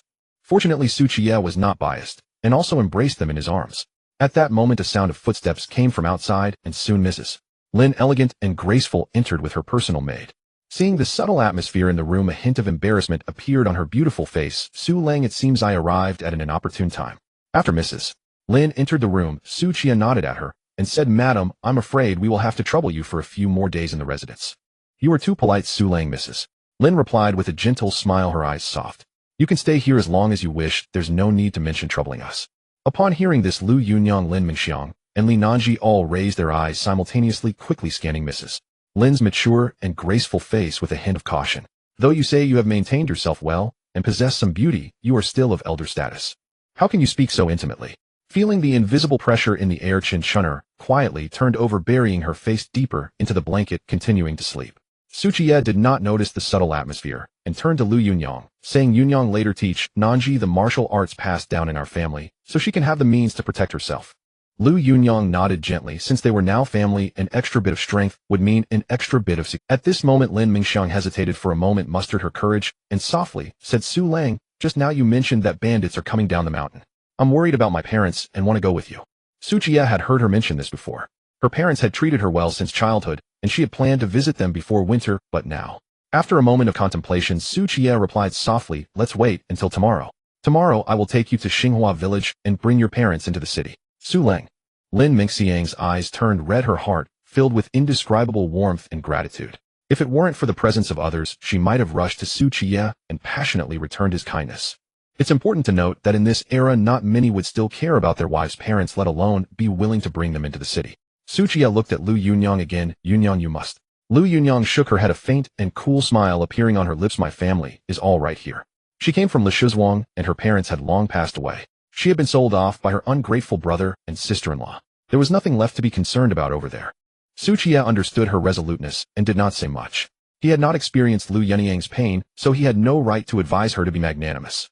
After Su Qiye briefly spoke with the others, he rose and walked towards the backyard, climbed onto the ox cart, and left Lin's residence alone. Watching his departing figure, a faint sense of loss surged in Mrs. Lin's heart. She had barely managed to speak a few words with Su Lang. Li Nanji noticed her disappointed expression and was taken aback. Could it be that Mrs. Lin also had feelings for Su Lang? She pursed her lips and said softly, "Aunt Lin, these past few days Su Lang and Yunyang have troubled you for your—" "It's nothing, Mrs. Lin replied, recognizing Li Nanji as another noblewoman from Qingshi City. Her gaze swept over Li Nanji's voluptuous figure, and she spoke warmly. "It was Su Lang who took care of me. He even specially cooked noodles for me." "Su Lang can cook noodles?" Li Nanji exclaimed in surprise, not expecting that such a handsome, skilled man could all— Mrs. Lin puffed out her chest, slightly raised her chin, and said with a hint of pride, "Oh, you didn't. Speaking of which, isn't Qingwei of marrying age now?" Li Nanji innocently continued, subtly implying your daughter can get married, yet you at your age are still trying to pursue Su Lang. Mrs. Lin's gentle smile faded. "What's the hurry? You aren't even married yet." Li Nanji adjusted her body, making the other women in the room pale in comparison, calmly stating, "Soon, in a few days, Yunyang and I will be marrying Su Lang together. Aunt Lin, as an elder, you must come to drink at our wedding." Mrs.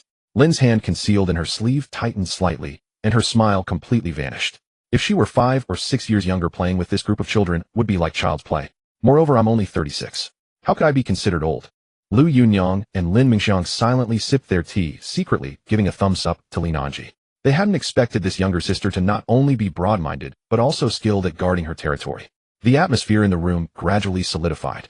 At that moment, a clear and lively voice came from outside, breaking the silence. "Su, come out and play with me." As soon as the words fell, Lin Qingwei lively walked in, but upon seeing her mother's expression and the odd atmosphere in the room, she sensed something was wrong and turned to flee. "Stop, Mrs. Lin," having finally found a target to vent her frustrations on, twisted her mature and voluptuous waist, stepped forward in 2 or 3 strides, grabbed her wrist, and scolded sternly, "Aren't you under house arrest? Who allowed you to come out? Relying on your youth, you act without discretion, always being arrogant and overbearing. Which man would like that?" As she scolded, she took her daughter away from the guest room. Li Nanji smiled faintly and did not respond, as she knew how much Su Lang liked her. The feelings were not something she could share with outsiders. Lu Yunyang, Lin Mingxiang, and Li Nanji chatted for a few more moments before they sat cross-legged, starting with basic breathing techniques, teaching her the yin yang technique. Chen Chun'er was blissfully asleep. The room gradually returned to tranquility. After Su Qiye drove the ox cart out of Lin's residence, he took out a silk handkerchief from his pocket and stored it in the system warehouse along with its 3 predecessors. Then he first went to the grain shop, loaded the 6 bags of millet and 4 bags of rice husks prepared by Li Yud onto the cart, covered them with a thick cloth, and headed towards the largest bank in the city. The world was becoming increasingly chaotic, with even bandits infiltrating the city. These silver notes might become worthless at any moment. It was better to exchange them for silver as soon as possible. Outside the bank, a throng of people surged, all of them common folk, holding silver notes to exchange for silver. In front of the bank, employees wielding sticks and soldiers with knives struggled to maintain order, and anyone who pushed or made noise would receive a rain of blows. The bank's manager stood at the entrance saying something. Upon seeing Qiye from a distance, he quickly instructed his subordinates to clear a path and welcomed him in with a beaming smile. This manager had witnessed Su Kai's prowess outside the city yesterday and had learned about the fates of Zhao Huang and the dozen or so servants this morning. He held Qiye in both fear and respect. Without a word of waste, he quickly took the silver notes from Qiye, not even checking their authenticity, and exchanged them all for 50 taels of silver ingots totaling over 1,300 taels. The manager even took out some of his own money to make it up to 1,500 taels, totaling 30 snow-white silver ingots, which he respectfully handed to Qiye after wrapping them in several layers of cloth. Afterwards, he continued to smile and send Qiye out of the bank, fearful of offending this harbinger of death. Seeing Qiye carrying a heavy bundle leave among the crowded citizens outside, someone shouted unwillingly, "Why is it that he can exchange just because he arrived? Do we still have to line up?" The bank manager glanced at the person, coldly replying, "Who is he? And who are you? How dare you compare yourself to Master Su?" After saying this, the manager ignored the crowd's commotion and slammed the heavy door shut with a bang. Qiye left the bank carrying the bundle and leading the ox cart. Once he was far enough away and ensured no one was paying attention to him, he stored the bundle of silver into the system's warehouse. Before long, Qiye arrived at the North City Gate, only to find that the usually wide-open gate now had only a small opening for people to pass through. At the same time, the guards on the city wall had also become stricter. Not only were soldiers patrolling back and forth, but they also held bows and crossbows, unlike before when they were so relaxed. Clearly, County Magistrate Wang Han was highly concerned about the bandits infiltrating the city. Qiye had just entered the city through here yesterday, and the soldiers guarding the city recognized him immediately, hurriedly opening the gate to let him lead the ox cart out.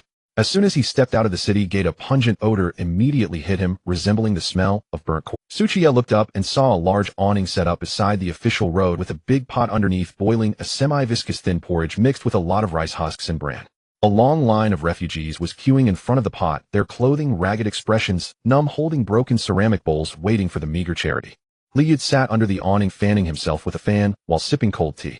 Seeing Qiye come out of the city gate, Liu hurriedly put down his teacup and walked over with a smile. "Brother-in-law, you came just in time.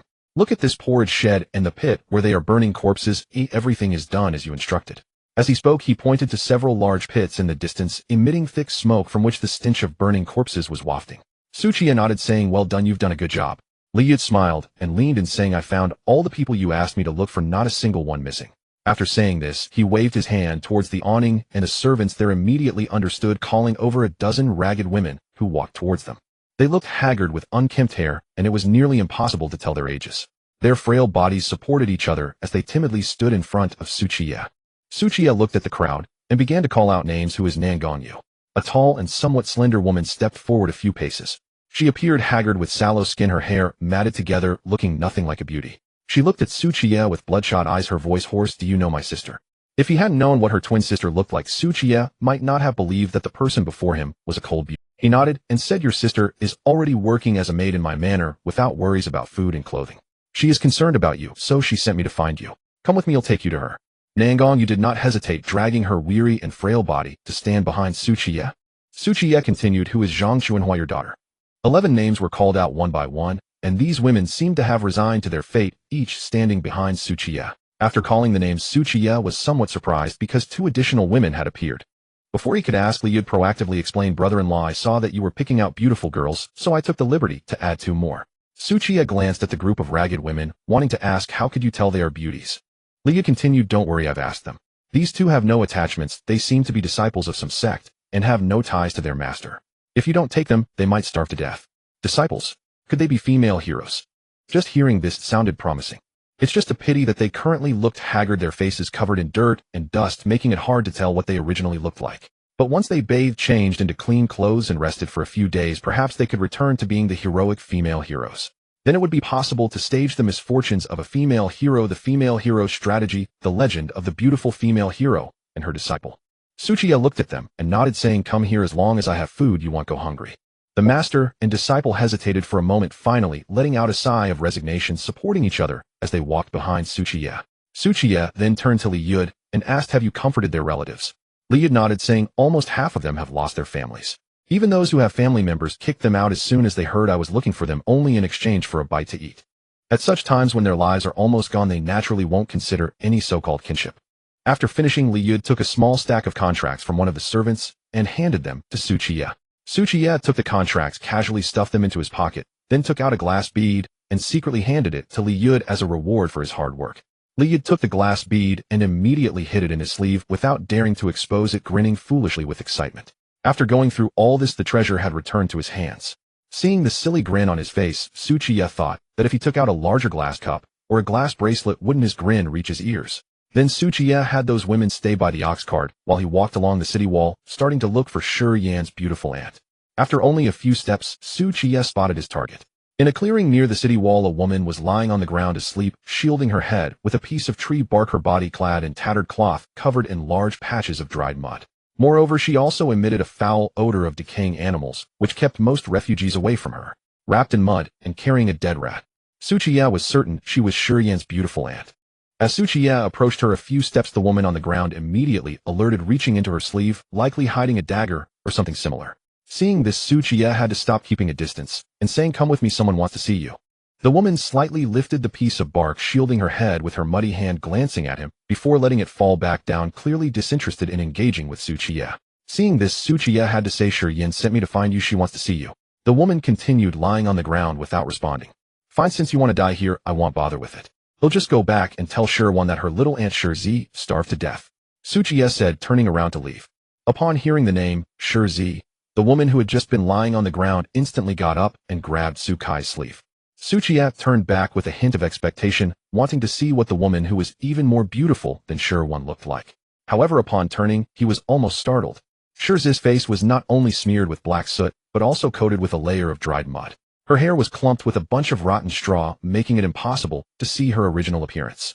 Only her pair of distinctly blackened white autumn water eyes resembled those of a beauty. She clutched Sukai's sleeve, her chapped lips slightly parted, her voice as cold as a mountain spring. "I'm hungry." Listening to her melodious voice and looking into her clear eyes, Qiye was already 9 parts convinced she was an unparalleled beauty. Next, all he needed to do was open the blind box and wash the dirt off her body to reveal her true form. Qiye gestured for her to look at the refugees lining up to receive porridge beside them. "Why don't you go stand in line?" "I don't have a bowl." Shirzi's response was very simple. It made sense that they had escaped here in such a hurry that they wouldn't have carried bowls or other containers. "Just hold on. I'll get you something to eat in a bit," Qiye said, leading her towards the ox cart. Liu looked at the mud-covered woman with disgust in his heart. What kind of idea did this brother-in-law have to choose such a woman? But he still approached and forced a smile. "Brother-in-law, I have a prepared contract for selling oneself. How about letting her sign it?" "No need." Shirzi instinctively tightened her grip on the dagger hidden in her sleeve. With her status, she would rather die than become a sold servant. Qiye rejected without a second thought. He didn't need a contract like that to control someone's freedom. Hearing his straightforward refusal, Shirzi was somewhat surprised. Then Qiye declined Liu's kind offer to have a few servants follow him, taking the ox cart with 15 raggedly dressed women towards Chenjigu. Along the official road, there were many emaciated refugees curled up on the ground, moaning in pain. They didn't even have the strength to stand in line. Many of them might not even make it to winter. Qiye silently pulled the ox, and a thought began to solidify. If the damn court didn't care about the lives of its people, then he would. If those high-ranking officials couldn't see the starving victims, then he would seek justice for them. If that damn emperor couldn't manage the world, then let him take charge. Even if he didn't want to be some founding emperor saving the common people, he still wanted to create the strongest paradise on earth that belonged to him in this era. A paradise on earth that would rise above all nations and all royal powers. Once the paradise on earth was established, it would be a situation where the 4 barbarians would submit and all nations would come to pay tribute. At that time, even if Qiye didn't speak, every nation would voluntarily send their princesses for marriage. As long as he nodded, even a favored concubine or queen would willingly present themselves. If they were unwilling, Qiye would make them submit. Whether he wanted to create the strongest empire or the paradise on earth, Qiye was still contemplating. He glanced back at the imposing Qingshi city and decided that the first step was to firmly grasp it in his hands. After the ox cart moved away from the pile of refugees, Qiye bought 15 loaves of bread worth 3 survival points each from the market, tore off the packaging, and distributed them to the women behind him. Looking at the fluffy and fragrant bread, the women couldn't care less about manners, stuffing it into their mouths in just a few bites, finishing it in mere seconds. Even Shirzi, who came from a prestigious family in Jiangnan, was the same. After finishing the bread, she licked her lips, her autumn water eyes eagerly looking at Qiye. Seeing they were truly starving, Qiye had no choice but to give each of them another loaf of bread, and also provided a box of milk worth 2 survival points to each. Of course he intended to collect the milk boxes back. This time the women's eating manners improved a bit, but they still finished the bread in 5 or 6 breaths, and within 10 breaths, they had also drunk all the milk. After filling their stomachs with bread and milk, their faces finally regained some color, and their eyes were no longer as numb as before. However, there was still a hint of longing in their eyes, clearly wanting more. Qiye had to say, "Don't worry, I still have food, but you've been hungry for too long, so I can't give it all to you at once to avoid upsetting your stomach. You need to eat in small portions more frequently." Then they reluctantly handed the empty milk boxes back to Qiye. Shizi ate a bit slower this time, sipping the milk in small sips, as she walked beside Qiye, walking side by side. After walking a few steps, she suddenly said, "I saw you kill someone yesterday. You have good skills. As long as you take my little wand to Jiangnan, it'll give you 500 taels of silver." She didn't dare say too much for fear Qiye would have ulterior motives due to the money, which would be detrimental to them. Qiye did not respond, but said, "Save your energy, we still have half an hour to walk." 1,000 taels. Shizi sipped the milk and chose to raise the price. Qiye suddenly smiled and looked at her. "If I give you 1,000 taels, can you help me buy 2 singing girls from Jiangnan? Not to mention how far Jiangnan is from here, just the fact that there are refugees everywhere and bandits rampant, plus he would have to bring 2 women along. The difficulty was not ordinary." Shizi lowered her head to drink the milk, remaining silent for a while before deciding to make a hefty offer. "I meant gold. 1,000 taels of gold would be enough to entice an average person." Unfortunately, Qiye was not an average person. He smiled faintly and said, "I meant the most renowned singing girl in the whole world, the #1 singing girl in Jiangnan." Shizi bit her straw, wanting to say, "As long as you are willing to send us back. Not to mention a singing girl, I could even offer you the top brothel in Jiangnan, the Listening Rain Pavilion." But she ultimately held back, fearing that it might expose her identity, so it was best to find another opportunity later. Seeing the milk box making a squeezing sound, Qiye reminded, "There's not a drop left, can't you let it go?" Shizi shook the empty milk box, then took out a small dagger from her sleeve, cut the box open, and squeezed out the last drop of milk inside. Then she handed the box to Qiye and continued walking side by side, contemplating how to persuade him to take them back to Jiangnan. Qiye frowned. "Can you not get so close? Otherwise I might toss that dead rat on you." Seeing him frown, Shizi's lips curled into a slight arc, and she moved even closer to him, almost touching shoulders. Qiye ignored this childish trick and silently circulated his inner energy to block the bad smell. Perhaps tired from walking, Shizi simply lifted her perky bottom and sat on the cart. There was already food being pulled on the cart, and now, with an extra person, the water buffalo pulled even slower. Qiye turned around and said, "Get down and walk yourself." Shizi frowned, but said nothing, lifting her bottom off the cart and silently following the group of women behind the ox cart. After more than half an hour, the road gradually narrowed and many fields buried under mud and stones appeared on both sides. Qiye was just ahead. Walking on the familiar road, the buffalo's pace became lighter and the cart creaked. As they approached, Qiye saw the large river outside Qiye, where many villagers were gathered by the river, seemingly digging the riverbank to release water for easier fishing. It was deep autumn and wild vegetables were hard to find, with birds flying south. Other wild beasts were difficult to catch, so the villagers turned their attention to the river. They dug several large openings to release water, and the water in the river visibly became shallower. Many men and children were bare-chested in the river trying to catch fish, while several women stood on the shore directing their men and children. At this point of famine, the fish in the river were nearly extinct, with hardly any visible. Truly, there were more people than fish. Among the women on the shore were Niu and Pan. Upon seeing Qiye return, they hurriedly waved to greet him and approached to catch up. Qiye also stopped watching Niu, and Pan walked towards him. After more than 10 days apart, their once plain looks had become even more sallow, and their bodies had grown quite thin. By the time they reached Su Kai's side, both were already panting, their full chests heaving, clearly showing that they were. Niu glanced at the ragged women by the ox cart, not recognizing anyone, and frowned, saying, "Su Lang, where are Yun Yang and the others? I found a house in the city for them. They will be living there from now on." Qiye replied with a smile. Niu and Pan were momentarily stunned, their hearts filled with mixed emotions. They could hardly afford food, yet Qiye had brought Liu Yunyang and the others to settle in the city. It was known that before Qiye came, Liu Yunyang had the hardest life in Qiye, sometimes eating only a few wild vegetables in a day. But since she carried Qiye home, she not only had meat to eat and new clothes to wear, but now had even moved to the city.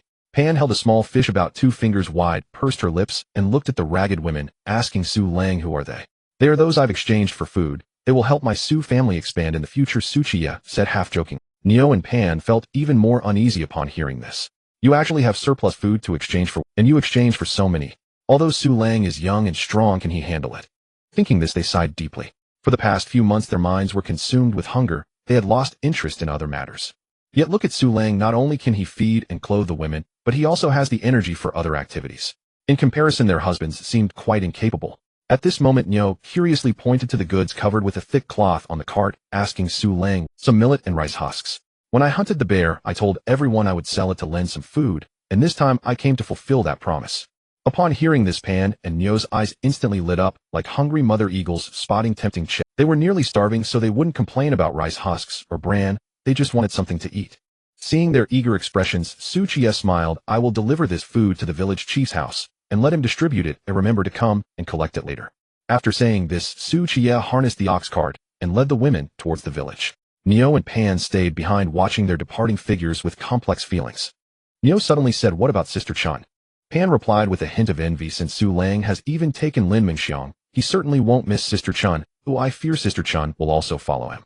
What young, strong, and capable man wouldn't be desired? I feel a bit envious of Yin Yang. Why wasn't I the one who met Su Lang first? Pan glanced at the men catching fish in the river, reminding, "Don't say that. If your husband hears, he'll surely get jealous." What if he hears? That bastard tried to trick me into going to Qingshi City a few days ago. I suspect he wants to sell me. That's why I didn't go. Wouldn't it be better if you went? Let Su Lang help you go. That would be good. You should come too, so we can become sisters with Yun Yang and Sister Chun, serving Su Lang together at night. Are you crazy? He he he. Su Qiye pulled the ox cart, bringing the women to the small courtyard of Yang Ba's house. Stepping forward, among the women, Shizi looked up and silently recited the 4 characters on the plaque Hofeng Caodong, then glanced at Su Kai's back, her lips curling into a faint smile. The 2 female heroes, obviously literate, looked at the plaque, seemingly lost in thought. After pushing open the large door, Su Qiye led the women inside. The courtyard had only a few more fallen leaves, everything else remained unchanged. Su Qiye took them back to the side courtyard where he was borrowing, collected the animal traps he had set earlier, and then introduced the kitchen and the location of the thatched cottage. Finally, Su Qiye pointed to a pile of firewood beside him, saying, "Chop your own firewood, boil water, and then bathe yourself clean." The women stood in the courtyard, their expressions slightly guarded. For them, their disheveled and pitiful appearance was a form of protection. Su Qiye pulled out the contract of servitude from his pocket, waving it in front of them. "Your contracts are in my hands. If you want to see your relatives, you'd better listen to me. Moreover, looking at your skinny arms and legs, even if I wanted to touch you, I should at least help you regain some strength, right? Also, there will be food after you bathe." After saying this, Su Qiye set up 3 wooden bathtubs in a nearby room, pouring in some insect powder and body wash for cleaning and pest control. He also took out 15 military overcoats from the 100,000 he received as a reward from the system, placing them on the nearby bed for them to change into. After finishing everything, Su Qiye returned to the courtyard and said to the still somewhat reserved and cautious women, "If you haven't bathed and changed clothes by the time I return, don't blame me for taking matters into my own hands." The women bit their lips, their eyes clearly showing more shyness. Su Qiye then went to the kitchen, tied the 5 bags of rice husks he bought last time with a hemp rope, and took out the 3 bags of millet he had prepared earlier from the warehouse. After bundling all the food together, he shouldered it and walked out of the courtyard under the astonished gazes of the women. After locking the 2 courtyard doors, he led the ox cart towards Qinshan's home. Ah Qing is back. Upon hearing the sound of the water buffalo, Chun's eyeless light figure darted out of the courtyard. When she saw Su Qiye beside the ox cart, her small face was momentarily stunned, then broke into a joyful smile. "Master, you're back? Can you teach me archery now?" Su Qiye set down the bags of grain on his shoulder, raising an eyebrow. "When did I become your master?" Hey, you can't go back on your word." Chun Xiaolu blinked her big eyes, trying to muddle through. "Last time, when we went into the mountains, we clearly agreed." Su Qiye clearly remembered that last time he said he could teach her archery, but Chun Xiaolu had to give him some benefit. Unfortunately, the terms were not negotiated well, and Chun Xiaolu was taken away by her brother Qinhu. Su Qiye also had no intention of teasing her, and directly said, "We can talk about archery later. Call your father out. Ew, I need to speak with him." "If I call my father out, will you teach me archery?" Chun Xiaolu clasped her hands behind her back, her pure and adorable little face filled with expectation. Having witnessed Su Kai's extraordinary archery skills last time, she had kept it in her heart, even dreaming of learning archery from Su Qiye. Su Qiye chuckled helplessly. "All right, after a while, when I have time, I'll teach you archery. How does that sound?" Chun Xiaolu exclaimed excitedly, then turned and ran back into the courtyard, her graceful figure radiating youthful vitality. This was definitely the type of pure and innocent schoolgirl who would probably cry for a long time if punched. In a short while, Chun Shanha came out leaning on a cane. After not seeing him for over 10 days, he looked much more haggard with deep dark circles under his eyes. Seeing Su Qiye dressed in fine clothing and full of spirit, Chun Shanha smiled slightly. "Young man, it seems you are doing quite well. Barely getting by." Su Qiye had no intention of engaging in small talk and directly pointed to the cart and the grain on the ground, saying, "There are several bags of millet and rice husks here. I would appreciate it if you, the village chief, could mix them together and distribute them according to the population." Chun Shanha was obviously taken aback. He hadn't expected Qiye to come to deliver food for everyone. He was not even a resident of Qinjiagu and had only stayed here for a few days, yet he still remembered Qinjiagu at such a critical time. Thinking of this, even the seasoned Qinshanha's eyes became a bit misty. After all 6 elders had starved to death in Qinjiagu in recent days, and as the village chief, he had no way to help, but could only watch helplessly as villagers starved to death. Although he had plenty of land and 3 sons, his own family had also had a poor harvest today. Their grain would not last through the month. Seeing Qiye, an outsider, come to deliver aid in such a difficult time, how could he not feel grateful? Chun's Ayalis intimacy value 5. Current value 46. Beside him, Chen Xiaolu was so shocked that she covered her small mouth, her eyes filled with gratitude. Being the daughter of the village chief, she was also aware of the village's situation, as some families had even begun to eat dirt. While feeling grateful, Qinshanha worriedly said, "You've brought the food, but what about you and Yunyang Mengxiang?" "The village chief doesn't need to worry," Qiye said with some confidence. "Yunyang and Mengxiang are currently in the city, and as long as I'm here they won't go hungry." "Good, as long as they won't go hungry." Qinshanha nodded, suddenly recalling something, and hurriedly invited, "Young man, I've been so caught up in conversation, come in and have a glass of water." "Water is unnecessary." Qiye waved his hand, his expression serious. "I came to inform you of something else. The bandits from Eru Mountain will come down to raid before winter. This time it's not just one village or one stronghold, but all the villages within a 50-mile radius. They might even target Qingshu City." "What a..." Upon hearing this news, Qinshanha felt dizzy and nearly fainted. This year had already encountered natural disasters, and now there was another man-made disaster. How could people survive? Chen Xiaolu exclaimed in shock and hurriedly stepped forward to support her father, her bright little face also showing a hint of fear. The fierce bandits from Eru Mountain were known far and wide. Any village that had been raided by them was left in ruins with no survivors. No matter the old, sick, young, or infirm, all were slaughtered. Women were all taken up the mountain. Qinshanha took a deep breath, steadied himself, and looked at Qiye with murky eyes. "Young man, is this news true?" Qiye nodded. "This morning some bandits from Eru Mountain infiltrated the city, intending to destroy the granary and create chaos. This news was extracted from them during interrogation. Qingshu City is already under martial law. I think in a few days the bandits will come down to raid, so you should take the villagers into the mountains to hide." Qinshanha clenched the cane tightly, his face full of worry. "There are over 200 people in Qinjiagu the Old, and the young. How could we possibly hide them all in the mountains?" "The news has been delivered. I have other matters to attend to, so I won't disturb you any longer," Qiye said, and turned to leave. Although he had a way to eliminate the bandits from Eru Mountain, why should he risk it to do such a thankless task? If he wanted their assistance, the people of Qinjiagu would have to follow him in the future and be absolutely loyal to him. If Qiye were to stand up now and say, "I have a way to kill those bandits and protect you, oh, just follow me," that would be a child's play. Who would believe such nonsense? But if the villagers truly understood the brutality and terror of the bandits, suffering in fear, realizing their own insignificance and helplessness, completely falling into despair. At that moment, if someone mentioned him, he would become the villagers' last hope, and they would entrust their lives and fortunes to him. At that time, when he appeared to eliminate the bandits, he would directly elevate his status in the villagers' eyes, establishing his prestige. Although it was the same act of driving away bandits, waiting a bit longer to let fear ferment would yield vastly different results. Since Qiye had already planned to control Qingshu City upon leaving, he naturally needed to cultivate a few forces that were completely loyal to him. Qinjiagu might be a good choice. Watching Qiye's figure gradually fade away, Qinshanha let out a heavy sigh. "Father." Chen Xiaolu tugged at her father's sleeve urgently, saying, "His archery skills are so good, and he can hunt bears. Why not ask him to stay and help us?" "If only I could keep him here," Qinshanha sighed. "But he is not from Qinjiagu, and he already has a home in the city. Why should we pull him into this risk? The fact that he could deliver this grain at this time and bring us news is a tremendous kindness. Moreover, Qinjiagu is so poor. What could we offer to entice him?" Chen Xiaolu gazed in the direction Qiye had left, her head drooping silently, her heart swirling with thoughts. Qinshanha suddenly thumped his cane, urging, "Hurry. Let's move these grains into the house, mix them together, and notify all the villagers who can breathe to come to the ancestral hall. This is a matter of life and death for the whole village. Everyone must come." When Qiye pushed open the gate and returned to his courtyard, he was greeted by the sight of the busy women, each engaged in their respective tasks. The duo of heroic women were chopping firewood nearby, their axes rising and falling skillfully, splitting the logs into equal halves. Zhang Chuanhua, a woman in her early 30s, was drawing water from the well. As she bent down, her half-exposed red undergarment caught the eye. Once the water was drawn up, several slender women took the buckets, swaying slightly, as they carried them to the kitchen to pour into the large iron pot. In the kitchen, shadows flitted about, with a few women busily adding water and firewood. From the room where the bath bucket was placed, the sound of splashing water occasionally drifted out, indicating that some women were already bathing inside. Seeing the women bustling about, Qiye felt a sense of satisfaction, He didn't even need to direct them, as they could collaborate and divide tasks on their own. Except for the one in the corner, Qiye, who was lounging lazily in her chair. She lay comfortably in a shady spot, showing no intention of bathing or changing clothes. Clearly Qiye was afraid that if she washed away the dirt on her body and revealed her stunning beauty, Qiye might harbor improper thoughts. Qiye didn't mind her wariness. After all, her caution was justified. After all, who could resist the charm of an enchanting beauty right before their eyes? Are you just going to sit there? Do you want me to help you wash? Qiye said as he stepped toward her. Qiye instinctively tightened her grip on the dagger hidden in her sleeve and opened her impossibly beautiful eyes. My Shi family has some connections in Jiangnan. If you are willing to send me and Wainer back, my Shi family will recommend you for an official position, allowing you to enter the court and pursue a career, so you won't have to wait here for the east wind.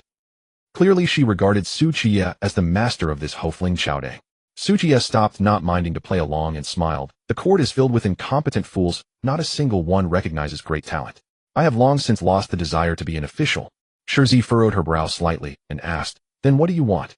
Qiye looked at her, the corners of his mouth curling into a smile. Any conditions you can agree to. Qiye tightened her grip on the dagger a bit more, as she hadn't expected that. With her face smeared with soot and her body caked in mud, this person still wouldn't let her off.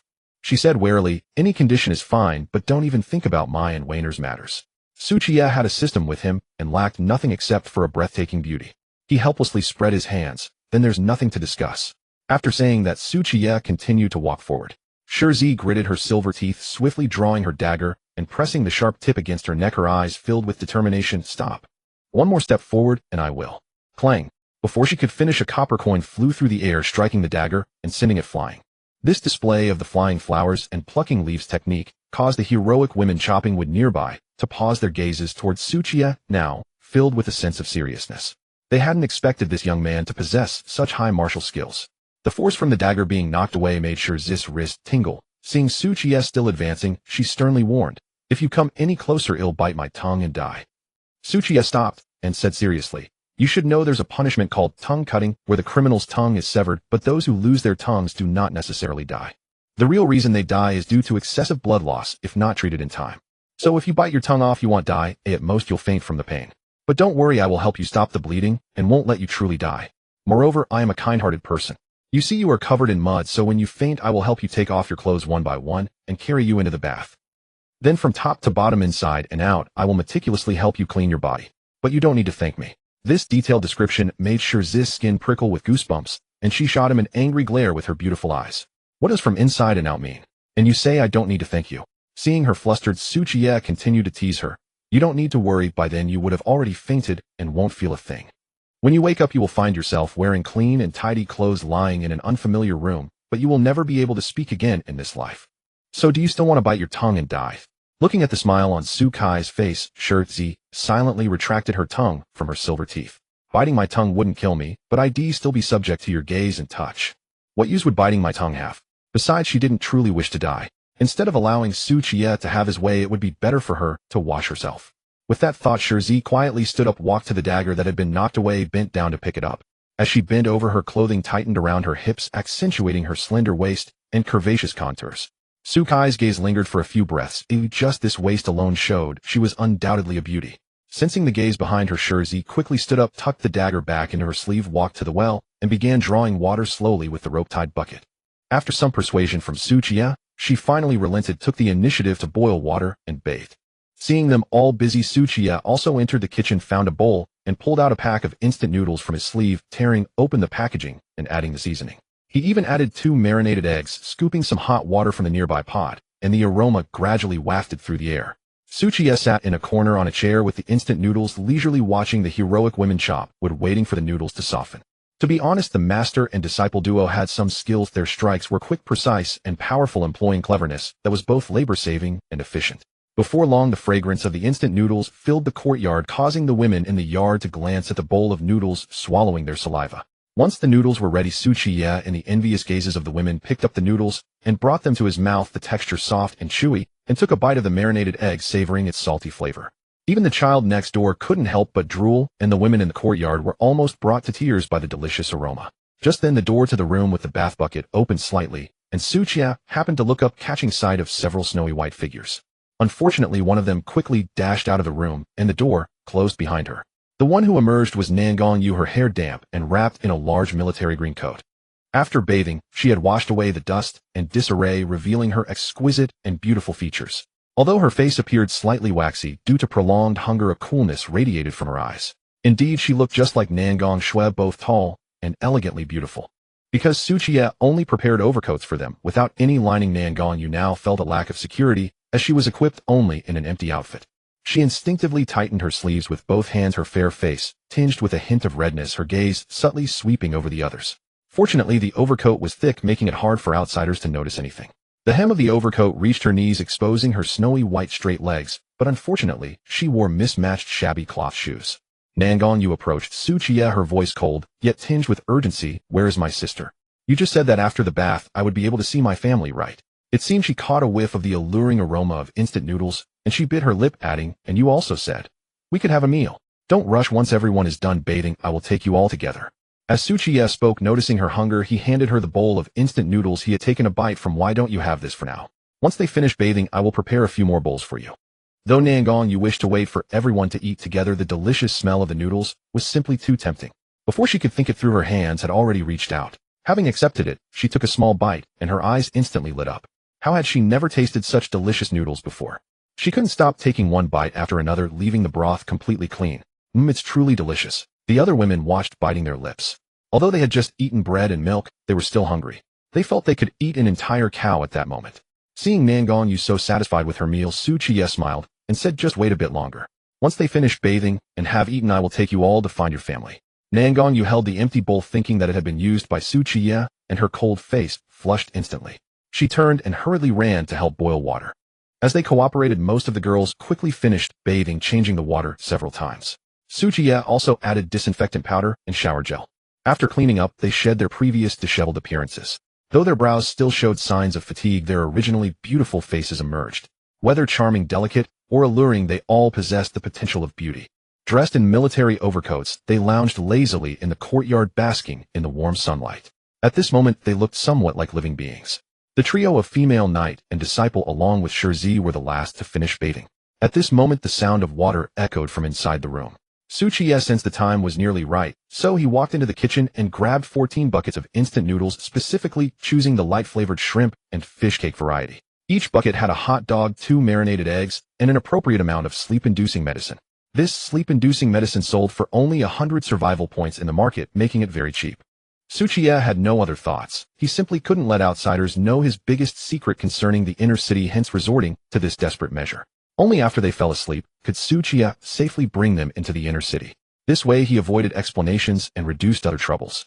Just as he finished preparing the noodles, Qiye heard the door open beside him. He quickly stepped out of the kitchen, filled with anticipation to see what his stunning aunt looked like. As soon as he exited the kitchen, he noticed all the women in the yard gazing towards the bathroom, their beautiful eyes wide, and their rosy lips slightly parted, as if they had seen a celestial being. Were they really that beautiful? Qiye also raised his eyes to glance over, and then froze for a moment. He saw Shirzi with flowing hair like a waterfall casually cascading over her shoulders. Her skin was as fair as jade, her slightly arched brows concealing a hint of feminine charm. Her eyes were as clear as autumn waters, her nose straight, and her lips rosy. Her stunning face was flawless, resembling a celestial being untouched by dust.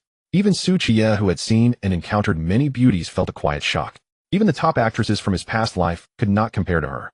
The plain and rustic military overcoat she wore suddenly appeared elegant and stylish. Though the other women in the yard were also beautiful compared to her, it was as if a white swan had mistakenly wandered into a flock of ducks, overshadowing them all. Shiryan was not deceiving me. Her aunt was indeed a stunning beauty. Shirzi showed no awareness of her beauty. After reaching the corner chair, she immediately slouched back, yet this did not diminish her breathtaking appearance in the slightest. At this moment, the female knight and her disciple finally stepped out, one after the other. The female master was named Ning Hongyi, in her early 30s, with a fair oval face and hidden feminine charm in her eyes. Her demeanor was gentle and warm, making her the perfect, considerate little master. The female disciple was named Guoqianxiu, just over 20, with a strikingly cold beauty, bright and sharp eyes, and a competent and brisk demeanor, perfectly fitting Su Kai's image of a righteous female knight. This pair of master and disciple were quite good, being rare beauties, but unfortunately they appeared after Shirzi, making them seem somewhat less stunning. Once the noodles were ready, Qiye invited them into the kitchen, serving each a bowl, Nangong Yu included. Though the shrimp and fish cake noodles were a bit bland for the hungry women, it was like a feast, not to mention the marinated eggs and hot dogs. Amidst the sounds of slurping noodles, soon all 15 beauties finished every drop of broth and noodle, all looking as if they craved more. Qiye even coaxed, saying with such excellent cooking skills, if you went to Jiangnan you would definitely become a... Even if he became a chef, Qiye knew well his own limitations. He couldn't only make instant noodles. Nangang, you put down her bowl, her cold gaze fixed on Qiye. Now that we've eaten, you should take me to find my sister. Qiye, having used the sleep-inducing medicine for the first time, was unsure when its effects would kick in, so he could only delay, saying wait a bit longer. Wait for what? Nangang Yu frowned in confusion, and before she could finish her sentence, she fell into a deep sleep. The effect is so good.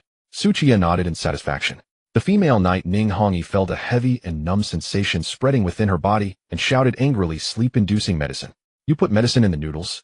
Hearing this, Shirzis' beautiful face showed a hint of shock and anger. Struggling, she drew a dagger from her sleeve, intending to stab Qiye the lecher. But as she took 2 steps forward, the world spun around her. She lost all her strength and fell straight to the ground. Qiye reacted, quickly stepping forward to catch her, feeling a wave of warmth and softness. Shirzis' waist was as slender as a willow, and even through the overcoat he could feel her exquisite curves. Although she had fallen asleep, her stunning beauty remained completely unaffected. Ning Hongyi forcibly circulated her inner strength in an attempt to resist the effects of the drug, but ultimately, she was merely a second-rate expert in the Jianghu, unable to completely fend off the drug's influence. Her body felt increasingly limp and powerless, her eyelids heavy, as if weighed down by 1,000 pounds. You despicable man, we misjudged you. What exactly do you intend to do? Sukai's lips curled into a slight smile. You are all beauties, but what do you think I want to do? Can't the female heroes guess? Shameless. Ning Hongyi cursed through gritted teeth, and soon her vision began to blur. The last image she saw was Qiye carrying Shirzi out of the room. After inspection, apart from a few minor abrasions, none of the 14 women had any other injuries or infections. Qiye carefully treated their wounds with iodine, applying healing ointment before re-zipping his jacket. Afterwards, Qiye stuffed the torn clothes and straw sandals they had changed out of along with the instant noodle cup and milk carton into the stove and set them ablaze. Since the written contents were similar, if seen by outsiders it could easily lead to various unnecessary troubles, so it was better to burn them for simplicity. After clearing away the traces, Qiye returned to the room. Glancing at the enchanting beauties on the bed, he temporarily secured the entrance to the inner city. He walked to the bedside, gently picked up Shirzi, and kicked the door open with his foot. As he passed through the doorframe, Sukai's vision swayed, and a grand and majestic city suddenly appeared before his eyes. He had returned to the inner city. It's young master. Young master, you're back. Just as Qiye returned, a chorus of surprised female voices rang out behind him. Turning around, he saw Nangang Shui Shiyin and other women who were worried about their loved ones, all waiting not far from the entrance. Seeing Qiye holding a woman in his arms, the group of women immediately surrounded him, eager to find out if it was their loved ones. However, upon seeing Shirzi's flawless and stunning visage, they were taken aback, instinctively lowering their voices, afraid of waking this fairy-like beauty. Qiye noticed the concern in their eyes for their loved ones and said, "Rest assured, everyone you were looking for is safe and sound. You will be able to see them shortly." Shiyin let out a sigh of relief upon seeing her aunt safe and sound, her full bosom rising and falling heavily, her eyes filled with gratitude towards Qiye. As long as her aunt is fine. However, looking at her sleeping aunt, Shiyin worriedly asked, "Young master, what has happened to my aunt?" Qiye, not wanting to reveal in front of so many people that he had drugged them, responded seriously, "I thought they looked too tired, so I let them sleep for a while." Shiyin nodded, gently reaching out to touch her aunt's slightly damp hair, blushing a little as she uncertainly asked, "Young master, did you also bathe my aunt?" Hey, you can't say that. They bathed themselves while they were conscious. It has nothing to do with me." Qiye dared to speak with a clear conscience. Shiyan's clear eyes looked at him, a hint of peculiarity in her gaze. "Then did young master. Have you?" Upon hearing this, the women present turned various shades of red, their eyes filled with curiosity, all looking intently at Qiye. Qiye did not deny it, boldly stating, "I did it for everyone's sake. If they had any illnesses that they passed on to you, that wouldn't be good." Yes, young master is right. So did you." Qiye subtly adjusted his hold on Shirzi and changed the subject. "My arms are getting sore, let's not talk about it. Let's take her to your house and discuss it slowly." After saying that, Qiye hurriedly carried Shirzi towards the city. Watching his guilty figure retreat, Shiyin and the other women couldn't help but smile. Even if the young master didn't answer, they already knew the answer in their hearts. After all, when the young master checked them yesterday, his hands were not honest. Soon Qiye placed Shirzi in Shiyan's room, settling her onto a soft mattress. Then, following the same method, he brought Zhang Chuanhua, Nangang Yu and others into the inner city to be cared for by their friends and family. As for the female hero Ning Hongyi, Guoqianxiu had no friends or family in the inner city, so Qiye also brought her to Shiyan's house for her to take care of. After settling everyone down, Qiye let out a sigh of relief, while also questioning whether he was truly an immortal descended from heaven. After all, first there was Liu Yunyang, then Qin Chun'er, and now Shi Yin and Shi Zi. Shi Yin helped the unconscious Ning Hongyi and her master tuck in their blankets, quietly exiting the room to join Qiye, asking, "Young master, who were those two just now?" Qiye replied, "A pair of female heroes and their master who are unencumbered. I brought them in, and they don't quite understand the situation yet. You can explain things to them later." Shi Yin nodded lightly, then suddenly covered her mouth and chuckled. "Young master, now in this city we've gathered sisters, aunts, masters, and disciples, best friends and mothers and daughters."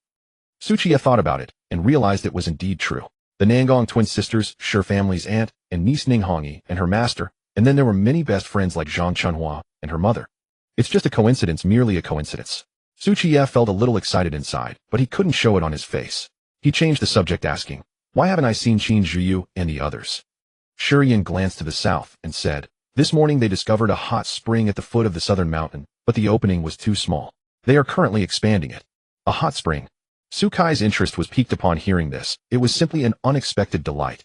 He hadn't expected the spirit spring's function to be unlocked yet, but they had discovered a hot spring first. With a hot spring, bathing would be much more convenient in the future, and they could even bathe together. Having this natural hot water would also save a significant amount of firewood and charcoal. Then you take good care of them here. I'm going to the south to see how they're doing. Qiye thought it would be nice to help since he was seeing him about to leave. Shi Yin instinctively grabbed his sleeve, biting her lip, her charming cheeks flushed with a hint of red. "Young master, what did you say we should wear before swimming?" Qiye nodded. "You mean swimsuits?" Shi Yin nodded and softly said, Yes, swimsuits. Looking at the vast and cool ocean, I want to swim in the sea." Qiye looked at her tall and curvaceous figure and nodded, saying, "If that's the case, would you like me to teach you how to swim? And also how to dive so you can catch seafood in the sea later?" After a moment, Qiye stepped out of the room and walked towards the mountains in the south of the city. Sure, one was indeed a rare beauty. The swimsuit she wore suited her perfectly, comparable to a modern supermodel. If Shirin looked like this when she wore it, then the stunning aunt would surely be even more beautiful in it. Qiye couldn't help but anticipate the sight of beauties in bikinis on the beach in the future, as he would be able to help them apply sunscreen. Walking along the stone path, Qiye opened the batch management page, wanting to see their loyalty values.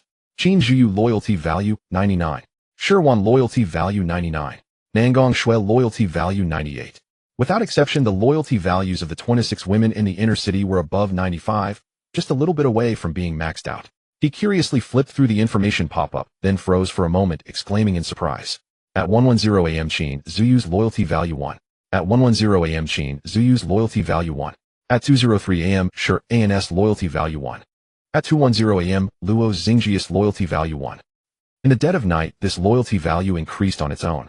But this was understandable. After all, Qiye had first saved them like a hero, then carefully checked their bodies, brought them to this paradise, and even gave them 10 taels of silver every month. With so many good things combined, it was normal for them to think of Qiye with gratitude when they couldn't sleep at night. Qiye couldn't help but lament, "Fortunately, there is a batch management function, otherwise I would definitely be kept awake by them at night." When he arrived at the foot of the southern mountains, Qiye saw Qin Zhiyu bustling around with more than 10 women. "Young master has arrived." One woman was the first to notice him and greeted him cheerfully. The other women also paused their work, lifting their sweat-dappled faces with faint smiles to look at him.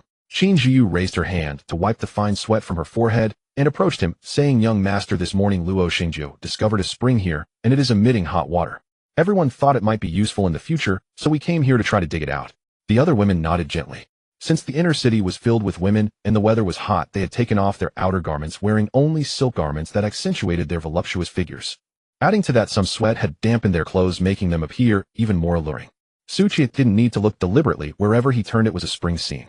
He walked to the spring and found that although the water outlet was only the size of a fist, the water flow was considerable, continuously bubbling with steaming hot water. Looking nearby, Qin Zhiyu and the others had already dug a 1-meter-wide pit with wooden sticks, clearly intending to channel the hot water into it for use as a reservoir. Since Qiye had wanted them to focus on recuperating these past 2 days, he hadn't left behind any tools. It was quite a feat for them to dig out such a pit with wooden sticks. Looking at the women, who were all covered in fine sweat and breathing lightly, Qiye spoke gently, "You are doing very well. This inner city is the home of all of us, and we should work together to make it even more beautiful, to become a true paradise." Hearing this, the women's eyes sparkled, their lips slightly curved upward. Although their bodies were tired, they felt a warm current flowing through their hearts. Because the young master actually said that this inner city was everyone's home, naturally including them. Qiye glanced at the pit again and asked, "Did you dig this pit to use as a reservoir?" "Yes," Qin Zhiyu nodded. "This natural hot water would be a waste if left unused." All right, then let's dig a reservoir here. Su Qiye nodded, and dig a large bath pool in another direction, dividing the hot spring into 2 parts for use. Hearing this, the women's eyes brightened. The hot water could indeed be used for bathing. Why hadn't they thought of that? Qin Zhiyu frowned slightly. Young master, but the water from this spring seems a bit small, or it might not be enough to build a bath pool. It's all right if the water is less. We can just poke a few more times to widen the opening, and there will be more water. Su Qiye. All right, we will listen to the young master, Qin Zhiyu said with a smile. Then Su Qiye took a wooden stick, found a suitable spot, and drew a large circle with a radius of 5 or 6 meters on the ground. He pointed at the drawn circle and said the bath pool should be large so everyone can bathe and soak in the hot spring. Everyone soaking in the hot spring together. Just thinking about that scene made the women's cheeks flush slightly. 20 or more women bathing together. That image. Wouldn't it just be a feast for the young master? After choosing the location, Su Qiye bought gloves, shovels, hose, and other tools from the marketplace and distributed. He then led most of them to start digging the bath pool, while Qin Zhiyu took 2 people to expand and adjust. The ground was not too hard, and with a few strokes of the hose, Su Qiye had already dug out quite a bit of soil, piling it aside for later use. Although the women were still quite weak, there were many of them, so the digging went relatively quickly. Especially Su Qiye, relying on his battle-hardened physique, he was like an unyielding young bull full of strength, and after digging for half a day, he showed no signs of fatigue. After a moment, the outline of the pit began to take shape. All that was left was to dig down over a meter deep and shape it into a circle, which could then be reinforced with cement. Due to the sweat on his body and the inconvenience of wearing clothes, Su Qiye simply took off his outer garment, revealing his strong upper body. His muscles were smooth and well-defined, exuding a sense of power, especially his 8-pack abs, which stood out remarkably under the sunlight. The women looked at his smooth muscle lines and distinct 8-pack abs. Their glimmering eyes instantly captivated, their cheeks tinged with a blush, unable to resist biting their lips. Qin Zhiyu bit her lower lip, and after a moment of hesitation stepped forward, saying, "Young master, you have a bit of mud on you. Let me help you brush it off." As she spoke, she walked beside Su Qiye, using her bare hands to gently brush off the mud from his sturdy chest. Seeing this, the surrounding women brightened. This was a good idea. They could help the young master brush off the dirt too. Then for the next period, 5 or 6 graceful figures approached, some carefully brushing the dirt off his shoulders, while others used handkerchiefs to wipe away the sweat. Even some bold ones who took the chance to sneak a touch. Su Qiye didn't mind. After all, they were all wearing thin clothes, and he had also enjoyed the view, so it was a mutual return. In Qingshi City, at the Pan family's clothing shop. As afternoon approached, Pan Lianer had yet to rise, leaving Yuner completely worried. She held the meal and knocked on the door. "Madam, you haven't eaten all day. Please get up and have something before you sleep again." After a moment, Pan Lianer's lazy voice came from the room. "Has it really been a whole day? Then you can come in." Yuner let out a sigh of relief and carefully pushed the door open, only to see Pan Lianer still lying on the bed with several pieces of intimate clothing scattered on the floor. After placing the meal on the table, she walked to the window and opened it a crack to let some fresh air in.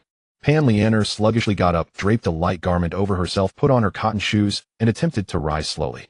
Yuner hurried over to assist her, her small face filled with indignation. "Madam, did that young master Su hit you?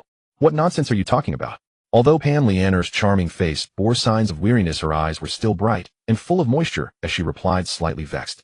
Yuner helped her to the table and whispered, "Madam, you've never acted like this before. And these injuries on your body.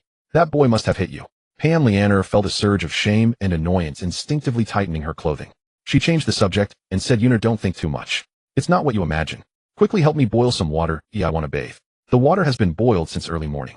Once you finish your meal, I will assist you with your bath," Yuner replied as she walked towards the bed, picking up the scattered clothes and tidying the bedding. Seeing Yuner's thoughtfulness, Pan Lianer felt a warmth in her heart.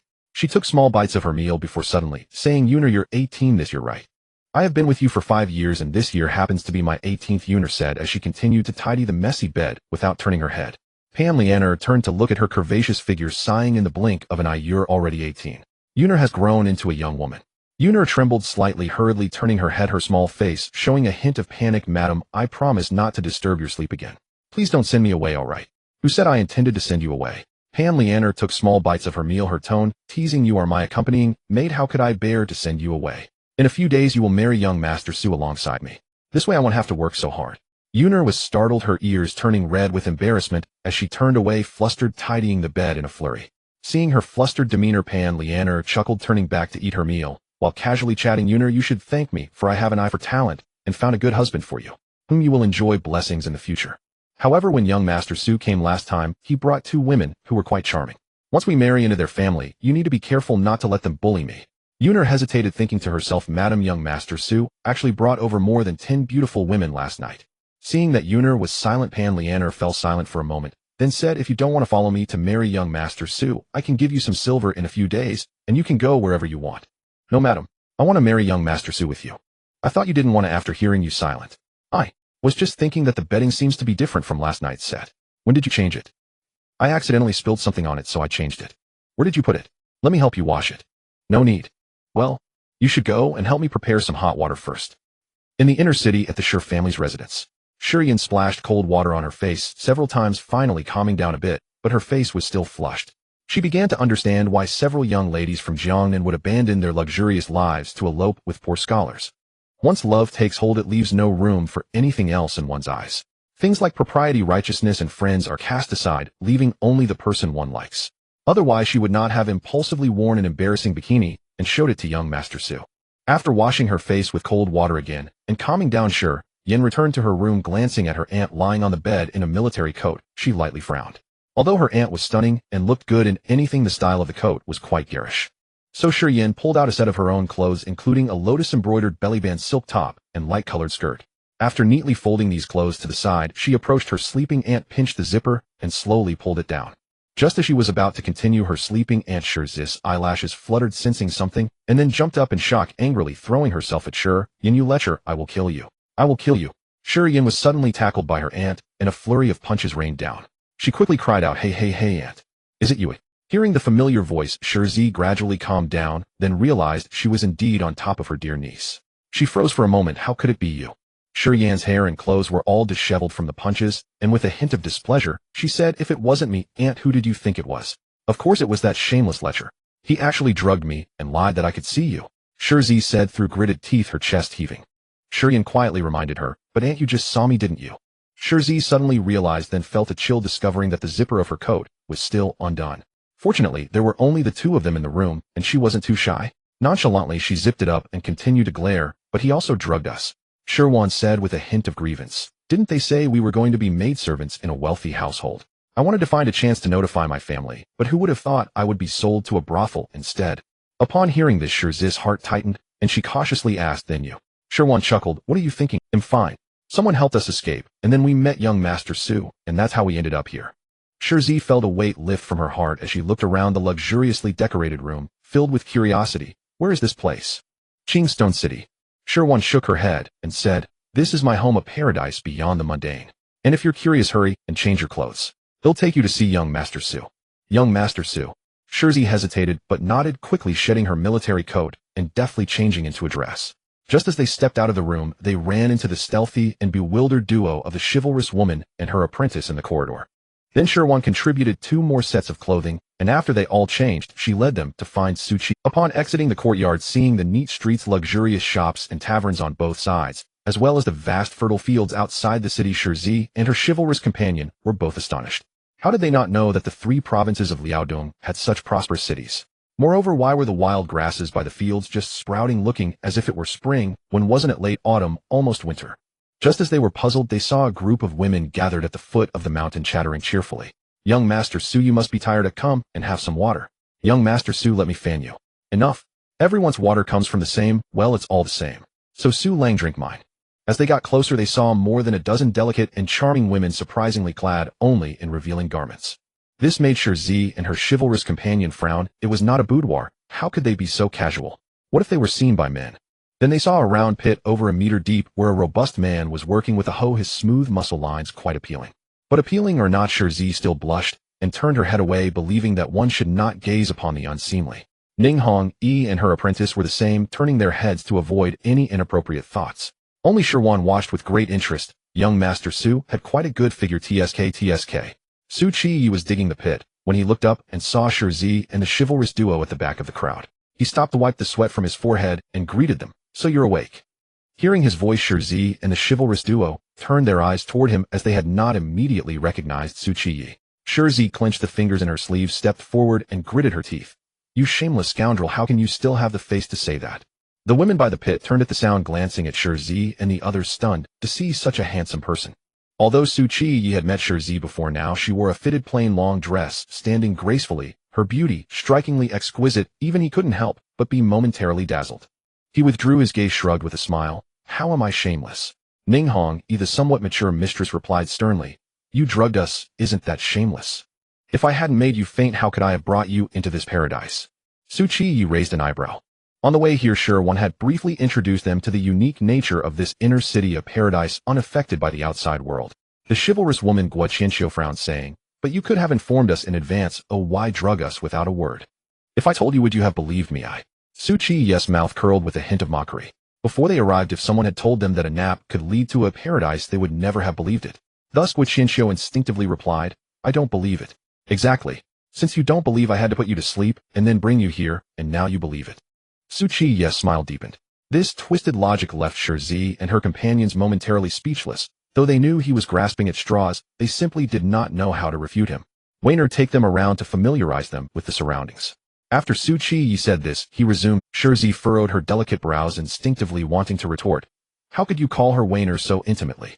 But before she could speak, she heard Shirwan cheerfully say, "Sure thing, young Master Su." This left Qiye astonished. When did the two of you become so close?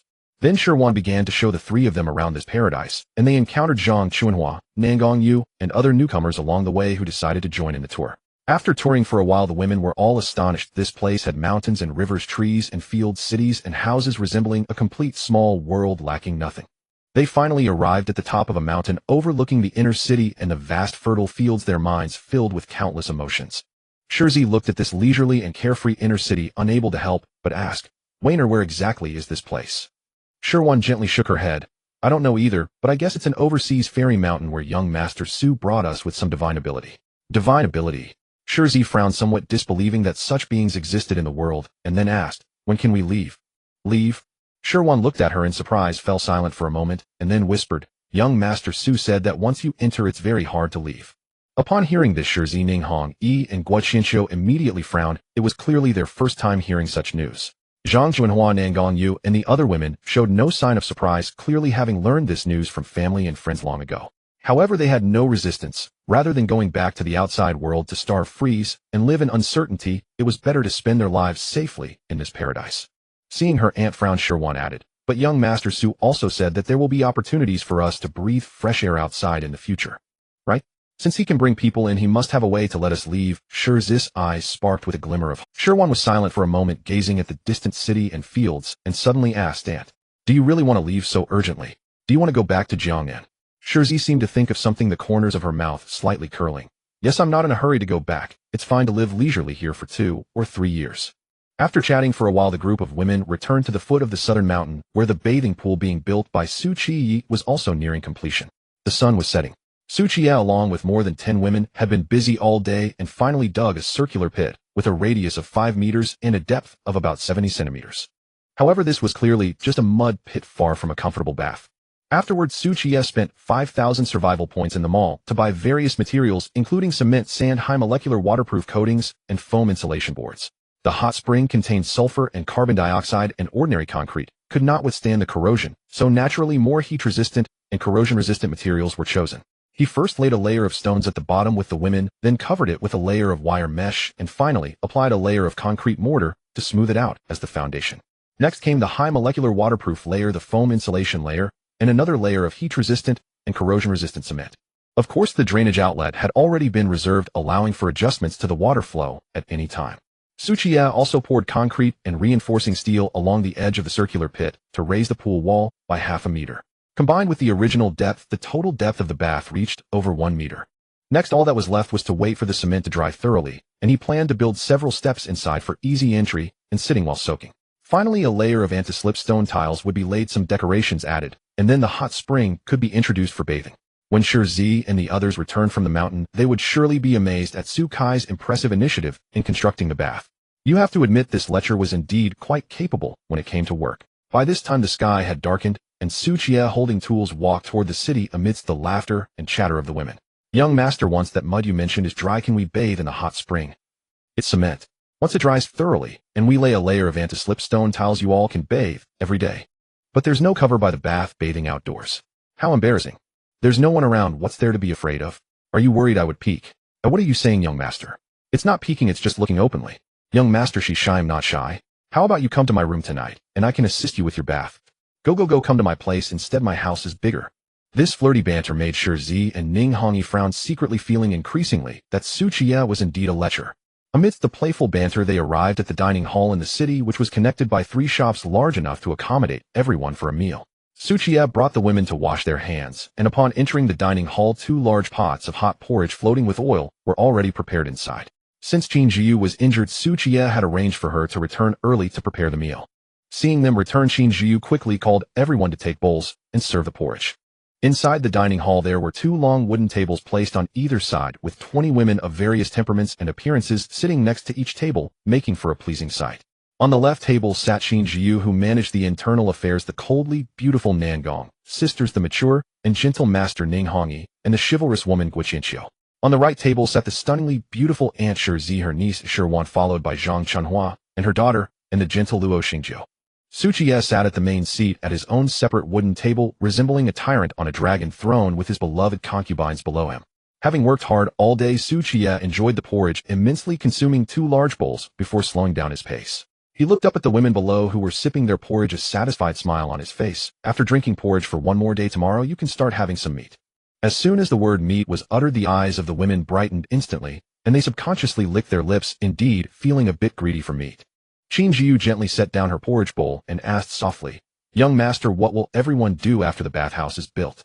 Qiye had already planned for this. Once you all have fully recuperated, each of you can showcase your strengths: farming, raising poultry, and livestock, fishing, beekeeping. All these are fine. Luo Xingjiu raised her hand timidly and said softly, "Young master, I only know embroidery and women's work. What should I do about farming?" Qiye replied gently, "If you don't know, you can learn slowly. However, embroidery is also a skill, and others can learn from you. Afterwards, everyone can regularly rotate jobs, change their moods, and acquire more skills. All jobs will come with corresponding rewards. Just as I promised before, each person will receive 10 taels of silver per month." 10 taels of silver. The women who joined later, as well as Ninghongyi and her disciples, were somewhat surprised. This was no small sum. Even in peaceful times, ordinary farmers wouldn't be able to save up 10 taels of silver in 3 or 4 years. Only Shizi remained calm and continued to sip her porridge, knowing that in Jiangnan 10 taels of silver wouldn't even buy the socks she was wearing. At this moment, Ninghongyi spoke up, her demeanor gentle, "But we disciples do not know much about farming and chores." Qiye looked at her. "You may not know farming, but you should know martial arts, right?" Ninghongyi nodded. "I know some martial arts, at least I can handle myself in the Jianghu." "Very good." Qiye praised. "Then in the next few days you should teach everyone some basic skills such as meditation and breathing techniques. After some time I will impart deeper martial arts to everyone. In the future, skills like horse riding, archery, and sword techniques must be learned. It would be best if everyone could become chivalrous women traveling the Jianghu." This topic instantly ignited the expectations within the women. They raised their heads, their faces sparkling with excitement and longing. Having heard tales of chivalrous women in the Jianghu, they were now thrilled at the prospect of learning martial arts and riding horses, unable to remain calm. Some even raised their hands to demonstrate a few cool poses, excitedly discussing with their companions. At this moment, Shiwan softly said, "Young master, my aunt and I can teach everyone to read and write. Teaching literacy is a good thing." Qiye nodded in affirmation, suddenly thinking of something, and smiled. "However, aside from teaching, you need to have a side business, like learning to make tofu. Moreover, it would be best to open a tofu shop in the west of the city selling smooth and tender white tofu. I will definitely come to patronize it." Shiwan blinked, somewhat confused. "We're going to sell tofu? That's not hard to learn, but why specifically me and my aunt? And why go to the west of the city?" Qiye revealed a meaningful smile. "Because your surname is Shi and you are good looking. It would be a pity if you didn't sell tofu." Shiwan nodded, somewhat understanding. Her Aunt Shizi couldn't help but secretly curl her lip, inwardly grumbling, what kind of twisted logic is this? Just because their surname is Shi, they have to sell tofu. She instinctively shrank her body, attempting to lower her presence so as not to attract the attention of this lecherous Qiye. Dinner ended amidst a relaxed and harmonious atmosphere of laughter, and the women gradually dispersed. The women who just arrived chose to stay with their relatives and friends, so there was no need to arrange another courtyard for them. As for the unacquainted Ninghongyi and her disciple, Qiye personally selected a tranquil small courtyard for them. Inside there were also prepared mattresses, toothpaste and toothbrushes, tissues, and other daily necessities. Looking at the luxurious standalone courtyard, as well as the various strange items, Ninghongyi couldn't help but ask, "Young master, where exactly is this? Are we still in the Dian dynasty?" "You will naturally know in due time." Qiye smiled, his gaze sweeping over the master and disciple tinged with curiosity. "Since you possess martial arts skills, how did you end up with the refugees?" Guqianqiu interjected, "Our sect has a rule that when roaming the martial world one must uphold integrity, so we naturally disdain engaging in illegal activities such as theft or robbery. We do not have a fixed livelihood, and with the current disaster our savings have been depleted, naturally putting us in the same plight as those displaced citizens. Madame Wenwan Ning Hongyi gently nodded, feeling somewhat pleased that she had taught her disciple well. Although Qiye did not agree with the duo's philosophy, he did not refute it. It was precisely because they adhered to the principle of upholding integrity that they could be called female knights. Moreover, it was because of this that these two stunning female knights had fallen into his hands.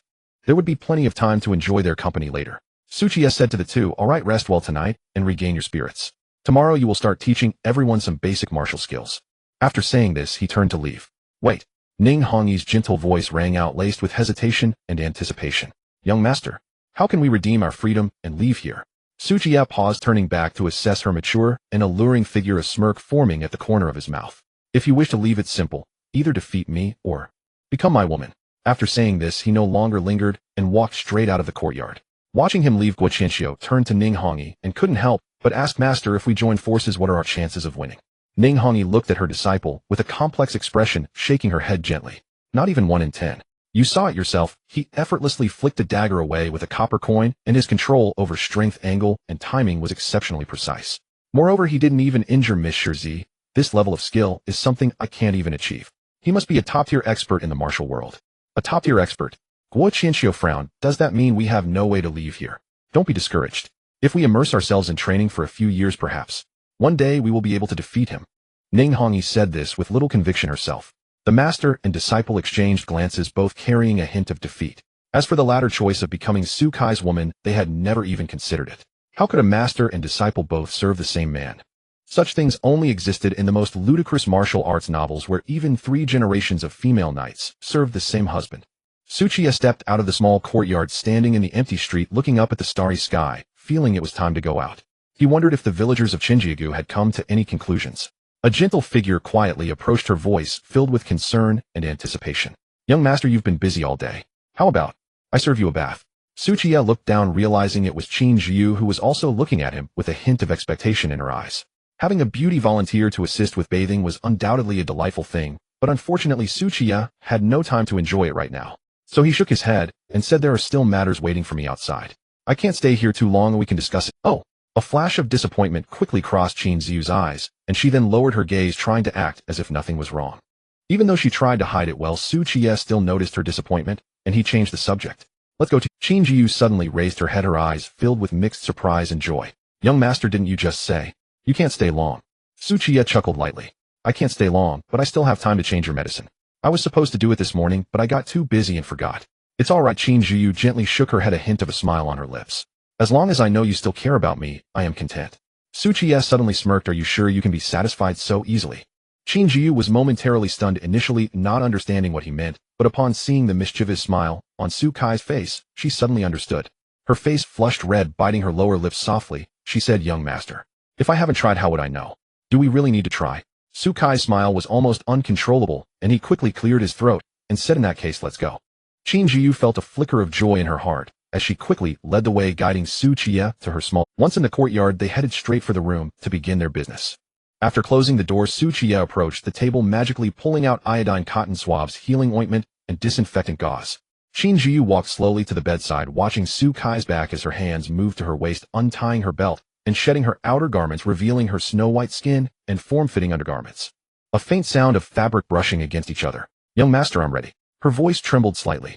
Qiye then turned around, and upon seeing her curvaceous figure, he was momentarily stunned, his tone somewhat surprised. "Why are you wearing a bikini too?" Qin Ziyu bit her lip, lightly, her cheeks growing increasingly warm. She had been looking forward to Su Kai's reaction, but unexpectedly heard him say wearing too. Was there someone else who had shown him a bikini before her? Who was it? How shameless could they be? Qin Ziyu's initial shyness faded a bit as she looked at Qiye with her clear eyes. "Young master, who else has worn one for you to see?" "It's nothing. Let me help you treat your wound first." Qiye changed the subject and carefully began to unwrap the gauze from her wound. The gauze was stained with a bit of blood, and sure enough, the freshly scabbed wound had reopened with a few small cuts. Qiye frowned and said, "You have an injury on you. Don't you know you should rest? Starting tomorrow, you are not allowed to do any work. Focus on healing your injuries first." Qin Ziyu's face flushed slightly, biting her lower lip. "But young master, if you're not here, I want to help you share your burdens." "Who asked you to share my burdens?" Qiye interrupted her, his tone carrying a hint of reproach. "If you keep this up, what if your injury worsens? What will happen if you get scars on such a beautiful body?" "If you don't care, I care." Hearing Su Kai's words, Qin Zhiyu felt a warmth in her heart. Watching him carefully tend to her wound with a cautious demeanor, she suddenly asked, "Young master, do you really care?" "Of course I care," Su Qiye replied irritably, his hand still moving without pause. "So, that's the same nonsense." Su Qiye didn't finish his sentence when a soft body suddenly collided with him, and Qin Zhiyu took the initiative to kiss him. Su Qiye was taken aback and instinctively wanted to push her away, but then he remembered her injuries, so he had no choice but to let her be. When he noticed Qin Zhiyu wanted to go further, Su Qiye held her shoulder and gently pushed her away, saying, "Have you lost your mind? Do you not realize you have injuries?" Qin Zhiyu gasped, her chest rising and falling, her face flushed like a burning sunset. "But, didn't you just say you liked it?" Su Qiye was momentarily speechless, then sighed, "Sigh, I shouldn't have come with you. Forget it, since you're hurt, let me handle it. Young master, let me help you." In another courtyard, Shirzi lay on a soft mattress, feeling as if she were. Earlier that morning, she had been lying outside the city, starving and cold, covered in mud, and hanging onto a dead mouse, mingling with refugees. But now she was not only warm and wealthy, but also lying on such a soft bed. Shirwan entered and saw her aunt lazily lying on the bed in her clothes, and gently said, "Aunt, who sleeps in their clothes?" Shirzi spread her arms, revealing her slightly curvaceous figure. Without raising her head, she said, "Then come help me take it off. I just drank too much porridge and don't want to move." Shirwan, who was about the same age as her aunt, had a close relationship with her, akin to that of real sisters. Without hesitation, she sat on the edge of the bed and reached out to help her. Shirzi was lying comfortably drowsy and nearly asleep, naturally too lazy to speak. As she removed her robe and pants, Shirwan noticed a scrape on her thigh and frowned, saying, "This wound needs to be treated. Ooh, I wonder if Su Lang is still around." This wound was from when Shirzi had pulled her away while escaping, accidentally scraping her skin on the ground. It hadn't healed after several days. "We'll talk about it tomorrow. Let's sleep first," Shirzi said as she pulled the blanket over her curvy figure. Seeing this, Shirwan also raised her hand to untie her belt and took off her outer robe. Unexpectedly, Shirzi on the bed suddenly sat up, her stunning face carrying a hint of embarrassment and anger. "What did you just say? Is this wound treated by that lecher?" Shirwan had taken off her outer robe and wore a close-fitting garment revealing a bikini. "Yes, young master, Su is quite nice. He must have treated it while checking your body." "Check your body?" Shirzi's face turned red, her hands gripping the blanket tightly. She gritted her teeth and said, "How did he check it?" "Of course, by taking off clothing, and then—" Shirzi trembled with anger, her fair chest heaving violently. She pulled out a dagger, ready to storm out the door. "That scoundrel! I will kill him, kill him." Shirwan quickly hugged her aunt and advised, "Calm down, young master. Su has it hard too. If he doesn't check your body, what if he brings an illness inside? He saved you." After Shirwan's earnest persuasion, Shirzi finally calmed down. Looking at her niece in a bikini, she suddenly expressed some disdain. "What are you wearing? What decent person would wear this?"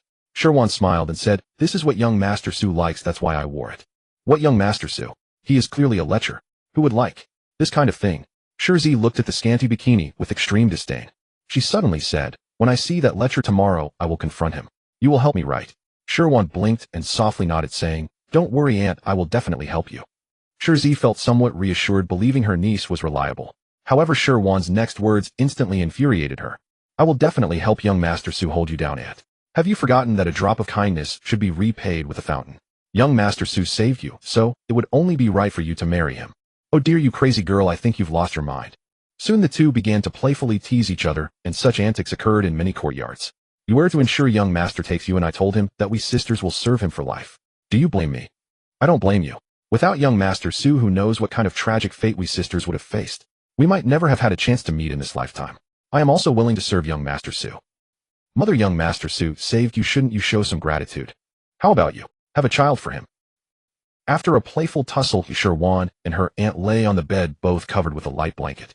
Shirzi closed her eyes, gasping for air, and suddenly said, "You didn't tell him my identity, did you?" Shirwan gently shook her head. "I didn't even tell young master Su your real name, let alone anything else. At least you recognize me as your aunt. If I hadn't heard the name Shirzi, I wouldn't even bother with that lecher. Aunt, do you think if young master Su finds out about your identity, he would be so excited that he couldn't sleep?" Shirzi pretended not to hear, feeling a mix of emotions. "I'm afraid that lecher would be quite pleased if he knew. He might use all kinds of methods to take her down. The higher a woman's status, the more it excites men." In Qinziu's small courtyard, the wind and rain gradually calmed down. Inside the room, the bedding on the bed had been completely replaced with a brand new set. Su Qiye dressed neatly, his tone carrying a hint of helplessness. "I already said I just came to help you with your wound, and yet you insisted."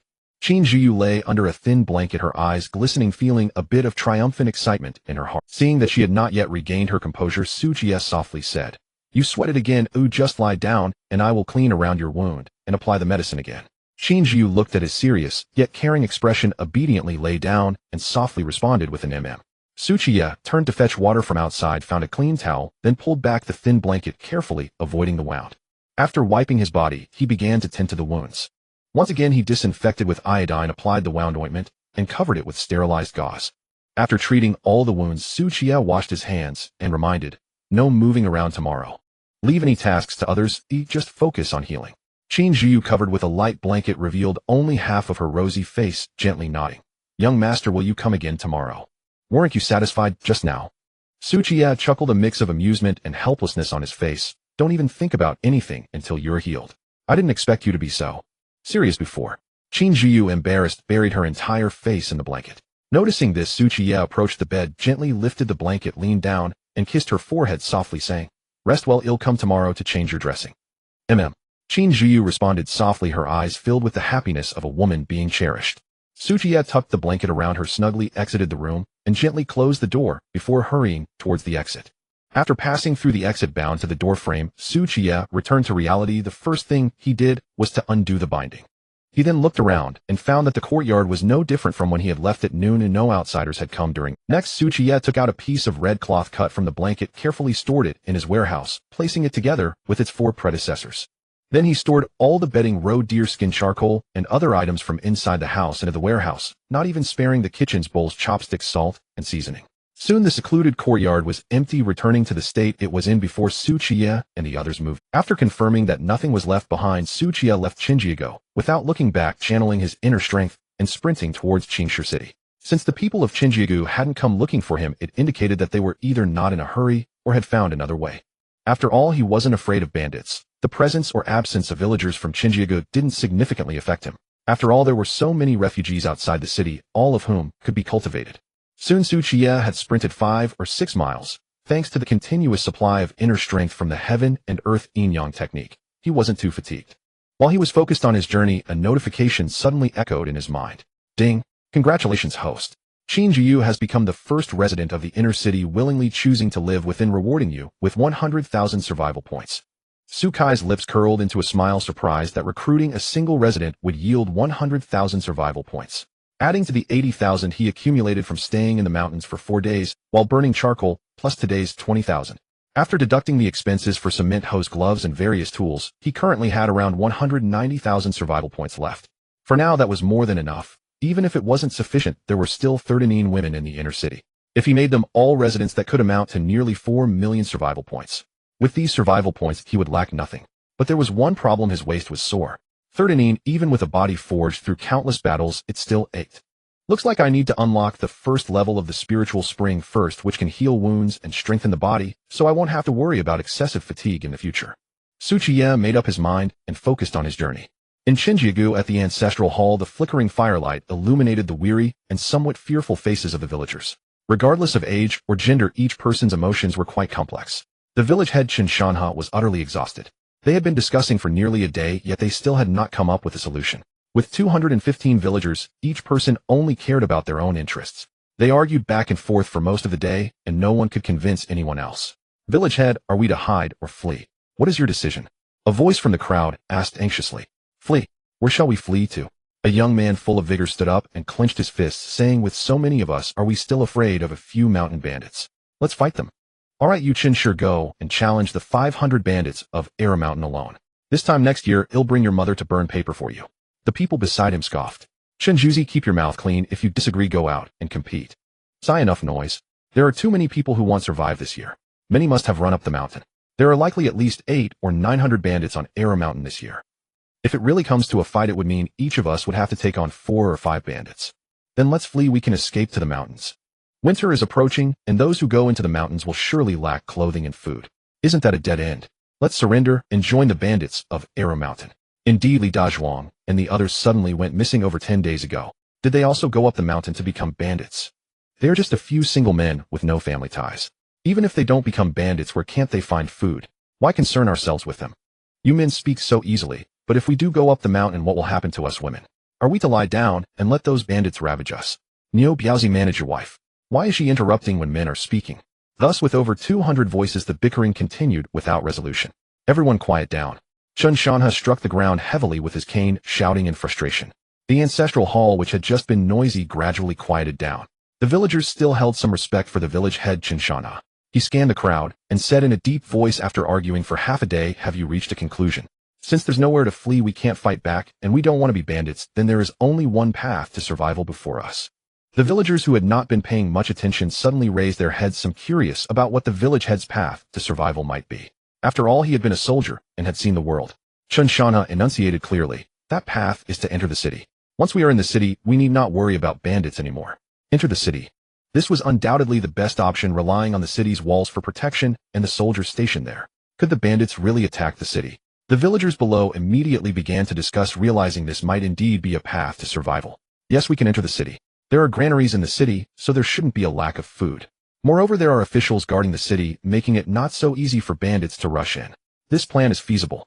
Instead of hiding in the mountains, we might as well enter the city.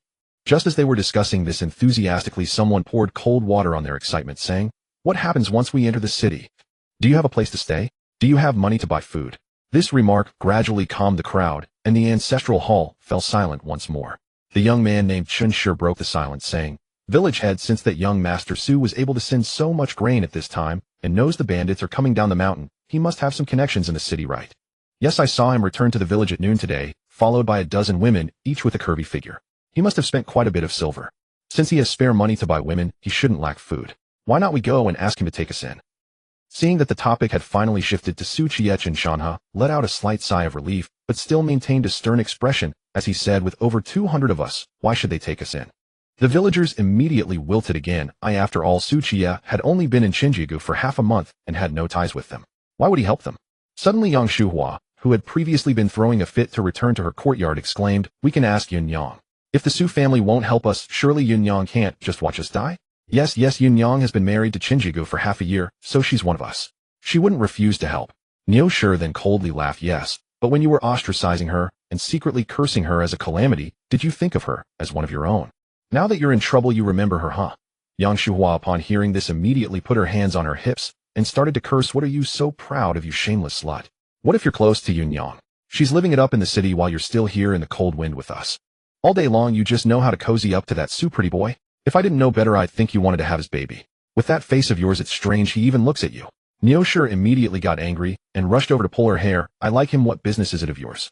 If you want to get clothes, you need Su Lang to give you a chance." The two instantly got into a scuffle, exchanging slaps and pulling hair, both getting more and more frantic. Pan Shi, seeing her good friend being bullied, didn't sit idly by either, rushing over to kick Yang Shuhua's backside. "Shameless thing, all you do is chatter nonsense with your filthy mouth." With two girls ganging up on one, Yang Shuhua quickly fell into a disadvantage, pinned down and being pounded, creating quite a commotion. "Stop it all." Chun Shanha angrily pointed his cane at them, scolding, "Just had a full meal, and you have the energy to mess around here, huh? Do you still want to find a way out?" Seeing that the village head had spoken, Niu Shi finally grabbed Pan Shi and stopped kicking Yang Shuhua on the ground before the two of them straightened up and returned to their seats like victorious generals. On the ground, Yang Shuhua, with her hair disheveled and her clothes askew, looked quite a sight as she cried out, "I don't want to live anymore. Master, someone is bullying me. Aren't you going to do anything?" Yang Shuhua's husband Chun Dong squatted nearby side and looked at Chun Shanha, saying, "Uncle Chun, what time is it? Shouldn't we be having a late night snack?"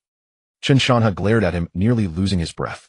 "What time is it, and you're still thinking about late night snack?" Chun Dong scratched his head and said, "But you won't give us any food. It's just porridge we all eat together, and my bowl is filled with rice husks, hardly any rice." Before he could finish, Yang Shuhua lunged at him, raining down blows. "You useless thing, all you know is eating. I got bullied and you don't even dare to speak up." Seeing this, Chun Shanha let out a heavy sigh, realizing that no conclusion would come from the discussion. He helplessly looked at his three sons beside him distribute the grain to them and then disperse. Chun Shan's three sons, Chun Long, Chun Jiao, and Chun Hu, nodded, then walked to the mixed grain and prepared to distribute it by population. As soon as the villagers heard that grain was being distributed, they hurriedly squeezed forward. Chun Shanha looked at them and sighed helplessly, "I don't care what you all think, but I'm going to the city. Even if my wife and I, two old bones, can't get into the city. I also want to let my three sons, two daughters-in-law, and little daughter go seek refuge with young Master Su. Even if it means being a servant or a slave, we need to get into the city." In previous years, when there was no disaster, the bandits of Era Mountain would come down to loot. This year, after such a huge disaster, there's no food left on the mountain. Before winter sets in, they're bound to come down. Since you refuse to sit down and discuss, then you all should go back and think about how to survive this winter. Having said that, Chun Shanha leaned on his cane and slowly turned to leave. Chun Xiaolu hurriedly stepped forward to support her father, her delicate little face filled with worry. Dad, what you just said is true. Are we really going to serve young Master Su? Chun Shanha nodded his tone, leaving no room for doubt. Only by surviving this winter can you discuss anything else. Cough, cough. After a violent coughing fit, Chun Shanha's back seemed even more hunched, and in truth, he had some things he hadn't revealed. For instance, he suspected that the leader of the bandits from Arrow Mountain had a military background. After all, only soldiers from the battlefield would pile up heads into a Jingguan head tower, and once soldiers start killing, they definitely won't show mercy. To the old, weak women and children, they were merely sheep waiting to be slaughtered, and of the edible kind at that. Supporting her father, Chun Xiaolu sensed something from his trembling arm, so after sending him back, she hurried into the night towards the Hobu Chaotang. Chun's eyeless eyes were moist, as she had never seen her father look so uneasy. As long as she could ensure her family's safety, she would give Su Qiye whatever benefits he wanted. But when she reached outside the courtyard, she found the door locked. Unwilling, she climbed over the wall and searched around, but there was no trace of Su Qiye. Could he have returned to his own courtyard? Chun Xiaolu felt a glimmer of hope and dashed toward the courtyard where Su Qiye and Liu Yunyang had previously stayed, but it remained cold and empty. Leaning against the cold wall, she suddenly thought of Su Qiye. Su Qiye was already far away, able to see the outline of Qingshi City. He decided that when he accompanied Lin Mingxiang home tomorrow morning, he would take the opportunity to check on Qinjiagu, hoping that the villagers had made the right choice. Under the night sky, many dilapidated and simple sheds were set up along the official road, filled with refugees who curled up in the cold wind, shivering as if they could die at any moment. Su Qiye bypassed them and arrived at the foot of the city wall, discovering that not only were soldiers on guard above, but there were also patrol teams of 3. Rather than waste time looking for someone to prove his identity, it was better to just climb in directly. After figuring out the patrol team's routine, Su Qiye spent 10 loyalty points in the market to buy a 20-meter-long flying tiger claw. Then, holding the rope in his left hand, he swung the flying tiger claw twice with his right hand before throwing it towards the top of the city wall. Kata! With a crisp sound, the flying tiger claw firmly latched onto the city wall. Su Qiye tested it by pulling it a couple of times before quickly climbing up. In the darkness, Su Qiye, aided by the rope, climbed up the city wall in just a few moves. He then slid down using the same method, retracted the flying tiger claw, and the entire process went unnoticed. He didn't waste any time and headed straight for the Lin residence, finding the streets nearly deserted. Not even the wonton seller was in sight. After traversing several long streets, Su Qiye arrived outside the Lin residence. He couldn't be bothered to alert the guards, and using his toes to push off the wall, effortlessly flipped over. He then took out a large cloth bag stuffing in bedding charcoal and a roe deer skin, carrying it on his shoulder as he headed straight towards the guest room. Tonight he planned to buy 2 pairs of black stockings for Yunyang and Mengxiang to wear. Su Qiye thought it was time to equip these 2 troublesome serpentine charms with attack speed gear. Just as he hadn't played the role of Fa High for a few days tonight. He chuckled sinisterly, monsters, I need you to assist me in my cultivation again. As he crossed the long corridor, he suddenly heard a voice behind him. Su, brother. This voice sounded familiar. Su Qiye turned around and was surprised to see someone sitting under the dark pavilion. It was Yang Bo.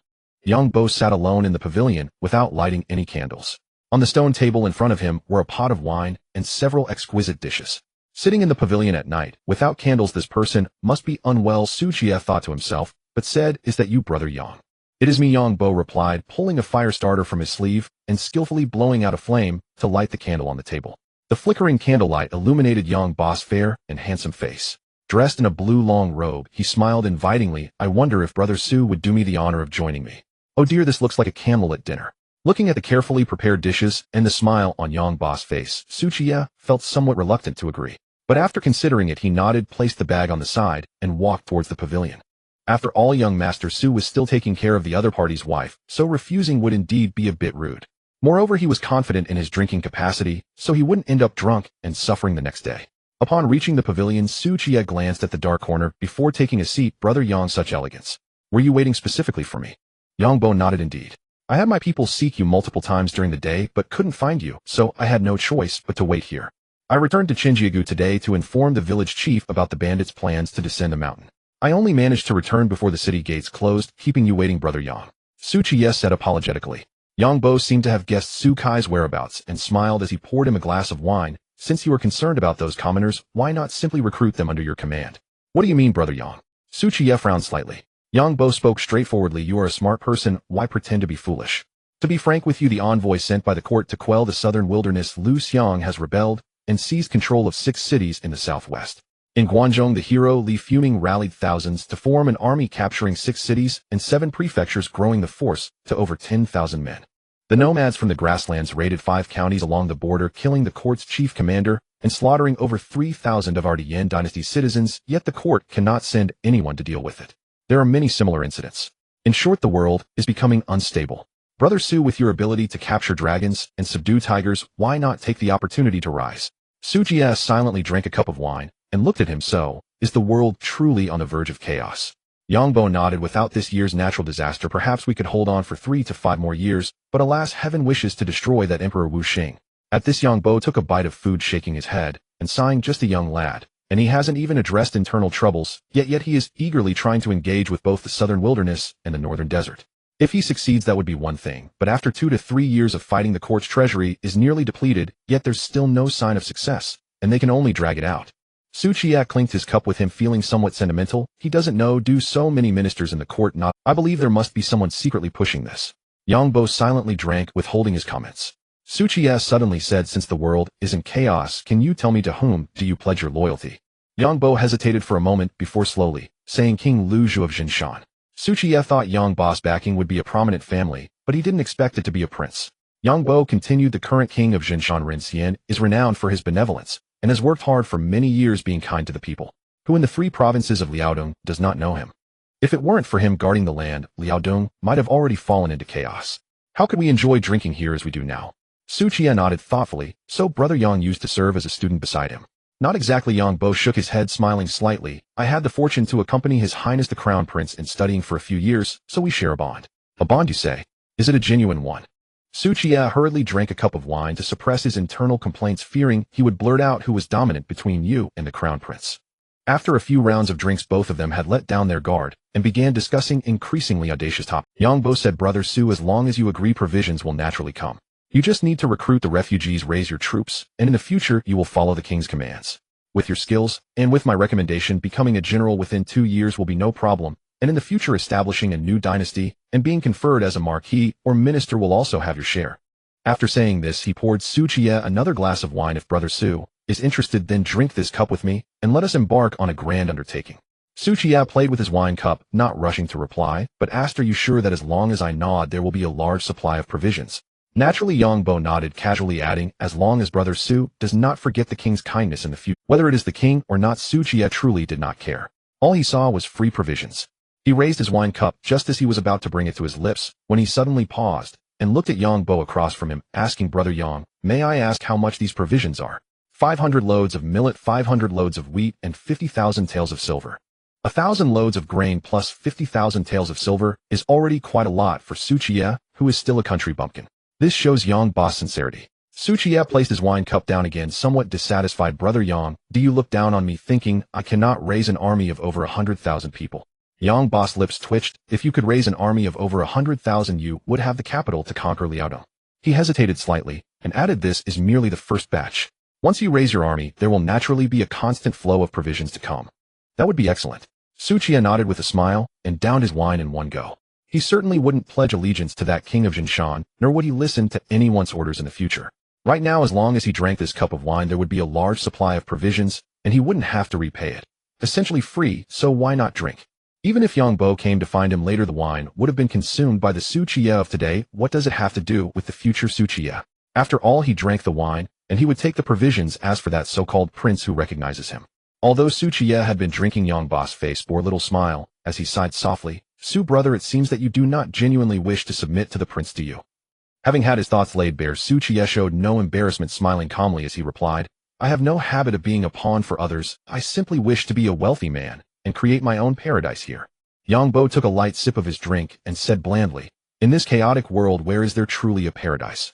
Whether Su, brother, wishes it or not, you will inevitably be drawn into the conflict. Qiye did not confirm or deny this, but replied, I choose not to participate because I do not wish to bully you. Whether it is the king of the mountain or the beggar-born righteous army, only those who win will have the right to duel with me.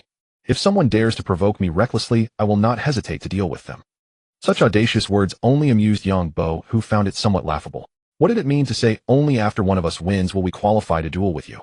If they were to win with the power of the nation and an army of 100,000, even a single spit from each person could drown you.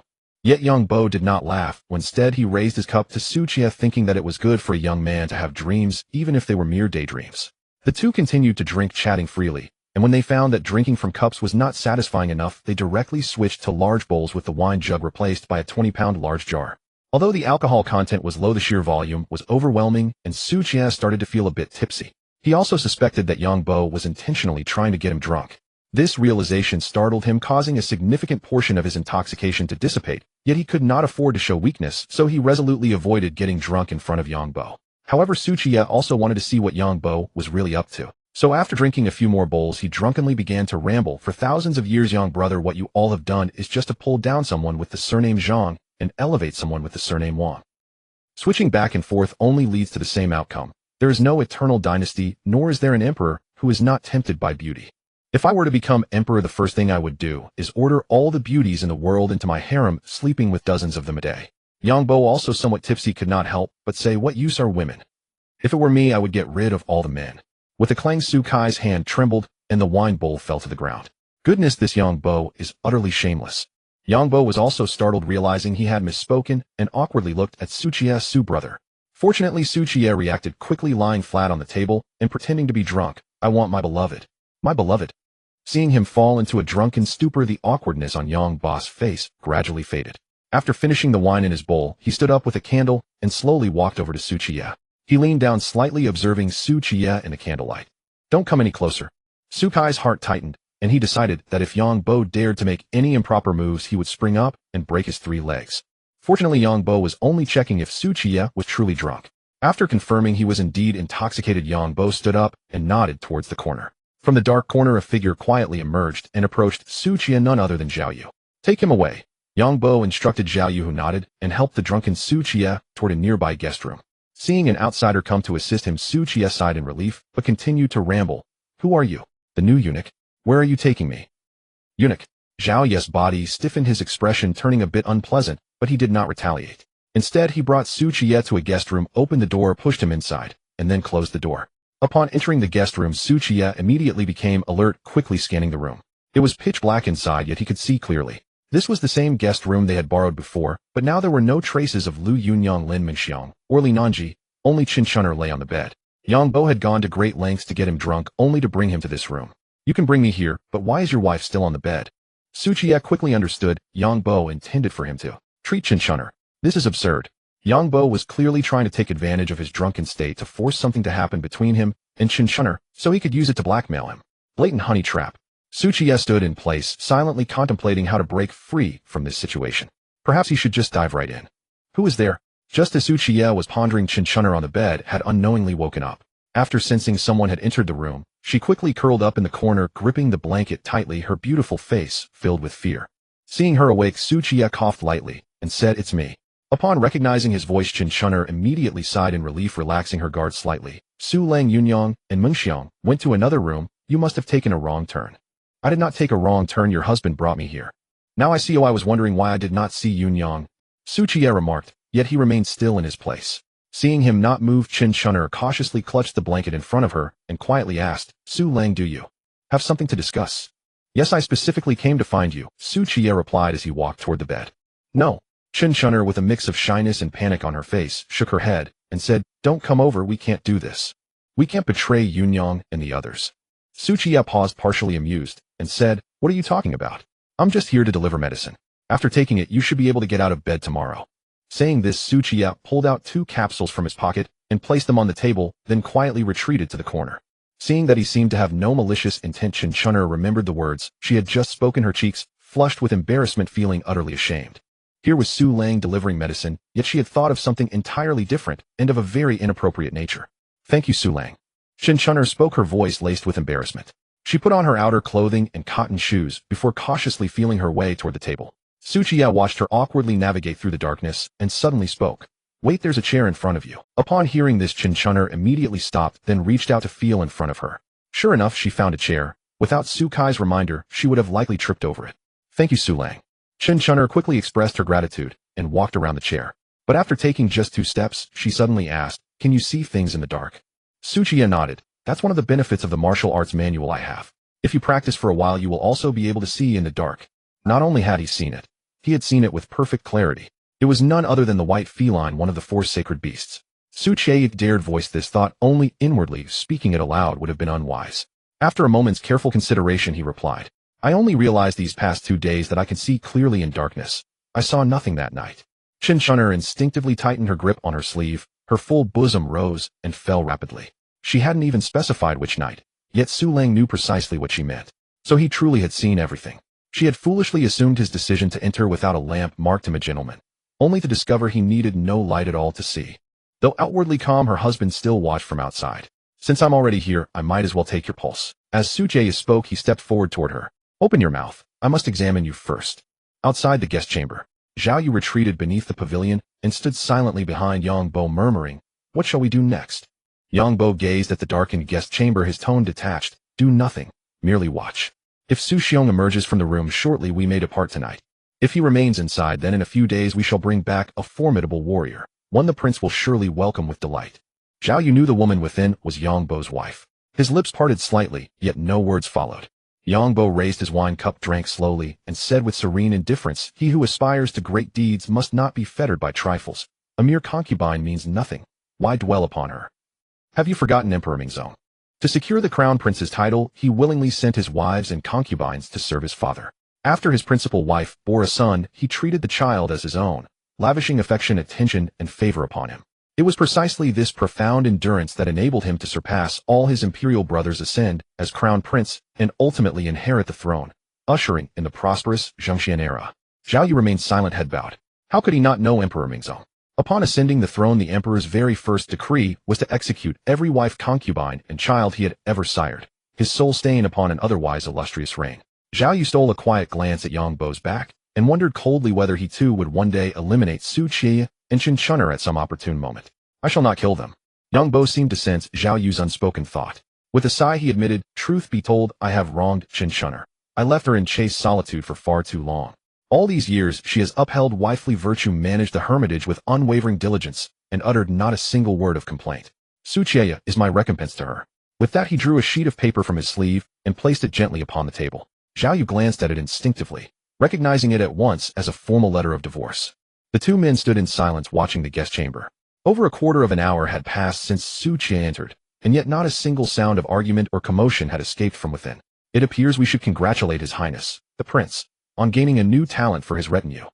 Yang Bo spoke at last, his voice carrying an unexpected note of satisfaction. But barely had his words faded when the chamber door opened, and a lone figure emerged slowly. Yang Bo's expression flickered faintly with surprise before settling once more into calm composure. Su Xiong. Su Qiye, too, was taken aback. He had spent over 15 minutes inside, pleading, bargaining, stalling. Convinced Yang Bo and Zhao Yu had long since departed. Yet they hadn't left at all. They'd been watching the entire time. Who in the world could have foreseen that? Leaning casually against a pillar, slightly intoxicated, Su Qiye drawled, Ah, Master Yang. We were enjoying our wine splendidly, when some wretched, despicable scoundrel shoved me into the wrong chamber and forced me to sleep on the floor. Though Yang Bo held unconventional tastes, he was no fool. With a quiet, knowing sigh, he said, Su Xiong, I see you are no ordinary man gifted with extraordinary abilities. Why refuse to serve the realm? Should you pledge loyalty to His Highness the Prince, I shall personally vouch for you, securing your immediate appointment as a Qianhu. With but a single meritorious deed, you may rise swiftly to the rank of Du Zhihui Qianshi. A Qianhu ranked 5th grade senior, akin to a modern-day battalion commander. A Du Zhihui Qianshi ranked 4th grade senior, equivalent to a regimental commander. Indeed, Yang Bo's offer was remarkably generous, appointing Su Qiye, a man with no military record and no influential lineage, to such high office at once. Such advancement was rarer than victory won through blood and sacrifice on the battlefield. Yet Su Qiye cared not a whit. Had he not transmigrated, perhaps he might have accepted.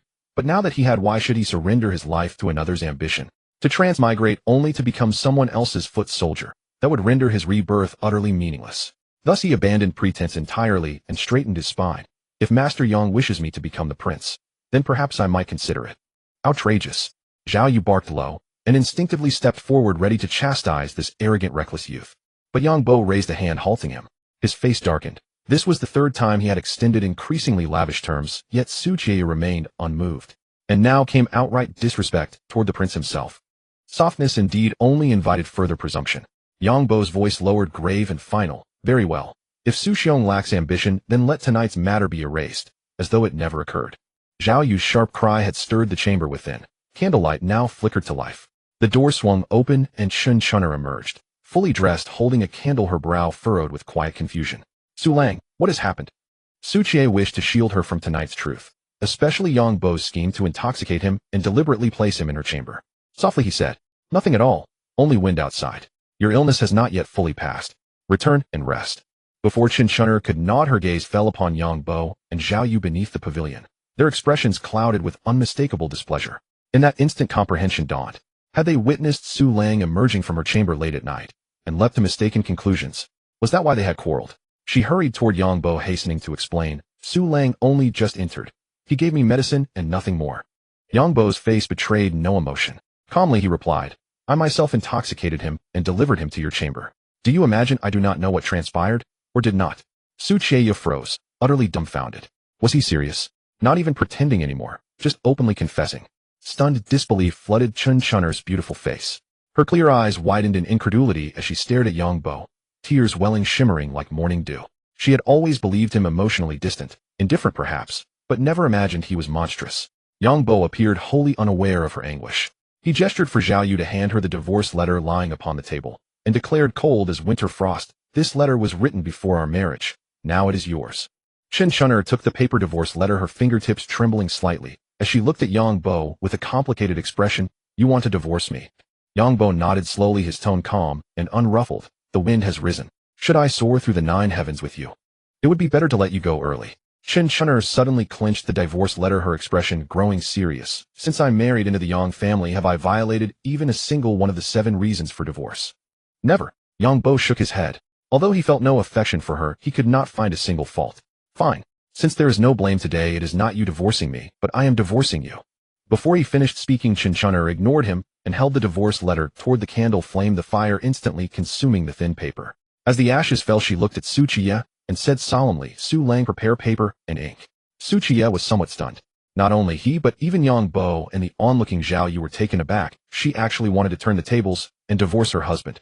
Qiye suppressed the shock in his heart and walked over to the large cloth bag in the corner, pretending to rummage through it, but secretly purchasing bamboo brushes, rice paper, ink sticks, and an inkstone from the shop. Yang Bo did not care about this marriage at all. It made no difference to him who divorced whom. Seeing that the paper and ink were ready, he spoke, Do you want me to write it for you? No need. Chun'er resolutely refused, taking the paper and ink, leading Qiye toward the pavilion, spreading the rice paper on the cold stone table. This action startled both Qiye and Yang Bo. Could it be that she could read? If that were truly the case, then all those years Yang Bo had been reading the little emperor's letters in front of her, and he was still male. Thinking of this scene, Qiye could hardly contain his laughter, quickly pouring some wine into the inkstone and starting to grind the ink. Yang Bo's expression became extremely unnatural, his fingers tightly clutching the wine cup, feeling an unprecedented embarrassment, wishing he could immediately burrow into the ground. However, he still held on to a glimmer of hope. What if Chun'er could not read and was just making Qiye write it for her? Although Qiye had also seen him reading the little emperor's letters, and it was equally awkward, at least they were both men, surely Su would understand him. Soon the ink was ready, and in the expectant gaze of Qiye and the nervous, awkward look of Yang Bo, Chun'er dipped her brush in the ink and neatly wrote the words divorce letter. Then she began to write the main text. Yang Bo's heart sank completely, his face alternating between green and white, his toes feeling so awkward they were about to break through the soles of his shoes. After all these years, he actually did not know Chun'er could read. How could he have been holding various little emperor's letters every day, openly reading them in front of her, claiming they were books of sages? If those sages found out, the coffin lid would not be able to hold them down. You could look at them and say they were books of sages, but how dare you still read the little emperor's letters? The sages could not bear this shame. Seeing Yang Bo sitting on pins and needles, wishing he could escape on the spot, Qiye felt a wave of secret satisfaction. Weren't you always so indifferent? Keep pretending. Yang Bo was truly infuriated this time. After taking several deep breaths, he managed to calm himself down again. Fortunately, it was only embarrassing in front of Chun'er, and after all these years, it was no big deal. Luckily, this Qiye was such a reckless man, he obviously could not read. With this thought, Yang Bo felt somewhat better. But the next moment, Qiye actually read aloud from the rice paper divorce letter. After 9 years, Chun'er, a common girl from Chinjiga State's husband Yang Bo, is obsessed with books and neglects. You can read. Yang Bo completely lost his composure, shock mixed with embarrassment, and even a desire to bash his head against a wall. This was simply a public execution. Those private and highly confidential hobbies were exposed in front of his abandoned wife and an outsider, and he was the one who had exposed them. It was like reading an English book in front of your family and lying to them that it was a textbook issued by the school, only to find out that your family could understand English but pretended not to say anything. The thought of this scene was terrifying. Yang Bo found himself in such a situation. He simply stood up, turned his back to the others, pretending to be busy looking at the scenery, actually wishing he could flee with the horses that very night. Zhao Yu was somewhat confused, feeling Yang Bo's reaction was inexplicable. Wasn't it just being able to read? Was it necessary to react so strongly? Soon Qin Chun'er finished writing the divorce letter, neatly wrote her name, and even bit her finger to leave a Then she looked at Su Qiye and softly said, "Su Lang, would you like to be a witness?" Su Qiye was more than willing, immediately taking the brush and somewhat awkwardly signing his name as a witness. After finishing, Su Qiye walked over to Yang Bo with the freshly inked divorce letter, a slight smile on his lips. "Yang brother, since you can read, I will read it to you. You can see if there is anything improper." Yang Bo had no heart to examine it closely at this moment. He just wanted to escape this execution ground as soon as possible. After hastily glancing at it, he quickly signed at the bottom and pressed his fingerprint, carelessly stuffing the letter into his robe, his voice hoarse farewell. After speaking, he turned to leave with Zhao Yu. "Wait," Qin Chun'er suddenly called out to him. Yang Bo froze, not looking back, and asked stiffly, "What else is there?" "The courtyard in Qinjiagu, and what about your precious books?" Qin Chun'er reminded at the right moment. Yang Bo's face turned red and pale, closing his eyes as if making a great decision. "The courtyard belongs to you. As for those books, please make sure to burn them all." This was about destroying the evidence and wanting to leave a clean slate in the world. Zhao Yu frowned and said, "Sir, are those books important? How about I go help you retrieve them? It should only take half an hour on horseback." "No need." Yang Bo sharply interrupted, suddenly turning around, looking at Qin Chun'er with a pleading gaze. "Chun'er, I have treated you well over the years, and I have never wronged you. Today I only ask one thing. Do not let outsiders see those books. Please be sure to burn them all." After saying that, without waiting for a response, he took Zhao Yu and almost hurriedly disappeared into the night. Watching them completely vanish into the night, Qin Chun'er let out a long sigh, her full chest slightly rising and falling, her familiar seductive face showing a mix of relief and confusion. "Su Lang, have I really divorced my husband?" "Yes," Su Qiye nodded, his tone assured. "Young brother signed the divorce letter without any objections, and I witnessed it, so this matter is absolutely true." Divorcing a husband was already rare, and with the suddenness of this event, Qin Chun'er, the divorced young woman, felt a surge of complex emotions and did not know what to say. Su Qiye took the initiative to speak. "I didn't expect you could actually read." Qin Chun'er looked up at him, her beautiful face glowing under the candlelight, appearing even more enchanting. "I learned for a few years with Madame Lin before." "Su Lang," Qin Chun'er said softly, her red lips parting, her voice carrying a slight intoxicating lilt, "would you accompany me for a couple of drinks?" Su Qiye was naturally willing, nodding. "All right, we won't return until we are drunk tonight." Seeing his seriousness, Qin Chun'er chuckled softly, her alluring gaze flowing. "Just kidding, you've already had enough to drink tonight. Let's do it another day." "Really?" Su Qiye asked with a hint of delight in his tone. "Another day would be fine. Of course it's true. Another day I will invite you to drink properly, but tonight let's call it a night and rest early." After saying that, Qin Chun'er picked up the candlestick, her mature and voluptuous figure swaying as she slowly walked toward the room. Watching her enticing curves, Su Qiye felt a bit disappointed, so that's what she meant by another day. Su Qiye picked up the large parcel on the ground, gazing at the row of pitch-black rooms in the backyard, feeling a bit lost. Where are Yun Yang, Meng Xiang, and Nan Ji's rooms? After a moment's thought, he decided to go to Qin Chun'er's door first, preparing to ask her. However, as he approached, he faintly heard the sound of crying coming from within. No matter how decisive Qin Chun'er's earlier action of dismissing her husband was, she was still a woman. Su Qiye knocked on the door softly, his voice low and gentle. "Chun'er." The sobbing inside abruptly ceased, and after a moment, Qin Chun'er's strong and composed response came. "Su Lang, what is it? Where are Yun Yang and the others' rooms?" "To the east. The second room." Her voice still carried a slight nasal tone. Su Qiye felt a twinge of concern and asked, "Are you okay?" "I'm fine, I just stubbed my toe." Stubbing a toe wouldn't cause such tears. Su Qiye was not convinced. After a moment, he spoke softly, "Don't think too much, you just rest easy. I will take good care of you in the future." The room fell silent. Clearly Qin Chun'er didn't know how to respond. Su Qiye knocked on the door again with a hint of concern. "Did you not hear me? Then open the door, let me come in and talk to you." "Don't worry, I won't do anything. No need, I'm really fine." Qin Chun'er's voice carried a touch of panic. Su Qiye decided to be straightforward. "What I meant was you will stay with Yun Yang and the others from now on. I will." After a long pause, the room finally sent back a very soft response. Seeing her agree, Su Qiye sighed with relief and gently said, "You're still unwell, get some rest." After saying that, he didn't leave immediately, but stayed outside for a moment longer, confirming he no longer heard any sobs before feeling reassured and departing. Then Su Qiye, carrying the large parcel, arrived at the second guest room on the east side and knocked on the door. "Who is it?" came Lin Mengxiang's vigilant voice from inside. "It's me," Su Qiye replied softly. "Su Lang." The excited voice of Liu Yunyang followed immediately, accompanied by hurried footsteps. The door creaked open and a warm fragrance enveloped him, carrying the scent of a woman. Liu Yunyang was only wearing a thin, soft, simple outfit, revealing her snowy white round shoulders. She had evidently rushed out of the bedding as soon as she heard Su Kai's voice, without even having time to put on her outer clothing. Liu Yunyang dove into Su Kai's embrace like a little bird, her warm body pressing against him, her voice filled with joy. Su Lang, why are you back now? After speaking, she carefully sniffed to check if there were any traces of other women's perfume on Su Qiye, and only after confirming there was only the scent of alcohol did she quietly sigh in relief. Let's talk inside. Feeling the warmth of her fragrance in his arms, Su Qiye instinctively tightened his embrace. Once inside, he placed the parcel down and closed the door. Lin Mingxiang tightened the outer garment she had just thrown on, lazily leaning against the bed, playfully teasing Sister Yunyang. Just said that Su Lang was captured by some girl again tonight. Liu Yunyang's delicate face turned slightly red. She nestled in Su Kai's arms without arguing. Su Qiye, holding her slender waist, said, I just sent the food back, handed it over to the village chief to distribute. I brought all our belongings too. How is the village situation? How are Sister Niu and the others? Liu Yunyang raised her head, her small face showing some worry. Su Qiye sighed and replied, honestly, they are having a tough time. They look thinner than before, and their spirits are not as good as they used to be. The villagers have started fishing with nets. Lin Mingxiang thought of her parents in Xinghua village who were getting old, and alone, her expression dimming somewhat. Su Qiye noticed her despondency and gently comforted her. Mingxiang, tomorrow morning, we will go back to pick up your parents. Don't worry. Lin Mingxiang nodded lightly. With Su Kai's assurance, she felt much more at ease. She then asked Su Lang, why did you take so long this time? I could have come earlier to accompany you, but something came up. I got entangled with Chun'er's ex-husband for drinks, Su Qiye responded truthfully. Ex-husband? Liu Yunyang raised her delicate face, filled with confusion. Su Qiye nodded, and briefly recounted what had happened with Yang Bo wanting to divorce his wife only to be instead dismissed by Qin Chun'er. Lin Mingxiang's eyes flickered, as if she thought of something, the corners of her lips curling into a meaningful arc. Now Sister Chun'er was indeed all alone. Liu Yunyang hurriedly went to fetch her outer clothing, her face showing concern. Such a big deal has happened. I need to check on Sister Chun'er.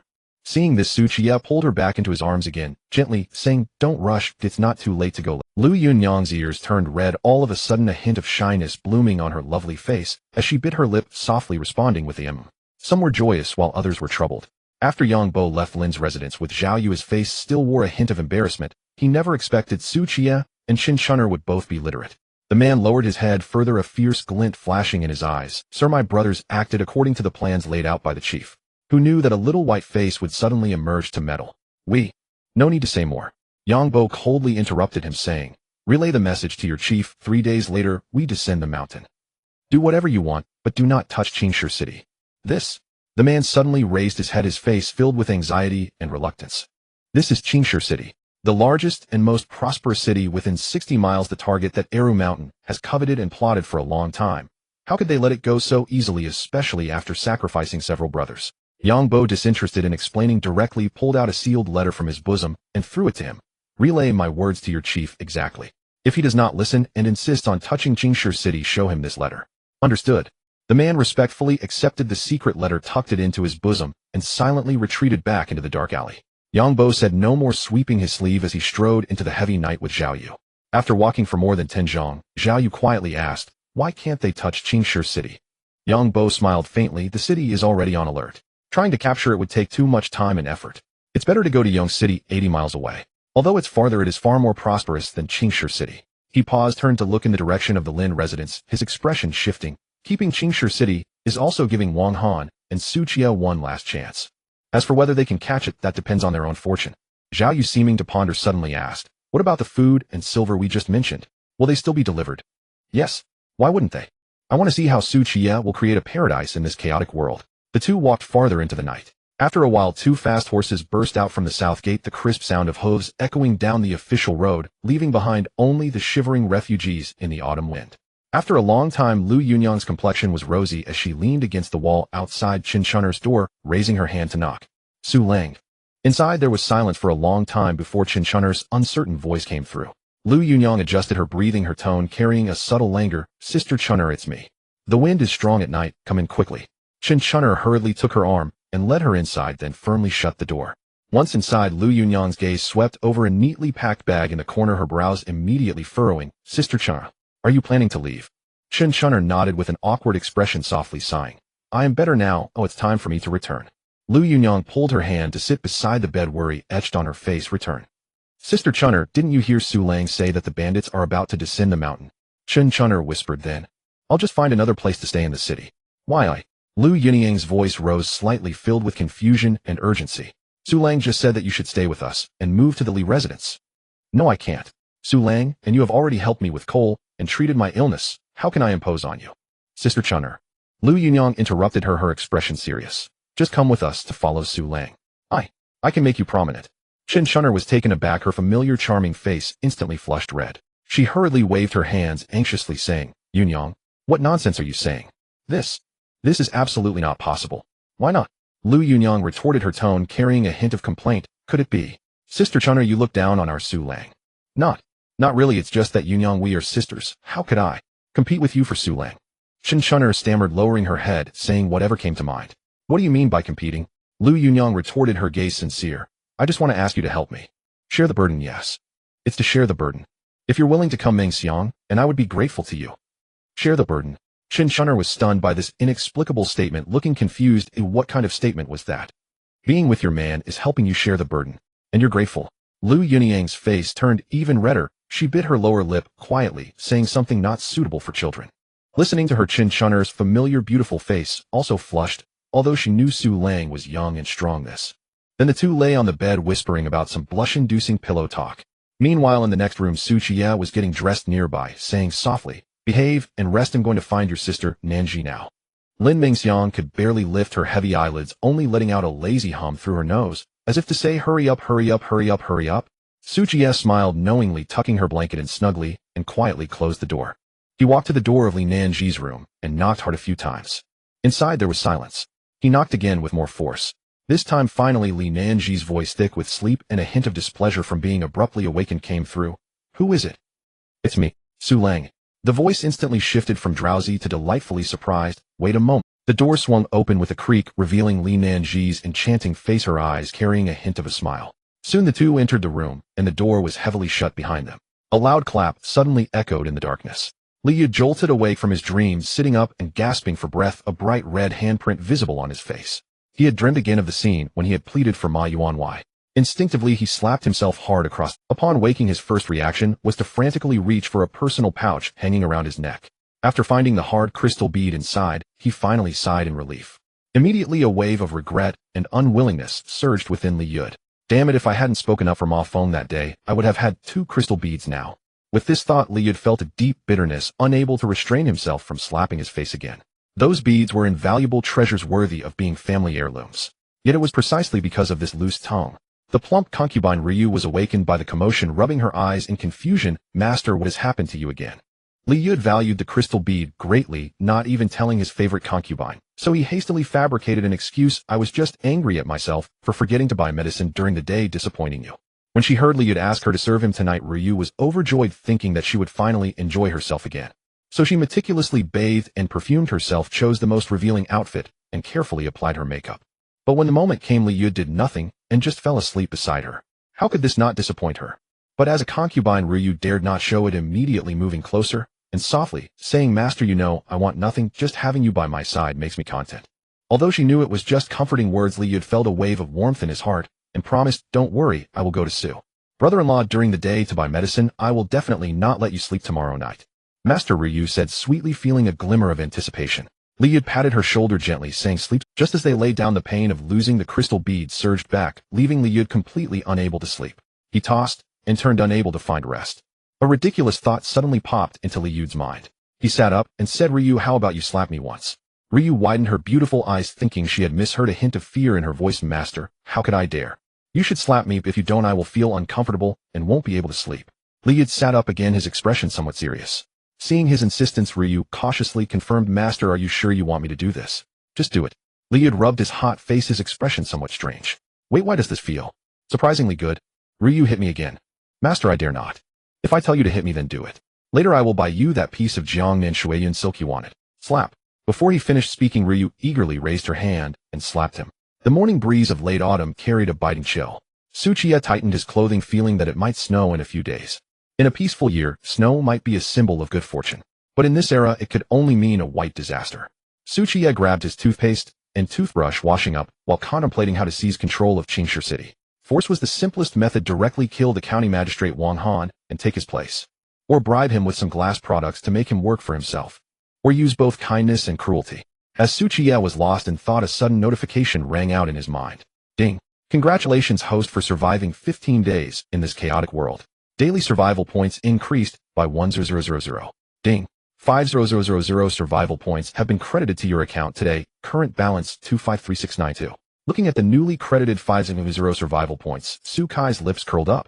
His journey had indeed not been easy. He had either had backaches or was on the way to having one. Not long after, Lin Mingxiang stumbled out of her room, rubbing her sleepy eyes and walking over to Qiye to wash up. After a while, Liu Yunyang and Qin Chun'er walked out from another room, exchanging simple greetings before both grabbed soap to wash their faces. Lin Mingxiang, holding her toothbrush, squeezed some toothpaste onto it and said to Liu Yunyang beside her sister Yin, "Why did you sneak away last night?" Liu Yunyang smiled apologetically, explaining something to her. Qin Chun'er silently brushed her teeth, thinking of what Liu Yunyang had said last night, and couldn't help but sneak a few glances at Qiye, her face turning red. She truly looked down on Su Lang for spending the night. Finally, Li Nanji also walked out, cheerfully joining them to wash up.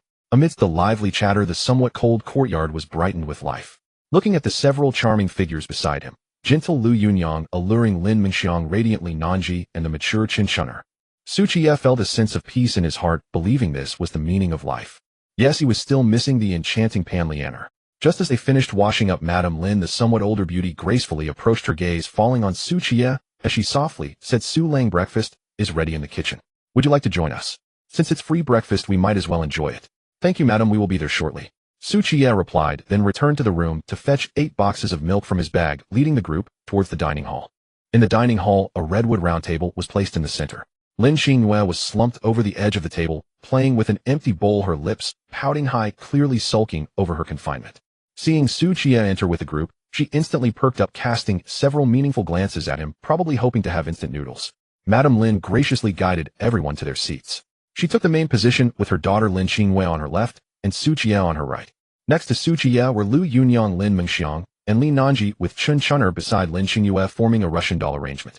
Seeing that everyone was seated, Madame Lin nodded slightly to a maid, who then went to relay the message. Before long, a cook brought out several small plates of exquisite pickled vegetables, followed by a large bowl of steaming lean meat porridge and a steamer of white buns fragrant with wheat. Everyone served themselves porridge and distributed the buns. Qiye then handed out the milk to them. Lin Xingyue and Madame Lin curiously looked at the square boxes, reading the text and images on them out loud. Qiye was not worried about any exposure. Even if they racked their brains, they would never guess that there were other worlds and that he had crossed over. He tore open a bun to taste and found it remarkably similar to what he remembered, then tried the pickles and the lean meat porridge. To his surprise, the breakfast tasted quite good, not much different from his previous life. As breakfast reached its halfway point, and seeing that everyone had eaten quite a bit, Qiye suddenly said to Madame Lin, "Madam, please let the servants step aside, while I have important matters to discuss." Madame Lin noticed Qiye's serious expression, lightly wiped the corner of her mouth with a napkin, and signaled to a nearby maid. Soon all the maids in the room quietly retreated. With no outsiders in the room, Qiye's gaze swept across the women at the dining table as he said solemnly, "I plan to seize Qingstone City and take it into my own hands." Instantly, all the women looked up in unison, their expressions filled with a mix of astonishment as they turned. Liu Yunyang's beautiful face showed a hint of confusion. Lin Mingxiang's charming almond eyes widened slightly, and Qin Chun'er wore an expression of disbelief on her stunning face. Li Nanji even forgot to swallow the porridge in her mouth, while Lin Xingyu's pure face showed a trace of excitement. Madame Lin's red lips parted, slightly unsure of what to say. They all questioned whether they had heard wrong. Did Su Lang really say he wanted to seize Qingstone City? Amid the women's astonished gazes, Qiye's tone was steady as he continued, "Last night, I had an extensive conversation with Brother Yang and learned a lot about the news from outside. Currently, smoke signals are rising everywhere. Within the Dian dynasty, more than 10 factions of rebel armies have already emerged. At present, with natural disasters rampant and refugees everywhere, if we wish to establish ourselves in this chaotic world, we need a solid foundation. Therefore, I have my eyes set on Qingstone City. Qingstone City is located in Liaodong, quite distant from the Central Plains, and with various calamities and disasters, the news is severely blocked. Thus, even Madame Lin and Li Nanji, 2 noble women, were still unaware that rebel armies had even appeared within the Dian dynasty, leaving them quite shocked. Liu Yunyang, Lin Mingxiang, and Qin Chun'er were even more taken aback, their brows revealing a hint of panic, not expecting that the outside world had descended into such chaos with rebel armies emerging. Only Lin Xingyue's small face was full of excitement as she clapped her hands on the table, exclaiming, "So are you planning to rebel too?" "Xingyue."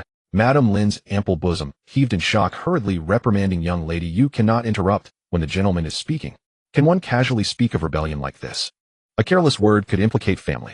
Lin Xingyue, not willing to back down, puffed out her small chest, presumably wanting to assert that she was already 18 and not a child anymore. Qiye tossed a small piece of bun into his mouth unhurriedly, replying, one could say that. In any case, I simply wish to bring Qingstone City under my control. Upon his direct admission, the expressions on the women's faces instantly varied.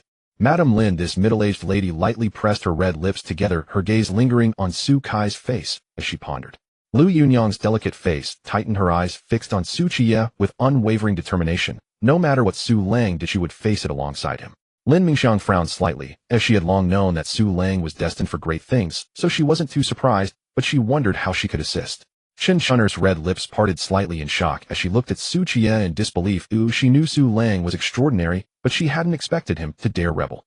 Li Nanzi's beautiful eyes narrowed slightly, since he intended to control Qingstone City. Securing provisions would be paramount, and she needed to immediately close down the grain store to fully support Su Lang.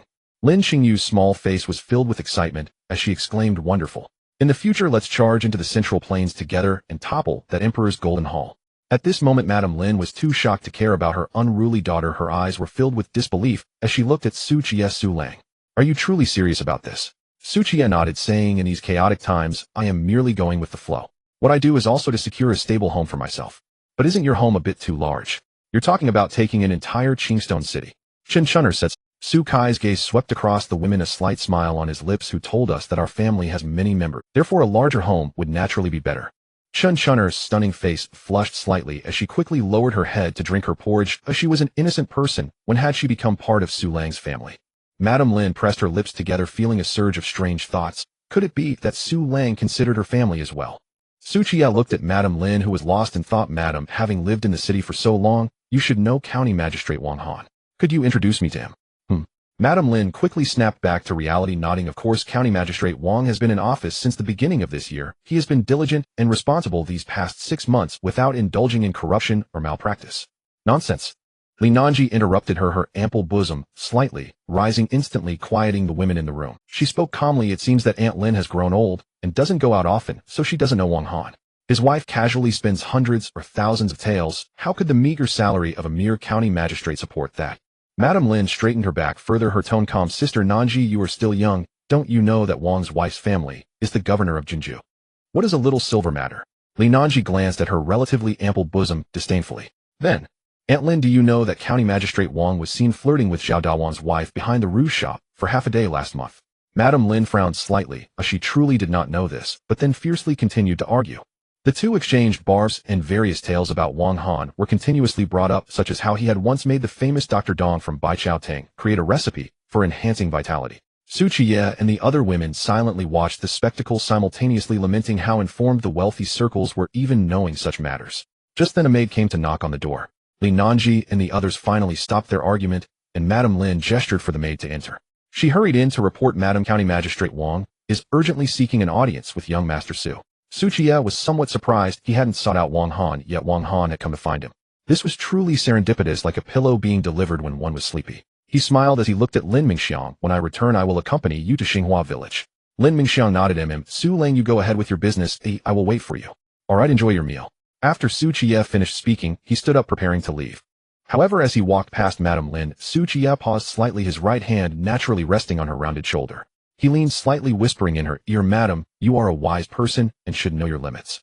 I hope there will not be any unpleasantness between us. The warmth of the man's breath made Madame Lin's mature body tremble slightly. She raised her alluring face, her smile gentle and elegant. Young Master Su, rest assured. What was just now was merely a conversation among family. How could I divulge it to outsiders? In the Lin residence, the main hall, Wang Han was as anxious as an ant on a hot pan, pacing back and forth. Upon seeing Qiye arrive, he hurriedly approached and said, Brother Su, I heard you are skilled in medicine. Qiye shook his head, saying, I wouldn't say I am skilled. I have only dabbled a bit. Wang Han's voice trembled with urgency. Brother Su, please don't be modest. My wife is suffering from a sudden illness and has had a high fever for a day and a night. Even Master Dong from the Baikatang is at a loss, but he said you once cured a patient with the same condition, so I am here to beseech you to help. I see. Qiye understood and nodded slowly. I did indeed cure a patient with a high fever by administering a fever-reducing injection. She has completely recovered now. Wang Han's face showed hope as he hurriedly replied, Please, Brother Su, give my wife an injection as well. What must be cured? You want me to give your wife a fever-reducing injection? Su Kai's expression turned a bit strange. Wang Han nodded, saying, "As long as you can cure my wife, I will reward you handsomely afterward, and I will do whatever is within my power for you." Through Lin's words, Qiye learned that Wang Han's wife was the sister of the governor of Jinzhou, and she was Wang Han's greatest support. If she were to pass away, Wang Han would likely remain a mere county magistrate for the rest of his life. No, he might not even achieve that. This is why Wang Han was in such a hurry. Qiye remained unhurried and said slowly, "I heard the bandits of Arrow Mountain are planning to descend for looting. As the county magistrate, how do you view this matter, Brother Wang?" Wang Han was taken aback, never expecting Qiye to mention bandits at such a time. He frowned and said, "There are only over 200 soldiers in the city, and they belong to different departments. There aren't even enough to defend the city, let alone deal with bandits." In fact, this was not Wang Han's fault. Several months prior, the soldiers and supplies of Qiye City had already been redeployed to support the northern frontier. Thus, Qiye City was in dire straits, lacking both people and food. So we just let those bandits run rampant. Qiye frowned and said, "What about the thousands of common people in the villages outside Qiye City? Are they to be ignored?" Wang Han looked helpless and sighed. "It's not that I turn a blind eye to their suffering. I am truly powerless." Qiye pondered for a moment and said, "Then please do what you can, Brother Wang. Immediately send someone to the villages to inform them to come to Qiye City for safety, and arrange for someone to provide porridge daily to ensure they won't starve." This, Wang Han's expression changed, troubled. The food in the city is already tight. If thousands of refugees suddenly flood in, it might provoke even more troubles. Qiye continued, "You need not worry about the food. As for those common people, let them stay at the foot of the city walls where soldiers can be on guard with bows drawn. If bandits dare to approach Qiye City, let the soldiers shoot arrows. Those common people can serve as a buffer against the bandits." "This is excellent." Wang Han's eyes lit up as he nodded, saying, "I will have someone notify the villagers to come outside the city for safety." After speaking, Wang Han turned to a nearby servant and urged, "Did you hear what Brother Su just said? Quickly tell Head Wu to instruct his subordinates to spread the news." Qiye watched from the side, shaking his head inwardly. Wang Han was truly not suited for an official's role. If Yang Bo were here, he would certainly oppose this course of action. After all, bandits might infiltrate among the common people and find a way into the city or incite them to riot. They might even instigate the common people to attack Qiye City in retaliation. But these were not problems for Qiye. As long as he could recruit a large number of hands, he had ways to make them. If they refused, well, then he would simply eliminate them. After the servant hurried away, Wang Han looked at Qiye with some anticipation and said, "Brother Su, regarding my wife's condition." Seeing that he was somewhat perceptive, Qiye nodded, saying, "Brother Wang, please lead the way. Oh, I will go administer the fever-reducing injection to your wife now." "Good. Quickly, Brother Su, a sedan chair is already prepared outside." Under Wang Han's guidance, Qiye left the Lin residence and sat in the sedan chair that had long been prepared. This was his first time in a sedan chair, but unfortunately Wang Han was in a hurry, so the bearers were almost running back, swaying left and right, making it quite uncomfortable. Upon arriving at the Wang residence, Wang Han hurriedly led Qiye through the main gate, across the courtyard, and through several long corridors toward the eastern wing. As soon as he entered the room, Qiye was greeted by a strong herbal scent, followed by a wave of heat. The room had its doors and windows tightly shut, and several braziers were lit inside, causing the entire room to be warm and stifling. Looking at the closed doors and windows and the smoldering braziers, Qiye was startled and quickly moved forward to open the windows for ventilation. Setting aside the fact that the patient needed to breathe fresh air, just the burning charcoal required adequate ventilation, otherwise it was easy to suffer from carbon monoxide poisoning and die. Don't even mention how ancient people might overlook this. Even in modern times, there are numerous news reports every winter about people dying from carbon monoxide poisoning due to using charcoal for heating. Therefore, when using charcoal for heating, one must ensure proper ventilation. After pushing open the wooden window, the oppressive heat in the room lessened significantly, making it much more comfortable. Qiye then glanced around the room and found the decor to be truly elegant and luxurious, with high-quality Wangwali furniture in sight and an array of colorful silks and satins. In front of the dressing table, there were numerous gold ornaments beautifully crafted and set with gemstones. Hanging nearby were exquisite fur coats, pure white snow fox fur, glossy black bear fur coats, and tiger skin hats. It was simply extravagant to the extreme. In front of the bed, two maidservants were wetting white cloths, wringing out the water to cool down a woman lying on the bed with a pale face and a somewhat haggard appearance. "You may leave for now." Wang Han dismissed the two maidservants and brought Qiye to the bedside, speaking softly to the woman on the bed. "Do not fear, my lady. Brother Su has arrived to give you an injection." "Moi." The woman on the bed struggled to lift her eyelids and managed to glance at Qiye, weakly nodding as a form of acknowledgement. Wang Han looked eagerly at Qiye. "Brother Su, as long as you can cure my wife, I won't even mention money. I would even give you the position of county magistrate of Qiye City. Please." With this woman's background, a mere county magistrate was just a matter of her saying a word. Not to mention, with the current rebellion, the role of county magistrate had become even less valuable. Qiye nodded slightly and said, I would appreciate it if you could step outside for a moment. This fever-reducing injection is a family heirloom technique, and I never perform it in front of outsiders. Wang Han hesitated for a few moments, but eventually nodded and said, all right, I will wait outside the door. After saying this, he turned to leave. Wait. Qiye called to him, glancing at the braziers nearby, and said, take all these braziers outside. Wang Han did not dare to delay, quickly instructing the servants to take the braziers outside. He then stood anxiously at the door. Qiye calmly closed the doors and windows one after another, leaving only a lone man and woman in the room. Staring at the closed door, Wang Han paced anxiously back and forth. He had climbed from an apprentice at a rouge shop to an official of the court, and that rise was owed entirely to his wife Song Yuju. Originally the plan was simple. The couple would lay low in Qingshi City for a year, contrive a few achievements, then be transferred to Jianzhou for a lucrative post, and live out their days free of want. But who could have foreseen a once-in-a-century calamity? That might have been tolerable, yet now rebels rose, and even his sole patron had fallen gravely ill. Thinking of this, Wang Han sighed, deeply lamenting his ill fortune and the cruelties of heaven. Easier. From the closed room came Song Yuzu's soft murmur, which at first filled Wang Han with joy, and then his expression darkened. Why did that sound feel wrong? His wife was a paragon of beauty, now bedridden and helpless. Could Qiye have deliberately kept him outside to take liberties with her? Wang Han's face grew darker still. After hearing a few low murmurs from within, he became ever more certain. This so-called ancestral fever cure was plainly an excuse. Unable to contain himself any longer, Wang Han stormed forward and kicked the door open, ready to shout, but he froze. Qiye sat properly dressed by the sickbed, taking Song Yuzu's pulse and examining her condition. Song Yuzu lay obediently in bed, her garments neat. Though her face remained sallow and sickly, at least she could open her eyes. Even a blind man could see this was clearly a medical treatment, not the sordid scene Wang Han had imagined. Seeing Wang Han barge in, Qiye was displeased and rose to say coldly, if Brother Wang has business, I shall not intrude. With that, he moved toward the door, giving Wang Han no chance to explain. Wang Han panicked. Song Yuzu's slight recovery had raised all his hopes, and his future prospects were entirely entrusted to Qiye. He racked his brains and blurted, Brother Su, wait. I'm asking if 5,000 taels for the consultation fee will suffice. 5,000 taels. That was at least some show of sincerity. Qiye stopped and glanced at him coolly. 10,000 taels. Step outside now, and whatever you hear from here on, do not come back in. Yais. Seeing Qiye agree to continue the treatment, Wang Han dared say nothing. He hurriedly nodded and stepped out, closing the door behind him. Qiye returned to the bedside. He had probed Song Yuzu's condition with his inner power and found her pulmonary qi stuttering, likely infection and inflammation. Song Yuzu was pale, half propped on the bed, clad only in closed garments. The slightly open neckline revealed a flash of pale skin. She breathed in short and with a hint of mockery said, he wasn't asking about consultation fees. He's been cuckolded by others so often he's afraid you'll give him one too. After speaking, she coughed violently twice and deliberately called toward the door, what are you doing? Qiye felt his scalp prickle. No wonder he was from the big city. This couple indulged in such licentious. Outside, Wang Han's expression shifted. He almost turned and rushed back in, but after a deep breath, he chose to leave, preferring to avoid further torment.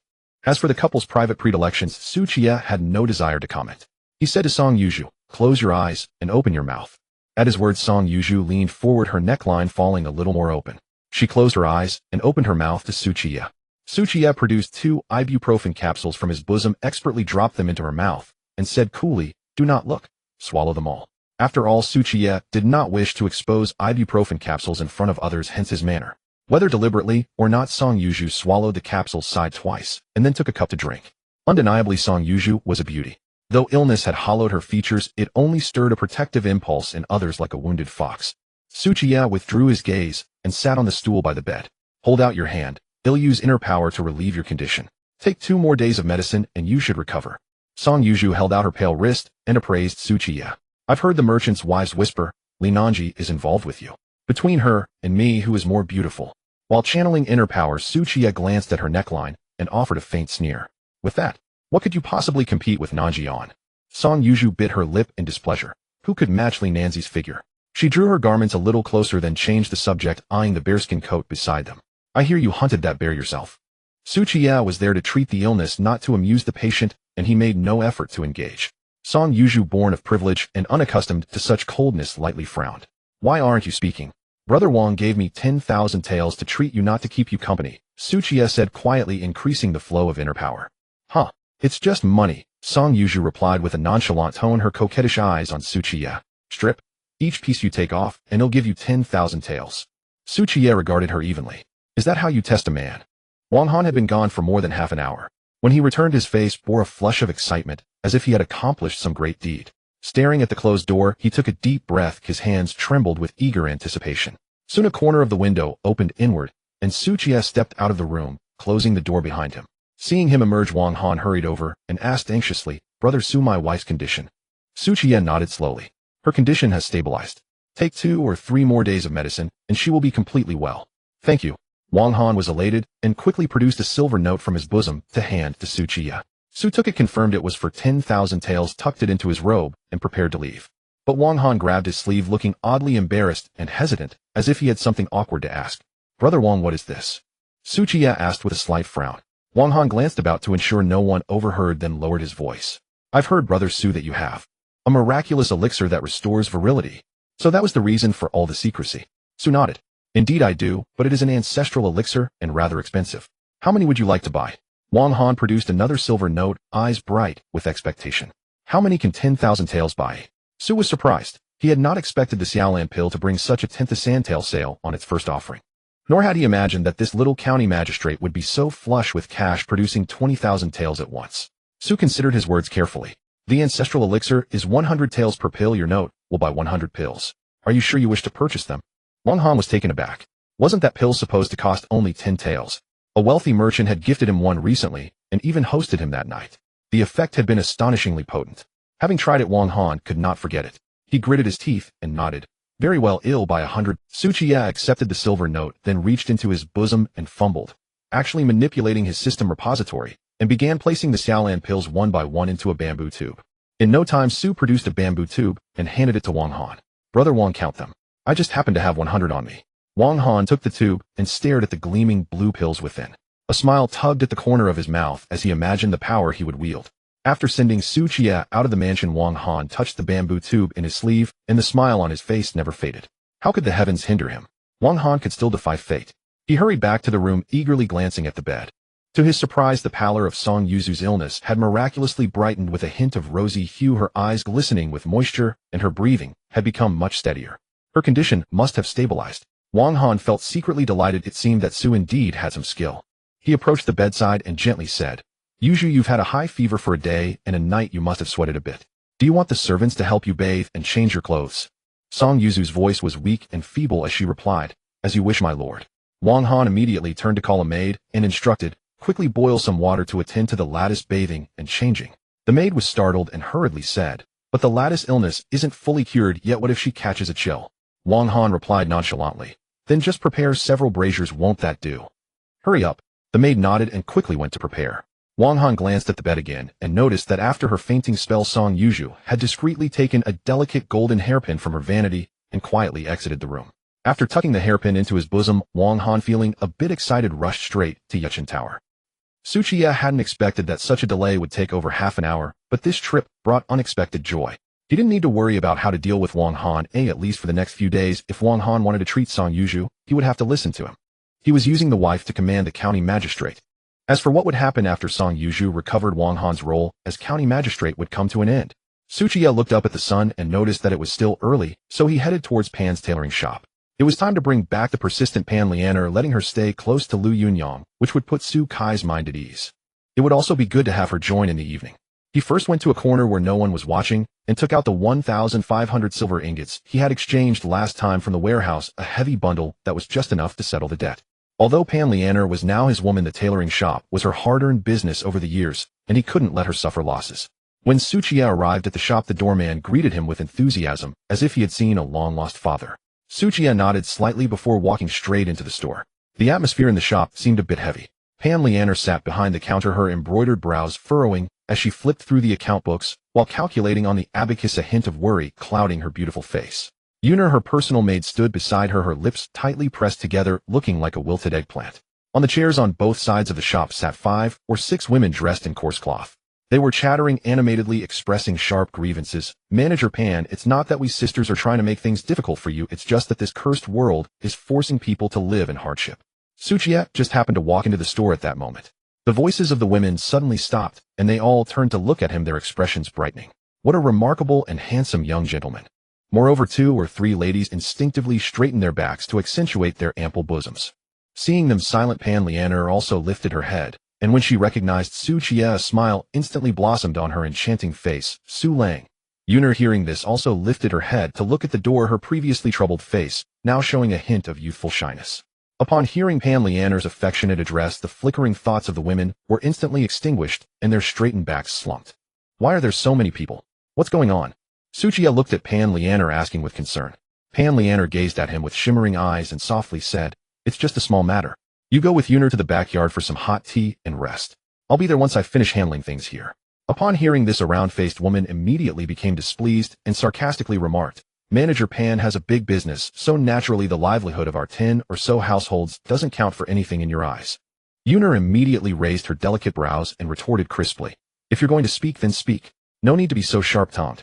The round-faced woman smiled meaningfully in response. "You a little maid understand these words." As soon as this was said, the other women burst into laughter, their gazes sneaking glances at Su Qiye. Yuner, however, looked bewildered and confused. She was still too innocent. Pan Lianer seemed to think of something, her charming cheeks slightly flushed, and she quickly lowered her head, fiddling with the abacus with her slender fingers. Su Qiye smiled faintly, walked to the counter, placed the heavy package on the surface, and turned to the women, saying, "So what's going on?" A young lady about 18 or 19 years old with a delicate appearance asked with a clear voice, "May I ask who this young gentleman is? Can you make decisions regarding the matters of this shop?" "He is my husband, so naturally he can make decisions regarding this shop." Pan Lianer lifted her head, smiling slightly, as she answered for Su Qiye. The women's gazes scanned Su Qiye, then they began whispering to each other, "Tsk. No wonder Manager Pan has always refused to marry. It turns out she has such a handsome lover.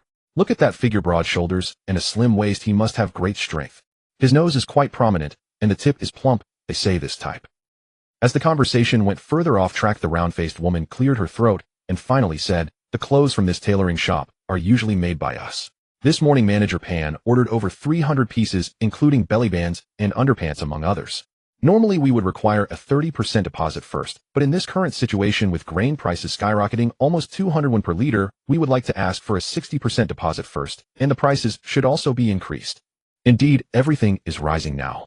Manager Pan should give us sisters a bit more to help with our household." Su Qiye understood now. These women simply wanted to ask for more silver, which was understandable, as they were all struggling for their livelihoods. Pan Lianer paused in her calculations, sighed lightly, and with a hint of helplessness in her expression said, "Sisters, how could I not know about everyone's difficulties? However, every family is tightening their belts to get by, and fewer people are buying new clothes. Moreover, the compensation I offer everyone is already the highest in Qingshu City, and I have never delayed payments. There's absolutely no reason for you to demand a pay raise and a 60% deposit at once. Master Pan, spare us such talk. Business is hard. Who are you trying to fool? Your shop shelves are nearly bare, and yet you've just commissioned over 300 garments. Now that your business has flourished, surely you'll let us sisters have a taste of the spoils." The round-faced woman pointed emphatically at the nearby clothing rack, half empty, and spoke with rising agitation. Those garments had been gifted by Su Qiye to the women of the hidden Peach Blossom Sanctuary, depleting the shop's inventory and compelling Pan Lianer to commission new pieces. Though the account balance had initially sufficed, these women demanded both inflated prices and an advance of 60%, thus precipitating the current impasse. One woman chimed in, "Our needlework is unmatched in Qingshu City. Our premium rates are well-earned." "Precisely. With a shop as large as yours, Master Pan, why haggle over a few copper coins? If you persist in such stinginess, don't blame us when we take our talents elsewhere, and watch your shop crumble without our labor."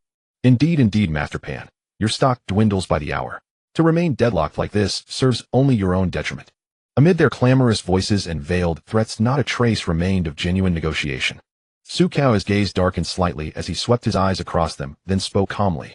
"Then by all means, turn left at the door and seek other tailors. This shop will no longer commission garments from you." Silence crashed upon the shop like a thunderclap. The very women who moments before had bristled with aggression now sat frozen, stricken mute like ducks whose throats had been clamped shut. The round-faced woman sprang up from her chair as if scalded, her voice piercing. "How dare you speak such nonsense? This is Master Pan's shop. What business is it of yours? A man meddling in affairs of cloth and seam." "Sisters, please withdraw." Pan Lianer lifted her face and enunciated each word with quiet finality. "My husband Su says no, and so it shall be." The women stood utterly dumbfounded. Had this plump duck already roasted and seasoned somehow taken flight? These 300 orders were the long-awaited sustenance for their households. Without those commissions, they couldn't say whether the shop would collapse, but their own families would certainly go hungry. One woman feigned composure and issued a threat. Master Pan, you'll regret this. We know many in this city. A word of today's affair will spread fast. Tell me, who else will dare accept your orders afterward? No need to trouble yourselves, Qiye replied unruffled. Should Liu choose to close this shop altogether, so be it. His words struck like a gong. Suddenly, every woman tensed, unprepared for matters to escalate so far. In this era, only Pan's tailor shop possessed the capacity and audacity to place an order of 300 garments at once. A young woman flustered softened her tone instantly, her dewy eyes shimmering with entreaty. Young master, please don't speak in anger. Sister Pan's shop yields handsome annual profits. Surely she wouldn't abandon it so lightly. After all, negotiation is always possible. Liu lacks for nothing, not silver nor resolve. So why endure your insolence for the sake of a shop? As Qiye spoke, he reached out and loosened the cord binding the large bundle atop the counter. With a soft cascade, a gleaming mound of silver ingots spilled forth, brilliant, weighty, totaling well over 1,000 taels. Pan Liu glanced at them once, casually, indifferently, then withdrew her gaze as though she'd known precisely what lay within. Liu clapped a hand over her mouth in astonishment, her wide eyes brimming with disbelief. This young master truly had exchanged banknotes for solid silver.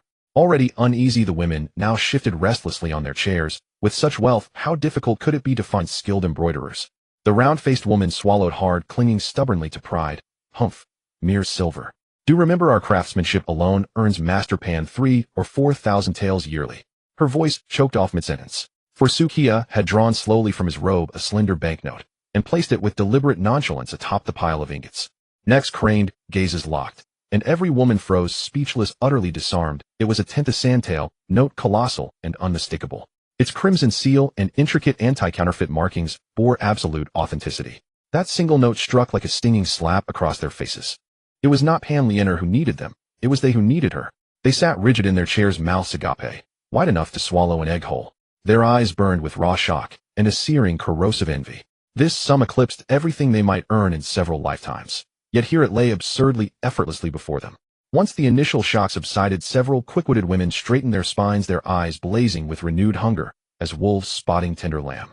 Qiye remained composed. As such looks he'd seen countless times in bars during his past life.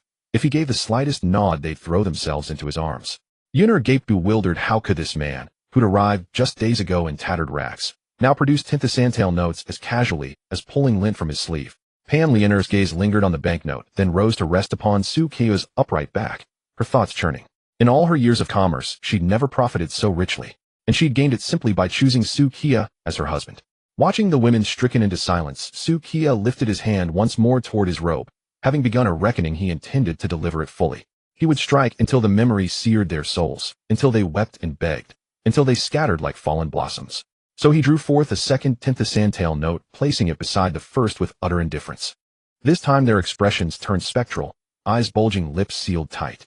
Just as their hearts hammered, struggling to absorb the staggering 20,000 taels, Qiye's hand moved again, slow, teasing, suffocating in its rhythm, reaching inward once more. A third, a fourth, a fifth, a sixth. Each identical note fell like silent slaps or thunderbolts, shattering their senses. This wealth transcended imagination. It dwarfed any sum they'd ever dared conceive. Absolute stillness. Utter silence. Within the shop, even the air seemed compressed, thickened, paralyzed beneath the sheer weight of silver. Liu stood petrified, convinced she must still be dreaming. In dozens of lifetimes, she'd never beheld such abundance. As for the women, their faces paled, then flushed crimson, their eyes shifted from shock to envy to stark primal terror. This fortune was astronomical, beyond reach, beyond covetous thought. What ordinary woman earning 3,000 monthly, sheltered and unworldly, would dare attempt to seize millions? So they redirected their hunger, biting their lower lips, their gazes locking onto Qiye with smoldering intensity, desire so thick it seemed to glisten like spun silk. 8,000 taels of silver notes lay casually on the table.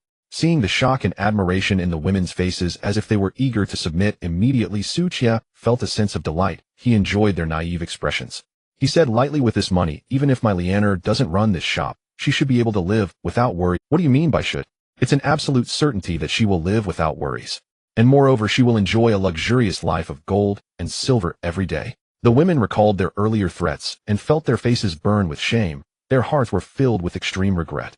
Pan Liu had 80,000 taels of silver, and even if she did nothing, she would still live without worries. As for them, their rice barrels were nearly empty. If they hadn't caused a ruckus, they might still have had 300 pieces of clothing to make, but now they had nothing.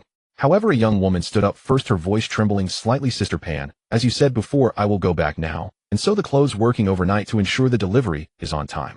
The other women, as if enlightened, hurriedly stood up to express their intentions. Yes, yes, Manager Pan, we were the ones who offended you earlier. We will go back and make the clothes right away. Sister Pan, we have been collaborating for 3 to 4 years. We were in the wrong this time. We won't dare again, and we will definitely be honest in the future. Good sisters, good husbands, don't act impulsively and shut down this lucrative business. At worst, we can just ask for a little less. The round-faced woman, regretting deeply, still stubbornly, said, why are you all lowering yourselves? They should be giving us more. They already have 70 to 80,000 taels of silver. What's wrong with giving us a few extra pieces of silver? Su Kai's voice turned slightly heavy. This money was earned by my own efforts. If you want it, you can certainly earn it yourselves. Moreover, it seems you have misunderstood something. I already said that those orders are no longer valid, and our shop will not accept the clothes you sew in the future. The women tightly clutched their sleeves. The last remnants of hope completely vanished.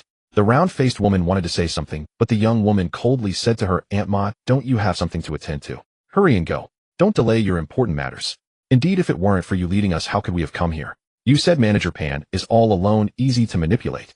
Seeing her teammates suddenly turn against her and ridicule her, the round-faced woman's complexion turned pale. After casting a reluctant glance at the silver notes on the table, she snorted coldly and left. The other women, with their families waiting for rice to cook, were unwilling to leave, so they began to plead and admit fault in various soft-spoken ways, almost kneeling down. Ultimately, Pan Leander felt soft-hearted and said to them, the world is tough. I see the difficulties you sisters are facing. You have cooperated with me for so long, how could I bear to watch you suffer? Therefore, the previous orders will still count, but the price will increase by 50% and half of the deposit will be paid up front. Upon hearing this, the few women immediately let out a sigh of relief, filled with immense gratitude. Pan Leander's actions were akin to saving their whole families. Their eyes were red, and they repeatedly thanked Pan Leander and Qiye. Meanwhile, Yuner was registering their information on the side, using the silver ingots brought by Qiye to pay the deposit. Qiye sat quietly on the side sipping tea. Pan Leander gracefully moved over to sit beside him, a charming smile gracing her delicate face. Su Lang came to find me. Did you discuss it with my 2 sisters? Qiye set down his teacup and nodded. Indeed, your 2 sisters are gentle and considerate. At this moment, they are happily waiting for you at home. Pan Leander's eyes twinkled, as if she had caught on to something important. Su Lang, are you implying that I am not gentle or considerate? Not exactly, but you were just saying that you could manage things in the shop, and the next moment you said the orders still count. Qiye sighed as he spoke. Pan Leander quickly explained, good Su Lang, that's not what I meant. It's just that they have been collaborating with me for 3 to 4 years, and have built some affection, or I can't. As she spoke, she suddenly noticed the slight curve of Su Kai's lips, and understood. He wasn't angry, but was clearly thinking of asking her for something. Thus Pan Leander glanced at the women beside her, gently bit her lip, and leaned closer to Qiye. Good Su Lang, I acknowledge my mistakes. At worst, I will let you handle me tonight. Qiye smiled and nodded. That was exactly what he meant. As for those orders, he didn't care much about them. It was just to vent for Pan Leander. Pan Leander softly responded, seemingly lost in thought. A few shades of blush appeared on her fair face, enhancing her beauty. She glanced at the silver notes on the table, and suddenly said softly, Su Lang, where did these silver notes come from? Why do they carry the scent of a woman? Qiye felt a bit guilty. After all, these silver notes had been kept close by Song Yuju, so it was normal for them to carry a fragrance. He nonchalantly replied, is that so? I earned them by helping someone with their illness and selling some ancestral medicine. I didn't know there was still a scent. Pan Leander saw through his unease, but didn't expose him. Instead, she smiled and said, this powder seems to be the red flower from the western regions. Only the county magistrate's wife in Qingshi City could afford it. You're right, I was treating the county magistrate's wife. Oh, since this powder is so good, I will also buy some for you. Qiye responded with a smile. At this moment, the women had finished registering their information, pressed their fingerprints, and each received their deposits, filled with joy, hastily expressing their gratitude to Qiye and Pan Leander. Thank you, Manager Pan. Thank you, young lord. With these orders, my family will have something to eat, and I won't have to beg. Sister Pan, you and your husband are truly good people. If there is ever anything you need from us sisters, just let us. Manager Pan, young lord, why not come to my house for a visit? I can make you a bowl of noodles. Sister Pan, when will you have children? Do you need a wet nurse? Pan Leander felt her cheeks flush and hurriedly called Yuner to send them off. If they stayed any longer, who knows what kind of bold words they might say. After Yuner sent them out of the shop, Tranquility returned to the store. Only then did Qiye mention serious matters. Let Yuner manage this shop. You don't need to come here anymore. You can help me with Yunyang and the others. Pan Leander did not oppose, but gently said, but Yuner is my accompanying maid, and she may not be willing to manage the shop. Wouldn't it be better for her to follow me? Yuner had just sent off those women when she coincidentally entered the shop and heard Pan Leander's words. Her small hands nervously clutched the hem of her dress as she secretly looked at Qiye, both expectant and apprehensive. Ultimately, whether she would continue to serve Pan Lianer depended on Su Kai's approval. To Su Qiye, this was a good deal of marrying and gaining an extra. It's just adding a pair of chopsticks at the dinner table and an extra blanket at night.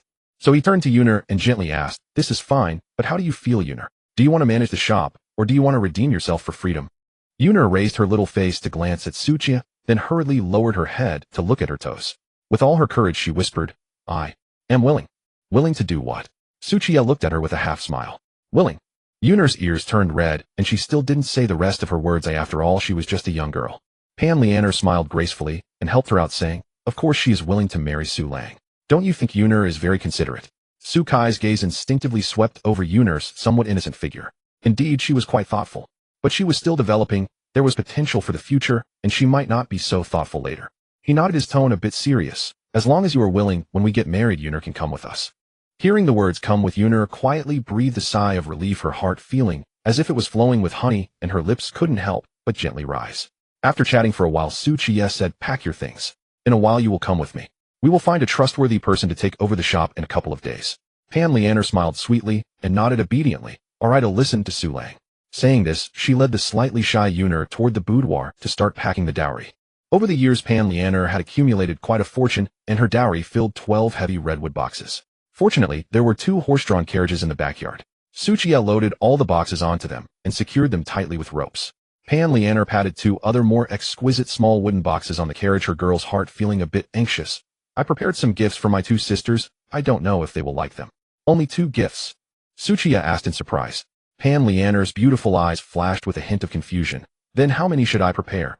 Su Qiye calculated for her, saying, "You are the 3rd daughter, above you are sister Yunong and sister Mengxiang, and below you is sister Nanji, plus there is also Chun'er for now. So that means I need to prepare 4 gifts." Pan Lianer lightly raised her brows, but was not too surprised. After all, which capable man does not have 3 wives and 4 concubines? This does not even count those maidservants who warm the bed or the beautiful women he supports outside. Compared to them, Su Qiye, a capable man, only had 5 wives and concubines, which was already considered few. Su Qiye thought for a moment and added, "Since we are staying at Lady Lin's house, she and Miss Lin should also prepare a gift.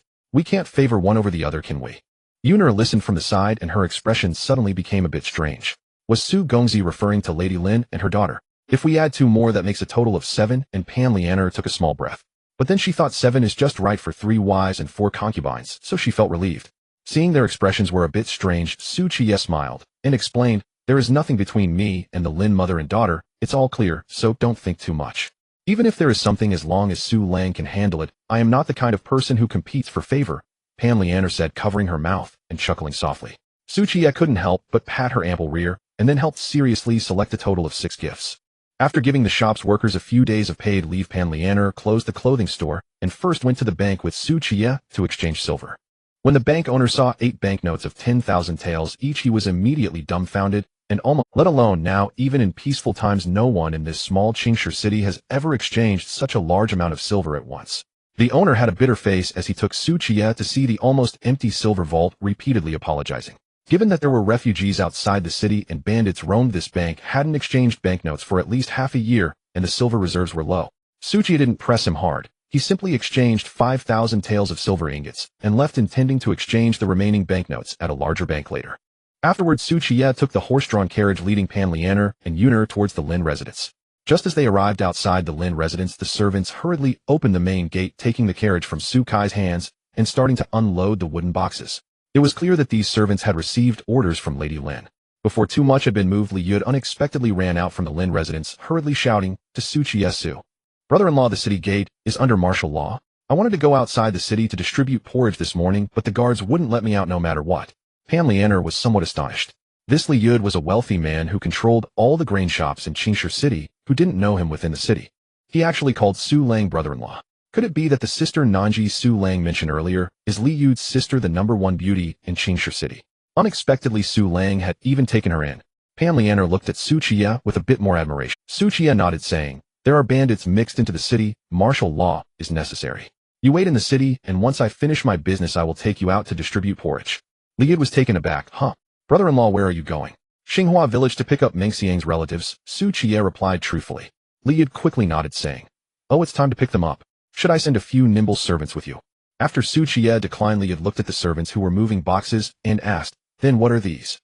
Qiye replied, "These are Lianer's luggage and dowry."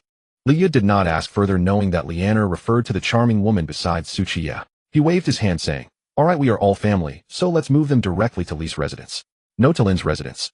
I divided Li's residence into 2 halves and your side has a large courtyard with 6 entrances. Everything is ready, you can move and right away. In 2 days we will have the wedding." Saying this, he hurriedly shouted to the Lin residence servants who were moving the boxes, "Stop, stop, stop.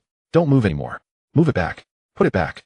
After speaking, Liu turned to Qiye with a sincere smile, rubbing his hands together, and saying, "This Lin residence ultimately belongs to someone else. It's inconvenient for you to stay here, you should move back home." Qiye pondered for a moment. Qiye was almost fully recovered, and it indeed felt a bit inconvenient to continue staying at the Lin residence. "Wait." A gentle yet firm voice interrupted, and Mrs. Lin appeared, supported by a maid, her demeanor elegant, yet somewhat urgent. Her gaze softened as she looked at Qiye, her voice warm, yet tinged with worry. "Su Lang, there are bandits in the city now. With such a large family business, what should we do as solitary women? Moreover, I have never regarded you as outsiders. There's nothing inconvenient about it. Just treat it like your own home, and do as you please. If you leave, this empty courtyard will be so quiet at night. I might be too frightened to sleep." After saying this, she slightly lowered her gaze, her long eyelashes fluttering, perfectly embodying the posture of a delicate and helpless noblewoman. The implications in her words were unmistakable. Liu's face trembled with anger. "You." "Enough," Qiye interrupted him, saying, "What Mrs.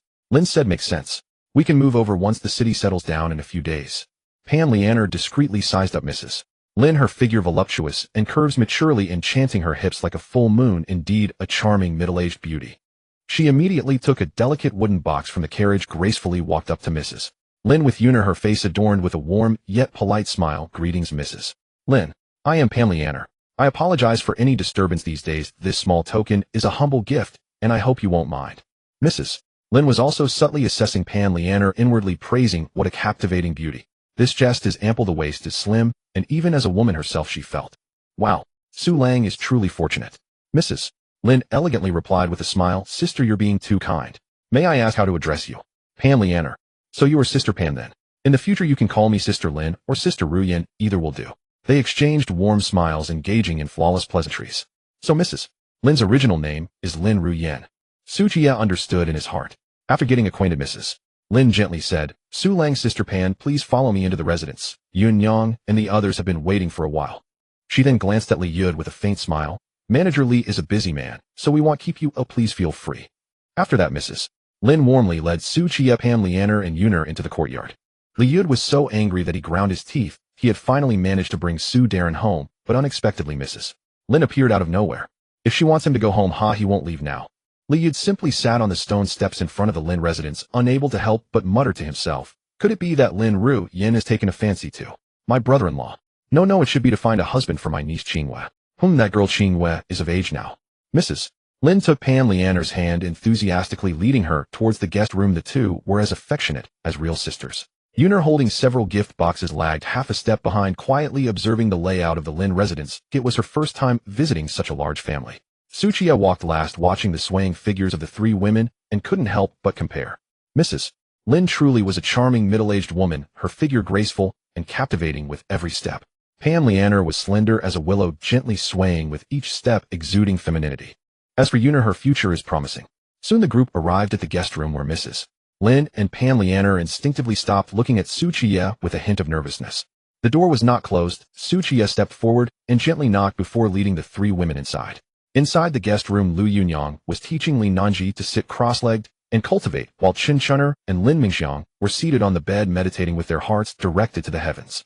Hearing the noise, the 4 women opened their eyes in unison, their charming, alluring, and slightly mature faces breaking into smiles as they looked at Qiye in surprise. But soon they all looked towards Lianer and Yuner behind him. Yuner felt a sudden panic, instinctively retreating half a step to hide her small body behind Lianer, revealing only half her little head as she observed quietly. Lianer showed no fear, wearing a warm smile. What if there were 4 women in the room? Su Lang had clearly stated she was the 3rd. Thinking of this, she slightly lifted her charming face, also scrutinizing the 4 women in the room. Qiye coughed lightly, just as he was about to introduce them to each other. Unexpectedly, Lianer took the initiative first, seizing the moment. She casually took a delicate wooden box from Yuner's hands, swaying her waist gracefully as she walked towards Liu Yunyang. "You must be Sister Yunyang, right? Su Lang says you possess beauty like a national treasure, and I find it truly admirable." As the main wife of the family it indeed appears, so Sister Pan Lianer pays her respects to you. Saying this, she stuffed the gift box into Liu Yunyang's hands. This is a small gift prepared by me for our first meeting. I hope you won't mind. Liu Yunyang was still assessing Pan Lianer when she found herself handed a gift, yet the latter maintained a smile, throughout her etiquette, impeccable, leaving no room for criticism. So she discreetly glanced at Su Qiye. Seeing him nod, she gently smiled, and said, Sister, what is this for?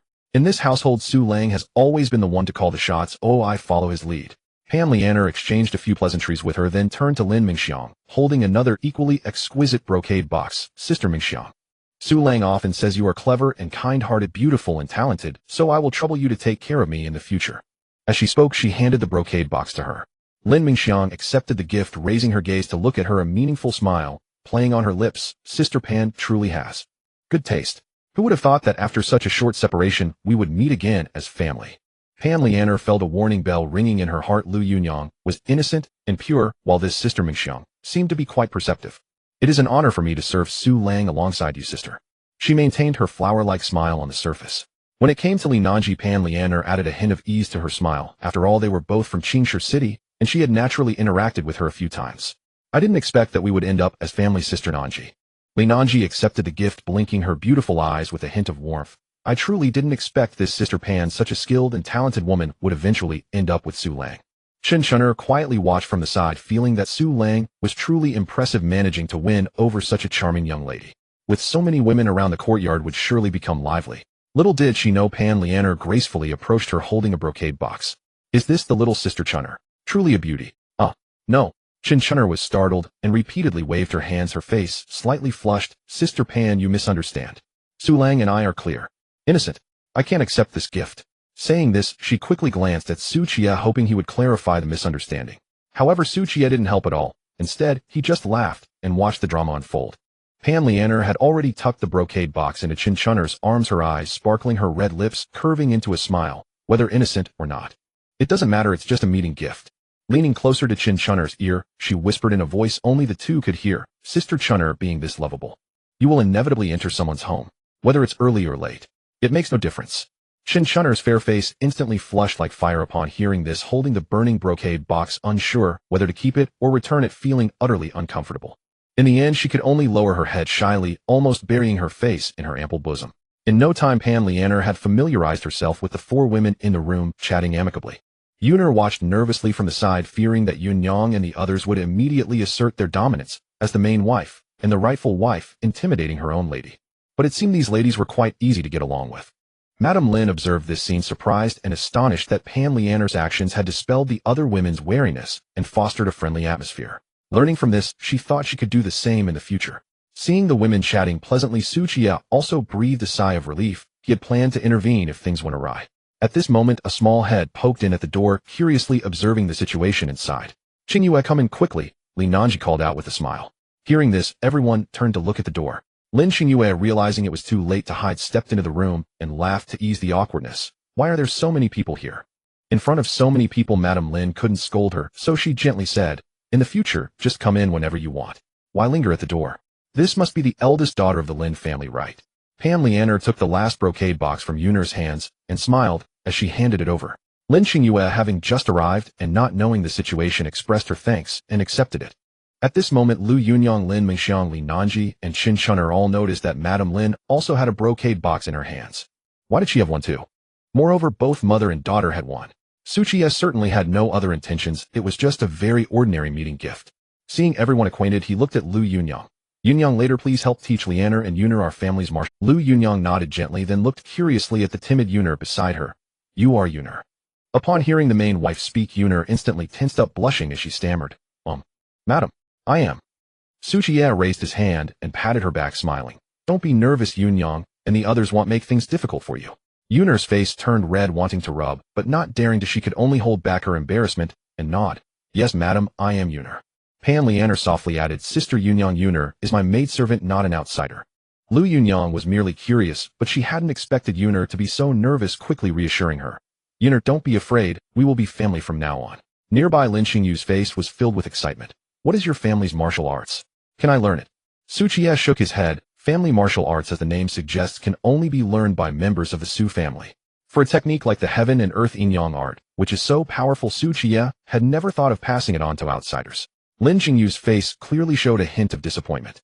Qiye thought for a moment and said, "But later I will help you find a suitable martial art that will surely fulfill your wish to become a heroine."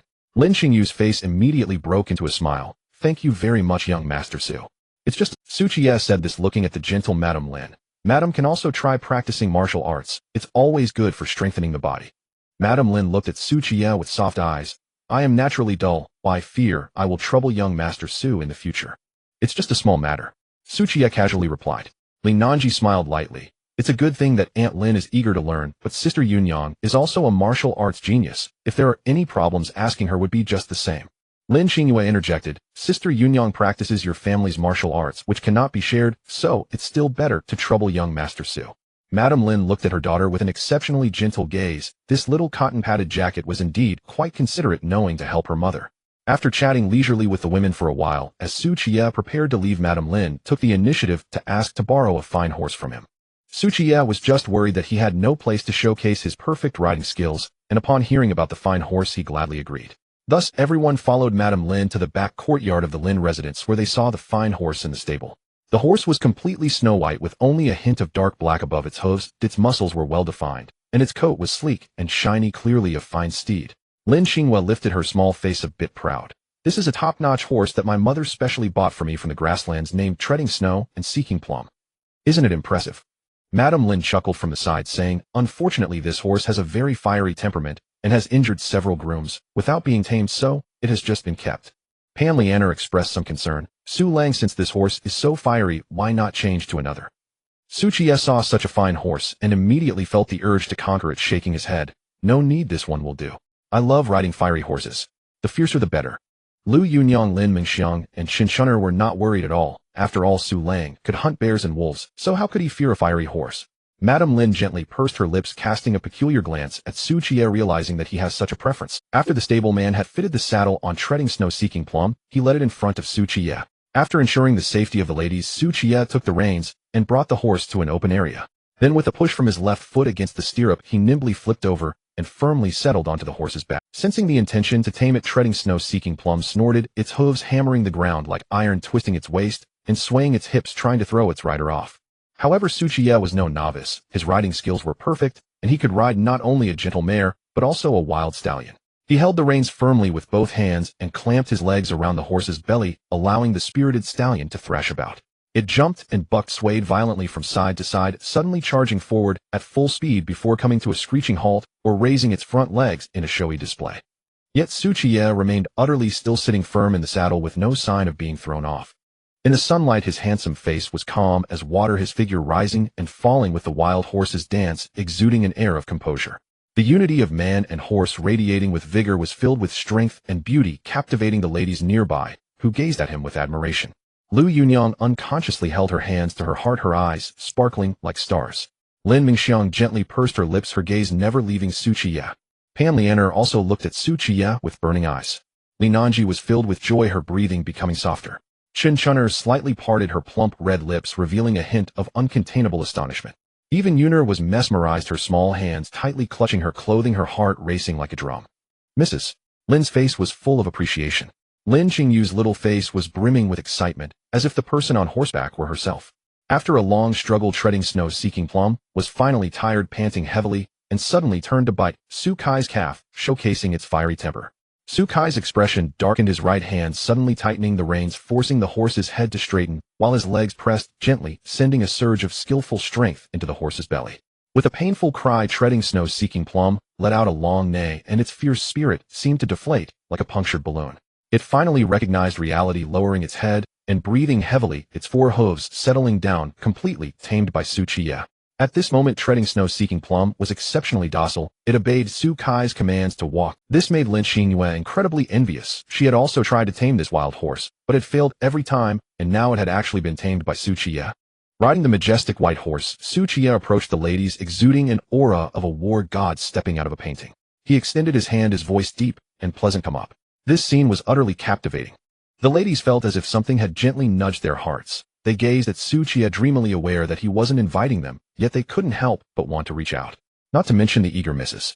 Even Lin Qingyue couldn't resist subtly extending her hand only to withdraw it in embarrassment. In the end, Lin Mingxiang stepped forward with a small cloth bag in hand amidst the envious gazes of the other ladies and offered her delicate little hand to Qiye.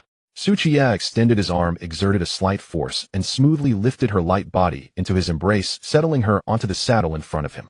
Let's go back. We'll return soon. Kai's gaze swept over the ladies as he spoke gently. Afterward, he lightly squeezed the horse's belly with his legs, and after treading snow-seeking plumb, snorted they galloped towards the Lin residence's exit. The ladies watched their retreating figures dreamily until they vanished from sight in the courtyard, reluctantly pulling back their gazes. Once the wild horse had left the Lin residence and had not run far, a hurried voice called from behind brother-in-law. Qiye tightened the reins, bringing treading snow-seeking plumb to a stop, and turned to look back, with Lin Mingxiang in his arms, noticing Liu running towards them panting heavily. What a magnificent horse! Liu exclaimed as he caught up, unable to resist complimenting treading snow-seeking plumb. Qiye looked down at him with curiosity. What's the matter? Liu raised his head, a flattering smile on his face. Brother-in-law Nanji just asked me to close the grain store for you, saying it would help you. I've already instructed someone to close the shop. Since Qiye aimed to control Qingshi City, the grain was naturally a top priority. Li Nanji was looking out for him. However, Qiye had the system and didn't value that little grain, so he replied, keep the shop open. We can't let the citizens of the city go hungry and cause a riot. Alright, I'll have someone go back and open the shop now. Li wiped the sweat from his forehead and suddenly asked brother-in-law, when will you be back? If all goes well, we'll be back in half an hour at the earliest. At the latest, we'll return before sunset. Qiye estimated that they could bring people back in half a day.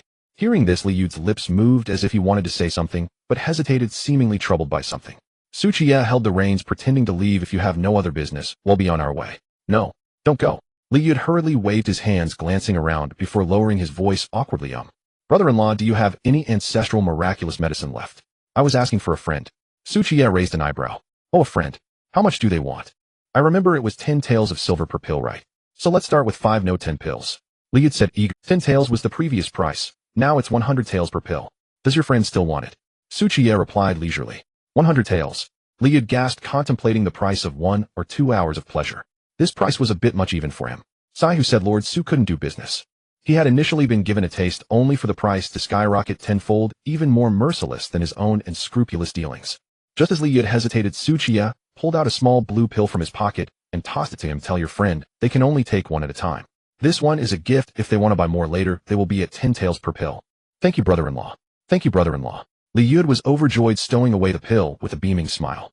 Qiye said no more, flicked the reins, and treading snow-seeking plumb, galloped away towards the city gate. On horseback, Lin Mingxiang nestled in Kai's embrace, unable to contain her curiosity. She looked up at him and asked what kind of miraculous medicine was that?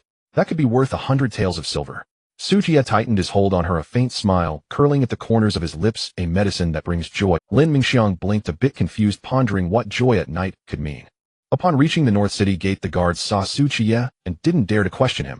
They simply opened the city gate, letting him pass. After exiting the city gate, seeing the vast sky and land, treading snow-seeking plumb, let out a long neigh and galloped away with great force, quickly disappearing at the end of the official road. In the vast and deep mountains there lies a steep and rugged mountain resembling a fierce tiger poised to pounce from a distance, its terrifying presence striking.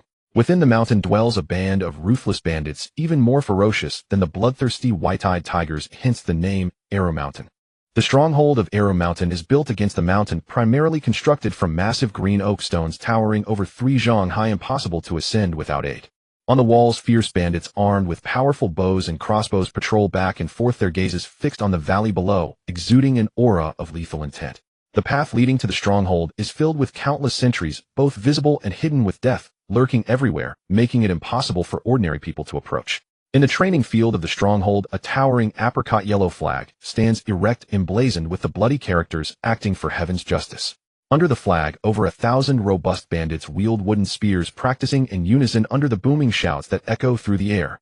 Though their movements are somewhat clumsy, they execute each thrust with precision, aimed at vital points, employing the simplest and most direct method of killing.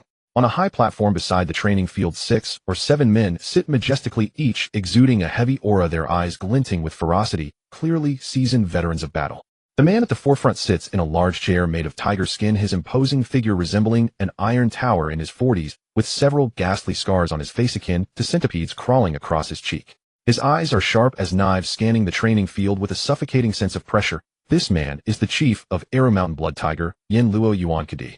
Beside him a few other equally formidable men sit casually, the remaining chiefs of the stronghold, each with fierce expressions that command respect without a word. "Ha, brother. The men have returned with bountiful spoils." A burly man laughed heartily as he stepped onto the platform, holding a blood-dripping golden-ringed saber radiating a strong scent of blood. Throwing the bloodied saber to a nearby lackey, he grabbed a wine jar from the table and drank deeply, wiping his mouth and laughing boisterously. "This time, we seized a full 5 carts of grain. Oh, I reckon we have enough food to last through the winter, and we even captured a few greenhorns trying to scale the mountain." This man is none other than the second-in-command Big Saber Wang Erquay. A slightly plump man covered in muscle grinned widely. "Second brother, didn't you bring back a few pretty women this time while descending the mountain? The women in the stronghold have long since bored us." Wang Erquay wiped the wine stains from his mouth. "Forget about pretty women, we didn't even see a single one, just hacked down a few clerks from a grain shop in Qiye City. What a letdown." Yuan Kadi watched the practicing bandits with an impassive expression, showing no interest in the conversation. At that moment a dust-covered man hurried onto the platform, kneeling before Yuan Kadi. "I have met the great chief and the esteemed chiefs." Wang Erquay frowned. "Dong Lingling, didn't the chief send you to infiltrate Qiye City, to lay an ambush and incite chaos? Why have you returned?" Dong Lingling hurriedly reported, returning to the second chief. "The brothers have all infiltrated the city and are about to strike at the grain shop to stir up trouble, but unexpectedly ran into a calamity star." "Calamity star?" Wang Erquay asked gruffly. "What sort of background? Are they soldiers?" "Not soldiers." Dong Lingling shook his head. "That person has delicate skin and flesh. I don't know their background, but they strike viciously. Even old Zhang and the others fell to him." Yuan Kadi's sharp eyes swept over him, his voice low. "So you abandoned those brothers and escaped?" Dong Lingling felt a chill down his spine and quickly explained. "No, great chief, I encountered Mr. Wang, and he told me to return to convey the message." Upon hearing this, the previously relaxed chiefs straightened their posture slightly, looking more seriously at Dong Lingling, and the atmosphere became noticeably tense. Dong Lingling continued. "Mr. Wang said that we can act in 3 days. Everything proceeds as planned." "Good." Wang Erquay's eyes sparkled with excitement. "Brother, the brothers have waited for so many years, we can finally act. Exactly, staying in this mountain all day is driving us crazy. Ha ha ha, those rich ladies in Qiye City, each with delicate skin, this time the brothers will have a Dong Lingling added. Mr. Yang also said that the villages and towns in the vicinity are fair game for the brothers, but Qiye City must not be touched. At this, the surrounding atmosphere suddenly fell silent. "What nonsense! Who doesn't know that Qiye City is the closest city to us, and we even lost brothers inside? Why can't we touch it?" Wang Erquay shouted in dissatisfaction. "Exactly. The brothers have plotted for so many years, we can't let the meat right in front of us go untasted. Brother, I've heard there's a beauty in Qiye City, namely Nanji, though I've had my eye on her for years, just waiting for this descent to take her for myself." Yuan Kadi cast a glance at them. The previously fervent crowd immediately quieted down. He then looked back at Dong Lingling. "Did Mr. Wang say why?" Dong Lingling shook his head. "He didn't say." Yuan Kadi pondered for a moment before addressing a slightly pale-looking man beside him. "Old 7, take 50 men down the mountain, find a way to infiltrate Qiye City, and in 3 days. "Great chief." Dong Lingling saw that he was insistent on moving against Qiye City, so he pulled out a sealed letter from his bosom, trembling as he said, "Mr. Wang said that if you insist on attacking Qiye City, then give you this letter." Yuan Kadi looked at Dong Lingling with fluctuating expressions. Dong Lingling suddenly felt cold, his hands trembling as he held the letter. "Why didn't you bring this letter out earlier? Get lost." Wang Erquay snatched the letter away, scolding him, and then respectfully handed it to Yuan Kadi. Dong Lingling felt a great weight lifted off his shoulders and hurriedly fled down with trembling legs. Yuan Kadi took the letter, read it carefully, his expression darkening slightly, then stuffed it into his bosom and looked at the curious chiefs beside him. "This time, we will spare Qiye City, but we will raid all the other villages and towns. Whatever money, grain, or women can be taken, take as much as possible. Oh, leave half of the men and burn all those houses." Although the chiefs were puzzled, no one voiced opposition this time, and all clasped their fists in acknowledgement. Then Yuan Kadi looked at Old 7. "You take 50 brothers from the tiger camp straight to Yong City, 70 miles away, or do not disturb the grass or alert the snake, and in 3 days we will coordinate from the inside and outside to capture this city. The 7th chief of Arrow Mountain has fair skin and a handsome appearance, and no one would expect such a pretty boy to be a cold-blooded bandit."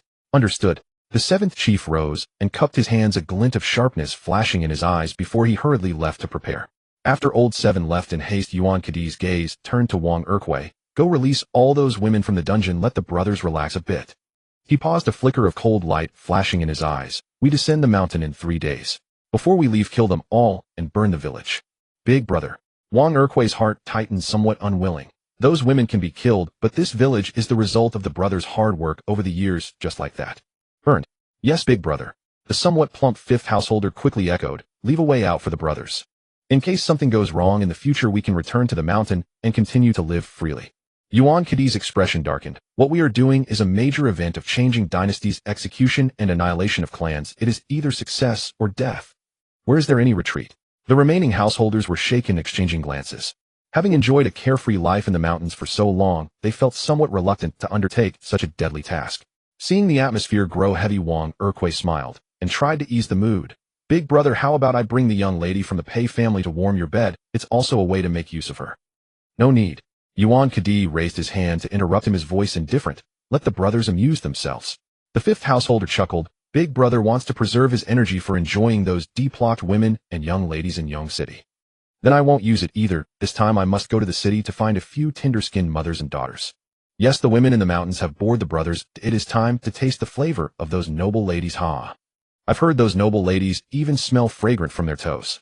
Listening to the brothers' unabashed lewd laughter, Yuan Kadi's expression grew serious as he coldly stated, "Once we descend the mountain, you can do as you please with the women in the villages and towns, but once in the city, no harassing the common folk or looting at will. Those who violate this will be dealt with according to military law." It was like being doused with a bucket of cold water. The householder, who had just been lively and full of spit, suddenly froze in place, their lewd smiles gradually solidifying, replaced by expressions of shock and confusion. Wang Erque cautiously asked, "Big brother, why is that?" Yuan Kadi's gaze was piercing, every word deliberate. "When we descend the mountain, we are bandits, but once in the city, we are an army of rebellion. Without the support and allegiance of those common folk, how can we expand our ranks? What do we use to conquer the world? How can we achieve titles and positions?" The other householders gradually began to see the light. Yuan Kadi continued, "If you want to dominate the world, if you want to achieve titles and positions, if you want your descendants to enjoy wealth and power for generations to come, you must suppress your petty thoughts. You must have the demeanor of a king. You must let the common folk see hope. Make them willingly entrust their lives and fortunes to us." Like a sudden awakening, the householders present shuddered, their previous discontent and desires instantly replaced by a more fervent ambition.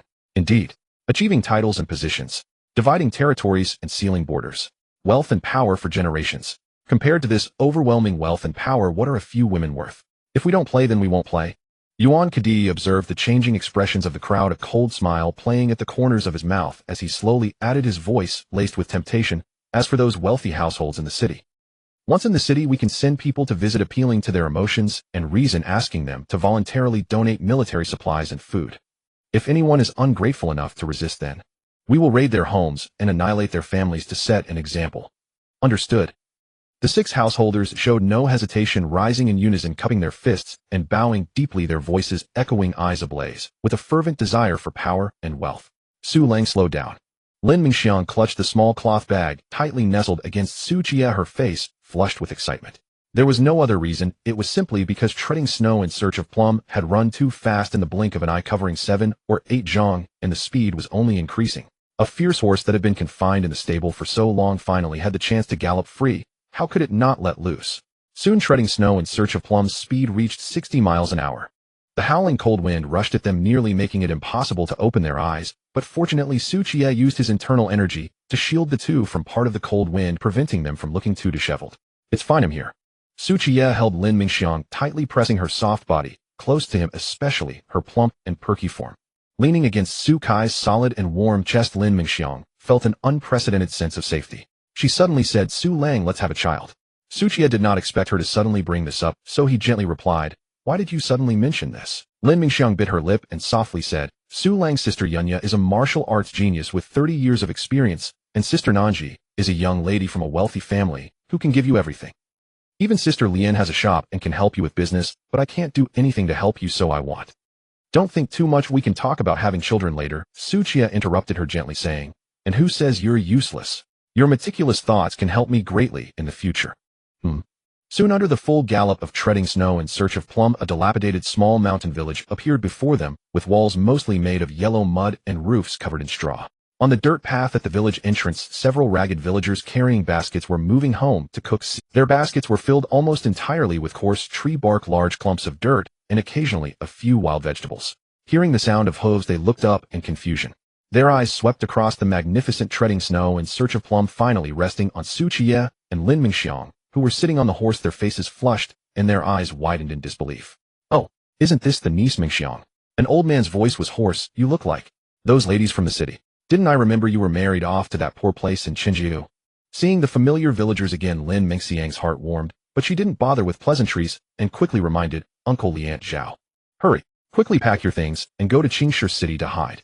The bandits from Era Mountain are coming down. The villagers who had just been in shock suddenly stirred, fear etched on their faces. What those two Yamen runners said is true. The bandits from Era Mountain are really coming down. Alas, we can't even afford the entrance fee to the city. How will those officials let us in? What are we hiding from? Our village is so poor we're nearly starving. What can those bandits even steal? The villagers felt they were already on the brink of starvation, so they didn't think much about escaping. Qiye said with a serious tone, if the bandits come down and can't steal anything, won't they take your wives and daughters? Won't they kill? Moreover, there are already wealthy merchants distributing porridge outside Qingshi City. Rather than starving here or being killed by bandits, it's better to go there and seek a way to survive. After Qiye finished speaking, he shook the reins and Taxia Xuanmei led the two into the village. Watching their departing figures, the villagers began to whisper among themselves. What a fine young man. Has Mengxiang gotten close to a wealthy family in the city? That's for sure. Did you see the fabric she was wearing? It must be worth at least 5 or 6 taels of silver.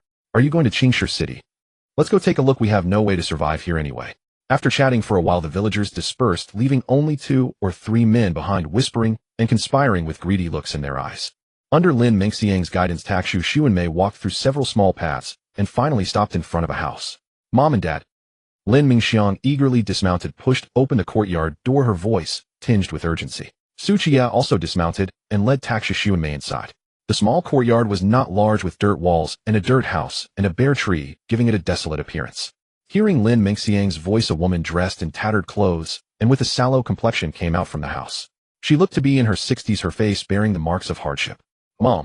Upon seeing the woman, Lin Mingxiang's eyes turned red, and she hurriedly stepped forward to him. Looking at her daughter, whose complexion was rosy and dressed in fine clothes, the woman bore a look of confusion, momentarily failing to recognize her own daughter. Only when Lin Mingxiang came closer did the woman recognize that it truly was her daughter, and the two embraced, crying together. My daughter, you have suffered. I should have done everything to stop Li Dazhuang back then. But I was useless.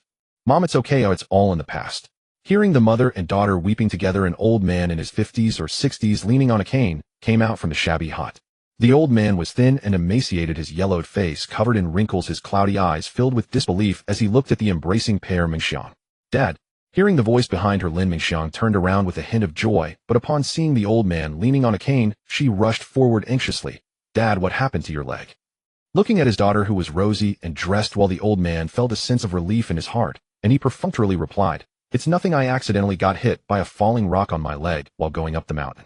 Qiye tied the horse to a tree and approached to lift the old man's pants leg to check the injury. Seeing the well-dressed young man trying to lift his pants, the old man instinctively recoiled in fear. Young man, you can't do that. Qiye explained, Don't be afraid, father-in-law. I'm Mingxiang's man, which makes me your son-in-law. I'm here to take you into the city. Seeing that Qiye showed no disdain for her parents, Lin Mingxiang felt deeply moved and quickly said, Dad, let Su Lang take a look. He knows some medicine. Huh? Lin Dafu and his wife looked shocked. Could such a handsome and wealthy young man really be there? What about that scoundrel Li Dazhuang? In Lin Dafu's astonishment, Qiye rolled up his pants leg, unwrapped the cloth wrapped with herbs, and upon seeing the injury, he frowned slightly.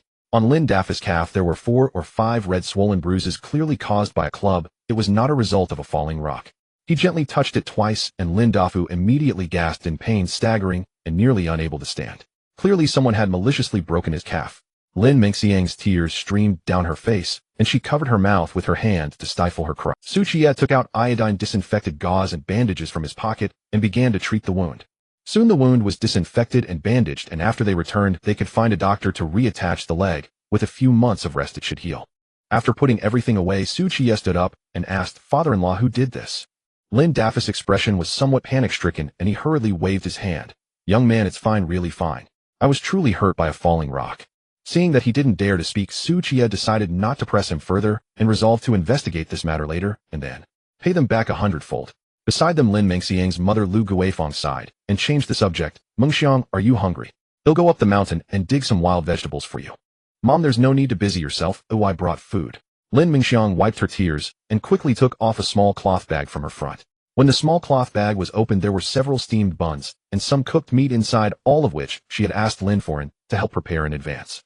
Qiye and she then broke the steamed buns apart, stuffed the cooked meat inside, and shared them with the two elderly people.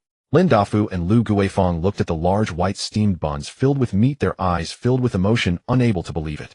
In this time of starvation, they could actually eat steamed buns and meat. Lin Dafu trembled as he held a steamed bun filled with meat, his cloudy eyes moistening. He instinctively handed the bun to Qiye. Young man, you should eat this, the old man can live off tree bark. Qiye did not take it, but instead produced several loaves of bread from his pocket. Eat, father-in-law, there's no need to be polite with me. If it's not enough, I have more food on me. You should eat, dad and mom. Su Lang and I have already eaten in the city. After you finish eating, we'll pack up, and then go into the city to live a good life. Lin Dafu and Liu Guifang were once again shocked. Not only could they eat meat, but they could also enter the city. What kind of background did their son-in-law have? Under Lin Mengxiang's repeated assurances, the two elderly people finally reluctantly took small bites of the steamed bun filled with meat, but each only ate one, refusing to eat more, wanting to leave the rest for Lin Mengxiang and Qiye. Lin Daifeng's gaze swept over the extraordinary horse treading snow and seeking plum in the courtyard as he silently leaned on his cane and entered the house. After a series of muffled sounds of rummaging through boxes, he shakily brought out two tattered cloth bundles. Young man, he placed the cloth bundle on the table, his voice dry. This bundle of items was forcibly shoved into our hands by that beastly Dazhuang of my wife, and I have never even touched it. He then pushed forward another package that looked lighter and more deflated with a hint of embarrassment. This package contains the rabbit skins and rations we saved up. Please take it first, and if it's not enough. Lin Dafeng gritted his teeth and said, if it's not enough, we shall sell our house and land. I beg you, please show some mercy and return Mengxiang to us. It was evident that Lin Dafeng and his wife were struggling to believe the imposing presence of Qiye, who was elegantly dressed. Such a noble gentleman was clearly a big shot from the city. How could he be the man of their unfortunate daughter? It must be that scoundrel Li Dazhuang who sold their daughter to this gentleman as a concubine or a maid. Then under their daughter's numerous pleas, this gentleman reluctantly played this act of visiting home. Before Qiye could speak, Lin Mengxiang was already anxiously stamping her feet, her cheeks flushed. Oh no. Father, what nonsense are you talking about? Su Lang is truly my man. Absolutely true. Qiye also smiled gently, saying, father-in-law Mengxiang and I are deeply in love, and we will arrange our marriage in a few days, you will know then. Seeing their serious expressions, which didn't seem feigned, Liu Guifang cautiously interjected, then what about Li Dazhuang? Qiye casually replied, Li Dazhuang has already divorced Mengxiang, and the entire village of Qinjiagu can testify to that. As for him, he's already dead. Dead. Lin Dafeng and Liu Guifang simultaneously jolted, and then it felt as if a heavy burden had been lifted, exhaling a long breath. That scoundrel was finally dead. They no longer had to live in fear. Qiye took the opportunity to say, you two can pack your things. Soon we will head to the city for a better life as Mengxiang, and I will need your help with our future children. Lin Dafeng and Liu Guifang were considering how to refuse, but hearing the latter part of the sentence, their murky eyes suddenly lit up with joy as they looked at Lin Mengxiang. Mengxiang, are you? Lin Mengxiang's face instantly flushed, but she also understood that Qiye said this to reassure her parents so they would feel secure about going to the city. She shyly lowered her head and softly said, I'm not sure, but it should be soon. Soon. But does that mean she is or isn't? Before the two elders could clarify, Lin Mengxiang pushed them into the house to pack their things. Qiye originally intended to help inside, but suddenly a fierce cry erupted nearby. Help! The magistrate is taking people. You beast, let go of my daughter. Mother! The commotion also startled Lin Mengxiang inside the house. She quickly stepped out, her delicate brows furrowing as she looked in the direction of the commotion. It seems to be at Xiao's house. You stay and help pack, I'll go take a look. As soon as he finished speaking, Qiye dashed outside, lightly stepping as he leaped onto the wall. With a few more leaps, he gracefully traversed several low rooftops and mud walls, landing steadily on a yellow earth wall, where he spotted the scene of the altercation. In the humble courtyard, two men in short gray official uniforms were standing off against each other with knives drawn, the tension palpable. One man on the right with a scruffy beard and older in age glared fiercely, Yiqing, you better get the hell out of my way. As he spoke, his greedy gaze fell upon a young woman behind the young official, such a fresh and pretty flower. Rather than let the bandits on the mountain take her for nothing, I'd rather have my turn first. You better be wise and follow along. The young official on the left, slim and with a fair appearance, already had a wound on his left arm, blood soaking through his sleeve. Behind him, an old woman lay moaning in a pool of blood, while a frail and delicate young woman tightly clutched her mother, her face streaked with tears, looking terrified at the fierce official. Not far away, a bamboo basket contained a few terrified chickens flapping their wings. Young official Yiqing gritted his teeth, standing in front of the mother and daughter, and solemnly said, Wu Bandu, have you gone mad? Look at your official clothes. How can you do such inhumane things? The man called Wu Bandu sneered, you still remember that I'm the head. If you don't get out of the way, don't blame me for chopping you up. Yiqing tightened his grip on the knife, his knuckles turning white. Wearing this uniform means you should uphold it Besides, can you face your wife and children doing this? Dare to ruin my mood-seeking death. Wu Bandu's gaze sharpened, and he charged forward, swinging his long knife down with overwhelming force. Yi Qing had no way to evade as he was standing in front of the mother and daughter. He could only grit his teeth and raise his knife to block. Clang! The harsh sound of metal clashing echoed, ringing in their ears. Under the tremendous force of the collision, Yi Qing's arm was yanked painfully at the wound, and the intense pain made his vision darken. In that instant, Wu Bandu suddenly delivered a heavy kick to his abdomen. Yi Qing felt as though he had been struck hard, groaning, and fell in front of the mother and daughter. He struggled desperately, but could not rise, curling up and gasping while holding his abdomen. Wu Bandu grinned maliciously, advancing with his knife, like to play the hero. Fine. I'll chop off your hands and feet first, then enjoy this girl right in front of you. Xiaoa, hurry, run. The old woman on the ground gasped weakly, her eyes filled with despair, urging her daughter with all her might. The girl named Xiaoa was evidently terrified, tears soaking her delicate face. She tightly gripped a stone in her hand, fearfully watching Wu Bandu approach. Yi Qing, pale-faced, struggled and shouted, Wu Da? Aren't you afraid the authorities will investigate your heinous act? How the world is about to fall into chaos, who has the time to investigate these things? Wu Bandu scoffed. And do you think anyone else will know about this? After I enjoy her, I'll send you on your way, then report you as a troublemaker who attacked the officials, and it will all be over, right? With that, Wu Bandu displayed a proud smile and continued, I'll claim your compensation for you. And as for your mother, don't worry, I'll soon send her down to meet you, so you can be reunited. Yi Qing, filled with despair, swung his knife fiercely, but it missed, and he could only roar in anger, Wu Da, I won't let you go even as a ghost. Don't be hasty, but it's not too late to die after watching the good show. With a flicker of malice in his eyes, Wu Ban's head raised his knife, ready to strike down on Yi Qing's wrist. Yi Qing had fallen into utter despair, the delicate little girl struggling within, hesitating whether to hurl the stone in her hand. Clap, clap, clap, clap. Just as the knife was about to fall, a sudden burst of crisp applause rang out from the side. Wu Ban's body stiffened in shock, his furious eyes sweeping over. There on the low wall stood a tall stranger in splendid attire who had appeared there at some unknown time, a slight smile playing at the corners of his mouth as he clapped with great interest. Qiye looked down at Wu Ban with a playful tone, saying, Indeed, this is quite the performance. Wu Ban's heart tightened, and he shouted sternly, Who are you? When did you arrive here? Who I am is not important, nor is when I came. Qiye continued, his figure swaying as he gracefully landed in the courtyard, leisurely walking towards Wu Ban. What matters is, you're about to die. Arrogant. Wu Ban laughed in anger, a murderous glint flashing in his eyes as he kicked hard with his right foot, sending a stone the size of an egg flying towards Su Kai's face like an arrow. At the same time, he lunged forward like a cheetah, gripping his knife, tightly channeling all his strength as he slashed at Su Kai's neck from an exquisite angle. Be careful. Yi Qing cried out in alarm from the ground, struggling to rise, but the sharp pain from his wounds caused his vision to darken. Qiye remained unfazed, casually sidestepping to avoid the incoming stone. At that moment, Wu Ban had also closed in his gleaming long knife, slicing through the air, poised to strike Qiye. In this critical moment, Qiye moved his right hand, swiftly capturing Wu Ban's knife-wielding wrist with pinpoint precision. Then with a twist and a push, Wu Ban felt a tremendous force surge through his hand, holding the knife became utterly unresponsive, and the long knife reversed a full 180 degrees, unexpectedly stabbing towards his own chest. Thud! The glimmering long knife pierced directly through Wu Ban's abdomen, exiting cleanly, while staining the blade with blood as it gushed forth like a fountain. How is this possible? Wu Ban's eyes widened, the excruciating pain in his belly contorting his features as he couldn't accept that he was about to die after a mere encounter. Su Kai's expression remained calm, and he spoke softly. Rest assured, on your journey, I will collect your compensation for you, and as for your beautiful wife at home. A smirk curled at his lips, each word piercing. I will take good care of her, ensuring she bears me 10 or 8 hefty children, and also your own offspring. I will break their arms and legs and throw them onto the streets to beg for food for a lifetime. You surely mustn't thank me too much. Wu Ban's chest heaved violently, his face twisted with resentment as he glared at Qiye, his eyes red with the urge to kill, reaching out to grasp his collar while cursing, damn. But before he could finish, he collapsed to the ground like a pile of mud, convulsing twice before falling silent. The 3 onlookers, though frightened, felt more relief. Had Qiye not arrived in time, their fate would have been Looking at the corpse on the ground, Qiye thought his heart was truly small. He merely used his own methods against him, yet the man died from anger. Brave man, you have killed the head of the magistrate. Please come with me to the magistrate to explain the situation. But don't be afraid, I will testify for you. This Wu Da had it coming. Yi Qing sighed with relief, struggling to rise slowly, beads of cold sweat forming on his forehead.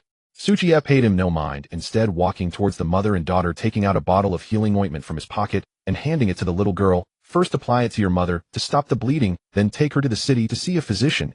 She should be fine in no time. The little girl, still shaken, nodded blankly, hurriedly discarding the stone in her hand, taking the ointment to treat her mother.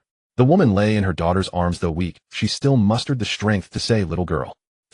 Benefactor. Thank you, benefactor, thank you." The little girl suddenly remembered, her eyes brimming with tears as she looked at Qiye, repeatedly expressing her gratitude. Qiye nodded slightly, then asked, "Do you know who broke Lin Dafa's leg?" The little girl paused in her application, fear creeping onto her once delicate face, as if she wanted to speak, but dared not. In the end, the woman lying on the ground sighed and quietly said, in response to the benefactor's question, "It was the village chief Zhang Fugui who brought people to do it." Kai's brow furrowed slightly. Why would he do that? The little girl lifted her tear-streaked face and said, "Because of Sister Mingxiang, Uncle Lin went to ask the village chief to uphold justice and bring Sister Mingxiang back. But the village chief not only refused, but also heard that Sister Mingxiang's betrothal gift contained more than a liter of millet, so he went to rob it. When Uncle Lin refused, the village chief broke his leg." In remote and backward regions, positions like village chief and headman are often held by local thugs, making it easier to handle any matters. Since this Zhang Fugui dared to break Lin Dafa's leg, he had already paved his path to death. Qiye understood and pulled out 2 loaves of bread from his pocket, tearing off the packaging and handing them to the mother and daughter. He then stood up and walked towards the bamboo basket in the corner that contained chickens. In this time of famine, finding even a few chickens was not easy. Qiye picked up the basket. Inside were 2 rather thin old hens, now huddled in the corner trembling. "These 2 chickens shall serve as a token of gratitude." As Qiye spoke, he prepared to leave with the bamboo basket. "Wait!" Yiqing suddenly called out to him, his voice hoarse, yet resolute. "Brave man, these chickens are their hope of survival. You can't take them." Qiye paused for a moment, slowly turning around, a playful smile curling at the corner of his mouth. "Aren't you afraid? I'll just take care of you too." Yiqing was evidently taken aback, but his gaze grew determined as he gritted his teeth, saying, "If you want to kill me, go ahead, but you must leave the chickens." After applying the healing ointment to the woman's wound, the bleeding stopped, and she weakly said, "Sir, let the benefactor take the chickens." The little girl also wiped her tears and nodded. "They're just 2 chickens. Consider it a token of thanks to the benefactor." Looking at Yiqing's resolute expression, Qiye said, "Your name is Yiqing, right?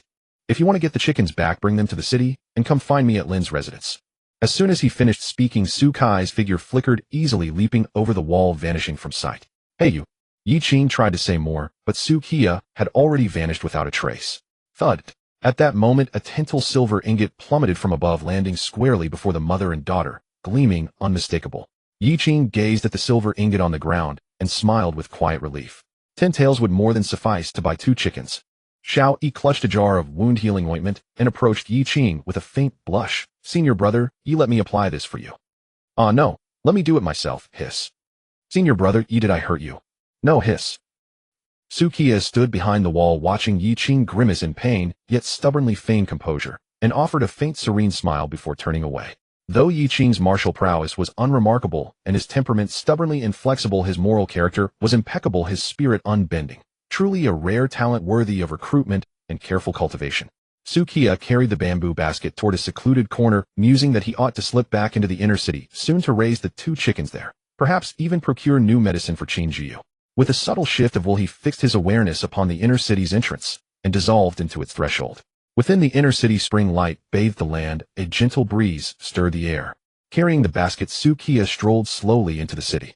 Strangely, he encountered scarcely anyone along the way, leaving the streets eerily tranquil. Gazing upon the empty thoroughfares, Qiye found himself oddly anticipating the day when hanfa-clad mistresses, kippa-draped young wise black-stockinged women with statuesque legs, and white-socked maidens would fill every street. Just rounding the corner, Qiye spotted a tall, aloof figure strolling alone down the avenue. A silhouette both graceful and refined, her long, perfectly sculpted legs ideal for black silk stockings. In high spirits, Qiye approached soundlessly, and with a swift, playful tap struck her pert backside. "Swear, what are you pondering all by yourself?" The icy beauty's slender frame instantly tensed, rigid as frost-laced marble. She whirled around sharply, her formerly serene face flushed with roseate hue, her clear eyes wide with shock and flustered indignation as she glared straight at Qiye. Their gazes locked, and in that instant Qiye realized this was not Nangong Shui, but her twin sister Nangongyu. He'd mistaken her. Swiftly withdrawing his hand, he coughed lightly to feign nonchalance. "Ahem, so it's you. What brings you here?" Nangongyu drew a slow, steadying breath, the swell of her bosom rising gently, as she suppressed her embarrassment and spoke with practiced coolness. "My lord, Lady Ning Hongyi just imparted an inner cultivation manual to me, yet certain passages elude my understanding. I stepped out for a walk, to reflect upon them." "Oh." Qiye's interest quickened. "Which parts confuse you?" Speak them aloud. I may be able— Nan Gongyu regarded him with her cool, lucid eyes, lips parting softly. The Vermilion Palace burns without ash, the Celestial Valley overflows without being carved. 3 inches below the navel lies no field. Yet the marrow sea spirals 9 times though not atop the crown. What is this? Qiye furrowed his brow. How profoundly esoteric were the inner arts of this world, not only unfathomable to practice, but even incomprehensible in meaning to ordinary minds. My lord, do you understand it? Nan Gongyu blinked, her composed countenance softening almost endearingly naive. Qiye made no pretense. He shook his head honestly, I do not. And so they stood, staring wordlessly eye to eye. Finally Nan Gongyu could bear it no longer. She burst into a soft silvery laugh, her icy beauty transforming like dawn breaking over still water, radiant and heartwarming. Qiye laughed too. Such a captivating smile. Why did she so often wear that distant frost-kissed mask? After a moment's thought he said, set this manual aside for now. Later I'll provide Lady Ninghongyi with a superior, far more accessible cultivation art. You may train in that instead. Nan Gongyu nodded, her demeanor once again the epitome of serene elegance. My elder sister remains with Miss Qin. Are you seeking her? A minor matter, Qiye replied, handing her the bamboo basket. Raise these 2 chickens first, just the beginning. In a few days I'll bring in cattle and sheep. Then we'll feast on meat daily. Go on with your stroll, I won't disturb you. With those words he turned and strode briskly toward Qin Zhuyu's modest courtyard. Nan Gongyu remained rooted in place, watching his retreating figure, then recalled that mortifying, impulsive pact. Her porcelain cheeks deepened to a richer rose.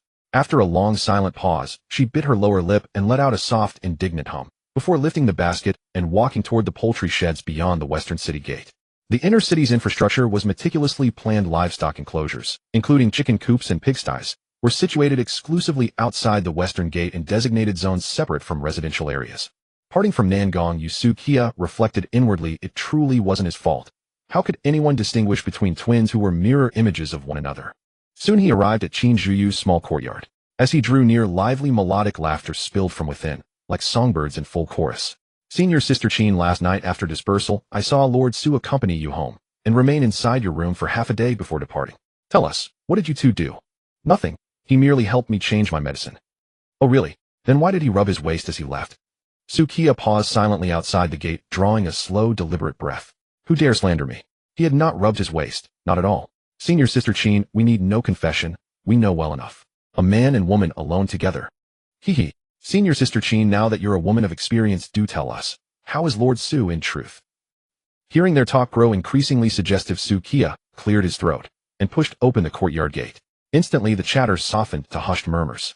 He crossed the courtyard and entered the chamber, where as expected 6 elegant figures awaited. There stood the aloof beauty Nan Gongshui, the mature and voluptuous Zhang Chuanhua, the serene and gentle Luo Xingjiu. Oh, it's Lord Su. At the sight of him their delicate faces lit up with genuine delight, then gradually warmed with soft rosy blushes. For every whispered confessional, just moments before, had revolved entirely around Qiye. His gaze swept across them all, and he smiled warmly. You all look radiant. Seems you slept well last night. They responded with gentle, grateful smiles. All thanks to Lord Zu's kindness. Qiye chuckled, waving off their praise, and stepped before Nan Gongshui, lightly pinching her cool cheek. Swear you should smile more often. Yes, like that. That's how you truly shine. Then he moved to Luo Xingjiu, gentle, serene, and tender, and adjusted the collar of her robe. Xiaojiu, since your monthly cycle has begun, drink plenty of warm water. Next he approached the mature and voluptuous Zhang Chunhua. Chuanhua, the fabric behind your back is soiled. I'll brush it clean for you. This action made the women in the room blush, some biting their lips, others fiddling with the corners of their clothes or gazing down at their garments. They all understood that Qiye was deliberately retaliating against them for what they said about him rubbing his waist. On the sickbed, Qin Zhiyu looked at Qiye, her clear eyes like a spring pool, softly calling out Su Lang. The room fell silent as the women raised their charming faces, looking at Qin Zhiyu with surprised scrutiny or frowns, then glancing back at Qiye.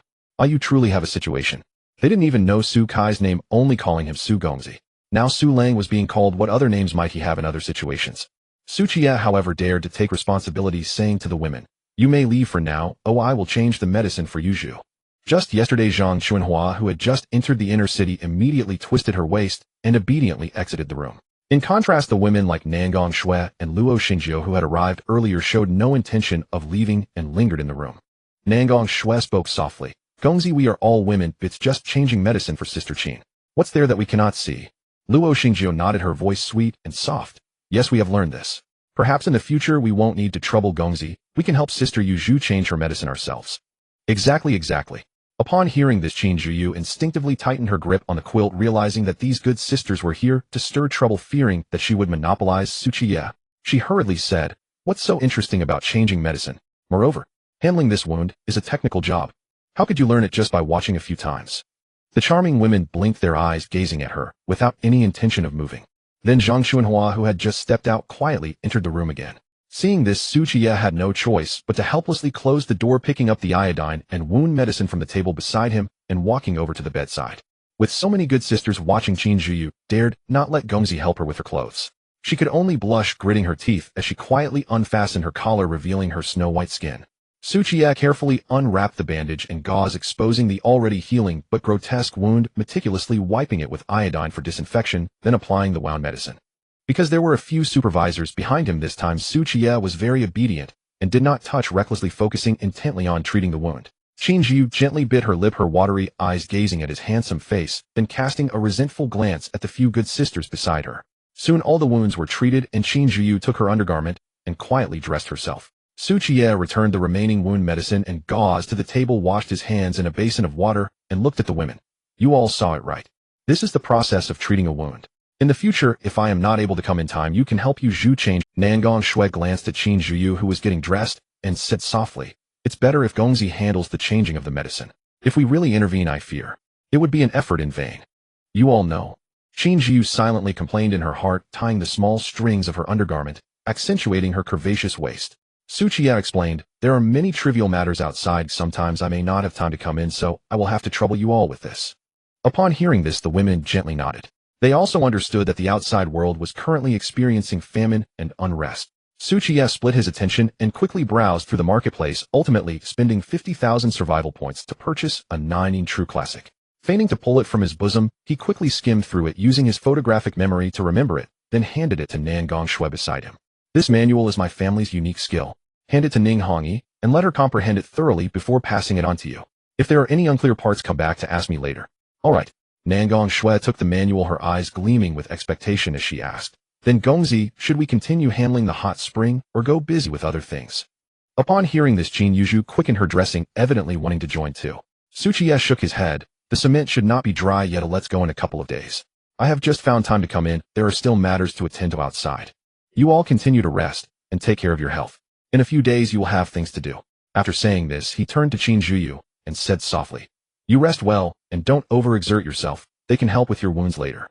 Qin Zhuyu, like a newlywed knowing the taste of the marrow from the bone, found it hard to part with Qiye, who had finally come in, yet they had done nothing together. But she smiled and nodded. Su Lang, take good care of yourself outside." Qiye nodded, chatted with them for a few moments, then took his leave. After he left, the room instantly became light. Sister Qin's gaze at Gongzi just now could pull silk, and she called him Su Lang at every turn. "Tskt, you like to stir trouble, huh? In the future, when you interact with Su Lang privately, I will cling to him and not let go." "Good sisters, we know we were wrong. Yes, we won't dare next time." After leaving the inner city, Qiye hurried towards Lin Mingxiang's house, but just after climbing over 2 low walls, a piercing sound suddenly rang out ahead. Bang! Was that a gunshot? Su Kai's heart sank as he hurriedly quickened his pace, leaping over several shabby thatched cottages in a few steps. Finally, he landed steadily on the dirt wall beside a small courtyard, where he saw Lin Mingxiang standing in front of the thatched cottage, holding a pistol aimed toward the direction of the gate, her voice cold. "If anyone dares to move again, don't blame me for being merciless." Beside her, a man in tattered clothes lay slumped on the ground, his face pale, as he painfully clutched his abdomen, blood seeping continuously through his fingers. At the gate, 5 or 6 burly men armed with wooden clubs and machetes stood there, their expressions filled with fear, their eyes wide with disbelief. The black object in Lin Mingxiang's hand had just knocked down a man over 6 feet tall in an instant. Among these burly men, the leader was a middle-aged man in his 40s, wearing simple clothes, desperately trying to maintain his composure as he shouted, "Lin Mingxiang, what are you doing?" Lin Mingxiang coldly replied, "Heir Tuzu wanted to rob my husband's treading snow seeking plum. What's wrong with me hitting him?" The middle-aged man quickly forced a smile. "Lin Mingxiang, this is a misunderstanding. He isn't robbing. He's just trying to retrieve stolen goods." Lin Mingxiang tightened her grip on the pistol, laughing in anger. "Stolen goods? This horse was borrowed from Madame Lin's house. When did it become stolen goods?" "Exactly. It's stolen property." The middle-aged man nodded vigorously, pointing at the horse Tianshueshuanmei. "This steed belongs to Lord Zhao of Zhaojia village. Stolen 3 days ago by thieves, and a formal report has already been filed with the authorities." Someone claimed to have seen this horse earlier, so we came to investigate, only to be met with that bizarre contraption the moment we arrived. Lin Mingxiang of course dismissed his fabrications outright. She raised her pistol and aimed it squarely at him. Cease your lies at once. If you value your life, leave, now. At the sight of her raising the black device, the 5 or 6 men brandishing cudgels scrambled behind the middle-aged man. Though their instincts screamed to flee, they could not abandon the horse, not when it represented hundreds of jin of precious meat. Starvation had driven them to the brink. Surrender was no longer an option. The middle-aged man watched his men scatter behind him, and inwardly cursed them 1,000 times over. With nowhere to hide himself, he forced composure and said, Mengxiang, you are after all a woman, surely deceived by the horse thief. Lower that device first. Call out the man as well. We shall speak calmly and reasonably. At that very moment a cool, faintly mocking voice descended from above. I hear someone is looking for me. Startled, the men craned their necks upward, only to find Su Qiye standing atop the courtyard wall, gazing down at them with icy detachment. In one fluid motion, he leapt down and landed soundlessly in the yard. My lord Su. Lin Mingxiang's taut nerves instantly unraveled. Overwhelmed with relief and joy, she darted into his arms like a fledgling swallow returning to its nest, her delicate face flushed with lingering anxiety. You finally returned. I was terrified just now. The burly men at the gate twitched involuntarily at the corner of their eyes. We were the ones terrified, just moments ago. Su Qiye gently patted her back, murmuring soothing words before turning his frost-laced gaze upon the intruders. You may begin your justifications. The leader, a middle-aged man, cleared his throat, feigning calm. Young sir, I am the village magistrate of Xinghua village. This entire affair is but a misunderstanding. Su Qiye's gaze darkened, cutting him off. You are Zhang Fuguwei. Zhang Fuguwei blinked in surprise. He hadn't expected Su Qiye to know his name. Instinctively he nodded. Yes, I am Zhang Fuguwei, magistrate of Xinghua village. So, this was the very man who had shattered Lin Mingxiang's father's leg. He'd spared no effort searching for him, yet fate delivered him right to the doorstep. Su Qiye saw no need for further discourse.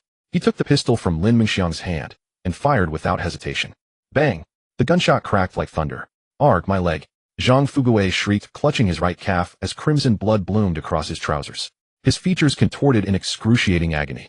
Witnessing Zhang Fuguwei writhe on the ground in agony, and seeing Su Qiye's ruthless precision, the 5 men's knees buckled. Panic seized them. They whirled about, desperate to flee the courtyard. Bang! Another shot rang out. This time the bullet grazed the scalp of the fastest runner before burying itself deep into the wooden door, leaving behind a smoking hole. Let anyone else run, and the next bullet will find its mark, Su Qiye declared, his voice cold as tempered steel, utterly devoid of emotion. Frozen in place like statues under a binding spell, the 5 men dared not stir. Trembling, tear-streaked, they slowly turned back, faces ashen. Mercy, great hero. We've done nothing. We're law-abiding citizens. Honest folk. Honorable citizens. Had any honorable citizen ever gathered in armed packs, cudgels and cleavers in hand, to storm another's home? Su Qiye ignored their pleas and bent slightly toward Lin Mingxiang in his arms. Go fetch father, and Lin Mingxiang nodded and hurried into the thatched cottage beside them. Moments later she reappeared, gently supporting Lin Dafu and Lu Guifang as they stepped into the courtyard. Having been barred from emerging earlier, the couple had only heard muffled commotion from within. Now stepping outside, they recoiled in genuine shock. Before them stood 5 trembling men. One figure collapsed motionless on the ground, and their village magistrate writhing and screaming in agony. Spotting them, Zhang Fuguwei gritted his teeth against the pain and cried out, Brother Lin, sister-in-law, I am the magistrate of Xinghua village. Please persuade your daughter and this young man to cease at once. They are young and reckless, ignorant of the law. To deliberately assault a village magistrate is a grave crime, punishable by decapitation.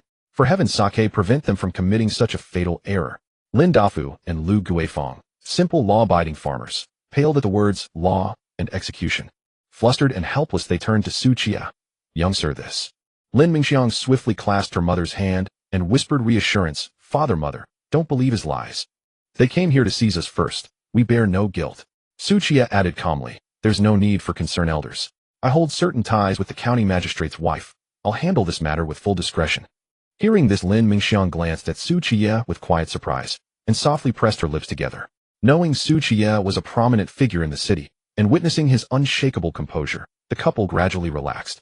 Only then did Su Qiye turn his gaze upon the 5 quaking men, his voice low and grave. Who among you broke my father-in-law's leg? Step forward, now. Lin Mingxiang's eyes flared wide with fury. Snatching up a low stool leaning against the wall, she hurled it fiercely at them. The 5 men scrambled aside in disarray, just narrowly avoiding the blow. Seeing them dodge, Lin Mingxiang seized a wooden staff and lunged forward, only to be firmly restrained by Lu Guifang's iron grip. Let your husband handle this. What business does a young woman have rushing into such matters? Such a fiery temper. Truly, whose daughter are you? Hearing this, Lin Mingxiang subsided, straightened her sleeves, and resumed the demure poise of a virtuous young wife, gazing tenderly at Su Qiye, my lord Su. Su Qiye offered her a faint knowing smile. A woman should be gentle when gentleness is due, and fierce when fierceness is called for. Then he fixed his gaze once more upon the 5 men at the gate, still refusing to confess. Very well. When I uncover the truth myself, it will no longer be merely a broken leg. The 5 men shuddered violently, and without further hesitation shuffled forward, vying to plead first, mercy, great hero. Uncle Lin's leg, we all laid hands upon it. But it was Zhang Fugui who ordered us. Indeed. Indeed. He is the village magistrate. We dared not disobey. Zhang Fugui forced us. Refuse. And he would have broken our legs. We had no choice. My mother is over 80, my child only 8. We simply sought bread for our mouth. Seeing them pour all the dirty water on himself, Zhang Fugui was so infuriated that he forgot the pain in his leg, and cursed loudly, damn you all. Aren't you all just seizing the opportunity to snatch the little rations from Lin Dafua's family? Now it's all being blamed on me. You all knelt down and said you couldn't go on living begging me to find you some food, yet you didn't say I forced you, then damn you all. Just as it seemed a dog-eat-dog farce was about to unfold, Su Qiye coldly interrupted them. Shut up. The courtyard instantly fell silent. He then turned to the 5 men, his tone chilling. Since you all say it was Zhang Fugui who forced you, then you should go over and each give him a taste of his own medicine. The 5 men hesitated, exchanging glances. After all, Zhang Fugui was a respected figure in the village, and they still felt some fear deep down. Seeing them unmoving, Su Qiye sneered. If you don't hit him, or if you hit lightly, then you will take this hit, for Zhang Fugui. The 5 remained silent for a moment, and finally one man, wielding a sturdy wooden stick, took the lead, a fierce look flashing across his face as he walked toward the fallen Zhang Fugui. Zhang Fugui was terrified, trying to drag his injured leg back. Wang Tian. You dare? I am your second uncle. Ah! The sound of his blood-curdling scream echoed through the courtyard. The man named Wang Tian swung his stick down with all his might, smashing it hard against Zhang Fugui's intact left calf. Crack! With a crisp sound, there was no doubt that Zhang Fugui's calf was broken. Before he could catch his breath, the remaining 4 men no longer hesitated, picking up their sticks and taking turns hitting his left calf with all their strength. Aunt! Zhang Fugui initially screamed twice in agony, but then fell silent, lowering his head. Su Qiye almost wanted to praise him as a tough guy, only to find that he had fainted from the pain. After they finished beating him, the 5 men anxiously asked, Hero, can we leave now? What do you think? Su Qiye glanced at them, and then said, Get a bucket of water and splash it on him to wake him up. Why have things... Hearing this, the man named Wang Tian threw down his stick and hurried to the well to fetch a bucket of cold water, then poured it over the unconscious Zhang Fugui's body. Startled awake by the cold water, Zhang Fugui howled, and upon seeing his bloody and mangled calf, his vision darkened, nearly fainting again. His face turned pale as he covered his bloodied calf and yelled at the 5 men, Damn you bunch of bastards, how dare you really lay your hands on me? You will see me later. No need to wait until later, Su Qiye interjected leisurely. Right now I'll give you a chance to return the favor to each of them. Really? Zhang Fugui perked up at once, and seeing Su Qiye nod in agreement, his eyes fixated on the calves of the others, seemingly looking for a spot to strike. The faces of the 5 men changed, and they hurriedly pleaded with Su Qiye, Hero, this really has nothing to do with us. Zhang Fugui made us break Uncle Lin's leg. Exactly, and it was Wang Tian who prompted us, just now, saying that a fat sheep had come to Lin Mingxiang's house, and that the horse it rides would be enough for our family to eat for a month. Nonsense, you clearly said that, and you even said Lin Mingxiang has changed, looking as fresh as those ladies in the city, urging everyone to rob her. All of these people, one and all, were not good individuals. Listening to their mutual accusations, Su Kai's last shred of patience was exhausted. He couldn't be bothered to listen any longer, and suddenly raised his gun. Bang, bang, bang, bang, bang. 5 rapid and crisp gunshots rang out. The bullets accurately tore through the air, instantly shattering the kneecaps of the 5 men, bone shards and blood exploding. My leg. The 5 men screamed in agony, collapsing to the ground, their faces contorted in pain, desperately covering their shattered knees, rolling on the ground while wailing. Su Qiye looked at the dumbfounded Zhang Fugui and coldly said, What are you still dawdling for? Zhang Fugui snapped back to reality, hurriedly muttering, Oh, as he struggled to pick up a heavy wooden stick, dragging his injured leg as he crawled towards the 5 henchmen. Because he had just been beaten by them, filled with hatred, he swung the stick down heavily toward their uninjured left legs with all the strength he could muster. Once again, the courtyard was filled with the horrifying screams reminiscent of slaughtering pigs. The 3 of them cried out in pain, but the worst was yet to come for Wang Tian. Zhang Fugui, whether by accident or intentional revenge, swung the final blow with a gust of wind, viciously smashing it against Wang Tian's groin. Thud! With a muffled sound accompanied by the terrifying sound of something rupturing. Wang Tian's eyes bulged, his mouth opened wide, but unable to utter a sound, curling into a ball, before completely fainting, his pants rapidly soaked with blood and filth. Qiye then splashed well water on Wang Tian to wake him up, instructing the next able one to continue the same treatment. Once the chain of revenge begins, it cannot be stopped. In a short while, this small courtyard turned into hell with screams ringing incessantly. These bullies who usually oppressed others now had tears and snot flowing freely, continually bowing to Qiye in a plea for mercy, not daring to stop even when their foreheads bled. Though the bloody and brutal scene made Lin Dafui and his wife shudder, just thinking about the deeds of these people brought them a sense of satisfaction. The cycle of karma is real. The heavens do not spare anyone. These bullies finally faced their retribution today. Behind the low wall, curious heads occasionally peeked out, and upon seeing the miserable condition of Zhang Fuguei and the others, they felt a sense of secret delight. With both of Zhang Fugui's legs incapacitated and the wounds contaminated with well water, it wouldn't be long before infection set in, and in this age of scarce medical resources, there would be almost no chance of healing. Even if they miraculously survived the infection, the bandits from Eru Mountain, who were about to descend, wouldn't let them off. Qiye also couldn't be bothered to dirty his hands, letting them drag the body out of the courtyard and crawl out like maggots. Then Lin Mingxiang took some steamed buns and bread, went to the neighboring villager's house to exchange for an old cart, and harnessed it to the horse, treading snow and seeking plum. After that, Qiye loaded all of Lin Dafui's family's meager belongings onto the cart, helped them settle in, and finally left Xinghua village under the envious gazes of the villagers. On the village road, Zhang Fuguei and 5 lackeys lay like a pile of dead dogs, sprawled in disarray, their faces ashen and their breaths faint. Zhang Fuguei gasped weakly at Wang Tian, saying, Little Tian. Second uncle just really mistook the place in a daze. You don't take it to heart. Wang Tian's eyes were bloodshot, glaring at him, his lips trembling, yet he lacked the strength to even curse. After catching his breath, a glimmer of ruthlessness flickered in Zhang Fugui's eyes as he lowered his voice. But don't be afraid. I have a brother in Eru Mountain. Just wait. When he comes down, this blood feud, I will definitely help. You all take revenge. At that moment, some villagers gathered in the distance, both men and women peering curiously in their direction. Zhang Fuguei instinctively struck a pose of authority as the village chief, shouting at the leading figure. You son of a dog, Zhao Tubzi. What are you staring at? Why aren't you quickly calling someone to carry me back? Go ask old Qin to come treat our injuries. This time his response was not a meek agreement, but a fist-sized stone. Bang! The stone hit his face accurately, causing his vision to go dark once more. You son of a dog. A voice filled with suppressed anger came from afar. Zhang Fuguei gasped a few times before regaining his composure, spitting out his front teeth mixed with blood, incredulously shouting, Damn it. Zhao Tubzi. You want to rebel? That's right. Today Zhao Grandpa is going to rebel against you, you son of a dog. Brothers, the time for revenge has come. First let's take care of these bastards, and then we will raid their homes. As soon as the words fell, many stones rained down from afar, and before Zhang Fuguei and the others could even see who it was, they were quickly overwhelmed by the stones. Before they died, Zhang Fuguei and the others could never have imagined that these villagers, who usually cowered and looked like fools, would actually dare to lay hands on them. They could not even fathom that one day they would die in such a pathetic manner at the hands of those whom they had always looked down upon as lowly commoners. The cart carrying Qiye and the others moved steadily along the official road, encountering many common folks carrying large bundles heading towards Qingshu City. Seeing the snow walking and plum searching moment, they felt a pang of envy, but upon seeing the axe in Su Kai's hand, they could only purse their lips and continue on their way. Qiye and the others first headed to Qinjigu, discovering that the large village was almost empty, with very few people left. They finally asked a villager who hadn't had the chance to leave and learn the situation. Early this morning, the village head, Chen Shanha, gathered the villagers for a meeting, then led most of them towards Qingshu City. A small portion of the people fled to the mountains with their families. Some people even took the food they had hidden last night and abandoned their families to run away, presumably to become bandits in the mountains. The entire village was left with only 7 or 8 lonely individuals who didn't know where to go, so they could only stay in the village. Qiye instructed them to pack their things and come with him into the city, while 2 or 3 people were unwilling and insisted on staying in the village. Qiye didn't force them, taking only those willing to leave towards Qingshu City.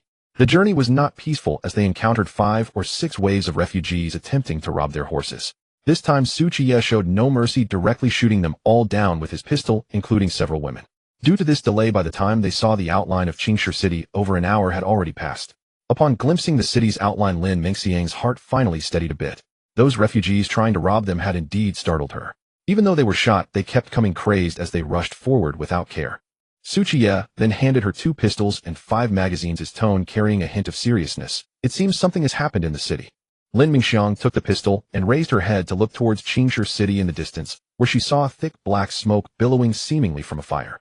Moreover, it was not peaceful outside the city gate. The refugees who should have been gathered on both sides of the official road were now crowded at the city gate, with intense squabbling erupting constantly. Were the refugees surrounding the city? Lin Mingxiang's heart sank, filled with concern, as she said, "Su Lang, what about Sister Yundang and the others? Sister Yundang has 30 years of cultivation, and even I am not her match. They will be fine." Su Qiye spoke with certainty, pulling out 2 pistols himself. In the face of hundreds if not thousands of nearly frenzied refugees, a pistol was the best choice. Of course, Su Qiye could also bring a knife and go in to hack at them, but that would be far too inefficient. As the cart gradually approached, the surrounding refugees also noticed Su Qiye and the others holding sticks and looking coldly at them. The few villagers who had come from Qinjiagu immediately stopped, choosing to distance themselves from Su Kai's group, not wanting to get caught up in it. It is human nature to seek advantage and avoid harm. Su Qiye understood, but while understanding is one thing, he would no longer care about these people's lives or deaths in the future. The snow walking and plum searching was indeed a fierce horse.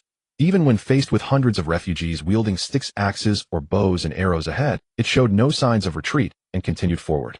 On the cart, Lin Dafa's hand nervously rested on the bowstring, while Lu Guifeng held a sickle. They had both witnessed the crazed behavior of those refugees earlier. Lin Mingxiang loaded her pistol with a click, her delicate face showing a hint of seriousness, as she kept a close watch on the restless refugees. As the distance between them shrank to less than 10 steps, a muscular man with a bare upper body stepped out from the crowd of refugees, holding a bloody butcher's knife, fiercely saying, "Brothers, the city gate is closed. Don't push in. Leave the horses behind, or don't blame us for getting rough. You have your family with you." Bang! In response to him was a cold bullet, accurately hitting his forehead, penetrating through, with his skull exploding, hot blood spraying everywhere. The refugees had never seen anything like this, their eyes wide open, frozen in place. "Anyone who doesn't want to die, get lost," Su Qiye shouted coldly. Like thunder cracking, the refugees suddenly came to their senses, scrambling to squeeze aside and clear a path. However, not long after they started moving, 3 men appeared ahead, blocking the way, each holding an axe, clearly unaware of what had just happened outside.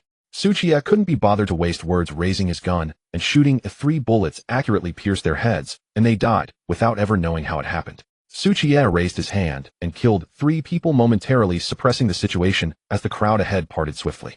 However, there were thousands of refugees outside the city, among them many reckless individuals, and one even crouched in the shadows, shooting an arrow at Su Qiye. The arrow was particularly treacherous, shot from beneath a woman's legs, aiming directly for Su Kai's head from the left rear. Su Kai's eyes narrowed, his hearing and reflexes far exceeding that of an ordinary person. Almost simultaneously with the sound of the arrow slicing through the air, he decisively raised his gun. Bang! The bullet accurately shattered the wooden arrow midair, sending wooden splinters flying. Just as he prepared to aim at the one who had shot the arrow, Lin Mingxiang, next to him, shot first. Bang! The gunfire erupted, and a bullet whizzed through, passing under the woman's legs, and hitting the one who had shot the arrow with a soft thud. The woman was so frightened that her face turned pale, and she screamed as she rolled and crawled away, leaving behind the corpse of an old man in his 50s clutching a wooden bow. Su Qiye glanced at Lin Mingxiang with appreciation. Her progress during this time had been remarkable. From initially being unable to hit even a rabbit, she was now able to retaliate with precision. Lin Dafu beside them sighed with a hint of pride. "Xiang has not lost her aim. It's no wonder your father often took you hunting in the mountains when you were little." Su Qiye was momentarily taken aback, turning to look at Lin Dafu, then glancing at Lin Mingxiang, whose cheeks were slightly flushed and who appeared a bit guilty. So she could hunt. Why had she been unable to hit even a rabbit when they first met? Now he understood. Advanced hunters always disguise themselves as prey. Lin Mingxiang's face burned, feeling somewhat guilty. She secretly glanced at Su Qiye, saw no sign of reproach in his expression, and only relaxed after he smiled in understanding.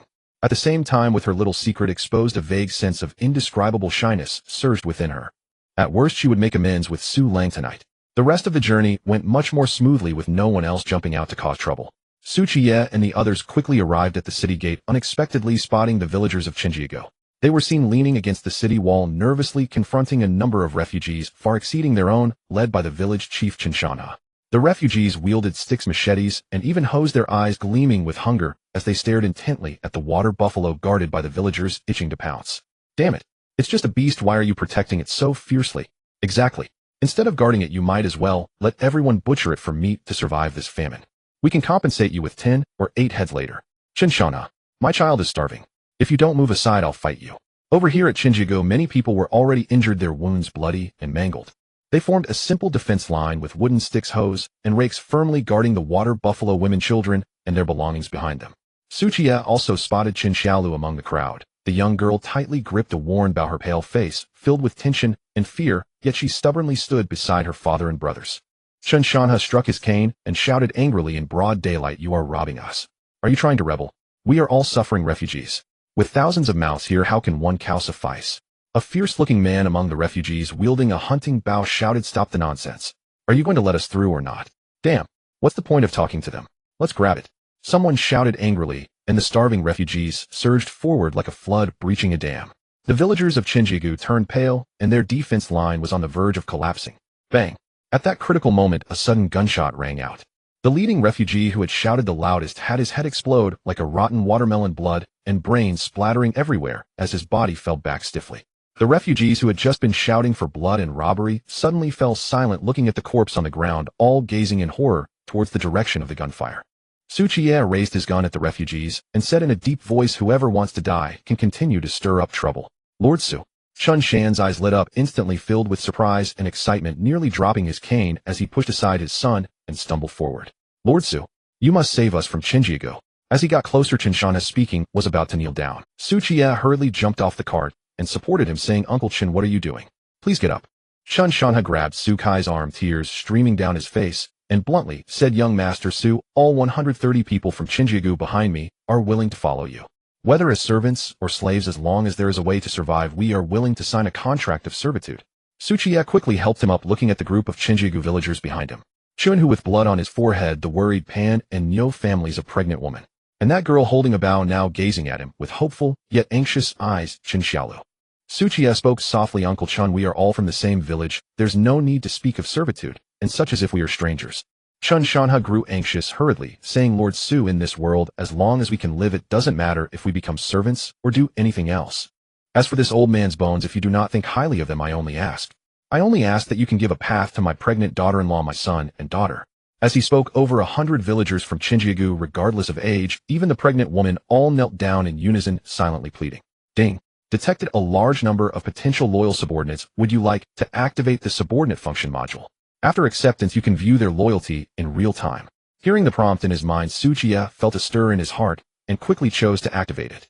Instantly, a series of system prompts rapidly refreshed before his eyes. Chen Shanha applied, "To become your subordinate, do you agree?" In the blink of an eye, Qiye had accepted 130 subordinates, with the lowest loyalty around 30, while the highest belonged to the Nyo and Pan families, both nearing 70. Looking at the villagers kneeling on the ground, Qiye said in a deep voice, "Everyone rise. Since you all trust me and have entrusted your lives and fortunes to me, I will ensure that all of you survive in this chaotic world." "Really? Really?" Chun Shan's weathered face bore a hint of disbelief and anxiety as he cautiously replied, Su, sir, if it is too difficult for you, then just take the young and strong. We old folks are half buried in the earth. We cannot be a burden to you." As the village head, he understood that supporting over 130 people was no small expense, especially during this time of disaster.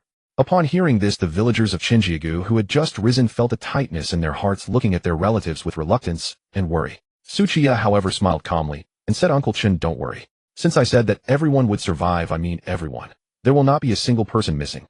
Upon hearing this, the villagers of Qinjigu felt the weight lift from their hearts, looking at Qiye with growing awe and gratitude. Ding. Chun Shan's loyalty 5. Current loyalty 45. Ding. Neo Lan, who has loyalty 3. Current loyalty 72. Ding. Pan Yu's loyalty 3. Current loyalty 70. Hearing this string of system notification sounds, Qiye silently set it to do not disturb mode. Otherwise, with over 130 people, if each of them sounded off for a while, it would be unbearably noisy. The surrounding refugees looked at this scene with mixed feelings. Some curiously scrutinized Qiye, while others showed contempt and whispered among themselves. Over 100 people, the old are old and the young are young. How much food would they consume in a day? Winter is approaching, and those wealthy families in the city are living frugally. What kind of benevolent person is he? Tisk, even if one had mountains of gold and silver, they could not sustain such a burden. The villagers of Qinjigu felt particularly heavy-hearted upon hearing these comments. If it weren't for the dire situation, why would they come to burden Qiye? Qiye, however, did not mind at all. After all, his warehouse not only held 100,000 pickles of grain, but also 100,000 military coats, 100,000 instant noodles, and 100,000 tons of charcoal. He had no worries about food and clothing. What he lacked were loyal followers. He gave a cold glance at those gossiping refugees, and wherever his gaze fell, the refugees hurriedly lowered their heads and shut their mouths. Qiye then went to reassure the villagers of Qinjigu, telling them not to have psychological burdens and to put their hearts at ease following him from now on. After calming everyone down, Qiye looked at the tightly closed city gates, and then raised his head to look at He noticed that the soldiers who usually stood guard on the city wall had vanished without a trace, and there were no signs of Clearly something big had happened in the city. Just as Qiye prepared to use his movement technique to scale the wall and enter the city, he suddenly saw a few servants dressed in household attire peeking over the city wall. He immediately shouted, "Whose people are you? Hurry and open the city gates." The servants looked at Qiye, whispered among themselves for a moment, and then one of them hurriedly turned and ran down, seemingly to convey the message. After a moment, the heavy city gate creaked open a small gap. Before they could see anyone, a familiar wailing voice came from inside. "Brother-in-law, my dear brother-in-law, you have finally returned. The sky of Qingshe City has collapsed." Then Liyu's plump figure squeezed through the gap in the door, rushing towards Qiye with a sorrowful expression. At this moment, Liu looked extremely disheveled, with several tears in his clothes, and his face bore several bruises with a blood-soaked cloth wrapped around his forehead. Despite his disheveled appearance, the villagers of Qinjigu could easily see he was a wealthy merchant from the city, and they were also somewhat curious. Why was he calling Qiye brother-in-law? Seeing Liu able to run and shout, Qiye felt considerably relieved. It seemed that the situation in the city had not yet reached the worst. Qiye frowned and asked, "What has happened? Why do you look like this? Where are the soldiers guarding the city?" Liu gasped for breath and replied urgently, "It's a rebellion. That dog of a county magistrate Wang Han." Upon hearing this, everyone around fell silent, their eyes wide with shock as they stared at him. "Are you even aware of what you're saying? A county magistrate rebelling against the ruler of Qingshe City?" Liu continued, "Brother-in-law, you didn't leave long ago. That scoundrel Wang Han issued an order to open the city gates and let a group of refugees in. That group of refugees caused chaos, committing all sorts of atrocities, while Wang Han led the soldiers and household guards, looting the wealthy throughout the city. Banks, pawn shops, wealthy households. Almost all were robbed. Even my shop and grain store were not spared. Over half of the money and grain were taken. By the way, the Lin residence is safe thanks to your wives who stayed behind to hold the fort." Su Kai's expression tightened. He never expected that Wang Han would commit such a heartless act. He asked gravely, "Where is Wang Han now?" Liu slammed his thigh and said angrily, "That scoundrel. After gathering enough wealth, he took his wife, the wife of Zhao Yuanwei, and several top courtesans from Yuchen Tower, and under the escort of soldiers, he has long since vanished. I suspect he intends to flee to Jinju to seek refuge with his wife's family. The affairs of the world are truly unpredictable." Qiye had initially planned to use Wang Han's wife's illness to put pressure on him, but unexpectedly the latter had already fled. Moreover, he had taken other people's wives and several courtesans. Liu gasped for a few breaths, secretly observing Su Kai's expression. He said with some worry, "Brother-in-law, now that Qingshe City has lost its county magistrate, the guards have all fled, becoming a lawless land. It is about to descend into chaos. What should we do?" Qiye looked at Liu with a hint of approval and said, "You two siblings have worked hard this time. I will remember this merit. There will be benefits for you in the future." Liu laughed brightly, saying, "Oh, we are family, no need to mention such things. It's not hard at all. Now, brother-in-law, let's head into the city." Qiye nodded and glanced at the anxious villagers from Qinjigu, calling out, "Everyone can enter. Form a line and proceed orderly into the city." As soon as he finished speaking, the refugees near the city gate suddenly became restless and began to push forward. Liu's grain shop had been looted by the refugees, and feeling frustrated, he shouted, "What are you pushing for? You bunch of unruly people." Qiye raised his hand to stop him, his gaze sweeping over the ragged and emaciated refugees, as he said in a deep voice, "There is no need to panic. Soon someone will come out to set up a porridge stall to provide you with a way to survive." But he changed his tone, his voice turning colder. "If anyone dares to take this opportunity to storm the city gate or incite trouble, then they will be dealt with without mercy." After speaking, he gave Liu a knowing glance. Liu understood and quickly signaled for the city gate to be opened slightly, organizing the villagers from Qinjigu to enter the city in an orderly manner. Qiye and Lin Mingxiang stood at the city gate with firearms, intimidating the restless refugees. The still warm bodies on the ground and Su Kai's words of no mercy gradually calmed the group of refugees, who could only watch enviously as the villagers entered the city. Just as the villagers from Qinjigu were about to enter, a few people suddenly squeezed out of the crowd, looking anxiously at Qiye and calling out, "Brother Su, we are also from Qinjigu. We got separated in the crowd earlier. Yes, we came with you just now, but accidentally got swept away by the crowd. It's only now that we finally found you. Uncle Chun, it's me, Dog Dan. Wait for me." Hearing their shouting, Shinshanha and some villagers who had already entered the city turned back to look. "Oh, aren't those Dog Dan and his friends? Didn't they say they would never leave the village? When did they?" These few had followed Qiye from Qinjigu, but when they saw the refugees trying to snatch horses, they proactively distanced themselves, fearing to be implicated. Qiye looked at them coldly, saying, "Since you were unwilling to share the hardships earlier, now you shall not think of entering the city. Get lost. This Qingstone city has no place for you to survive." The few tried to argue, but Lin Mingxiang's pretty face turned slightly cold as she raised her gun, and these opportunistic little men had run away faster than anyone earlier, but now they had the audacity to approach with shameless faces when benefits were in sight, which was truly irritating. Dog Dan and his companions stood frozen in place, regretting, deeply wishing they could give themselves a few hard slaps.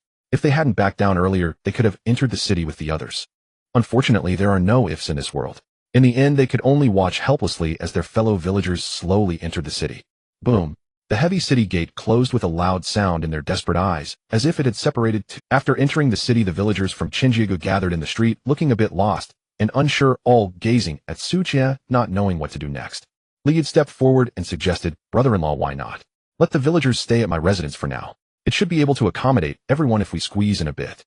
Chen Shanha quickly waved his hands, his tone anxious. "How can that be? Your residence is a noble household with many rules and valuable items. We country folk would only cause trouble if we stayed there. It is absolutely out of the question." He turned to Qiye, saying, "Lord Su, we aren't picky about where we stay. Any place that can shield us from the wind and rain will do. If not, we can find a deserted alley to make do. Winter is approaching, and it's freezing cold. How can we sleep on the streets?" Qiye interrupted him, looking at Liu and asking, "Are there any spacious temples or Taoist monasteries in the city?" "Yes." Liu nodded. "There is a Jingquan temple in the east of the city, and the courtyard is much larger than my home. Not to mention over 100 people, even 500 or 600 people, could be accommodated there." Qiye immediately decided, "Good. That's the place. Please take some capable hands over there to discuss with the temple master about properly accommodating the villagers in the temple. Also find a few doctors to help treat the injuries, and prepare some food to help everyone settle down first." "No problem. Leave it to me." Liu patted his chest in guarantee, then waved to the servants stationed on the. Immediately 3 or 4 capable-looking middle-aged men ran down from the city wall and stood neatly behind Liu. Qiye looked at those men, and then at the city wall. Feeling uneasy, he asked, "The city gate is crucial.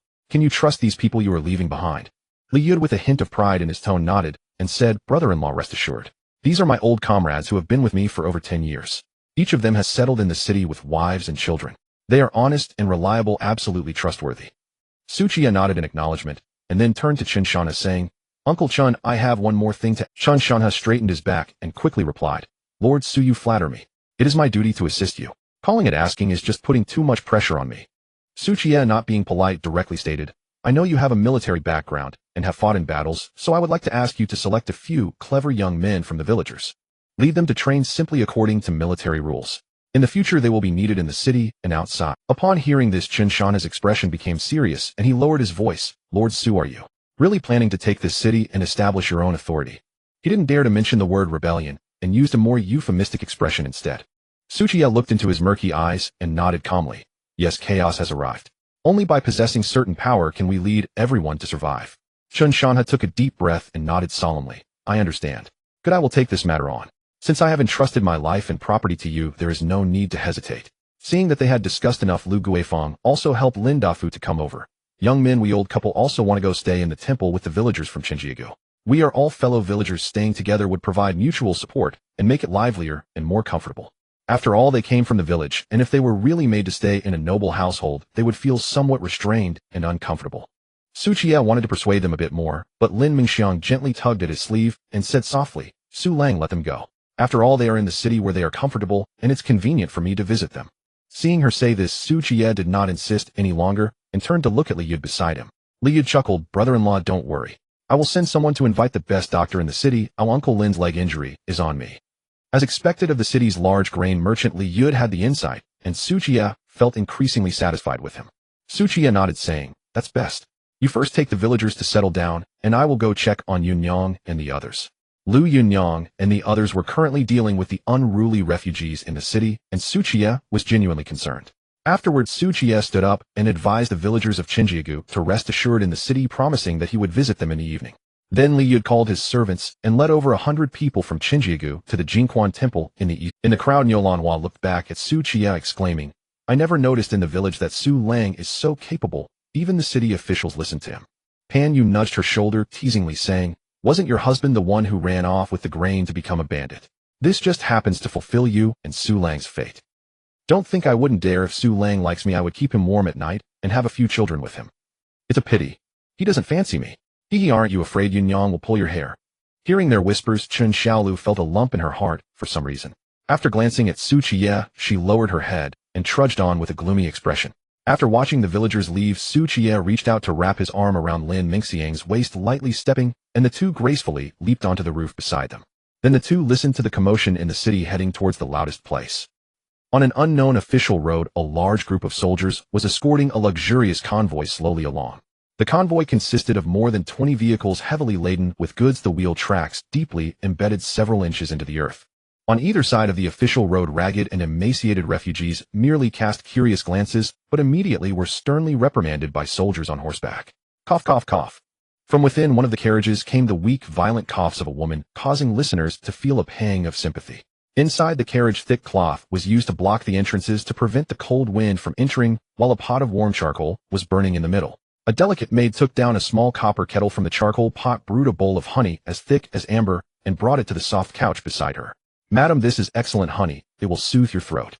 On the soft couch with thick bare skin and various silks underneath, Song Yuju lay on top, her pale face covered with several warm silk blankets. Song Yuju slightly opened her mouth, and the maid used a golden spoon to blow on the honey water before feeding her a small sip.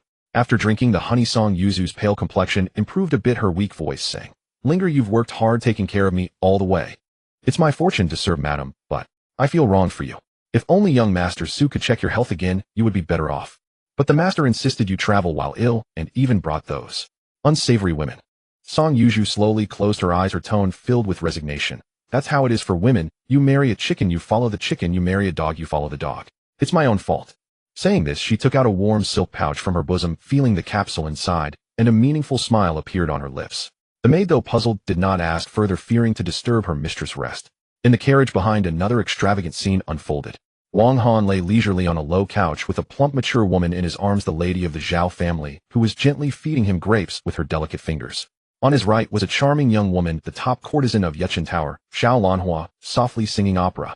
His feet were not idle either, resting in the embrace of a beautiful woman enjoying her meticulous massage.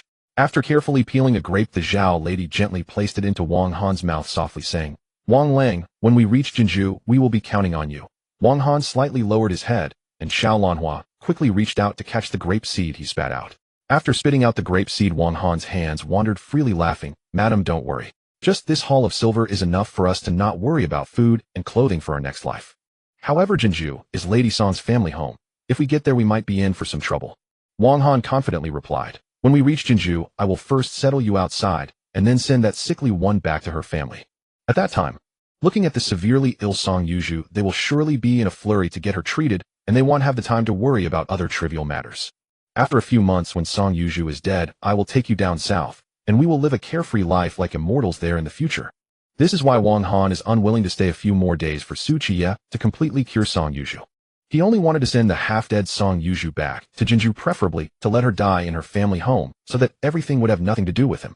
Listening to Wang Han's plan, the three women in the carriage laughed heartily, their soft voices causing the soldiers outside to swallow hard. After laughing, Xiao Lanhua still felt a bit uneasy, but what if Song Yuju insists on making things difficult for us sisters? Wang Han's lips curled into a slight smile. "Don't worry, Jinju isn't solely decided by the Song family, is it? I have plenty of things that those big shots like." Saying this, Wang Han took out a small blue piece from his bosom, his smile triumphant. "With this, not only is money not a problem, but I can also connect with those prominent figures." Lady Zhao looked at the small blue piece with curiosity. "Is this the miraculous medicine? Does it really work this well?" Wang Han nodded. "The night before last, Huang Yuanwei gifted me one, and even wanted to keep me at his home. This medicine is simply incredible. If it weren't for that, how could I bear to spend 10,000 taels of silver to buy it? It's a pity that the one surnamed Su is skilled, otherwise I would definitely have forced him to reveal the recipe." A glint of ruthlessness flashed in Wang Han's eyes. Seeing their expressions filled with doubt, he smiled and tossed the medicine into his mouth. Wang Han, the wretched beast. Inside Qingshi City, Qiye could no longer contain his fury. That Wang Han had plundered wealthy households was already unforgivable, but to have deliberately let hordes of destitute refugees into the city, utterly despicable. Once inside the city walls, those refugees did not merely wander. They smashed, looted, and slaughtered their way through ordinary homes. Just moments earlier, 3 refugees had broken into a young couple's humble abode, stripping it bare of food and binding the husband at knife point. Fortunately, Qiye and Lin Mingxiang arrived just in time, slaying all 3 on the spot. Had they delayed even a breath, the couple would surely have met a fate too grim to imagine. The young wife, trembling, straightened her disheveled robes while weeping profusely. then dropped to her knees, bowing deeply in tearful gratitude. After freeing the husband, Qiye watched as the man's eyes turned bloodshot with rage. He seized his blade and stabbed the corpses over a dozen times, as if wishing to rip out their hearts and serve them with wine. Once the couple had been calmed and instructed to bar their doors and windows securely, Qiye dragged the 3 corpses to the roadside, leaving them for later disposal beyond the city walls, where they would be burned en masse. They spent half a day rushing from one crisis to another, yet still had not encountered Liu Yunyang and her companions, though they had apprehended numerous rioting refugees along the way. Some broke into private residences, slaughtered entire families, then boiled meals atop their victims' hearths. Others stormed shops, seizing silver and goods alike, stuffing their mouths while stuffing their sacks. And some, sated and emboldened, turned their lecherous gazes upon women. Qiye grew weary of interrogation. He struck down each offender without hesitation, flinging their lifeless bodies aside like carcasses of stray dogs. Leaping across rooftops, meting out justice with swift precision, Qiye and Lin Mingxiang found themselves tasting the very essence of chivalry.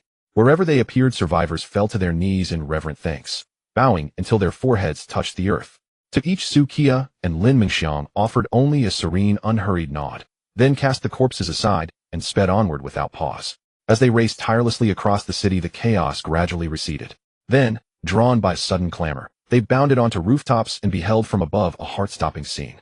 Below on the street, Liu Yunyang led Pan Lianerli, Nanzi, and several other women, directing Lin family servants to quell a gang of looters ransacking a shop. But from a shadowed alley corner, a treacherous refugee loosed an arrow straight toward them. By the time Qiye and Lin Mingxiang arrived, that deadly shaft was already less than a zhang away from Qinchun'er. Beware! Lin Mingxiang's heart leapt into her throat. She gripped Qiye's arm tightly and cried. Qinchun'er heard the warning, just as she began to turn, when the cold arrow closed to within a single step. At that very instant, when the peerless young beauty seemed doomed to perish, a graceful figure darted forward, stepping squarely before her, and caught the arrow cleanly between 2 slender fingers. Such lightning speed could belong to none other than Liu Yunyang herself. Her clear, piercing gaze hardened as it locked onto the archer, who, sensing imminent doom, vanished behind a wall and fled in blind terror. Without hesitation, Liu Yunyang flicked her wrist, and the arrow shot forth like a bolt of white lightning, piercing clean through the brick wall and pinning the fleeing refugee to its surface with surgical precision. From their vantage atop the roof, Qiye and Lin Mingxiang stared stunned. No wonder she was hailed as a martial prodigy born of heaven. 3 decades of cultivated prowess. Who among mortals could withstand such power? Lin Mingxiang stole a sidelong glance at Qiye, her lips curling mischievously. My lord Su, it seems Sister Yunyang holds back, for you alone. Qiye nodded instinctively. Indeed, I couldn't replicate that feat. But the moment the words left his lips, he stiffened, then swiftly pinched Lin Mingxiang's soft waist with a teasing grip. Can't best her. Does that mean I can't best you? Wait, you'll pay dearly for this. Your suffering has only just begun. Lin Mingxiang pressed her lips together softly, her expression the very picture of demure submission. My lord Su.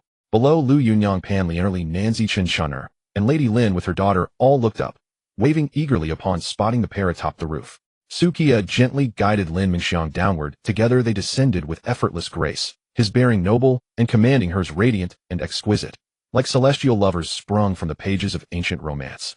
The women below gazed in awe and quiet envy. Upon landing, Qiye whirled away, only to reappear moments later, dragging the archer by the collar. With a sharp twist, he snapped the man's neck, then discarded the corpse beside the road like refuse. Liu Yunyang and the others hurried forward, their beautiful faces etched with deep concern. My lord Su, when did you return? Are you exhausted? Liu Yunyang's brows furrowed tenderly, her eyes brimming with care. Pan Lianer ran gentle hands over Qiye's frame, whispering anxiously, My lord Su, are you unharmed? Why do you carry the scent of blood? Li Nanzi's voice darkened. The county magistrate has fled, with all the garrison soldiers, and opened the gates to refugees. Panic grips the city. We need a steadfast leader, now. Lady Lin, dignified and composed, spoke warmly. I dispatched Lin family retainers to seize control of the yamen immediately, and the rest are now helping suppress the refugees throughout the city. Qinchun'er bit her lip, on the verge of speaking, yet unable to interject. Lin Qingwei blinked her wide, curious eyes. Where is my tracing plum blossoms in snow? Before Qiye could answer, Lady Lin shot her daughter a sharp glance. Adults are speaking.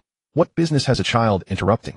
Lin Qingwei puffed her cheeks in silent protest, and instinctively lifted her chest, as if declaring, I am 18, no longer a child. Gazing upon their earnest concern, warmth bloomed in Qiye's chest. Softly he reassured them, I am unharmed. The blood is from a few refugees I dealt with en route. Hearing this, the women exhaled in quiet relief. Qiye continued, I am aware Wang Han has fled. His absence removes an obstacle, leaving us free to act decisively. This city owes you all a debt, for your courage and resolve. Though unrest lingers once order is restored, I shall reward each of you according to merit. Lady Lin smiled gently. We are family. Such deeds require no reward. Lin Xingyue cast a faintly disgruntled look at her mother, thinking she ought to have seized the moment to request a profound martial scripture instead. She imagined them training diligently, then setting forth as twin swordswomen, carving legends across rivers and mountains, or commanding armies as fearless generals on the battlefield. Liu Yunyang and the others exchanged subtle glances, feeling oddly unsettled. Yet Lady Lin had labored alongside them tirelessly, making reproach impossible. Just then several Lin family retainers emerged from the shop, dragging bound refugees who had committed atrocities. Qiye halted them. Where are you taking these men? Lin Xingyue piped up eagerly. They're vile criminals. Of course they go to prison. Prison is too merciful, Qiye declared, voice low and unyielding. And we have no surplus grain to feed them. Execute them. All of them. Here and now.